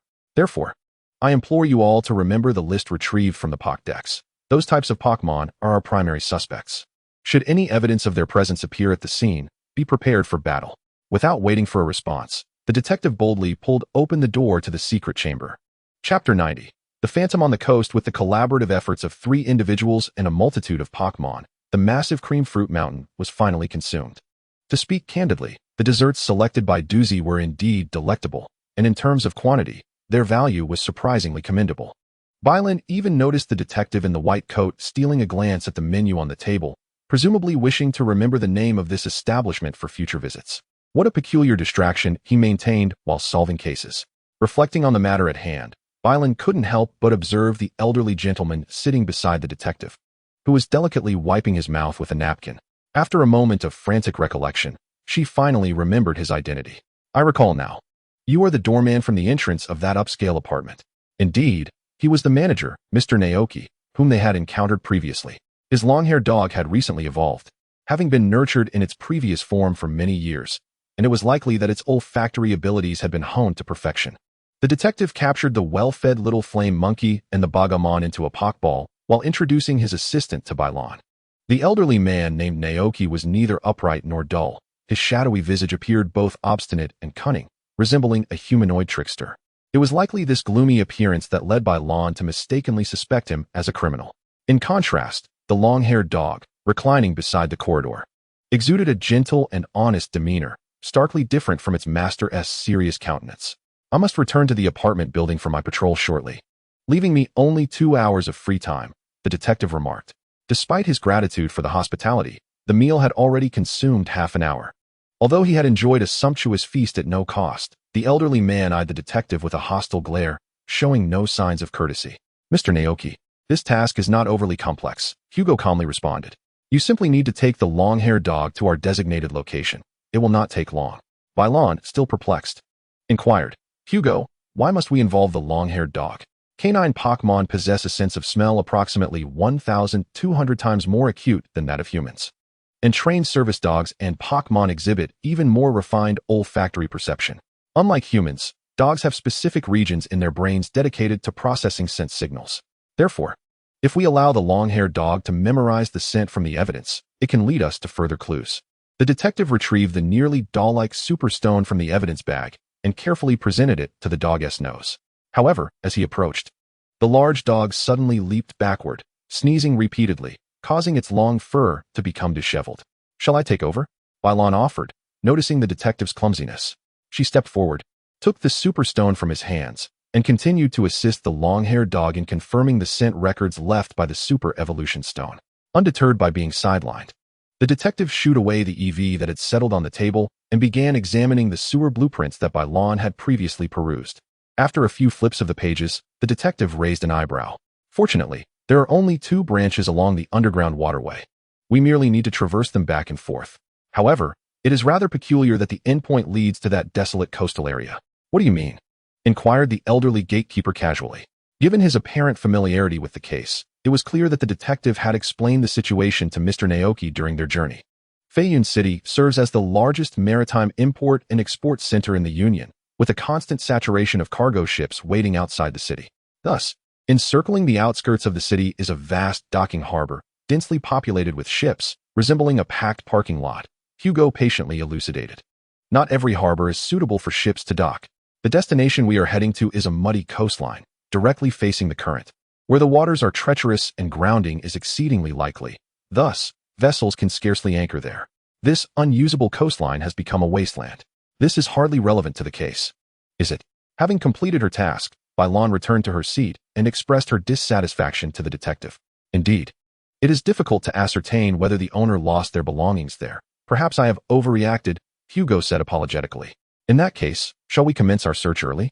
Speaking of which, perhaps wishing to indulge in a moment of idleness, the elderly Jimu unexpectedly continued Hugo's thought. I have also heard tales about that stretch of wasteland. A few years ago, there were rumors in Feiyun City regarding plans to redevelop that area, but somehow, the news gradually faded away. Whether from the Alliance or the media, it seemed as if everything fell silent overnight. This is not uncommon, is it? Once a project is initiated and insurmountable engineering challenges are discovered, the United Alliance quietly cancels the project, as revealing it would cause embarrassment. Bailon speculated, assuming the worst. Hugo nodded in agreement. Indeed, it is unnecessary to delve into such matters before our investigation has even begun, whether it be engineering conundrums or the Alliance's clandestine dealings. They are far removed from the case of the lost belongings. Let us proceed with haste. With a regretful sigh, the elderly Jimu rose, his long-haired dog trailing behind him, reluctantly following the detective and his assistant out of the dessert shop. Before departing, the ever-changing creature, still not returned to its original form, waved at the attentive server in its current guise, receiving an even warmer response in return. Half an hour later, the 23rd, Bailon, in a state of ennui, counted absently, feeling as though she had transformed into an emotionless humanoid counting machine. The long-haired dog paused to sniff at the entrance of a drainage channel along the way, then continued forward without a backward glance. Hey, Hugo, we are nearing the coastline wasteland, but that long-haired dog seems to have detected nothing. Could it be that the scent of the super-transparent adhesive is overwhelming other odors, causing the dog to lose its sense of direction? This adhesive brand uses foam from the croaking toad as its base, being colorless and odorless. Thus, it is likely not the reason for this detour, after all. We only have a 50-50 chance. Hugo appeared accustomed to the whims of fate, shrugging indifferently. It is also possible that the long-haired dog has faintly sensed something, but has yet to confirm it. You see, now that we are not leading it, the long-haired dog is able to locate the drainage entrance on its own. As we delve deeper into our exploration, the number of passers-by has dwindled, with the faint presence of wild Pokémon visible in the surroundings. Hugo, unaware, had placed his hand on his waist, perhaps preparing to use a Poké Ball to summon his Bagamon and Little Flame Monkey for battle or to resort to physical means. On this outing, accompanied by the formidable Blue, the detective unusually chose not to bring his cane, opting instead to affix a retractable baton to his belt, which held his Pokeballs, for precautionary measures. Before leaving, Blue had whimsically expressed a desire for a baton as well, but Hugo firmly declined, reasoning that Blue's combat skills were inadequate, making it easy for the weapon to be taken away. It was better to focus on commanding Pokémon unarmed, ensuring that her combat capability would at least not be a detriment. Hey, detective, I believe I've spotted something. The raspy voice of Elder Naoki echoed from ahead, where he had halted with his fluffy dog. The detective and his assistant hurried forward, following the direction of the old man's pointing finger. Approximately 100 meters away, a blue object was indeed swaying. That appears to be a Pokémon. If we approach recklessly, we may frighten it away. Blue, can your Pokédex detect it from this distance? Given the considerable range and the misty sea fog, Hugo was unable to identify the Pokémon and turned to the girl equipped with cutting-edge technology from Professor Oak's research lab. Blue nodded. I'll give it a try. She produced her Pokédex, aiming it at the distant blue figure. The device adjusted its lens, focusing until the recognition circle aligned with the swaying silhouette. Kindle Pokémon, known as Lit Wick, is said to possess flames atop its head that represent its life energy. To replenish this energy, it sometimes drains power from humans or other Pokémon. It appears in dark places, lighting up the surroundings and often leading people astray into the spirit world. The Pokédex emitted a mechanical electronic recording. Chapter 91. The body beneath the sand. Upon hearing the introduction of Lit Wick from the Pokédex, Hugo furrowed his brow deeply, as if foreseeing that events were spiraling irrevocably into an abyss, swiftly dispelling the previously carefree atmosphere. This makes no sense, the detective said irritably. It is midday, and the nearby area is filled with damp mud. There is no logical reason for a fire ghost type like Litwick to be present there. Something must have happened, Blue remarked, her expression equally grave. According to the legends surrounding Litwick, which spoke of its ability to guide human souls, its appearance could herald some ominous phenomenon, possibly indicating the presence of woof. A woof, woof, woof. Before the detective's assistant could complete her deduction, her words were interrupted by the deep barking of a dog. Elder Naoki's fluffy dog suddenly became agitated, as if struck by a skill, disregarding the muddy bank as it frantically lunged towards a specific spot ahead. Elder Naoki hastily followed. Yet as the trainer, he made no attempt to restrain his partner. Instead, he allowed the dog to act on its instincts. The dog sniffed the ground a few times before beginning to dig furiously at a patch of sand, its paws glowing with the blue light of an activated skill, indicating it was using an ability. Upon witnessing the scene before her, Bylin commanded her EV without a moment's hesitation. EV, swiftly assist the furfrou. She then regained her focus and added, be cautious not to dig too aggressively. There may be hidden objects beneath. Ignoring the considerations of stamina, it was apparent that a Pokémon could rival the efficiency of a professional excavator when unleashing its full capabilities. In the blink of an eye, the once even sandy ground was transformed into a pit exceeding a meter in depth, revealing the object concealed beneath, gradually coming into view for the three present. It was a corpse, a human body. The first part unearthed was a hand, excavated by the furfrou. It was a left hand, pallid and devoid of color. As the sand clung to it was brushed away, Bylin noted that the nails were clipped with precision, yet the palm bore a rough texture, riddled with calluses formed from handling some implement. Subsequently, an arm adorned with clothing was also extracted. Contrary to the detective assistant's expectations, the fabric appeared rather luxurious. As Evie and Furfrou continued their digging, Bylin discovered that the deceased was clad in a well-tailored black suit, with the body fully unearthed. The gender and cause of death were confirmed. It was a well-dressed man, approximately in his 50s, with brown hair and black eyes, wide open in a gaze of disbelief as he was exhumed. This was indeed the epitome of death's refusal to allow closure. The man's demise had evidently been abrupt, and the expression of confusion and astonishment remained frozen on his visage, as if he could not fathom that his life had come to an end. Fortunately, despite the macabre scene, the three individuals maintained their composure, refraining from screams of terror. The cause of death appeared to be a fatal wound to the nape, likely inflicted by a Pokémon's attack, based on the force and shape of the injury. Bylin cradled the now anxious EV in her arms and spoke to the elderly Naoki beside her. The elder nodded, and even he, seasoned as he was, appeared shaken by this significant discovery. The lines on his weathered face seemed to deepen, casting a more somber shadow. The detective assistant continued her analysis, stating, given the angle of such a precise attack, if this wound was indeed inflicted by a Pokémon, I suspect the assailant utilized a skill. Only a critical hit produced by such a skill could have taken the victim's life before he had the chance to react. The wound appeared peculiar. Not merely a scratch from claws, but likely caused by something larger and more formidable. Bylin scrutinized the torn edges of the injury, eager to discern what kind of Pokémon would dare to inflict such brutality upon a human. His Poké Ball was taken, Naoki suddenly remarked, stooping slightly. The man's belt, where he would have kept his Poké Balls, has been cut open.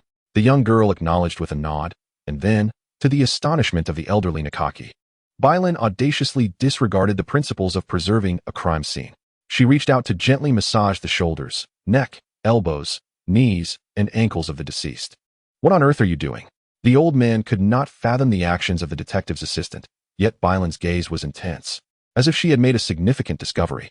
The body had been deceased for less than 24 hours. The rigor mortis was at its peak, with every joint completely stiff and showing no signs of alleviation. Moreover, pressing firmly on the corpse revealed a slight fading of the livor mortis, indicating that the lividity was still in its diffusion phase. The forensic knowledge painstakingly acquired in the hospital morgue finally proved invaluable. Bylin couldn't help but feel a rush of emotions. Even her usual fear of corpses had diminished somewhat. Suddenly, she felt something was amiss. Where had her rational self, the one that usually doused her with cold water during such moments, gone? Realizing the impropriety of her actions as she touched the cold, rigid body, Bylin shivered involuntarily and quickly stepped away, scanning the vicinity for Hugo's presence. Then, she spotted Hugo not far from the body, engaged in a phone conversation. After hanging up, he returned to the scene. Observing Bylin, who was covered in sand and appeared somewhat anxious, Hugo sighed and spoke earnestly to his assistant. I just explained to the police that since you were the first to discover the body, and with me and old Mikaki as witnesses, you need not worry about being detained for leaving fingerprints or compromising the crime scene. Thank you very much, she replied gratefully. Furthermore, while I previously mentioned that recognizing forensic knowledge of corpses is common sense for a detective, you must not forget the common sense expected of a human being. What constitutes common sense as a human? Bylan tilted her head, puzzled. Hugo, unusually stern, declared, upon discovering a violent crime, especially a corpse, the first instinct should be to notify the police. That is a fundamental duty of humanity. I understand, Bylan said, bowing her head in acknowledgement of her recklessness. Yet, she soon turned her gaze back to the detective. So, do you have any leads on the cause of death for this victim? Not at the moment. Who could possibly know why this enthusiastic geologist, dressed impeccably for a meeting with an important figure, was suddenly murdered? Hugo pressed his palm against his forehead in frustration. What do you mean? Meeting an important person? A geologist? Bylan's eyes widened, and then she realized, I see. Only a profession like geology could explain why that man, despite his calloused hands, was so well dressed. Such a person, clad in an extravagant yet cumbersome suit, must have been preparing for a meeting of utmost significance to him. But why was he suddenly murdered? What prompted this deceased individual to arrange a rendezvous with an important figure at this secluded beach? A dry voice interrupted the azure reflections, as the elderly gentleman fixed his gaze upon Hugo and posed a pointed inquiry. I am still uncertain, though it likely pertains to this item. The detective waved a bag containing a nearly doll-sized super evolution stone before the elder's eyes. It was unclear when, but the detective had donned transparent gloves for evidence collection. He then crouched down and reached into the deceased's suit pocket. Ah, indeed, it is here. Hugo exhaled with relief. I believe this is at least a piece of good news, Mr. Administrator. Our mission has been accomplished. This deceased gentleman is the rightful owner of the super evolution stone. The detective opened his gloved hand to reveal a small black box, roughly the size of an infant's fist. Gently pressing the mechanism to open the lid unveiled a pink velvet lining, perfectly complementing the rosy super evolution stone. Chapter 92. The detective's thought process having been tempered by the bank robbery incident over a month prior, the police response in Faiyun City exhibited a marked improvement. Shortly after Hugo reported the incident, the local patrol officer arrived with remarkable urgency to secure the scene. Almost instantaneously, the desolate beach was enveloped by a fleet of sirens and flashing lights, creating a stark tableau of black and white. Surrounding the deep pit excavated by the EV and the long-haired dog were officers clad in protective helmets, alongside forensic experts donned in white lab coats. Yellow caution tape cordoned off the area as the trio of detectives was politely requested by the officers to provide testimony as the first discoverers. Perhaps Hugo had sufficiently articulated the situation over the phone, or perhaps the detectives' ever-present credentials played a role. Regardless, the police did not detain them for long. After a brief and concise inquiry, the three were released, as if they had not been the ones to unearth the body. Nonetheless, despite the courteous treatment from the police, the detective did resort to deception to retain the now crucial super evolution stone in his possession. He falsely claimed that this precious gem was still in the hands of the esteemed Pokémon breeder, Miss Reina. After all, once such unclaimed evidence entered the police department, it would never escape, and Hugo was unwilling to see his client's discovery vanish without a trace. Thus, he cleverly manipulated the situation. The stone, imbued with extraordinary power, was currently being carried by Pokémon, hidden within a Poké Ball. By the way, where were Miss Junsa and Sarah? As they departed from the site of the discovery, Bylan had gazed at the bustling officers for quite some time, yet still failed to spot the familiar pair, prompting a wave of curiosity. Hugo replied without a moment's hesitation. I have already informed the police duo about the progress of the investigation. They are currently devotedly pursuing the identity of the deceased. There are only a handful of scholars in the field of geological research in our country, so uncovering the identity of the body is merely a matter of time. Does this imply that the case is on the verge of a significant breakthrough? The young girl inquired with eager anticipation. Once we ascertain the identity of the deceased, we can identify those who harbored malevolent intentions towards him and subsequently eliminate the alibis of these individuals to pinpoint the most likely suspect. A derisive snort came from the elderly man, Mr. Namiki, who had been observing silently. With such an approach, I fear you may ultimately fail to find any suspect. Do not forget the Poké Ball that was stolen from the corpse. A deliberate murderer would not engage in such superfluous behavior. Mr. Namiki appeared to regard this as a mere case of Pokémon theft, a stance that was not without its rationale. However, the detective's assistant held a differing opinion. On what grounds do you assert that? The murderer could very well be attempting to fabricate an appearance of robbery and murder to mislead the police investigation. Moreover, if the perpetrator kills the victim without disposing of the deceased's Pokémon, those creatures would serve as witnesses to the crime, making them targets that the murderer must also eliminate. The clarity of Blue's reasoning effectively countered the elderly man's skepticism. Furthermore, I suspect that the cause of death is related to the Mega Evolution Stone of the doll Pokémon. Otherwise, the presence of that box on the corpse remains inexplicable. Then pray tell, why did that exceedingly important pink glass ball eventually roll into the gutter and onto the main road? The gaunt, brooding elder sneered at Blue. While he may not possess the skills of deduction, his talent for argumentation was undeniable. Perhaps it was the natural friction between retired trainers of opposing dispositions that fueled the discord between Mr. Namiki and the detective's assistant, escalating to the brink of a quarrel over the investigation. Hugo, seemingly oblivious to the jibes exchanged behind him, continued to lead the group. The detective sought merely a tranquil space to contemplate, initially intending to return directly to the Yoshizuka residence. Yet, despite the apparent reluctance etched on Mr. Namiki's face, he clung stubbornly to the detective's heels, as if relishing the unfolding events. Having recently witnessed the obstinacy of the elderly man, Hugo refrained from directly dismissing him and instead altered their route, opting to stroll along the coastline of Feiyun City. Indeed, by slightly quickening his pace, the clamor of their dispute diminished considerably. With a further increase in speed, the entire world around them fell into silence. At noon, the harbor bustled with ships moving in and out, and numerous fighting-type Pokémon, akin to seasoned craftsmen, busily transported cargo along the docks. Though this was merely the scenario of the smaller vessels. In the distance, a grand harbor is anchored with genuine 10,000-ton cargo ships, their decks laden with a multitude of containers stacked like miniature mountains. The task of unloading the cargo exceeds the capabilities of the elves. Only the towering cranes, resembling forests on either side of the port, are equipped to handle such a feat. Hugo inhaled a deep breath of the briny sea breeze, resuming his line of reasoning. No one would resort to slicing their own nape as a means of suicide. Once deceased, a person could not bury their own body. Thus, it is unequivocal that the death was a homicide. Considering the condition of the wound, the instrument used must have been a hard, keratinous object. From this perspective, it is highly probable that the fatal blow was inflicted by a Pokémon. For a human to execute such a strike, they would need to approach the victim from behind, wielding a heavy object with a sharp cross-section, and launch a sudden attack. However, the crime scene is near a beach, where footsteps on the sand produce a distinct rustling sound, making it implausible for the victim to remain oblivious to an approaching assailant. Similarly, the possibility of a wild Pokémon attacking the victim can also be dismissed, as it would likewise draw the victim's attention. Of course, certain wild Pokémon possess abilities that could allow them to commit murder under these constraints.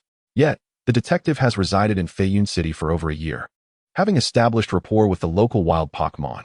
To his knowledge, there are no wild Pokémon nearby capable of inflicting such a wound. Therefore, a human perpetrator, one who can command a Pokémon, must exist. Following this line of reasoning, the circumstances surrounding the victim's death become increasingly clear. At the time, the victim was likely distracted by a certain matter or individual, allowing the assailant to stealthily unleash a Pokémon from behind. The creature would employ a skill that struck a critical point, causing the victim to collapse instantly. From here, the scene of the crime can be reconstructed. Hugo considers the victim's suit, the nearly found doll's Mega Evolution Stone, and the box containing the Mega Stone, while also incorporating the unverified speculative information at hand, leading to a relatively plausible scenario of death. The deceased was a geological exploration scholar, who spent years traversing remote mountains and wilderness. He had few friends, and even fewer enemies. Such a monotonous occupation inevitably fostered a solitary disposition.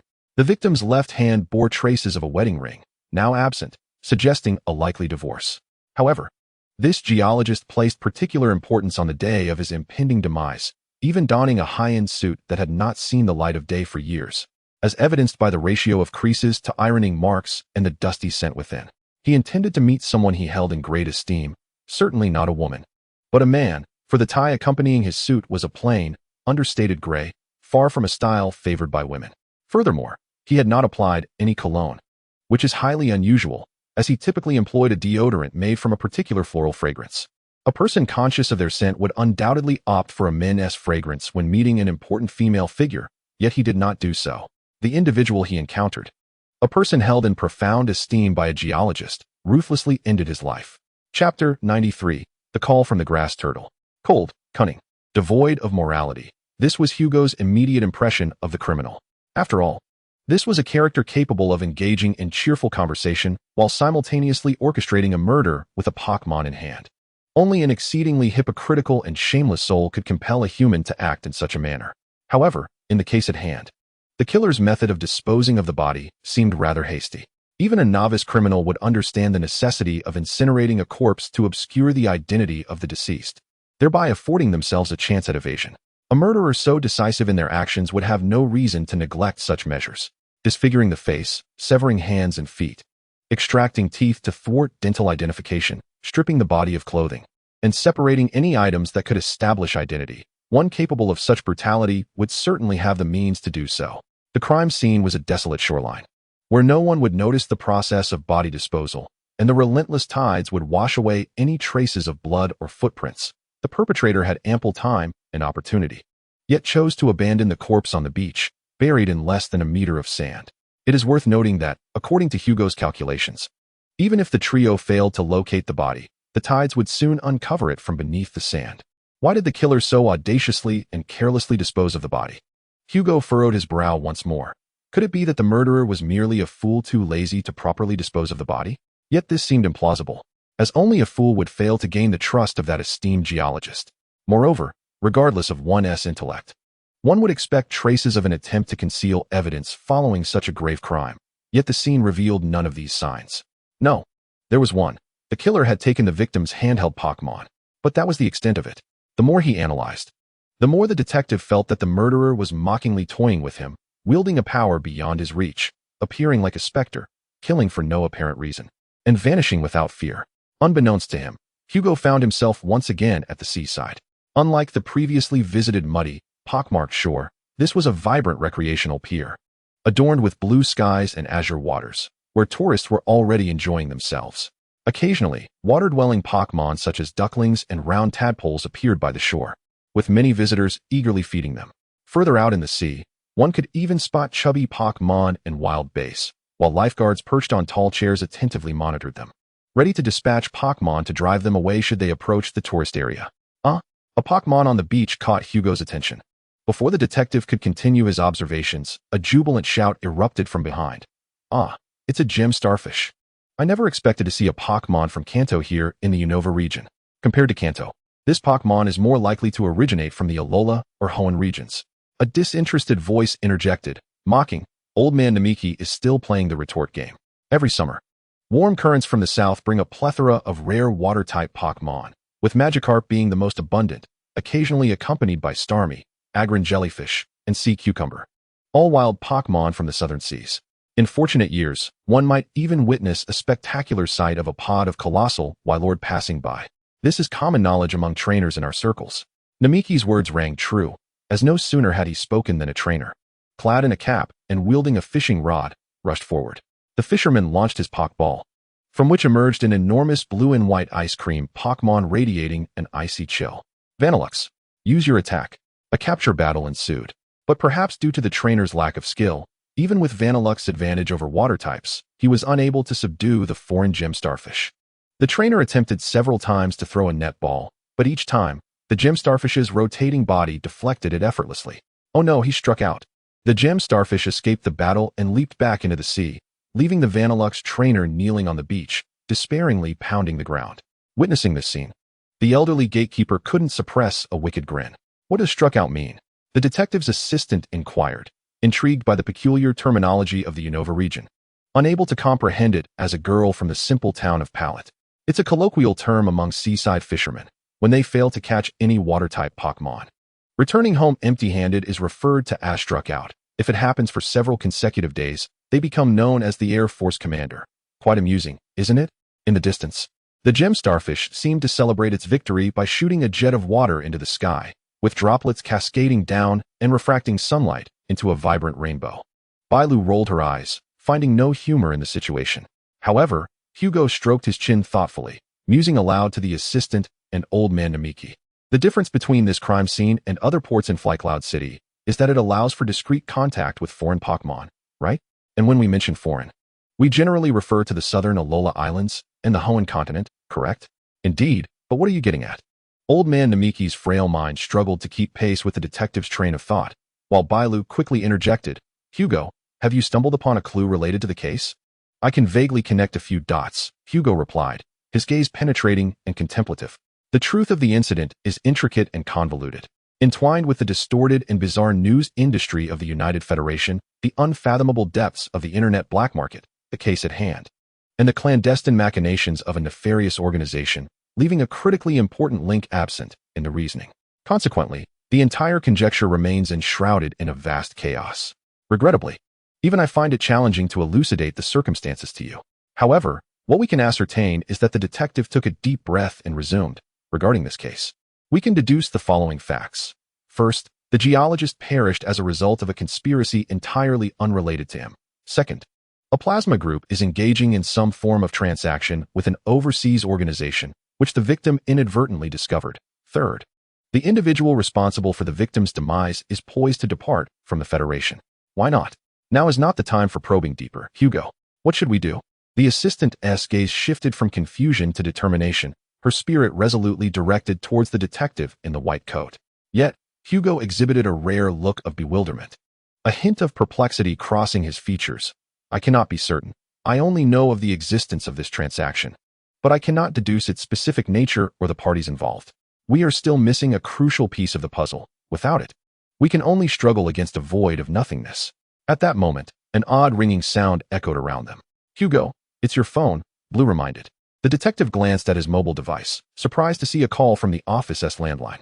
This was highly suspicious. Only the small turtle remained in the Yuchi residence. Who could possibly be calling? Hugo gestured for silence to the others and pressed the speakerphone button to answer the call. On the other end, the sound of a whip cracking against the ground reached his ears. The detective immediately understood, explaining to the other two, "This is the turtle demonstrating its identity to us."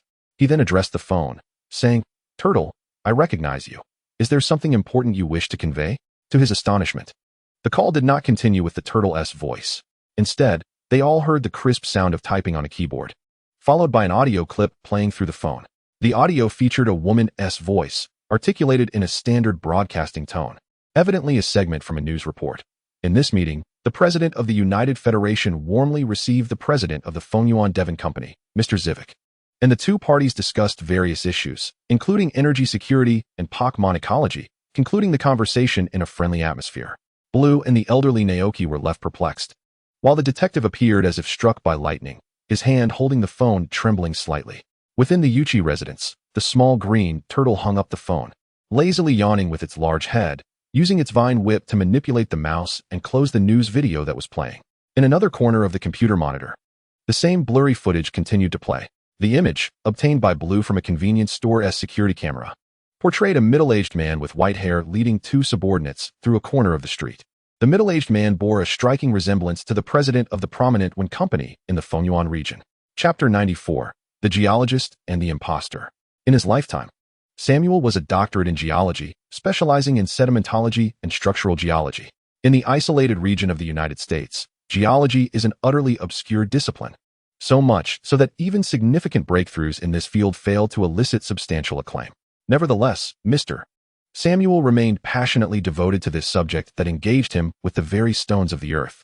Throughout his 30-year academic career, he tirelessly explored the internal structure of this blue planet, while also paying heed to the soil beneath his feet and the meteors from the heavens above. He collaborated with archaeologists to accurately date the ruins of an ancient city buried beneath the scenic desert. He meticulously surveyed every landform of this continent, deducing the approximate distribution of the United States during the Paleozoic era on the continental plate. He even ambitiously published an encyclopedia of the subterranean minerals of the United States, though it ultimately met with disappointing sales. To outsiders, Samuel was an unequivocal outsider, rarely making appearances in public. Occasionally, students at the university would catch a glimpse of this perpetually disheveled man, who always donned an unremarkable outfit, his face bearing the weary expression that seemed to ward off strangers. He neither provoked disdain nor attracted attention, resembling a stone easily found by the roadside. He either remained ensconced in the university's laboratory, tinkering with rocks, or camped in desolate deserts, braving the elements. He had no social life, no friends, and the few relatives he had considered him deceased. The only romance in his life, due to his neglect of family ended amid his wife's indignant reproaches.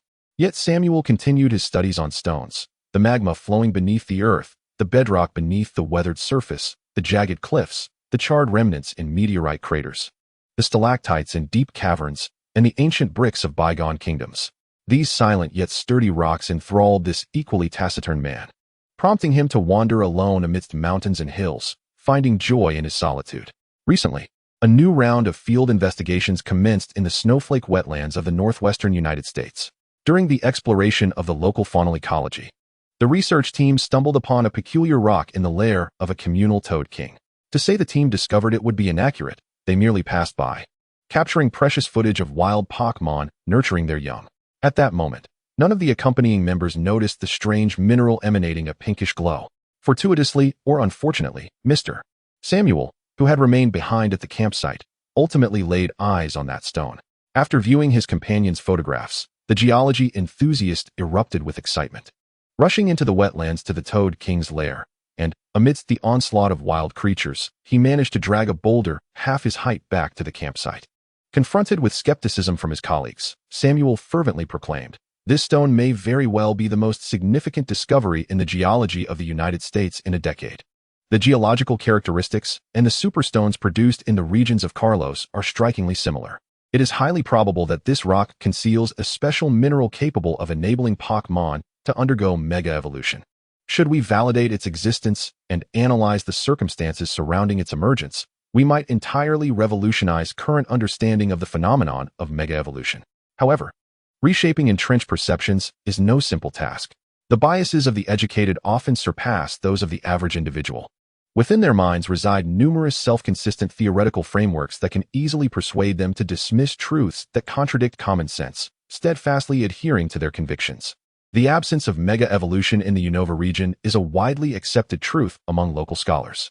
Consequently, the scientific community regarded the geological doctorate's discovery with derision, compelling Samuel to return to the university with the rock for further research. At the university, he meticulously polished the pink gem hidden within the rock. Both its appearance and the analysis of its internal energy fluctuations appeared to substantiate that this jewel, excavated from the wetland rock, was indeed a genuine mega-evolution stone. Samuel could have reported his findings directly to the Pokémon League through the university. However, upon inadvertently catching a news segment on the public television in the cafeteria, he reconsidered his course of action. President Zabuchi, the helmsman of the Devon Company and the father of the illustrious Dage Zabuchi, had arrived in Unova. For a geologist, the Hoenn region represents a veritable paradise, abundant resources, diverse terrains, and a profound emphasis on geology and mineralogy. The former champion, an aficionado of rocks, had even been associated with one of the two prominent villainous organizations in the area that fervently celebrated the Earth. Given that the topic of mega-evolution is a hotbed of academic interest in Hoenn, and that the Devon Company is vigorously sponsoring related research projects, Samuel had long contemplated the prospect of presenting his findings in Hoenn. The moment was ripe. President Zabuchi was visiting Unova. He need not traverse the ocean to reach Hoenn. A mere car ride to the dock in Flycloud City would suffice to encounter this eminent figure. Watching the news footage of the silver-haired President Zabuchi waving to the crowd as he disembarked from a grand luxury cruise liner, Samuel resolutely made up his mind. Meanwhile, at a temporary police outpost set up along the beach, a trio of detectives mingled amidst the commotion. Hugo and Junsha had already uncovered the identity of the deceased. Bylon set aside her phone and rapidly reported to her colleagues that the individual was a geologist named Samuel. During a field investigation 6 months prior, he had discovered a large stone in a nest within the snowflake wetlands, and the accompanying scientists believed it contained a mega-evolution stone. The university had verified the deceased's likeness, confirming that it was indeed Samuel. Has there been any communication with the Iron Spiral in Hoenn? Yes, they have reached out. However, he expressed uncertainty regarding the president's situation. Nevertheless, he possesses Dage's contact information and is currently in the process of confirming details. The Azure phone vibrated, and the girl immediately answered it. After just a few seconds, she reported loudly to the detective, "President Zivicic has not left the Hoenn region for the past 6 months. He is currently inside the Dewan Company building." The detective snapped his fingers crisply. Everything suddenly made sense. Letting out a long sigh, Hugo now comprehended the entirety of the case. He felt immense gratitude for the meticulous nature of the grass tortoise. This often unnoticed Pokémon possessed remarkably keen eyes and extraordinary endurance, far exceeding that of humans. who struggled to accurately capture fleeting pixels of suspicious individuals in hours of fast-forwarded footage. The situation was clear. In Unova, President Zivicic was being impersonated. This imposter, assuming the identity of a celebrity, had brazenly entered the Unova region, intending to engage in some form of transaction with the Plasma Group. However, his true identity was uncovered by Samuel. Hugo sighed.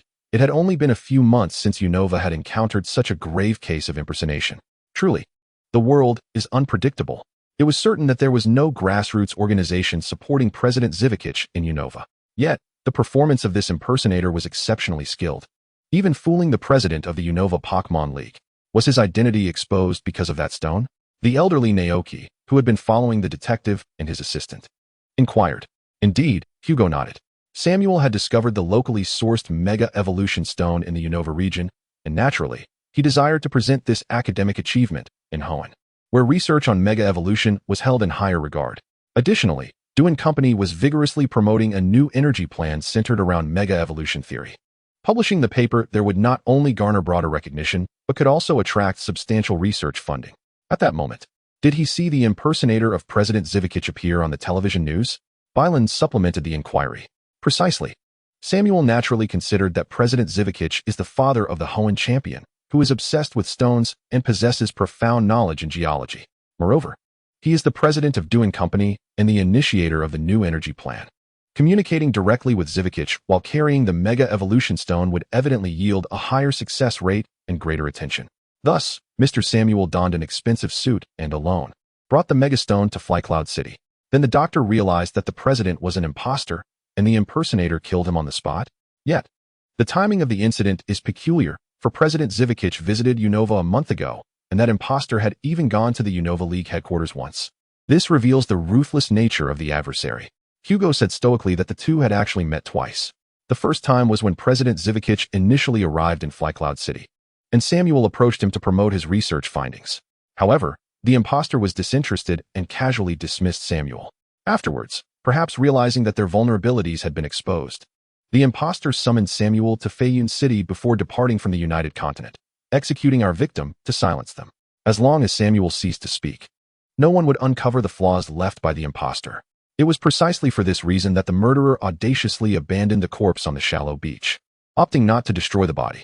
The detective gazed deeply at the sea. After all, they were about to flee. Chapter 95. The Song of the Whaling Ship. Time was of the essence. We must devise a means to apprehend this murderer. Recalling the bewildered expression on Mr.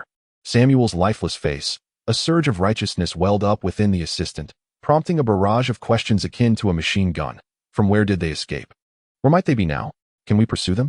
The killer had undoubtedly fled from the very beach where Mr. Samuel's body was discarded. Based on the timestamps from the surveillance footage sent by the grass seed turtle, they should currently be at sea, navigating the route between Feiyun and the United States. Hugo pondered for a moment, his expression inscrutable. Can we catch up? The elderly Naoki inquired proactively. That is uncertain, the detective mused, stroking his chin, revealing a look of consternation. They have been at sea for an entire night. Although we are unaware of their mode of transport, it is indeed challenging to pursue them with conventional vessels. Furthermore, visibility at sea is poor, rendering it impossible to identify the murderer's ship by sight alone. A ship? The elderly man's face, which bore the wrinkles of age, suddenly brightened. Are you in need of a vessel that is swift, equipped with high-powered telescopes for observation, and possesses offensive and defensive capabilities? The detective looked at the old man in surprise, nodding. Do you know such a ship's owner? The aging trainer straightened his back, filled with an unprecedented sense of pride, responding, in my youth, I was acquainted with a local expert in aquatic battles. He possesses such a vessel, a bona fide whaling ship. Old Naoki's connections seemed remarkably advantageous. In less than an hour, Detective Hugo and his azure-clad assistant beheld a modern fishing vessel, impeccably maintained and gleaming. However, the ship bore evident signs of modification, featuring an oversized steam boiler affixed to its hull, along with short, wing-like water propulsion devices on either side. The extent of its alterations rendered the ship almost unrecognizable. This steel contraption, as though drawn from the pages of a science fiction comic, was slowly launched into the water under the guidance of two Pokémon clad in karate uniforms, creating a cascade of salty waves. Naoki, are you serious? You have discovered traces of the wild roaring whale king in the nearby waters? An elderly man with dark skin and white hair excitedly shook Naoki's shoulder. The frail old man stood precariously like a sapling in a storm, yet he maintained his composure and nodded steadfastly. On the shores of Fayan City, I beheld a magnificent column of water shooting into the sky, undoubtedly the spectacle of the King of Wales surfacing for air. Doug, as an old friend, I rushed to share this revelation with you. Was that not the farewell gift from a runaway gem starfish to a fisherman? It is quite remarkable that the old gatekeeper could spin such a tale. Indeed, I too witnessed this phenomenon by the shore, where the soaring water column transformed into a rainbow under the sun. Only a particularly colossal Pokémon could create such a tremendous commotion. The astute balloon promptly began to harmonize with the two individuals who had recently been bickering, now performing a duet. The detective found himself momentarily at a loss for words. Upon hearing Balloon mention the extraordinary size, the elderly gentleman named Doug's eyes visibly sparkled, yet he inquired, "Naoki, who are these two?" Balloon and the elder Naoki were momentarily speechless, at which point the detective stepped forward, shaking his crumpled white suit jacket, and humbly addressed the elder. "We are travelers from the United Regions, curious about the opportunity to witness the wild King of Wales while sightseeing along the coast. We hope you might take us along on your whaling expedition." It appeared that none of the detective trio present had the standing to pass judgment on one another. They were all shameless liars, as natural as breathing. We seemed to observe that shadow beneath the water swimming towards the Hoenn route, though it might merely be an illusion. Hugo, playing coy, hinted at half-truths, mentioning that oceanic Pokémon often follow warm currents. Did he not? Enough talk, come aboard. The whale-loving elder was almost instantaneously hooked. He eagerly boarded the vessel, adjusting the machinery on board. "Two young men, is it? Perfect, lend a hand on the deck. A whaling crew is never too large. Mr. Doug assumed the demeanor of an old sea captain, saying, "Naoki, go rob a convenience store and return. We shall reside on the ship this month until we capture the wild King of Wales. Procure more fruits and provisions. Mr. Doug, I have a keen interest in the ocean vessels of the United Regions. May I borrow the telescope on board during my leisure?" Hugo, not forgetting his aim of capturing the culprit, sought confirmation from the wailing elder. Doug waved his hand dismissively. "No worries. Tracking the King of Wales primarily relies on underwater sonar. Feel free to use the telescope on deck." "Thank you very much." The detective and his assistant boarded the vessel without a second thought. After a while, Elder Naoki returned with a cart of supplies, and Doug's thrower and striker assisted in loading the provisions onto the whaling ship. The midday sea breeze rustled the signal flags on the mast, producing a crisp sound, while the old captain stood proudly at the bow, full of vigor. "Drop anchor, let's set sail." With Mr. Doug's command, the roar of the boiler began to assault the crew's eardrums, and the stern of the ship surged forth with tumultuous waves. The vessel, reportedly named the Bikatini, races towards the depths of the sea with an unparalleled acceleration among its peers. A week later, Hugo, perhaps due to an overindulgence in compressed food, felt as if he were hallucinating. "Why do I feel your hair is starting to lose its color?" inquired the haggard and weary detective, Blue, who sat beside the telescope in a state of exhaustion. The despondency of the two was well-founded. The Bikatini's speed, sufficient to chase a pod of whales, came with unimaginable turbulence, causing both Hugo and Blue considerable discomfort at the onset of their voyage. In contrast, the elderly Naoki appeared unchanged, maintaining his usual lethargic demeanor. Surprisingly, the grand deception the trio had spun initially went unchallenged by Captain Doug, a man as wild and untamed as the sea itself, who seemed to grow more animated with each passing day, as if genuinely tracking the presence of the roaring whale king. "Oh, that," Hugo said, tousling his disheveled hair. "For the sake of convenience in investigating, I dyed my hair black while in the Union.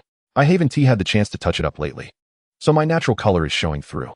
"Oh, I see," Blue replied wearily, then suddenly perked up. "Wait, what do you mean?" "I mean I haven't used hair dye in so long that my hair is fading," Hugo reiterated, raising his voice, believing the sea breeze had masked his words. He sighed heavily. Repeating himself was indeed exhausting. "Why have you never mentioned something so important? You never asked, did you? Besides, my hair dye has been in the office restroom for quite some time. I assumed you, being a girl, would easily recognize such beauty products. So I thought you already knew." "I didn't know. I've only been in the Union for 2 months. How could I possibly know all the cosmetic brands here?" "Then you should make an effort. Such knowledge can be quite useful in investigations." Hugo yawned, clambering back up from the deck, offering a comforting pat on Blue's shoulder before continuing to fiddle with the powerful maritime telescope nearby. Blue remained seated on the deck, gazing at the ever-shifting sky, glancing again at the golden sheen of the hair atop the detective's head, feeling oddly more fatigued after her brief respite. "How is the investigation progressing?" The girl suddenly asked. Hugo shook his head. Still nothing. All the vessels we've seen on the sea have undergone legal procedures with the Union. Junsha and Sarah have thoroughly tracked their origins. Aside from one ship that is violating Union regulations by heading to a no-fishing zone to catch wild sprites, we have yet to uncover any suspicious vessels. Could that ship you mentioned, heading to the no-fishing zone, be? Blue felt a foreboding sensation. Indeed, it is none other than the Bikatini beneath our feet. Chapter 96. Pursued across the vast sea. Victini, a Pokémon from the Unova legends, is said to bring fortune and victory. Captain Doug named his whaling ship after this creature, perhaps hoping to harness the mystical powers it embodies to shield him from peril at sea and encounter the elusive Wylord. However, at this moment, Hugo stood before the enormous ocean telescope, akin to a mobile artillery piece, gazing into the distance with a sense of helplessness. Feeling no touch of good fortune. According to Captain Doug's plan, the vessel would soon deviate from the Unova-Hoenn trade route, steering towards a forbidden fishing zone. After that, we would be unable to continue our pursuit of the ship harboring the criminals. The detective expressed his despair, speaking dejectedly to his assistant. Hugo, deep in thought, attempted to elicit some insightful questions from the detective. Is it possible that the murderer never embarked on the ship at all? Consider this. Our sailing speed is remarkably swift. If the perpetrator set sail a night ahead of us on a conventional vessel, we should have encountered them by now, should we not? No. They must have taken to the waters, the detective declared without hesitation, revealing the true identity of the murderer. When discussing clandestine organizations in the Hoenn region, one cannot overlook Team Magma and Team Aqua. The former operates with a style akin to the underground underworld, deeply rooted in regional identity, and would not conspire with the foreign plasma gang. In contrast, Team Aqua venerates the ocean, which they believe connects the entire world like an immense web. Are you suggesting that Team Aqua is the mastermind behind this incident? However, they could simply be blending in among passengers or within cargo containers on a commercial vessel. If that impersonator could masquerade as President Zubik, surely they could assume other identities as well, stealthily returning to the Hoenn mainland without detection. Why are you so certain they must be aboard their own ship? Because their objective involves a significant transaction. Team Aqua would not venture to Unova without a plan to return with valuable goods. Holding a substantial quantity of exchanged resources, they could not trust the transport of their merchandise to another's cargo ship. Hugo continued to maneuver the telescope, and within his field of vision, another cargo ship appeared on the horizon. The detective adjusted the focus of the lens, striving to discern the vessel's exterior. But how can you be certain that the items Team Aqua seized were bulk goods rather than small but precious artifacts? The reasoning is straightforward, the detective replied. The bodies of the victims we discovered were buried in the sands at the mouth of the harbor. This indicates that Team Aqua, having successfully completed their transaction, departed from that very location to return to Hoenn. The choice of such a concealed spot suggests that the scale of their cargo was substantial, making it impractical to transport easily. As he spoke, the detective could not help but shake his head with a wry smile. What I observed through the telescope earlier was, in fact, a vessel that had been previously monitored not long ago. It seems that Mr. Doug was adjusting the ship's speed in preparation for a change in direction, allowing the vessel that had been lagging behind to catch up. From the perspective of the method employed in this operation, there exists a certain incongruity between the individual who devised the transaction and the one who executed it. The former is meticulous, possessing an artistically inclined criminal genius. Likely the fabled leader of the water fleet, Shui Wudong. No one else would have the capability to perform such a grand act of deception under the watchful eyes of the two local alliances. As for the executor of the plan, Bailon probed inquisitively, how did you deduce his character?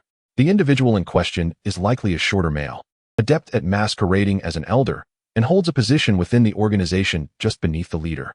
However, his current achievements are predominantly attributed to his ruthless and unyielding violence. Furthermore, it is highly probable that within his possession of Pokémon, there exists a Kingler. The detective remarked nonchalantly, eliciting unabashed admiration from his assistant. I shall refrain from elaborating on the Kingler and the ruthless aspect, as the injuries on the back of the corpse clearly illustrate these two characteristics. With your current level of understanding, Bailon, you should be able to discern the logical relationships with just a glance. My belief that this executor holds a significant position within the organization stems from the existence of what can be likened to a super evolution stone for a cherubi. Super evolution stone? Indeed. Given that Samuel has already produced the stone, why did this member of the water fleet not seize this exceedingly valuable gem as well? A perceptive inquiry, Hugo commended. The gem does not simply roll into the drainage system by itself, and among those present, Only the imposter who received the super stone had the opportunity to cast it into the gutter. Samuel must have disclosed the stone's value before handing it over. Yet the super stone was still carelessly discarded into the sewer. Bailon, do you perceive anything from this? I understand now, Bailon exclaimed excitedly, as if she had also come to a realization. It must be that this executor possesses the authority within the water fleet to dispose of such valuable resources, allowing him to deem the superstone worthless, thus casting it aside into the drain. The young girl recalled the fairy tale Hugo had recounted that night at the Yuchi residence. Whether in ancient or modern times, Cherubi is inherently a benevolent healing Pokémon. It is easy to imagine that such creatures would find no place in the harsh environment of the water fleet. Consequently, the super evolution stone for a Cherubi became a tasteless trinket, one that could be discarded without regret. On a moonless night, it was ruthlessly cast into the sewer by a high-ranking official of the water fleet. Moreover, the act of throwing the super stone into the drainage system carries a connotation of desecration towards the deceased. Hugo suddenly articulated a heart-wrenching observation. Samuel, an enthusiast of rocks and earth, would naturally not be appreciated by the fervent members of the water fleet who are captivated by the ocean. He discarded his research findings into the abyss, allowing them to flow away like refuse, and one can only imagine the joy he felt while doing so. The assistant, with a look of disgust, found the greed-driven rocket team far more endearing compared to such zealots. Yet, if that were the case, why have we not yet spotted any suspicious vessels upon the sea? The girl reverted to her initial inquiry, fully comprehending the enemy's character and capabilities. As you, the detective, have pointed out, their only return route is through the colossal ship back to Hoenn. So why are we still unable to locate them? I once considered the possibility that they might be using submarines to transfer their cargo, but if that were true, Doug, who has been diligently monitoring underwater sonar, would have detected them long ago. Moreover, the movement speed of objects underwater is greatly influenced by water resistance. Thus, a conventional submarine would not match the swift capabilities of the Victini. Is it conceivable that we simply overlooked them, given the vastness of the ocean? Absolutely not. Hugo waved his hand dismissively and gestured towards the telescope, resembling a white cannon, which can discern the patterns of Savage Base from 10 kilometers away. It is impossible to miss something as large as a ship. Very well. Baila shrugged, concluding that those water fleets must either be aboard a remarkably swift military vessel or a similarly elusive submarine, while we can only accompany Mr. Doug in capturing a wild roar whale before returning to the Union. Unless there is something that has always been within our sight, yet consistently ignored. The detective continued to ponder deeply. The sky seemed to collapse in an instant. Suddenly, both the detective and the assistant experienced an overwhelming tilt. Struggling to suppress her screams, Baila glanced towards the compass at the bow of the ship, incredulously exclaiming, Hugo, Captain Doug has turned back towards the Hoenn route. What is happening? Hugo, leaning against the ship's wall with an air of nonchalance, responded to Bailu's confusion with a dismissive wave. He's likely tracking that wild roar whale again. You'd best be prepared. The closer we get to our target, the more frequent these directional adjustments will become. The detective suddenly screamed just as Bailu had moments before. I'm such a fool. It's the one we've been searching for all along. When using illumination, due to the principle of linear light propagation, the light source itself casts a large, dark shadow nearby. Yet, people often chase the direction of the light, neglecting the pitch-black shadow behind the source. This is the so-called darkness under the lamp phenomenon. What Hugo had continuously overlooked was that presence beneath the surface of the sea, akin to that darkness under the lamp. Chapter 97. The intrigue beneath the fish's belly. At this moment, the Victini had already distanced itself from the Union and entered the boundary waters between different regions, where Pokémon, seldom seen in the Union, began to emerge in greater variety. In addition to the unique dancing swans of the United Regions, the sky has begun to reveal, from time to time, the majestic sight of soaring pelicans. The ethereal beings gliding upon the water's surface have gradually transformed from plump and buoyant figures into magnificent flying fish and agate jellyfish. Mr. Chimu, the elderly man, sat quietly outside the power room of the whaling ship, much like he did while performing his usual duty as a gatekeeper, keeping an eye on the conditions within the engine compartment while wearily drooping his eyelids. His task aboard the vessel was to constantly monitor the components, discerning any potential malfunctions. Initially, Bailon harbored some concerns about whether this unreliable elder would mishandle things. However, throughout the week, Mr. Chimu had astutely identified several issues within the power room. He had even personally participated in urgent repairs with Doug, illustrating that one should not judge by appearances. While resting, Captain Doug was decidedly more animated than Mr. Chimo, who was dozing off. Currently, he remained in the captain's quarters, intently observing the real-time sonar detection charts, occasionally rubbing his hands together and tapping an anxious rhythm with his rainbow-clad feet. Suddenly, the old captain, captivated by the roar of the King of Wales, raised an eyebrow. Amidst the sounds of his footfalls, he perceived a cacophony of hurried footsteps. Upon turning around, he discovered two young passengers, a man and a woman, approaching. Without hesitation, Doug opened the captain's cabin door, allowing the exuberant detective and his flustered assistant to enter. Before either could speak, the old captain bellowed sternly. I mentioned before we set sail that unless I manage to capture that mischievous wild King of Wales or our supplies run out, the Victini will not be returning to shore. If you insist on going back, there's a small lifeboat at the stern. You can use that to row yourselves back to land. No, Mr. Doug, you misunderstand. We are not here to disembark, Hugo replied, unfazed by the elder's voice. Then candidly added, I have come to request that you steer the Victini at full speed towards a certain direction. For I have predicted the trajectory of the wild King of Wales you have been pursuing. Both the seasoned Doug and Bylon, standing beside the detective, were taken aback. What had Hugo discerned from the preceding clues? Why had he suddenly aligned himself with the eccentric old man in the pursuit of the King of Wales? How did he come to know the location where the wild whale would appear? The old captain, intrigued, turned his gaze towards Hugo's now faded black hair, remaining unperturbed by the detective's frenzied declarations, and calmly inquired, What direction do you believe that whale will take? It will navigate in a zigzag pattern along the coastline. The detective answered without hesitation. The whale will soon depart from the United Fanyuan shipping lane, heading towards the nearer Alola region, and after a brief respite there, it will set off once more towards Fanyuan. Oh, however, the erratic movements of the solitary wild whale raised the question, how can one discern the thoughts within that enormous head? Hugo inhaled deeply, locking eyes with the old captain, sensing that it was time for a revelation. Doug, the whale king you are pursuing is not merely a wild Pokémon. It is being manipulated by a Pokémon trainer, a fugitive killer. Our purpose aboard this whaling vessel is to apprehend him. Understanding dawned upon Blue as she processed Hugo's explanation. The whale king, stealthily navigating beneath the waves, served as a more convenient and agile means of transport than even a submarine. The reason for Samuel's body being abandoned on the desolate shore was precisely because it allowed wild Pokémon to approach freely, providing an optimal route for the water fleet to depart from the Unova region. While Hugo had been tracking the water fleet's vessels, he had overlooked the enormous whale that the fervent captain was pursuing. This wild whale king was the very entity the detective had been searching for, yet had consistently disregarded. Nevertheless, despite Blue's sudden comprehension of Hugo's thoughts, could mere fragments of this narrative persuade the zealous whale king enthusiast before her? If what Hugo claimed were true, it would imply that old Doug's expedition was futile. Would he not be enraged? Indeed, the dark-skinned captain's fury erupted. He pounded the table in the captain's quarters with his fists, producing a thunderous cacophony. Impossible. A passenger-laden whale king can only float upon the surface. Even when employing its skills, it can only remain submerged for a fleeting moment.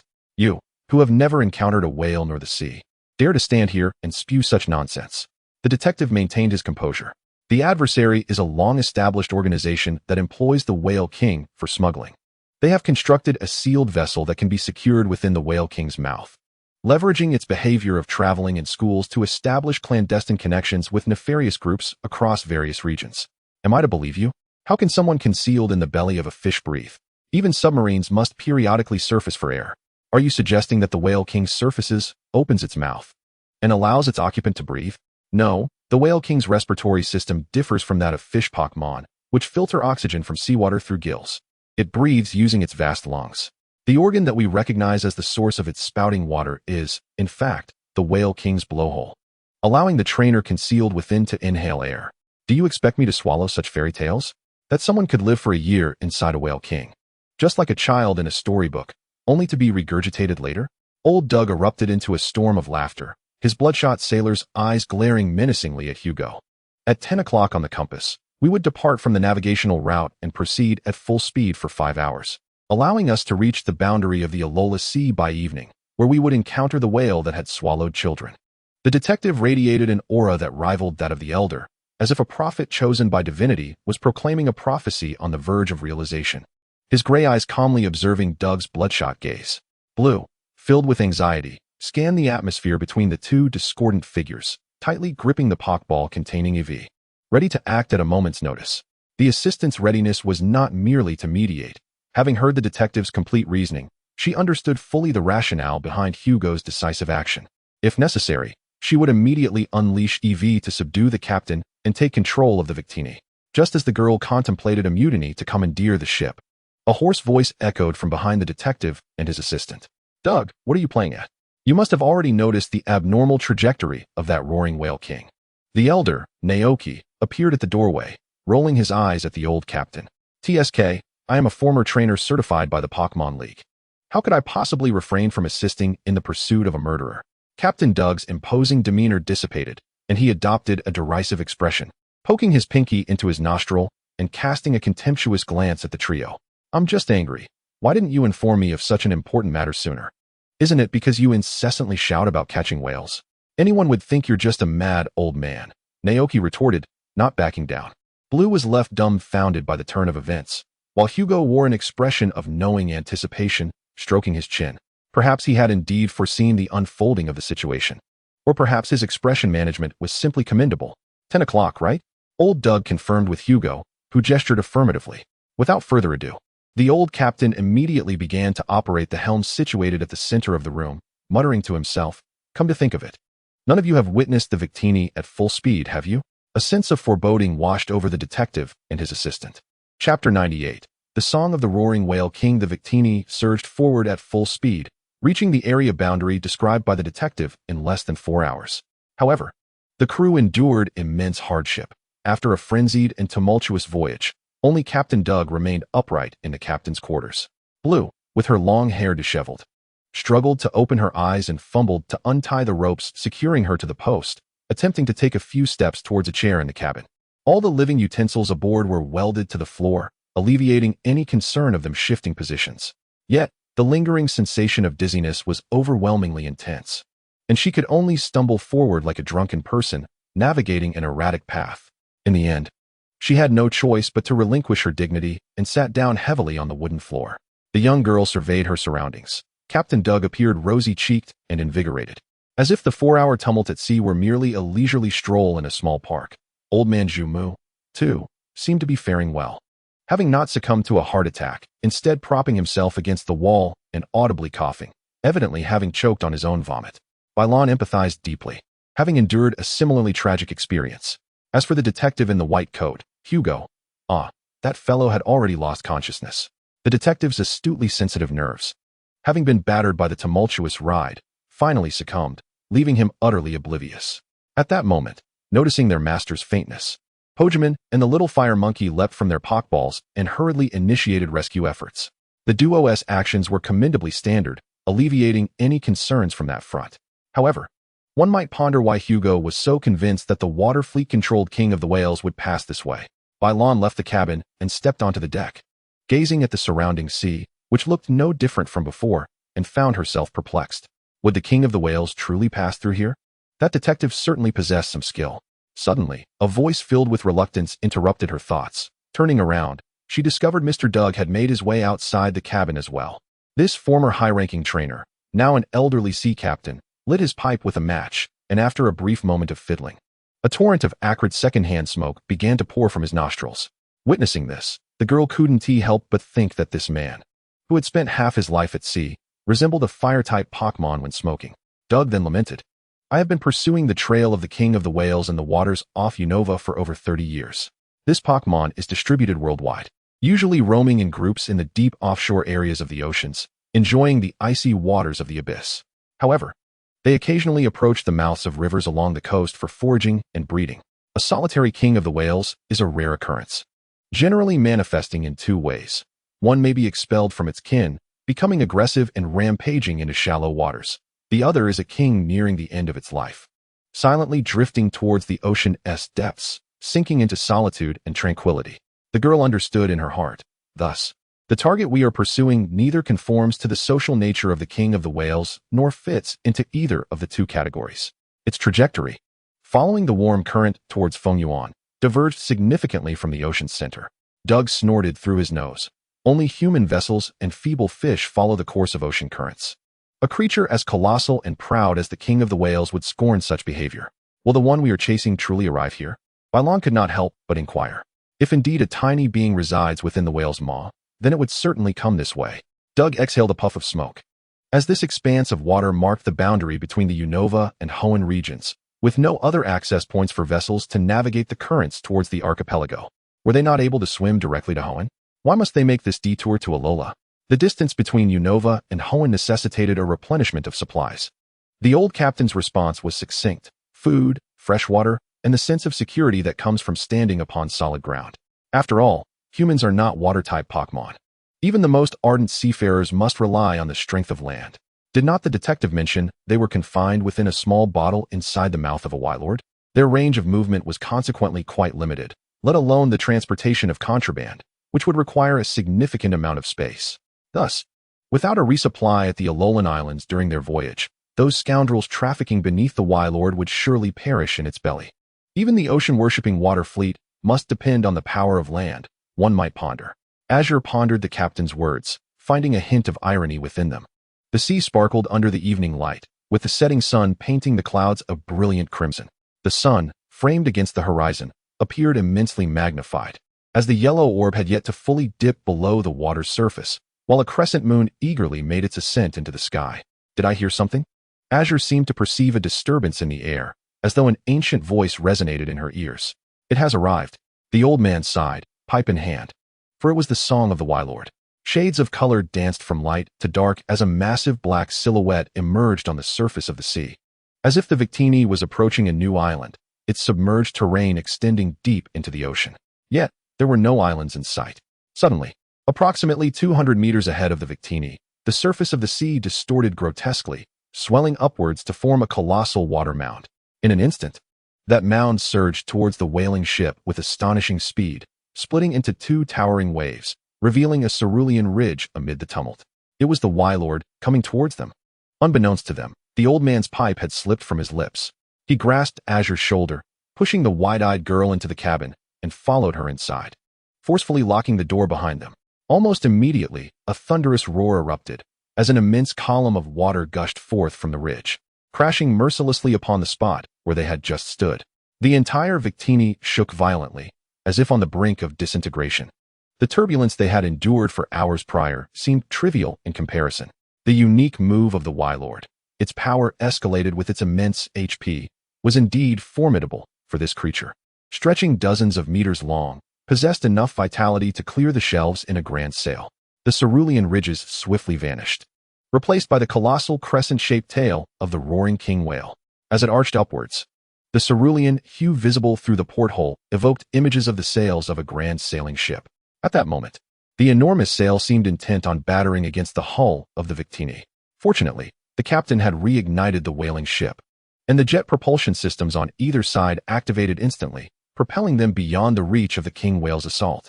Ha ha ha ha ha. Before the coughing elder, the unconscious detective, and the bewildered young girl, the dark-skinned old Taoist erupted into maniacal laughter. Come forth, you, the most immense and ancient creature of this planet. Does your vast physique carry a noble soul befitting your stature? Prove it through combat. Disregard the minor sins within your colossal maw. Come, let us weave a requiem for the United Nations, akin to the ancient struggles of heroes in black and white, amidst the intertwining of thunder and flames. Like the legends of the Hoenn region, let the deities of the ocean clash with those of the land. Ignite the seas, conquer the oceans, extinguish the volcanoes, transform the land. Join me in witnessing the insignificance and brilliance of life.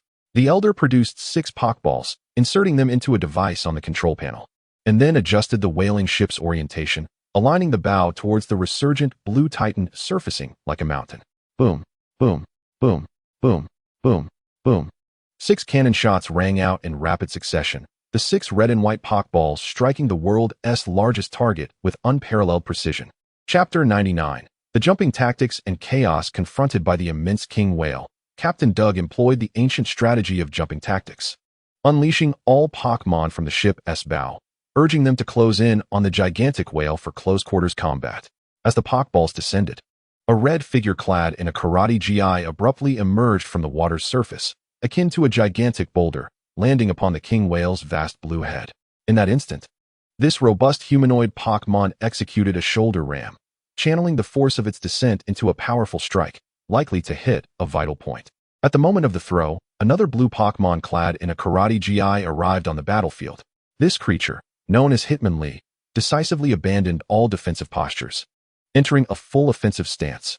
Fists, feet, and joints became a storm of weaponry, each part of its body unleashed in a flurry of strikes.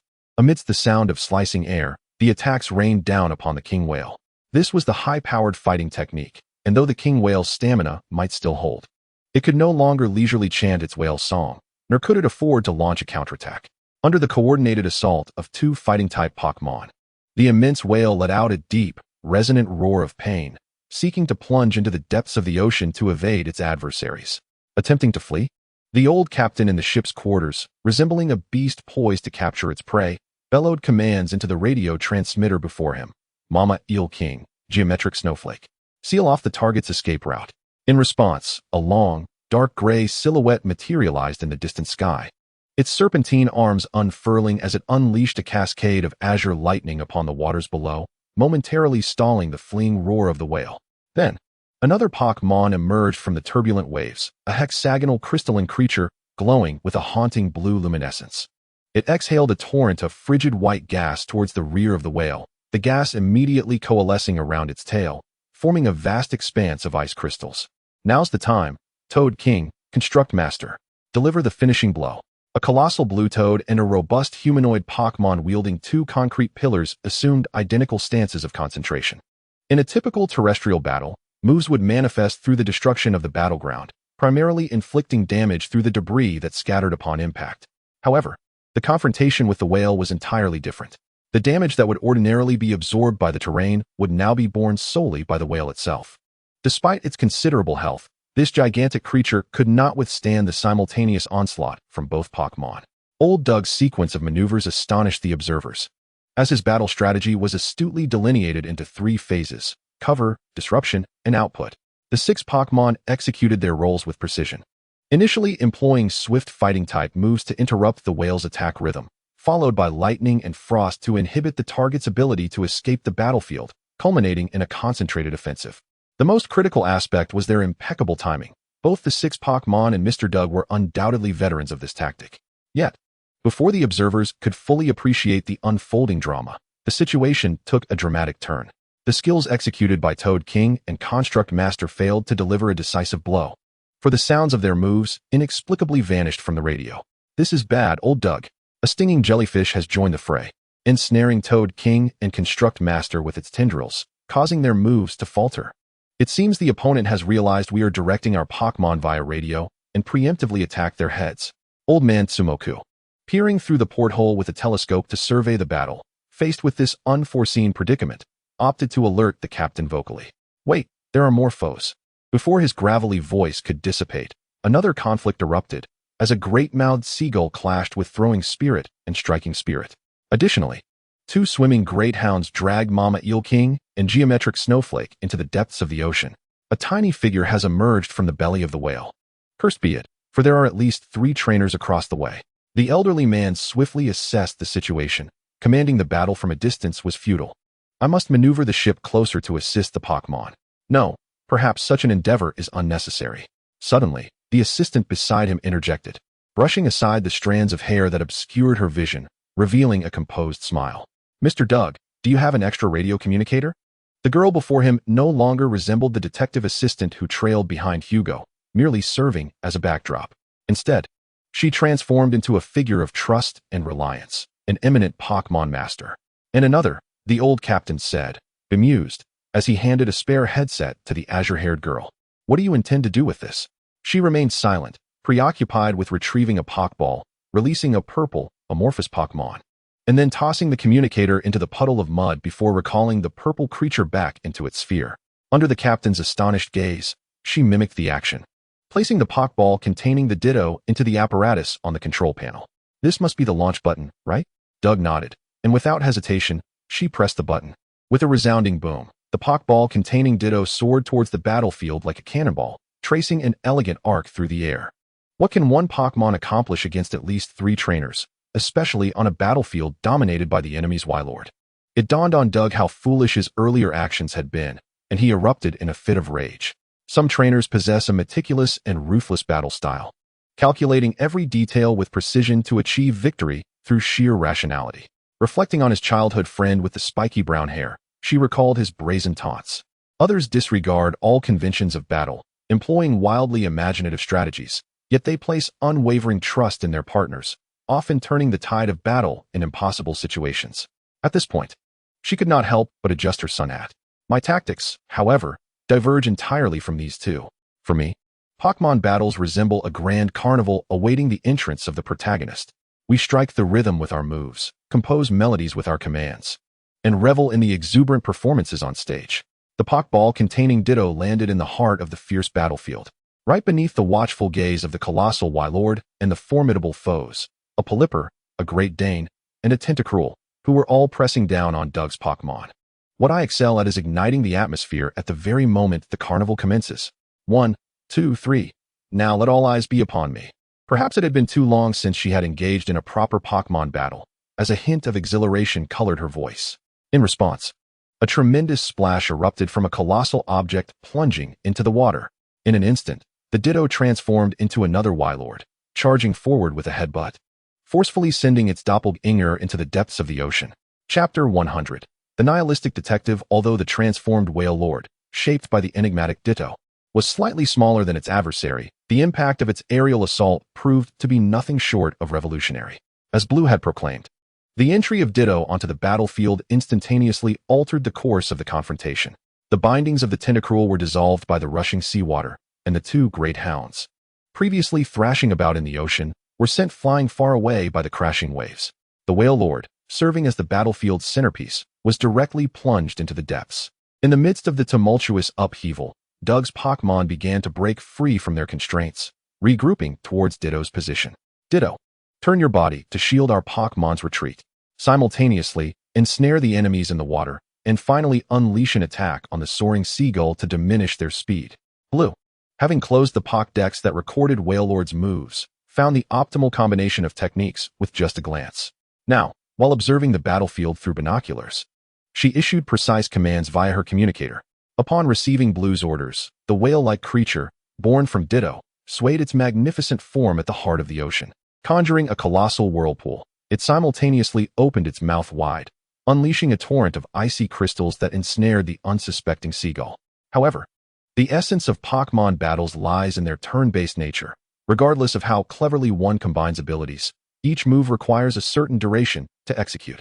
When one makes a move, the opponent is under no obligation to remain stationary. Following Ditto's surprise attack, the two hounds resurfaced, barking furiously at Ditto from a distance.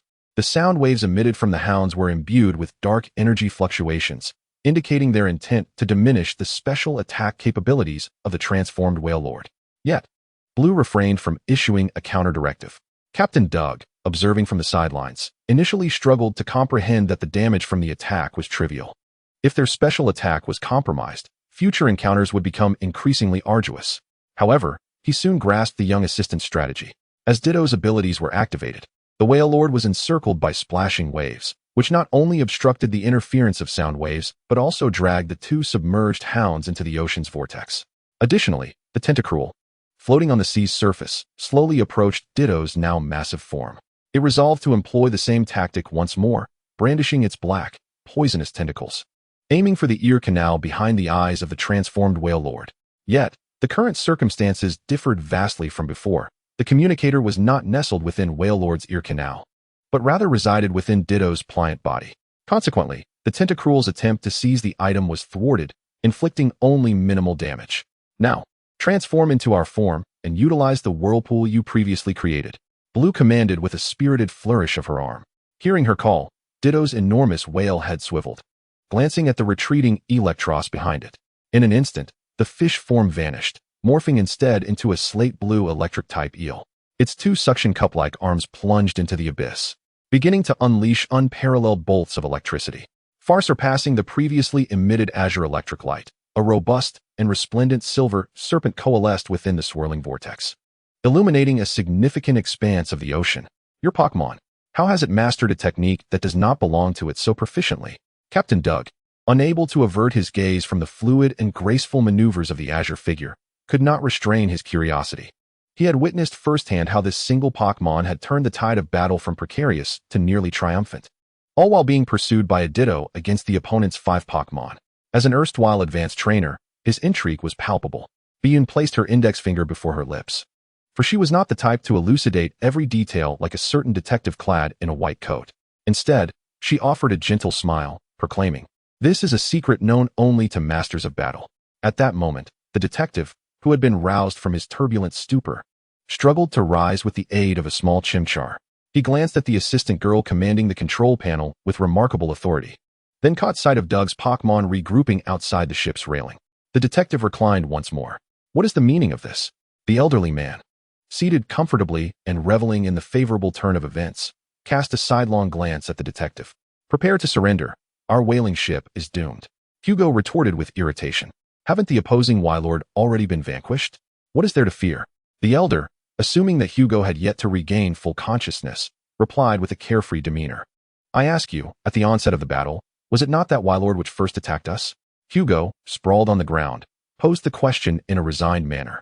"And so what? The opposing team has already found themselves at a disadvantage after their initial assault, haven't they?" "No. The reason they struck first was that they had discovered our pursuit of Wylord. To them, we represented a potential threat to their smuggling operations with the Aqua Team. A ruthless and malevolent organization in such a predicament would undoubtedly be prepared to eliminate any witnesses. Indeed, the opposing team had commanded Wylord to unleash a tremendous attack, and later employed its tail to strike at them, but ultimately Doug had managed to evade it. That is precisely the most perplexing element. The Wylord was merely a means of transportation for the enemy's smuggling. It was not intended for combat. Had they genuinely wished to launch a surprise attack, they would have employed a more ferocious and agile Pokémon to lead the charge, rather than dispatching a large and cumbersome whale to scrape our whaling vessel." Hugo sighed deeply. "Let me offer the most evident example. Mr. Chimo, did you not observe a Clawitzer during the recent battle? Is that not a Pokémon from the Hoenn region?" The elder's words trailed off, abruptly halting. "Allow me to guess. Has that Clawitzer, which stealthily boarded our ship, already severed the lock to the captain's quarters and is now peering at you through the cabin door with its pair of ominous black eyes?" Hugo inquired calmly. Chimu swallowed hard, and through the glass pane of the cabin door, indeed, a pair of chilling black eyes stared back, mirroring Hugo's conjecture with unsettling accuracy. At this moment, Bylin and Doug were fervently commanding the battle at the forefront of the captain's cabin, entirely oblivious to the unusual occurrences behind them. The elder cast a glance at the detective, signaling whether they should simultaneously launch an assault and deploy Pokémon to thwart the intruders infiltrating the whaling ship. Hugo rolled his eyes, noting that their adversaries were brazenly revealing their actions, indicating that the ambush had reached a decisive phase, whether they resisted or not. The outcome would be much the same. Thus, surrendering immediately might spare them further suffering. The individual clad in a white coat was indeed correct. A chilling voice suddenly pierced the air as a man in a sailor's shirt and headscarf sauntered through the hatch pried open by the Iron Claw lobster, entering the room with an air of nonchalance. My Psyduck had effectively isolated this chamber, rendering their voices inaudible to the front. And even if the two in the forefront turned to look, they could only see the leisurely demeanor of their companions from 10 minutes prior. "Have you integrated into this scene?" "Quite creative," Hugo remarked with an impudent tone. The headscarf man regarded the detective with surprise. "You seem rather astute. Is there a scheme behind this deliberate pose?" "Not at all. I have merely come to realize the imminent end of my life," Hugo replied, sprawled on the floor in a manner reminiscent of a carefree creature undaunted by boiling water. The headscarfed man furrowed his brow. "Enough of your prattle. Hand over all your Pokéballs. I shall grant you the choice of your preferred demise. Old age. Old age." Both Hugo and the elder responded in unison. Chapter 101, Safe Distance. The water team officer disregarded the antics of the elder and the youth, raising his hand as the Iron Claw lobster's pincers swiftly pressed against the elder's throat. "Do not move, or you shall perish immediately." As he uttered this cold pirate proclamation, the officer cast a particularly menacing glare at the suspiciously behaving detective in the white coat. The latter, appearing harmless, spread his hands wide. "But I still have 2 Pokémon that haven't been returned to their balls." At that moment, the Chimchar and Piplup lingered beside the detective. Strangely, the 2 little creatures, much like Hugo, displayed no inclination to resist. They simply gazed at the enemy with exceptionally innocent eyes, perhaps finding the scene too bizarre. Despite the detective's utter lack of resistance, the adversaries grew even more vigilant. The officer gestured to those behind him. and 3 more members of the water team entered the captain's cabin through the pried open hatch. Hugo's gaze flickered. The 3 individuals captured on the surveillance footage, along with one who had arrived on the Y-Lord for support, indicated that the water team's expeditionary squad had fully assembled, under their leader's command. The 3 similarly attired lackeys bound the detective and the elder, confiscating their Pokeballs, and using empty ones to retrieve Hugo's 2 Pokémon, which were then surrendered to the leader. Throughout this ordeal, the cunning elder, seasoned in the ways of the world, offered no resistance, seamlessly adopting the detective's lackadaisical demeanor. However, his long-haired dog seemed somewhat restless, eager to initiate a ball toss, only to be promptly noticed by the cadre due to the peculiar behavior of the Pokeball. The Kingler, with no hesitation, used its pincers to leave a shallow gash on its trainer's throat. Though the force was measured, it merely grazed the skin. It was only then that the long-haired dog settled down, begrudgingly accepting the reality under its owner's continuous subtle cues. Strangely enough, as the Chimchar and Piplup returned to their Pokeballs enveloped in red light, both wore peculiar smiles, seemingly unconcerned about the current predicament, as if they were eagerly witnessing some sort of farce. Faced with the Pokeballs presented by his subordinates, the leading cadre, perhaps deeming that these 2 who surrendered without a fight would not yield particularly exceptional Pokémon, showed little interest in inspection and carelessly stuffed all the Pokeballs into a specially designed wire sack. Within this bag, the Pokémon lacked sufficient space to expand and would automatically be bounced back into their Pokeballs.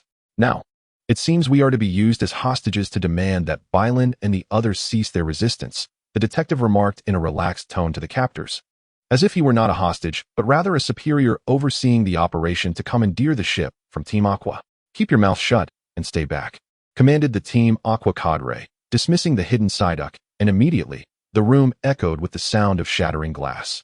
Bylan, immersed in a one-sided battle, suddenly turned around, and his expression shifted upon seeing the scene within the room. The overwhelmingly powerful Y-Lord outside continued to stir up waves, a mere ruse employed by Team Aqua to draw the enemy away. Unbeknownst to him, Hugo and the old man Naoki had already been captured by intruders who infiltrated the ship. The situation had reversed too swiftly, even with Bylan's quick wits. He could not help but feel a moment of disorientation. Now surrender all your Pokeballs, and at the very least, your friends will not meet immediate demise. The cadre's voice was flat yet chillingly cruel, as he paced, each step methodically accentuating his oppressive presence. How did you manage to board my ship? A tempestuous roar erupted from the elderly Doug beside the girl. All his Pokémon remained outside the wailing ship, and the helplessness of not being able to control their fate nearly drove the old captain to madness. At this inopportune moment, Hugo interjected before the Y-Lord made its appearance. They had already approached the Victini by riding water-type Pokémon, then took advantage of the chaos wrought by the battle to board the deck, infiltrating the captain's cabin step by step. Judging by their somewhat worn sailor pants, they likely rode on a Sharpedo during their landing. The captive Hugo seemed surprisingly composed. Bylan discerned a subtle implication from the detective's unusual behavior. Typically, a detective's penchant for explanation surfaces only during leisurely moments when the case is not urgent. The fact that he could articulate so much while being held hostage perhaps indicated that he was in control of the current situation. Should they trust Hugo to resolve the crisis in his own manner? Considering that the adversary not only possesses a formidable Ironclaw lobster as a front line, but also harbors a mysterious sprite capable of wielding psychic powers, dispatching Eevee immediately and utilizing its abilities in succession would not guarantee the resolution of the crisis. The young girl released her grip on Eevee's Pokeball, calmly surveying the situation at hand. In an instant, her azure gaze was illuminated as she discerned an anomaly. Very well, I too shall surrender, she declared with a nonchalant toss of her hair, raising her hands in submission. Captain Doug stared in disbelief at the girl beside him, and even the members of the opposing Aqua team were momentarily frozen in astonishment. Was this vessel not supposed to have departed from the United Ports? How had its passengers seemingly inherited the esteemed traditions of the Kalos region? The officer, perplexed by the unfolding events, realized that remaining overly cautious would not suffice. He took the only reasonable action befitting his position at that moment, advancing to seize the girl's Pokeballs. 1 step, 2 steps, 3 steps. The Aqua Team officer slowly approached the front of the cabin. Like a strategic player poised to checkmate their opponent, his inevitable actions would elicit a corresponding response, ultimately leading to an unavoidable outcome. The Pokeballs within the wire sack clinked and rattled as the ship swayed upon the waves, 7 balls producing an unsettling clamor. 1, 2, 3, 4, 5, 6, 7. Only one of these belonged to the elderly Mr. Nakamura. It is worth mentioning that Hugo's ill-fated aura seemed to require a safety distance of no less than 5 meters. In the Sinnoh region, the Divine and the town of Jun, Champion Julan took a brief return to her homeland, planning to seize this opportunity to reconstruct her Pokémon team in preparation for the championship defense battle. Unlike previous occasions, this year's challenger selection for the championship defense saw the Psychic-type King, Wusong, falter against the Fire-type King, Day, allowing the latter to earn the opportunity to challenge the Sinnoh League champion title. For Julan, whose ace Pokémon was the ground-type Garchomp, dealing with fire types had always been a straightforward endeavor. However, this year's circumstances were somewhat peculiar. In this tournament, Day, the Fire-type King, unexpectedly employed the team composition from his debut, incorporating a Ghost-type Drifloon into his lineup. This alteration led to a significant setback for the typically composed Wusong. Caught off guard, the purple balloon on the field managed to bolster itself and convey its enhanced abilities to the ace Pokémon, Infernape. Garchomp could disrupt the opponent's enhancements. Yet this would grant the adversary the first move opportunity. How about utilizing an item that cures burns, like the citrus berry?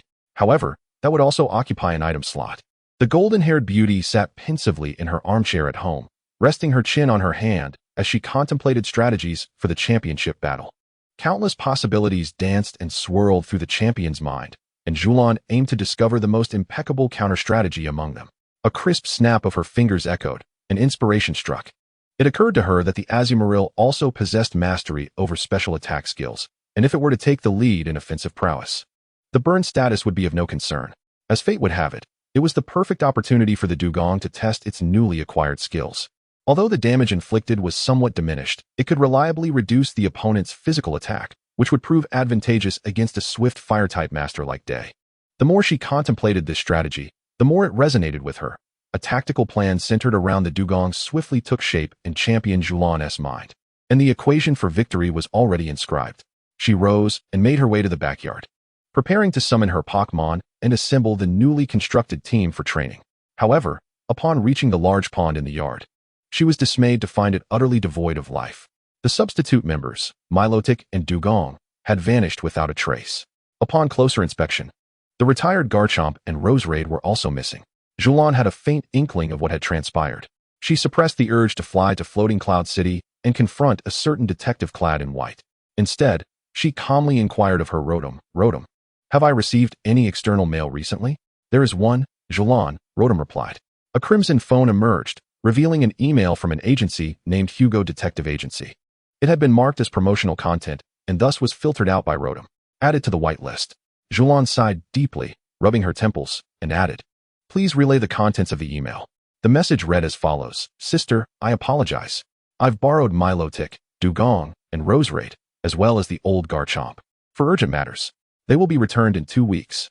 As an apology, a specialty dessert from the United Regions is already on its way to you. Please do not be angry." Hearing about the specialty dessert quelled much of Julan's ire. However, Rotom's announcement was not yet finished. In this upcoming championship battle, Day has revived the wind ball tactic, and Wusong may be in for a rough time. Yet, when facing you, Day will likely employ an entirely different strategy. After trading a Pokémon for the Geodude, he will swiftly retreat the wind ball and launch a violent assault, which will maximize his tactical advantages. Incorporating a second Ghost-type Pokémon into your lineup might yield surprising results. The message was dated a week prior, at a time when the challenger selection battles had only just entered the elimination stage. Nobody anticipated that the reckless Day could topple Wusong. Did Hugo truly foresee such a turn of events? Julan clicked her tongue in frustration. Someone so adept at analyzing battles should certainly raise more Pokémon personally. At that moment, the water-type strategy had become unfeasible due to the absence of key members. Even if she doubted Hugo's deductions, the only viable Pokémon left were the familiar few, which constrained her tactical arrangements further. Yet, who might this second Ghost-type Pokémon refer to? A glimmer of realization crossed Julan's eyes as she fixed her gaze upon the bewildered Rotom phone before her. Observing her opponent's reaction upon being caught off guard would undoubtedly be an amusing spectacle. Chapter 102. Resolution of the Super Evolution Homicide Incident. Let us set aside the cunning machinations of the golden-haired champion and the impending misfortunes awaiting Day. As Hugo casually handed over 6 Pokeballs to a member of Team Aqua, the countdown to the reversal of fortunes aboard the whaling ship had already begun. This is precisely the reason behind the relaxed smiles of the little Chimchar and Piplup.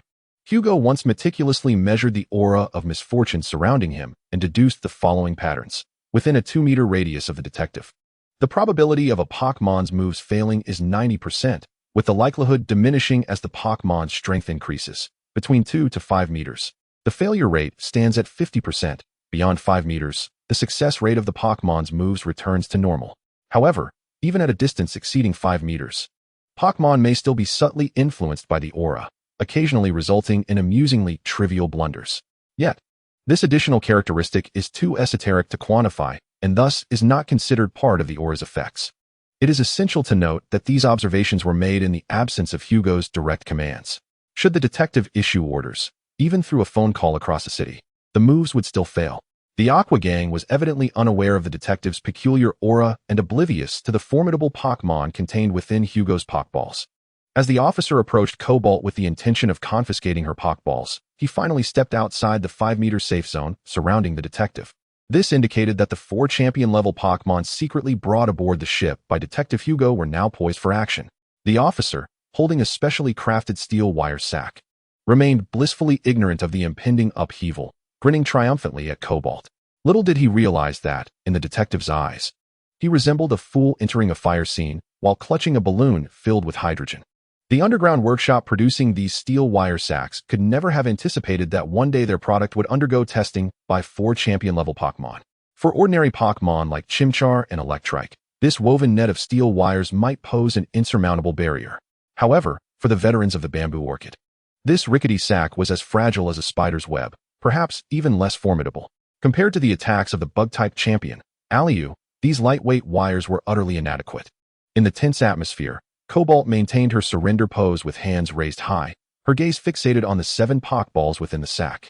Finally, living up to the girl's expectations, a red light illuminated from within the sack. Following this, a spindly, gray-blue sharp claw emerged. The fierce Garchomp burst forth from its ball, without even using a move, effortlessly shattering the enclosing steel wires, and inadvertently knocked over the Aqua Gang leader who attempted to counterattack, rendering him unconscious. Meanwhile, 3 lackeys on the other side of the room, sensing the dire situation, intended to threaten Naoki and Hugo with daggers. However, before their coercive threats could escape their lips, several emerald-green projectiles struck their wrists. Clatter, clatter, clatter. 3 daggers clattered to the ground simultaneously. Rose Red placed her bouquet-shaped hand near her lips, striking a dashing pose as if to blow a whistle, while casting a flirtatious glance at Hugo. Meanwhile, the Iron Claw Lobster, holding a hostage, grew increasingly aggressive upon the sudden appearance of reinforcements, intending to resort to extreme measures by tightening its grip around the victim's throat. Yet, inexplicably, the movements of the lobster nearby faltered for a moment. Such fleeting instances often determine the course of battle. Subsequently, the swift Maneas denied it the opportunity to harm the hostage. Its fan-shaped tail coalesced with azure dragon energy, and with a single sweep, it sent the Iron Claw Lobster hurtling away from the vicinity of the hostage, showcasing the sophistication of its technique. The water fleet had just escaped captivity, and the detective sought to loudly alert the reinforcements, specifically the presence of the formidable God Duck. However, before the words could escape his lips, a resounding drumbeat echoed around them. It soon became clear that the sea rabbit had acted promptly. This pink slug, adorned with a shell, summoned the projections of ancient rocks, unleashing a cataclysmic sweep throughout the captain's quarters. Once the chaos subsided, a disoriented Godduck tumbled out from the shadow of an empty beer barrel in the corner of the room, appearing utterly disheveled, its eyes resembling spirals. In an instant, the scales of victory had tipped. The Water Fleet squad faced annihilation. The murder case was straightforward, for the perpetrators of the Water Fleet were poised to depart from the United States, entirely dismissive of concealing their connection to the deceased. The cause of death was easily deduced as a silencing due to witnessing a smuggling operation, especially given that the scene of the crime was on the desolate shoreline. The crux of the matter lay in the true identities of these smugglers and the nature of their actions, which they deemed worth killing to conceal. Beyond the porthole, the battle-scarred King of Whales was herded near the whaling ship by the shape-shifting Pokémon, while the Pokémon previously launched by Old Doug returned to the vessel one by one. As darkness gradually enveloped the sky, Hugo stood proudly on the deck, hands on hips, narrating the resolution of the incident. Not far away, Old Doug firmly bound the 4 captured members of the Water Fleet with heavy ropes. Meanwhile, Blue collaborated with the fierce Garchomp to handle the Pokémon under the Water Fleet's command, many of whom had been coerced into joining the ranks. Blue released them on the spot. Old Take, having previously suffered a throat injury, claimed to be experiencing significant emotional distress and was feigning illness to take a break. Thus, the solitary Hugo had no choice but to narrate his deductive reasoning to the small flame monkey and Pachama. Upon receiving the message from the Turtwig, I was reminded of the various anomalies within the news regarding President Zivika's visit to the United Regions. Firstly, for a business magnate, traveling by plane to the United Regions would undoubtedly be more efficient than taking a ship, yet this President Zivik opted for a luxurious cruise liner as his mode of transportation. Secondly, despite residing in the United Regions for an entire month, his discussions with the Union bore no commercial content whatsoever, as if he merely made a round of social calls. Lastly, and most crucially, this seemingly trivial and unproductive visit astonishingly made the headlines of the United newspaper, which is unfathomable for a media landscape that thrives on profit. Pachama, the little penguin, interjected, pointing with his flipper at the darkening sky as dusk approached. Indeed, Hugo replied, stroking Pachama's head. I promptly investigated the newspapers that first reported the president's visit, discovering that they shared a common major investor. Upon realizing this, I understood that the news of the president's visit might very well be a colossal deception. Hugo rubbed his nose. The next steps in my investigation were clear. Contact Iron Chien to determine President Zivika's true whereabouts. Deduce from the style and behavior that the smugglers were affiliated with the water fleet of the Fengyuan region. It was then that I discerned the true purpose of the water fleet's visit to the United Regions. What is the objective? A curious voice chimed in, revealing that Bylin had completed her tasks and was now intrigued by the detective's deductions. 3 individuals disguised as the president arrived by ship, and 1 person came to rescue them aboard the Whale Lord. We have apprehended 4 individuals and 1 Whale Lord as transportation. Bylin, can you ascertain anything from this? 1 plus 3 equals 4. The girl, perplexed, blurted out an offhand response. Not only Hugo, but even Pachama and the flame monkey shook their heads in disbelief. The detective in the white coat could no longer contain himself and revealed the riddle's solution. The issue is not about the number of individuals. The real contradiction lies with the ship. That giant cruise liner, which the fake President Zivik took to the United Regions, mysteriously vanished during its round trip. Chapter 103, Resolution. The Plasma Group's transaction. As the sun set, the whaling ship illuminated the night with its searchlights. Under the harsh white light, the shadow of the detective in the white coat stretched long. The Plasma Group, which held immense wealth in the United Regions, was secretly engaging in smuggling transactions with the water fleet. What could their true purpose be? Hugo strolled up to the 4 captives, deliberately raising his voice in inquiry.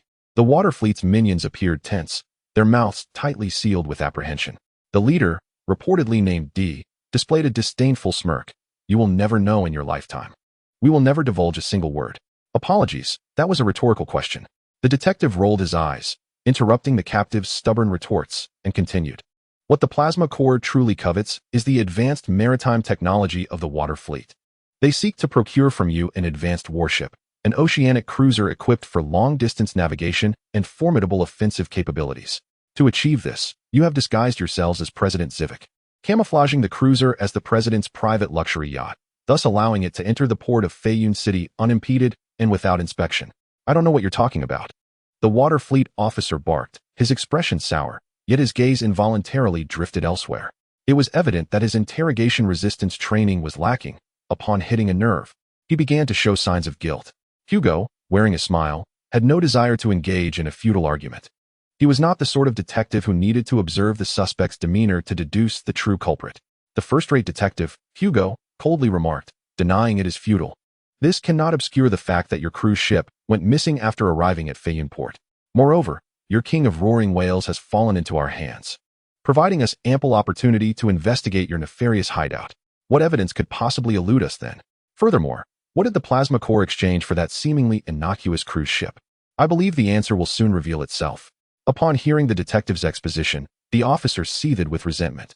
At that moment, Bylin opportunely added, the king of roaring whales seems to have been forcibly captured by the water fleet from the wild. Upon learning of the smuggling team's downfall, it ceased to resist. It is willing to assist us in inspecting that smuggling den. Should we inquire about what the child has in his mouth? After a moment's contemplation, Hugo envisioned the potential mishaps of standing inside the enormous Pokémon's mouth, causing him to shiver involuntarily. Finally, the detective stated, you may enter with Mr. Doug to take a look. I shall refrain from joining. There are Sharpedo here, so there should be no issues.